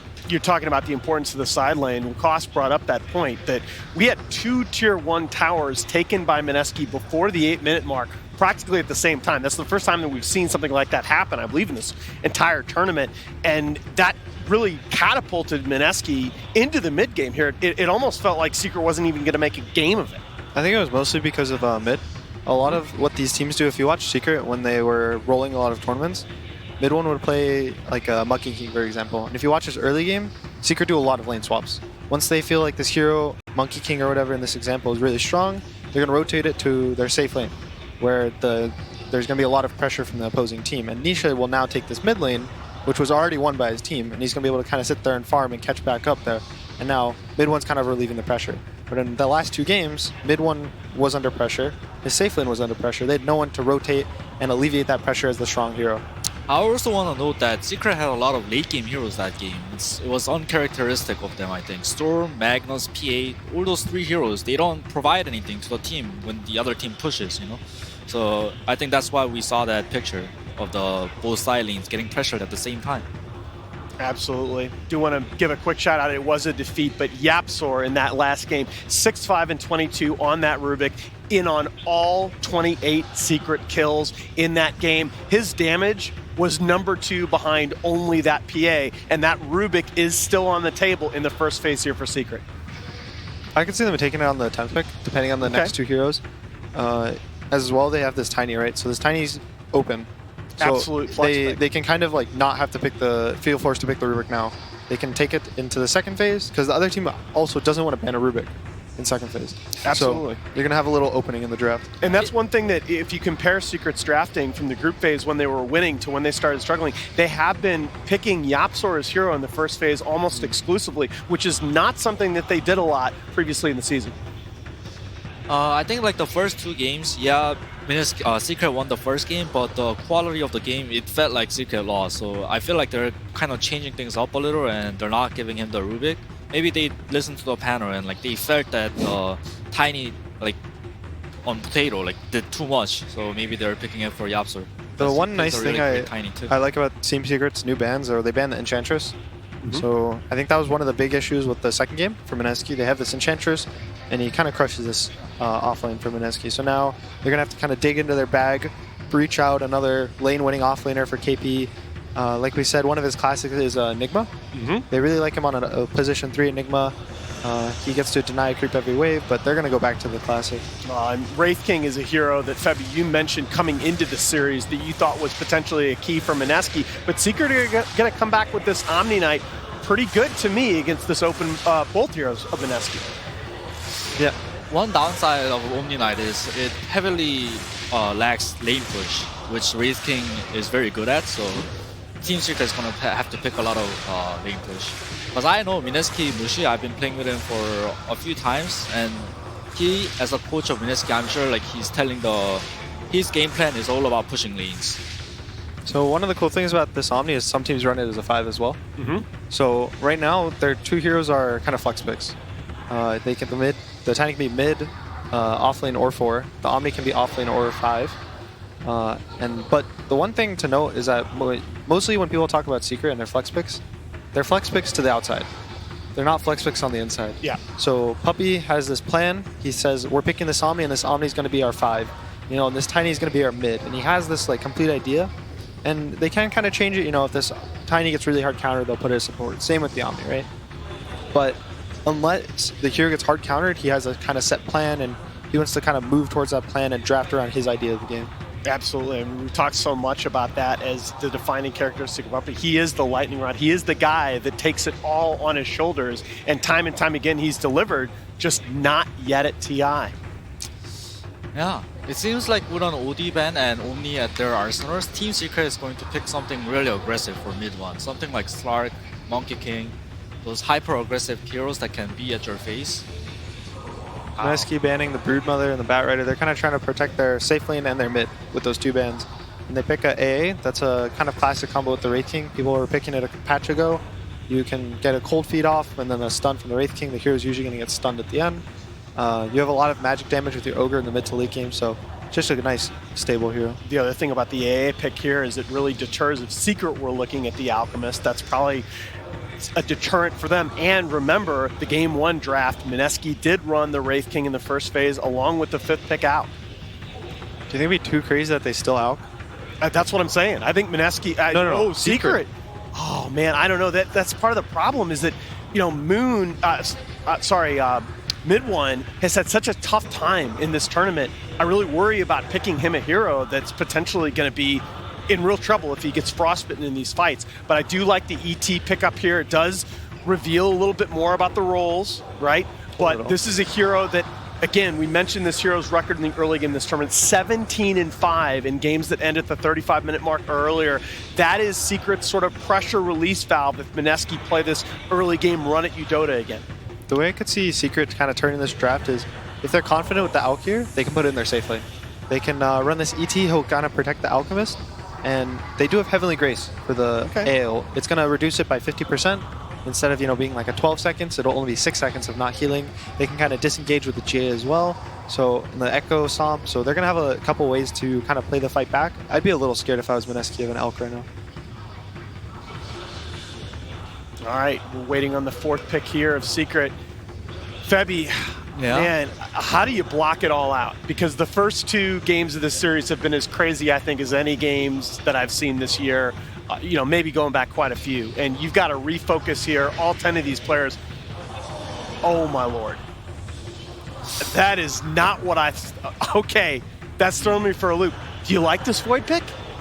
It is not good against Wraith King and Rasta, but it is good with ET. It's also not good against AA. You won't heal when you get ulted by the AA. Maybe they heard the fans. The fans really like big team fights. They like the big chronos. They now have, you know, GA to turn a fight, look cool. They have, you know, Earth Splitter. They have this cool Chronosphere. So maybe Secret's doing this for the fans. I'm a little concerned of the Void versus Wraith King matchup, though. I think Team Secret needs more damage, and DP doesn't look too good too, because they have AA on Mineski's side, and AA is pretty good against DP. You need something, a ranged hero 5th pick to just dump damage into that Chronosphere. You talk about the sniper still on the board. The OD they banned themselves. They need a lot of stuff right now on Team Secret. Yeah, they I lack agree. wave push too. Invoker? Void only doesn't push out waves that well. Core Invoker? Yep. Mid Invoker. Yeah. Gets banned. I mean, it's one of his best. Yeah, there you go. It's one of his best heroes on his career. They could still do Tiny mid. I would be really scared of their damage, though. I think they are forced to put this Tiny as a 4 now because of the Wraith King. So they need a mid 1 hero. They're going to ban as well, you know, a mid hero from Mineski. They're really scared of him from Moon getting this like last pick. So they're going to try to find a hero in the draft that fits them, and only is going to have 1 hard counter that they can ban out. One good thing that Secret have going for them is the team fight. Mineski's heroes, they're all single target, so I think Mineski will kind of want to split them and dodge them, play this like cat and mouse sort of game, and try to go late game. While Secret wants to like use their big team fights. Omni wants to fight early, even if there's an AA on the other side of the team. When you look at mid 1's hero pool, the heroes that come up that aren't banned still on the board here: Ember Spirit, Templar Assassin. I'm looking at if of either of those, it's more the Ember, I think. He's going to have Heavenly Grace, so he's going to be able to go in on the supports and kill the supports. Save this Chrono more for the core, the Wraith King. Could just Storm again. Yeah, they could Storm. I think it's okay with the Grace, but it's also really scary against these instant hexes that are built into your heroes. It's much more, you're much more like confident going on it when you force the enemy to build Sheeps to try to protect their cores, or build Yules to just Yules the Storms and try to like have to be forced to defend themselves from the Storm. When the supports have built-in ways to defend against him, this Wraith King's gonna have ults, so it's like you have to burn a lot of mana to kill him the first time. It's a little scary for them. And they're gonna ban the Elk. They're still scared of getting last picked Elks. No, I would be too. Yeah, they're traumatized from the first game. Coming into this 5th pick, do you feel like Secret's lanes are stronger in this game? Are we going to be able to hold up to the pressure better than we did in games 1 and 2? I think so. The ET is one of the strongest laning supports right now. His Astral Spirit gives him armor, gives him moves, he gives him damage. Oh, the Yapsor Rubik once again. Sorry, buddy, go ahead. So it's mid-tiny. Yeah, mid-tiny. So Mineski's going to know that. They're going to be probably going to pick more of a strength hero. Maybe some hero that's going to build like 1-2 bracers, even if they go agility or int hero. Once the main issue with Tiny as a core, that was in previous patches, was that people would build bracer and his combo wouldn't kill you anymore. And when Tiny blinks in on a core and his combo doesn't kill them, his fight feels really awkward. He's a slow hero. He's tanky, but now he's committed to 4 or 5 heroes, and they're going to be able to disengage, stun him, and keep following it up. I'm kind of worried for Secret's lanes again, because you know I thought the Tiny was going to be a 4, but right now their side lanes don't look so hot. Yeah. Especially the Void lane is going to suffer. Death Prophet's a really nice pick versus the Tiny, and the Omni, and the ET. It's whenever there's a bunch of strength heroes, DP is one of the heroes you think of like Timbersaw. The Spirit Siphon's going to do more the more HP people have. Tiny, he gets a crazy amount of HP really early in the game. He has a really high strength gain. He goes Echo Saber, you know, might go BKB. The Spirit Siphon's going to heal up the Death Prophet, and he has the AA, so he doesn't have to be worried about getting his healing stopped. The only issue with it is that if this Death Prophet gets chronoed, he can't be bursted. Exactly. All right. Well, we are headed to a deciding Game 3 in one of the most thrilling series of the event. But first, here's Casey with a coach interview. Yeah, we got Sunbi here. This has been a crazy, crazy series. We've enjoyed watching it. Also, the drafts have been interesting, too. From mid-1 Meepo, we have Yapsor Rubik. How much has the draft made a part in how your play has been? I have no idea how to answer that. I really don't. I mean, draft is obviously very important. I think the first game, I'm not sure if we were so happy with the outcome of our draft. Second game, we were more happy, but we couldn't secure the game. Third game, we feel pretty confident. Hopefully we can pull through. Rob a game if we can. See what happens. What's the mood in the pod like right now? Angry. Really? Oh, it's good. It's good. Angry's good. We want to win. You know, like angry, like, hey, we need to take this. It's ours to take. Yeah. Thank you so much. Back to you guys, but I do want to say, Capitalists and Blitz, Will you guys please stop throwing water around? Did we get you a change of shirt, Cap? No change of shirts. It's actually just completely dried out. We'll cast in any conditions, Casey. We're like postmen in that regard. But I just want to say, Dota is such a wonderful game, and what truly makes it great is the people. It's the people in this competition, the players in the booth, the homeless man behind the wall behind me. Whatever it is, that's what makes Dota the best esports in the world. Let's get hype for Game 3 of Mineski versus Team Secret. Oh, this is quickly becoming a classic. I'll be honest with you. I didn't go into this series thinking it was going to be a classic. Dude, I didn't either. I'm going to be 100% real with the audience. I thought this was going to be a stomp. I genuinely thought Mineski, I was like, all right, like, what am I going to do with all this time I have? You barely managed to beat Na'Vi. Team Secret barely lost to EG. Transitive Property says Team Secret's going to blow you out. Yeah, you're going to get worked. But that's what makes TI, it's the best. It's the best. There's nothing else like it. This needs, 100 TIs. Just keep it coming. TIs every day. Oh, every day of the year. Me and my kid are going to be watching TI one day. Oh, it's going to be wonderful. Okay. We started off this series. They just high-fived. As we implied. Oh, that's cute.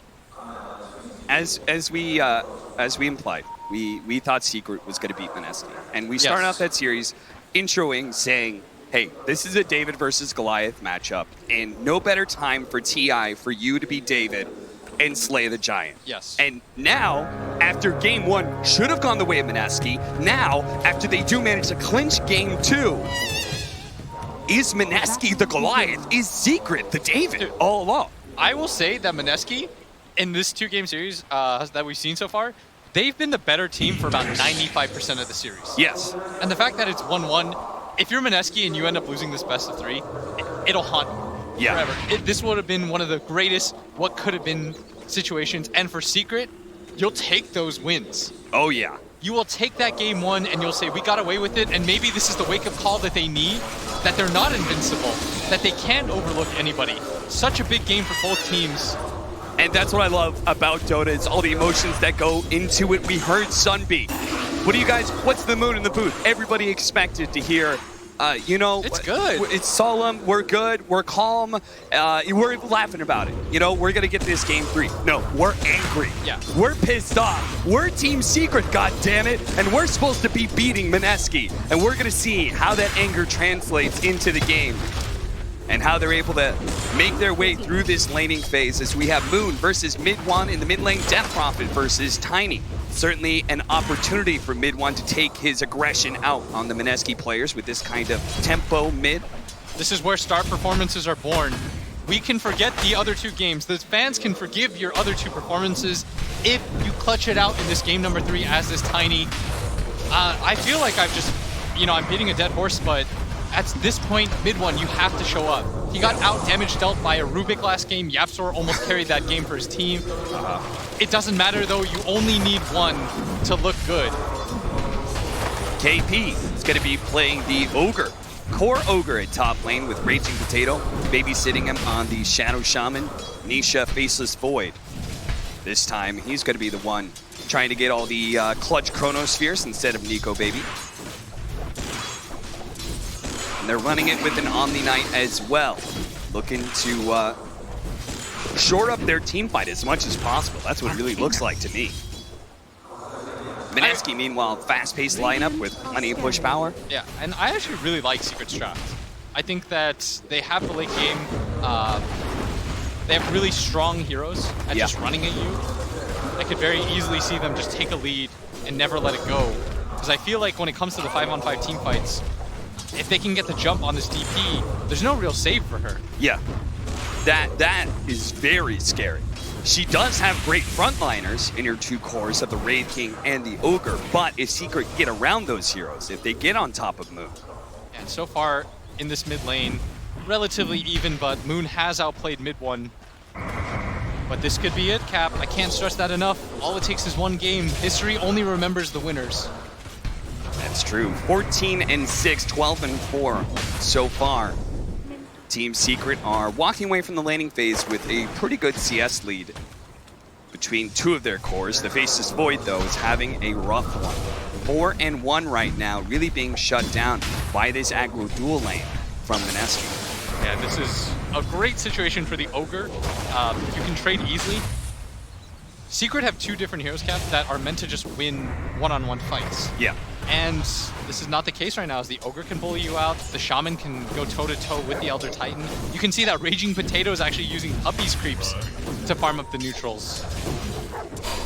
And Puppy, he's trying to do something about it. They're going to man-fight a little bit, but one last shot. Fable, can it stop the damage? It's not enough. Raging Potato gets the first blood. His life will be traded away very likely here, as he cannot run far enough.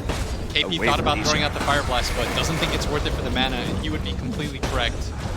The trade-off, though, is that the Omni Knight at bottom, this hero just seems to win lane after lane. It's so hard to deal with him when you have this low damage support 5, and you have no way to immediately burst him from the get-go. I think if you can't set the line immediately, this lane just completely goes in Omni Knight's favor at some point. It's also a lot about the Heavenly Grace Dispel, right? Like, once the enemy team has picked up their 5 position, if it has an ability that you can kind of deal with, like the Cold Feet, for example, or this Raid Fire Blast, the damage over time that happens, you're going to be able to purge most of that off, get yourself a heal, and it's like the attacks never even happened. Raging Potato, 5-minute bounty runes are about to spawn. That's why Yapzor and Puppy are both here. KP, though, pulling some of the creeps with him. He wants to challenge. Raging Potato's going to walk back with him. 2 versus 2 over the bounty runes. How's Puppy going to take this one? He's going to try and go for the stomp. No, he's going to take way too much damage for it. No, he's actually going to go for it indeed. Stomp misses. KP. Telekinesis isn't there. Mid one's actually going to be able to grab the bounty rune as he shows up with the bottle, and Zai actually manages to get the other side. So that's going to be 3 for Team Secret. Mineski were the ones who actually had the better bounty rune control the entire time last game, and I think the game prior. And that's going to give them a little bit of a gold lead. Pretty negligible, though, at 5 minutes. And we've seen what these 2 teams look like. It's one of those interesting situations where you never know how somebody's going to match up. Maybe Mineski just matches up really well against Secret, and that's why we have the sort of series that we're having right now. Zai, level 5 already. We've seen the power of this Omni Knight before, and this kind of like very aggressive lineup of Mineski, like being repelled by an Omni Knight, just being frustrated, not being able to get that kill that you started off on. That's certainly going to cause a lot of issues for Mineski. Yeah, it's similar to game number 1 where Mineski in fact had the Omni Knight. They just weren't able to bully him out. If you can't do it from the get-go, your odds just decrease so dramatically. But that's where that Ancient Apparition Ice Blast has to come in clutch, right? Yeah, but you can just get pipe, I feel like, on Omni. Yeah. Isn't that what you would do as on the off lane? Oh yeah, absolutely. In this kind of game? Yeah, you just get pipe and all of a sudden it's the same situation because they have so much magic damage. KP going to be pulled back potentially into his doom here, but he's so damn tanky. Let me tell you. Bottom lane instead, that's maybe the offlaner that dies. This time the Cold Feet does actually latch. It's so funny that you see Omni Knight die and you watch an Ogre just kind of walk it off. Yep. The chain stuns are good enough for Mineski, and with these skeletons pushing in, also just tanking up the tower shots, that's going to lift the Siege Wagon do tons of damage. This is the same rotation he made last game, and this is a big rotation for them. And they're going to try and rush a defense here from Zai, but he's going to TP in. Is he going to be in trouble here? Have the Grace on him is going to slow down a lot of these disables. But they're protecting the catapult, and that's what's important. That's why mid ones also come in for this. Last game, he didn't make this defense. This game, I think they understand how important this tower is. The Siege Wagon dies, and the Tier 1 tower does not fall. Moon could have used Exorcism to finish off that tower when he first showed up, but he thought the Siege Wagon was good enough. He thought it was free. And that's Secret. They're a veteran team, Cap. They're making those adjustments. They realize Moon's play. I think he was anticipating that top push, but because so many teams are doing it, he's just sort of going for the play that Secret doesn't expect. No one's really assaulted Secret's offlane tower before like that. Especially once you give, like, Zai has a good lane, but a rotation like that shuts him down. If they'd caught him again that second time when he TP'd under tower. Oh, that ruins his game, and they might even go for it here. They may try. Moon's going to show up, hits him with the nuke. Looking to be able to slow him down with the Spirit Siphon. Zai, the Heavenly Grace, protecting him a bit right now, but Nico Baby has another round of stuns coming in. The Crypt Swarm's not going to be good enough, and they don't want to dive the tower. Mineski. This is what we're talking about in trying to go for these kills and not quite getting it, not getting the kill. Means Look at this tempo. The objective. Look at this tempo. Oh, They're wow. gonna TP top and just go for it right after. And this is how you alleviate pressure from this bottom lane for Nico, baby. If you can't do it in one lane, do it in another. Can Zai get there in time? He's just about to get back to the base. He's going to have a TP scroll soon. Nisha's going to be stunned up, fire blasted. They do have the Hex. That's going to be enough to be able to get the kill onto Nisha. And this exorcism will be used to bring down a tower. They're outpacing them right now. Yeah. This series, they're thinking 2 steps ahead. And Secret, their focus is on that bottom lane, but suddenly there's somebody top. And you don't even really want to dive this Wraith King because you know he's got ulti, he's got stick charges. If they can take this tower and defend, this would be such a huge boon for them. Part of the reason was used though by the DP. Yeah. And that's going to be an opportunity, right? Team Secret, they're not going to be as cooldown dependent early game because their mid is a Tiny, who's always going to be ready to fight. Yeah.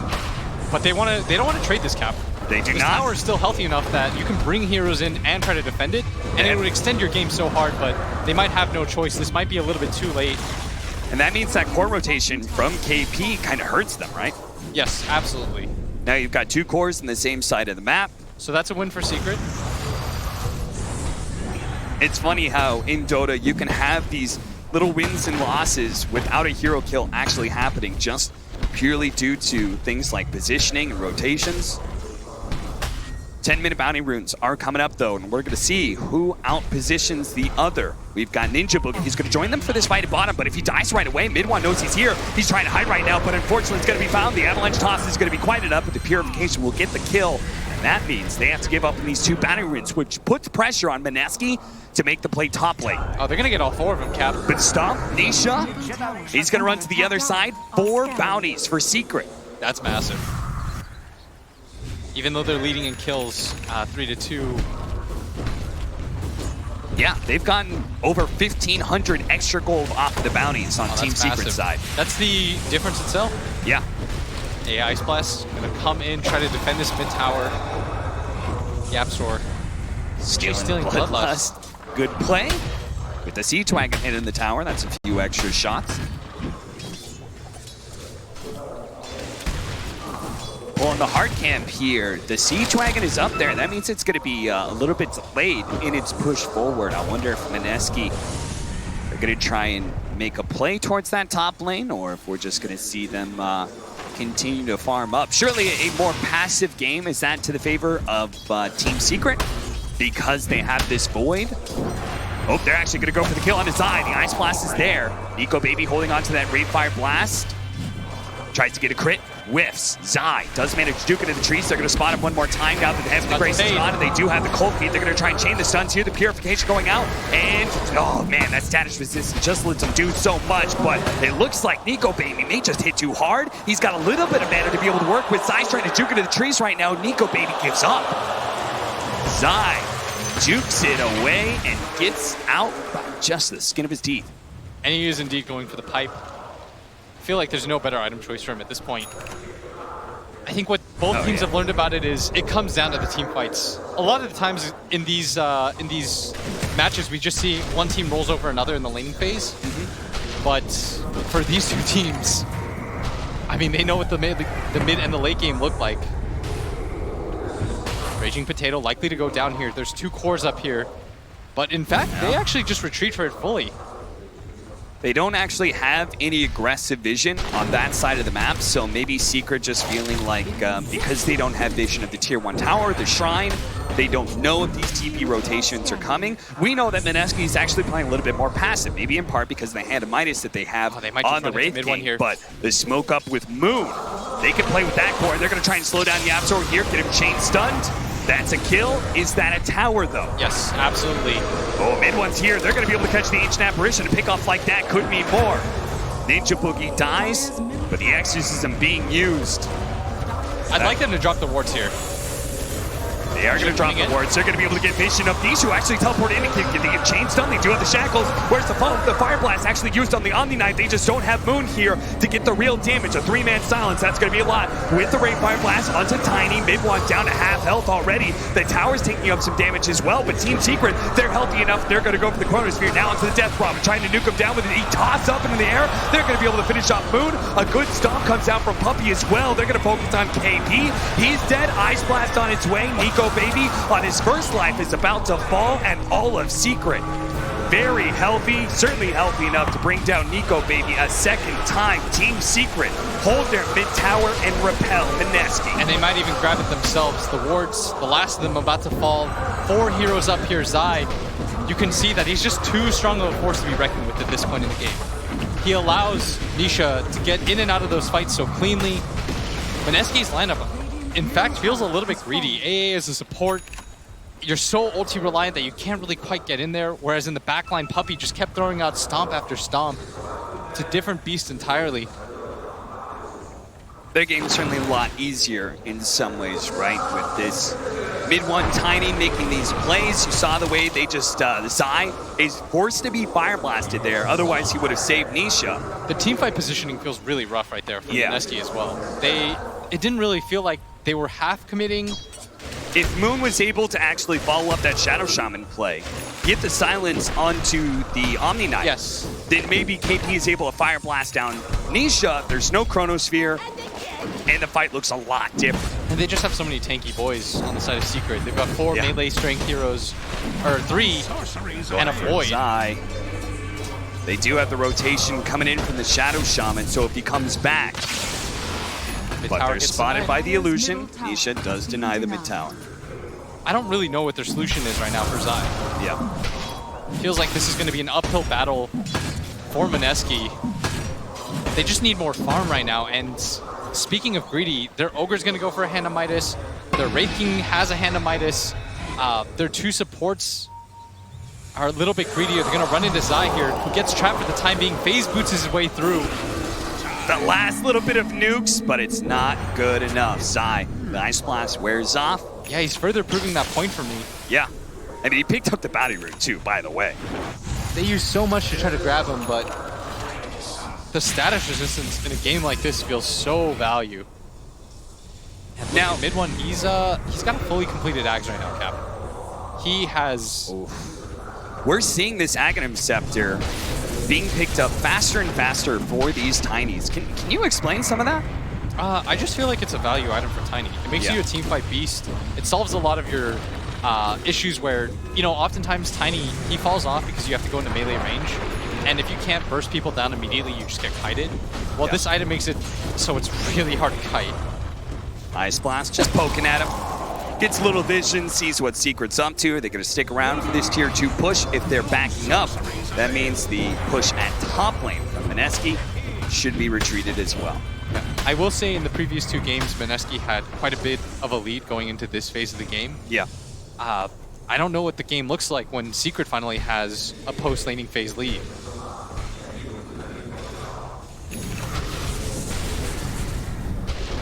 There's something I want to talk about, though. This Wraith King, right? Traditionally, in many patches of the past, Wraith King's considered a early to mid-game carry. Yes. And with the Death Prophet, we're looking at, you know, trying to push down towers by 20 minutes, go high ground by 25, 30. A lot has changed for both of these heroes, particularly the Wraith King. We've seen a lot of these Hand of Midas Radiance build. Hector, especially from Infamous, has shown that Wraith King is no slouch late game. You can really push this hero to the limits. Is this just about, what is it about? It's about the Aghanim Scepter, it's about talent changes, what is it? I just feel like this hero is good against the other cores. Like, you never feel bad about having him frontline for you either. A lot of times in Dota, you saw in the game that we saw just happened, when the Void goes in and he gets bursted down, you mess up the team fight, suddenly you've lost. Yeah. In this position, he's so forgiving to play. So it's about ease of execution, and at TI, there's nothing more important, right? He's so easy to work around. he dies once, you don't even feel that bad because it gives your team time to reposition themselves, whereas the enemy still has to clump around. The fact that the Wraith King, you've got to kill him twice. Yeah. It means that there's no mess-ups. Well, there's that Aghanim Scepter from mid one, pummeling KP with trees, and now he's going to get the tier 2 bottom tower. If you build the BKB, you always have time to get the BKB on. Yeah, that's true. Aghanim Scepter, usually we've been seeing Echo Saber into Aghanim Scepter. Here, mid one's going to go the other way around. I also think Aghanim is a great farming tool. It's a real low cooldown, and you can just kind of freely use it in fights. Oh, look at this, 20 minutes push down lanes. 18 minutes. They're just kind of going for it right now. They've dealt a good amount of damage to this tower. Mid one is, we said, give us a star-making performance, bail your team out. So far, so good. 7 out of your 8 kills. X, Raging Potato, I think he knows he's been caught, and he's just trying to stall things as much as possible so his Serpent Wards can actually get the kill on the tower, but sadly there's a glyph. And the glyph now, especially with the multi-shot, is so good at clearing out the creeps and defending. Yeah, now this is just going to be food instead for Secret as they clear up all but one of those, I think. Radiance for Moon. Death Prophet's another hero that can go late game a little bit better. The new Aghanim Scepter that was introduced for the hero, that's a core item. The scary part for Mineski is, I don't know at what point in the game they're going to win this. Yeah. I mean, if they're not winning it already, right? Yeah, it feels a little bit scary right now. Ninja Boogie. I don't know if this is like an issue of pace. Yeah. Because I felt like previously they had heroes that could just run at you. And Moon had some sort of hero that could just collapse on the side lanes. You could set a tempo. But in this game, it sort of feels like he has to be passive with his DP. It feels like they've gone a little bit away from the principles that led them to success in game number 1 and game number 2. And so now it becomes much more about this Wraith King. Like in the previous game where Nisha had to be the main hero, I think Nico Baby so much rides on his shoulders. 20-minute bounties, mid one free to push out bottom lane with his volley, take control of those. Mineski, are they going to invade? Are they going to try and get more than just this one? It seems they're willing to concede all map control to Team Secret right now. They just know they're weaker than them. They have to ride the line. They have to rely on their carry. A man they brought in late into the DPC season, this Radiance. Can Nico Baby change the fate of Mineski right now? The good news for him is that he is good against the cores of Secret, aside from the Omni Knight. Yeah. Of course, he's going to always be able to survive out the Chrono. And more importantly, he doesn't get bursted by the Tiny. Both upsides for his hero. The only downside is like he's going to need help. If it means that he's, the Chrono doesn't do anything for him, Nisha's just going to say, I'm not going to Chrono you, I'm going to Chrono Moon every single time. Yeah. And that makes Moon's game so hard to play. Is that why he's not, he hasn't actually queued up the Aghanim Scepter, which everyone goes after the Ul Scepter. Does he need, an early Aeon Disc? Yeah. That's going to so bad. Terrible. I feel like you go Axe, and then you can go for the Aeon Disc. You just have to do it. I'd sort of maybe even get the Shivas first. Before I would kind of be Aeon okay. Disc? Yeah, I'd be okay with that, but I do think you need an Aeon at some point. He goes Blink instead. Maybe he just wants to fight. They're going to get the Radiance timing, and maybe they just want to run it secret. That's how they want to come back into this game, rather than just pure farming. I mean, the AoE silence can come in really clutch here against this Omni Knight, right? Because you always know the Omni Knight's going to be running forward to protect mid one, or to protect Nisha, who's been initiated on. It's very good against the Faceless Void. Yeah. Nisha already has a BKB. That's so scary. Means the silence is going to be very ineffective against him. It also means that he's always going to get Chrono off. Yeah. Which is pretty disastrous for Mineski. Pretty much the only one who can stop that outcome is Raging Potato. And I just don't see him getting lasting shackles in these fights. He does have the Ether Lens, though. He feels like he's paper. Yeah. And I would say that Mineski would be all right, but I think this Omni Knight, I've been saying it from the beginning of the game, it might just prove to be too much. Gonna walk up the hill, but they don't have their Death Prophet here. Secret. Fighting around their shrine, they've got the numbers advantage. The pipe has been used almost immediately. And Zai, I mean, he ends any thoughts of aggression.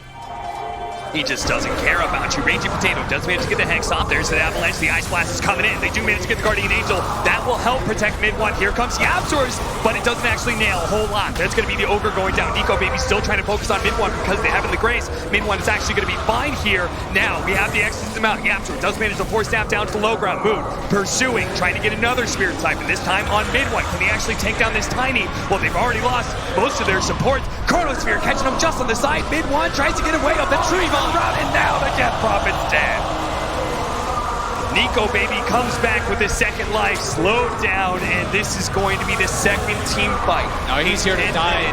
Team Secret absolutely outclassed Mineski and almost wiped them. And Zai's still chasing. He wants the full team wipe. They're going to extend their lead 7K. The Blink Dagger, I feel like, just doesn't really do anything for you. Yeah. It helps you evade some situations, but... And what they want to do is get on top, and I would agree if the Void didn't have such a fast BKB, and if you weren't playing against Heavenly Grace. You fulfill those two conditions, maybe you're alright. But as it stands, I mean, they're trying to do what they did last game, which is take these mid-game fights, push in for the towers, but you know, they don't have the firepower, they don't have the heroes. Yeah. You see that team fight again. They thought they just had the burst damage, but a fast Guardian Angel coming out from Zai was so key. It slows down the damage that Nico Baby was putting on a mid one, and then he just doesn't get enough. The Ice Blast wears out about right now. Yeah, if mid one dies in that position, maybe the Void doesn't have enough damage, because he only has a Maelstrom. I mean, Yapzor just barely died there. He almost got the Tiny as well, but Nisha being able to get that Chronosphere, he held it for so long too. He read that the fight was going to go their way without it. He only used it once mid one really, or excuse me, Moon really committed to that fight. There's now a Mjolnir for Nisha. Mineski. There's his damage. Twice now they've been repelled by Team Secret. At some point in time, you're going to have to start thinking about an exit plan, a plan B. What are you going to do with this game threatening to go late? Yeah. Plus, I feel like in the previous two games, Mineski had the vision advantage every single time. Yeah. They de-warded so many different wards. In this game, that top ward saw them coming the entire time, so they knew to be set up for the fight. Small mistake is Secret did not end up denying that top tower, which only had 20 HP. And this is going to secure them 2 bounty runes. I mean, they haven't gotten 2 bounty runes in such a long time. Moon's going to go for the plate mail and the Ags, both items that I advocated for. I wanted to see the Ags first into the Shivas, but he opts to go for the plate mail. Yeah. Just a little bit of help. I mean, it is a lot of physical damage. Yeah, I like the casual plate mail. Yeah, with the volley build coming out from mid one, like he actually has to worry about the physical damage coming from the Tiny, not from the Faceless Void. Because Void's got a very magic damage heavy build. Mjolnir and his bashes, that's most of his damage right now. Very true, Cap. 5-14, a 7,000 net worth lead for Team Secret. We have not seen them have this kind of lead once in this series. It's only until this game 3 they get mad, and they are just not letting Mineski get any openings here. One thing, though, is throughout the season, when Secret has any sort of lead, they just sort of go for it. They take fights nonstop, but I think they've sort of developed like this mutual respect. Secret is saying, like, Mineski, you're a good team. You can hang with us. Let's not just throw. Yeah. The Raging Potato jumping forward. They're going to try and blow up Yapzor. That is a target you can certainly burst down. That's like mid the one. easiest target. Mid one, he's hard, but Yapzor, that's easy. And he's got a BKB mid one. I love when your cores still go BKB when you've got an Omni Knight. I feel like it's the worst thing in the world when you purely rely on your Omni to save you in those situations. It makes it so hard because then he has like 4 different heroes he has to constantly save. Every BKB that comes out makes Zai's life easier. You're one of the biggest BKB enthusiasts that I know. You always say you have a lead, secure it with a BKB. Yeah. What's the point of having 10k net worth if you don't have a BKB? Yeah. You get Hex once, your 10k net worth. It's gone. You just die. Just like that. Though, how much gold was Yapzor worth? I remember saying this was a 7,000 net worth lead. Now it's only 5k. Dude, he was worth a lot. Their A is worth 2,800, and Ninja Boogie's like most expensive item is his Quelling Blade. Life's been hard for him. That's his luxury item right now. Raging Potato's done a good job of keeping pace with Yapzor. In fact, we're pretty much core for core until it comes to the difference between our Death Prophet and mid one's Tiny. Yeah, mid one still unblemished, 5-0 and 6. I mean, he's no. How do you push into that? You don't. Yeah. You, if I'm straight up honest, you don't. Mineski. It seems to be their turn to sit back. Nice. Ah, still got it. The crowd like that. Oh yeah. I mean, an attack, a projectile like Death Prophet's, it's not fast. It does that little swirly animation as it makes its way to its target. KP. He's going to be slowed down. Fire Blast onto the Void, trying to slow down the damage. There goes the Heaven of the Grace. Ninja Boogie's already dead from mid one. He managed to get the initiation onto him. At the same time, they were going on KP, so that's 2 dead already. But mid one, they're actually going to go for this one, threatening the Chronosphere. Moon does manage to get outside of it. Guardian Angel will protect him against this Exorcism and the lockdown on Nico Baby. They're going to try and focus on Moon while they have Nico Baby just naturally die out. The Circle Wards are there, the BKB. They've almost finished off Moon. Their volley almost does it, but Death Prophet managed to survive off the Eul Scepter, and so instead, they're going for the Wraith King, who's had half health. They're trying to play around these wards as best as possible. Blink's healing, going on the Yapzor. Spirit Siphon healing up. He managed to actually heal through all of that one, but Nisha's now locked him down. A ton of damage onto Nisha. Quickly stopped by Zai, who gets on the Purification. KB, who came back into this fight, may just exit it just as quickly as Silence goes out. Onto 4 from Moon. They go back into this one. Yeah, Ice Blast. And they finish him off. He's dead, but the follow-up there comes out from the volley to be able to finish up Nico Baby. Moon, blast down Puppy. They want jump the team forward. They're going to be able to get the Omni Knight. That's going to be a wipe. This time, Secret. They challenge Mineski. They say, we think we're stronger than you. Let's put it to the test. But the buybacks, that's what makes the difference. Mineski use 3 different buybacks, but it wins them the fight, and it just might win them Roshan. They Rosh. If they could Rosh, this would make it worth it. If they can't, then all you really did was make it so that the fight went even. And they're going to ping into Roshan. They know it's up.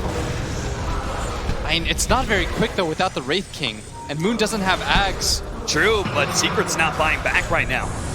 I think they also agreed. They're like, we don't think you can do Roshan either. Oh, it's going to be close. They almost have the Aghanim Scepter on Moon, too. That certainly would have helped. Solar Crest is pulling in its weight here. Yeah, this Rosh took forever, but Puppy, does he have a TP? No, he's not going to TP. Yeah, they're just giving it up. A while, but this is a big Roshan. Yeah. Now the gold lead set to 4K. Moon can comfortably buy Ags without having to worry about having buyback or not. The Ags also means the Aegis is more effective on Death Prophet than it was in the past. In the past, you weren't a good Aegis hero because you were just an Exorcism buff. That's all you were. But now Aghanim Scepter adds a lot of damage to this Death Prophet when she does have her ultimate on cooldown. That was such a go-for-it maneuver, by the way. Yeah. If it goes poorly, Mineski lose the game right there. Yep. When they all bought back, and I thought it was going to go disastrously for them when they ran in 1 by 1. Oh, yeah. That's looking a little bit dicey. Moon TPing in and getting the 4-man silence. I was like, okay. Oh, Moon. That's a cool silence, but what are you going to do with it? Runs after the Tiny, but isn't able to find anything. I think he was just trying to get him out of that area. Because mid one, of course, still has the BKB. And they still have to be cautious on the side of Mineski. Yeah. They used a lot of buybacks for that. In fact, they have only 1 up, and it's on Ninja Boogie, and that's because his net worth is so low that as long as the timer isn't up, he'll have it. AC completed by Nisha. They immediately go for the smoke. They might run into the Wraith King here. They've got to be careful. They're going to dodge the Wraith King.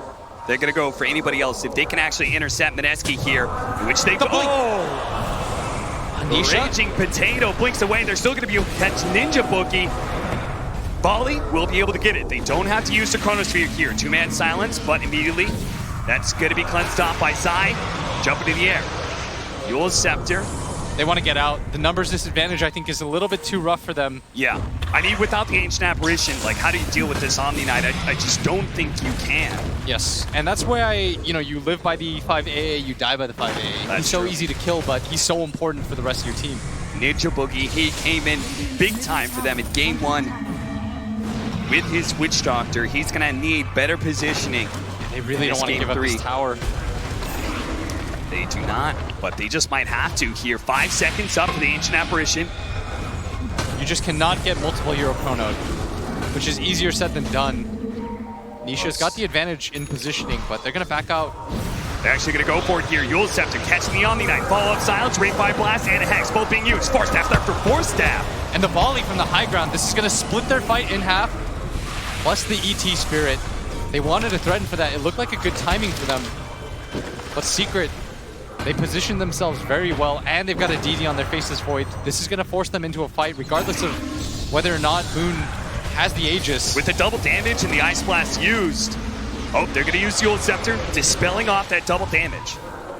And the Ice Blast is about to come back up, but first Nisha and Mid One try and find their opening, but Raging Potato again with a fast Blink Dagger away. Now Secret have overextended themselves. They're going to try and catch Yapzor, Puppey, manage to get a stomp, but it's Mid One who's going to get caught. Instead, they do have the Ice Blast. Purification goes out, BKB and the Guardian Angel. Bye-bye damage. They can't bring down Mid One anymore. Puppey throws out the Earth Splitter with the Chronosphere as well. It's not going to be able to hit. Can they bring down Moon? It's going to be a close call, but he does fall. Now they're going to turn back into Nico Baby. Never mind, Raging Potato's a better target, but because of the Aegis, they need to be able to get out. But he's been caught in the shackles. Raging Potato, they have their Heavenly Grace. They're going to be able to save Nisha. A little bit more of the silence. No, it's good enough. The Force gets away. The Force Staffs again come in clutch for Team Secret.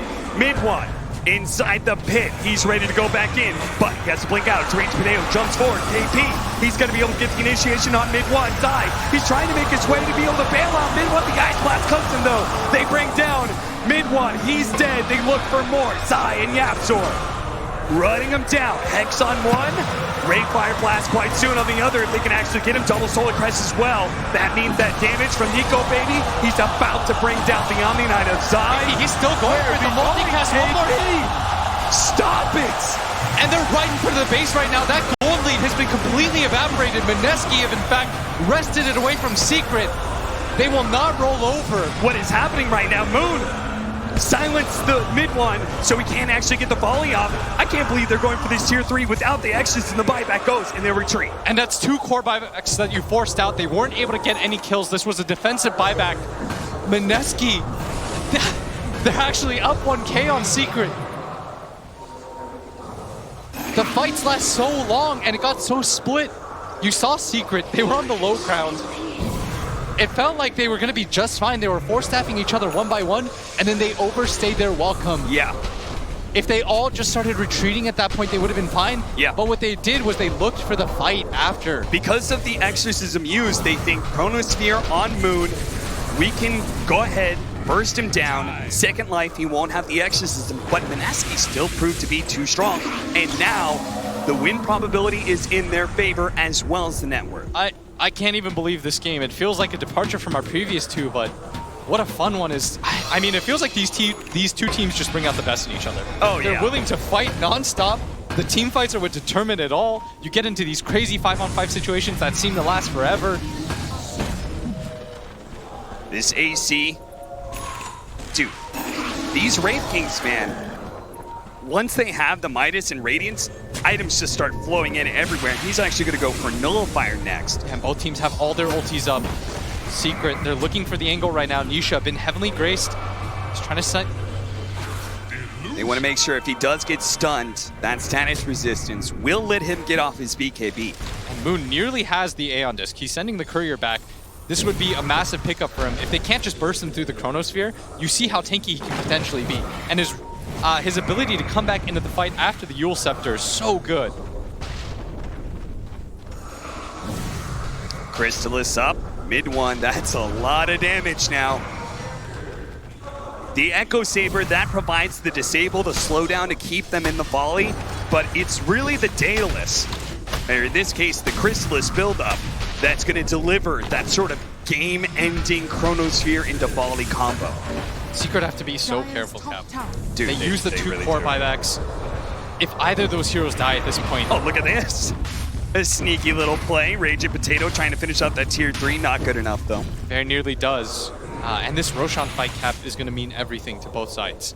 If Secret decide to take the fight, it'll be without the buyback on the Tiny. They're going to go for it or here. the Omni Knight, Cap. It'll be 2 core buybacks that they don't have. And Team Secret, will it be hubris? Will they get caught in this mid lane? A lot of them are behind Yapsor, but not everybody. First defensive force down. You could see Mineski not going to take the bait here. They're being patient right now. They don't want to overextend themselves. They just picked up the Aeon Disc, but the Death Prophet just showed himself on that ward. Secret should know about that saving grace. Yeah, that's a big item pickup for both teams. Now you can't just blindly Chrono Moon and hope for the best. You have to position it correctly. So we wait with bated breath. Roshan about to spawn, and that's going to mean a mad dash for both teams. And neither of them have buybacks, but it's Mineski that's limited by They actually had a ward in place. They're going to be able to see that Blink Dagger in. Raging Potato, defensive force tap away, but a volley finish them off. Raging Potato down, BKB used by mid one, and Mineski. Everybody out. Roshan, 20 seconds until he's up. What team's going to go for it? A fast Roshan like this with 90 seconds for Raging a Potato. Ice Frog just wants it. He, just 10 more years of Mineski versus Secret. What gives the most dramatic situation? It's that 20-second timer on the Roche. And if they get it, there are going to be so many items coming in for Team Secret. Like the Lotus Orb for Zai, that's going to be crucial because the whole Blink Dagger Death Prophet play is then canceled. And there's a nullifier on Wraith King. Oh, yeah. Oh, this is going to be an explosive team fight. Dude, he's going for the Orchid. He's going for the Son of Doom build. Shout out to ODPixel for that one. I hope you're watching. But all of that, right? All of that can go away off of a Lotus Orb or Heavenly Grace coming out from that Omni Knight. They have to hunt Zai down. This really is a game about hunting Zai. I will say his build, not going for Greaves, has hurt him so much because he doesn't have the ability to remove that silence easily. Now they're going for it. They don't care. Ice Blast in the pit. Moon showing himself at bottom lane. Dude, is Mineski actually going to fight around this? This is going to go really quick. Seeping in. Can they get in there in time? Nico Baby gets vision off into neutral. Then trying to go for Nisha. He's already popped his BKB. Chronosphere to be able to pick up the Aegis and cheese. He's got that. Now he's going to be able to jump over to the side, trying to go for Moon as best as possible. Now time lock out. Trying to ready for the first light. It might be the Aegis as well. Look at Midwan. He's TPing back to the shrine right now. He's trying to stay in the fight. Zai's get out of the river, but Zai's gone. He doesn't have buyback. And Nico Baby, he's blinked forward if he can get any more. But 104 seconds now for Zai. 2 minutes on his buyback. They've got the numbers advantage. Aegis and cheese, but for what? No Omni Knight, no Chronosphere. And a DD rune. Oh. How fortuitous for Mineski.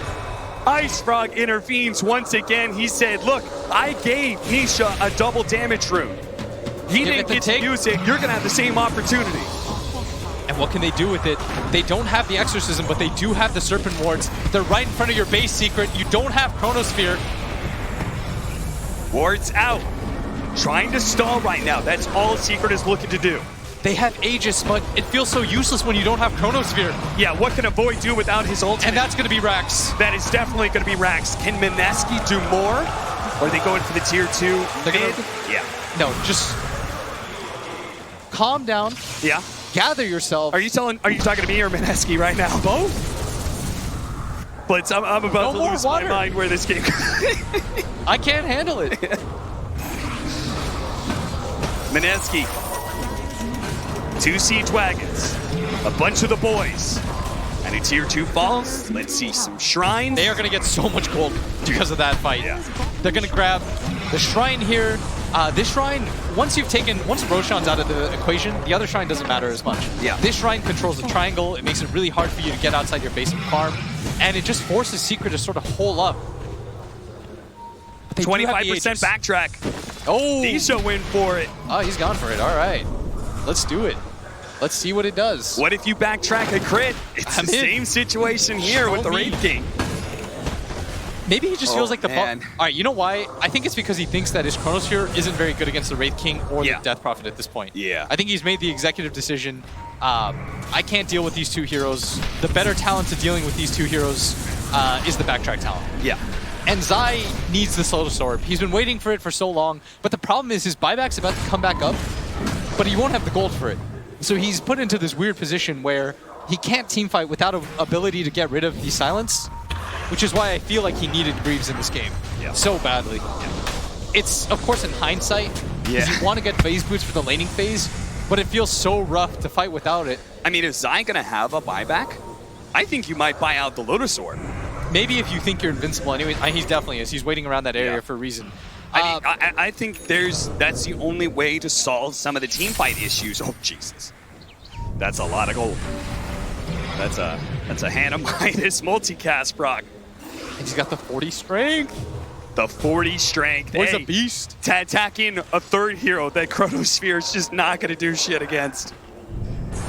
KP right now is walking around with 3,600 HP, 1 billion armor. I think that's what that adds up to. I can't believe we're in this position right now. We're Secret 8K down. Cap, they were most people's favorites. Mineski, bottom 2. Yeah. They're about to join Infamous potentially in the top 8. Liquid Dota, where are you at? You had these 2 teams as your bottom 2. And look at that. But the team fight is all that matters. YapzOr pushes forward. Telekinesis onto KP. The first initiation of the Shivas, Chronosphere, it only catches the back line. He didn't actually lock down Moon. He will be able to finish off Ranger Potato, who doesn't have half buyback. KP is almost dead, but look at that. Trapped inside the trees, the Guardian Angel barely goes offside. He's being hunted right now. The Ice Blast takes him out. Nisha looking to be able to finish off KP, but he's so tanky. The Ogre's good. Mid one, pummeling them with the volley. Trying to be able to finish off Nico maybe as best as possible, but Moon, he's getting good access to some damage. A fade ball to be able to finish off the Ogre. He does have buyback. Mid one, he also dies as well. Moon's able to chase him down into the high ground. Nisha, man, fighting against an Angel Boogie. He gets 1. Can he get 2? He gets 3, but no. He's gonna die here. He does have the Aegis on his second life though. Nico Baby and KP sit on top of him. They need to be able to chase him down. Ray Fire Blast 1. Fire Blast 2. Ice Blast in. Force stab. That's not gonna hit. The tree volley over the top. They're going to be able to turn. They're going to be able to fight. Can they bring down Moon? The Ice Blast stolen by YapzOr. 1 second for the blink on Nico Baby. And he does manage to get the it. Avalanche doesn't hit him. Now it's KP's turn. And this was KP's buyback. They have the silence though. The counter Yule Scepter being countered by the Lotus Sword. Shiva's out. 3 versus 4. Nico Baby. There's 1 second. The Nullfire trying to finish off the Faceless Void. But again, the force tap is going to be good enough. Who's in the middle of everything? Nisha has a BKB though. They running out of physical damage. Nico Baby's trying to go for mid one instead. But Moon, he's being checked down. 1 second. He's dead. Fade ball. He doesn't have buyback. He doesn't have buyback. He was 1 second away from the Yules. Nico Baby, he'll be able to at least get Puppy, but the rest is Secret. They're not tanky enough. They can't actually go for the second life of the Wraith King. But 1 second and Zai is about to be alive. Secret in a great position now. No buyback for 106 seconds. 74 seconds on the deck for the Ogre. They've got to make something of this. What a turnaround for them as they barely hold in that fight. If that Death Prophet gets Yules off, they're going to win that fight. And she was 1 second away from it. The target fire precision on Secret. 1K gold lead now for Mineski. Oh, my heart. Oh, they're trying to execute the Faceless Void. They know they are at a disadvantage, but again, the force stabs. Oh, he's coming in. He's got the 2 supports. Onto the 2 supports with an Ice Blast, with an Earth Splitter. 5 behind Mineski. That's 4 dead. Make it 5. The reincarnation. 1 versus 5. Oh, baby, Nico, baby. You got to get back to the fountain, and you've got to stall Secret, because once again, they're going for your throne. Telekinesis pullback, mid one, toss him over to Nisha. And he's just trying to waste time right now in Secret. And they're obliging right now. They're walking away from the tower. They don't have Glyph though. And this is going to be a hard hold. There's no buybacks. He's going to have to do this 1v5.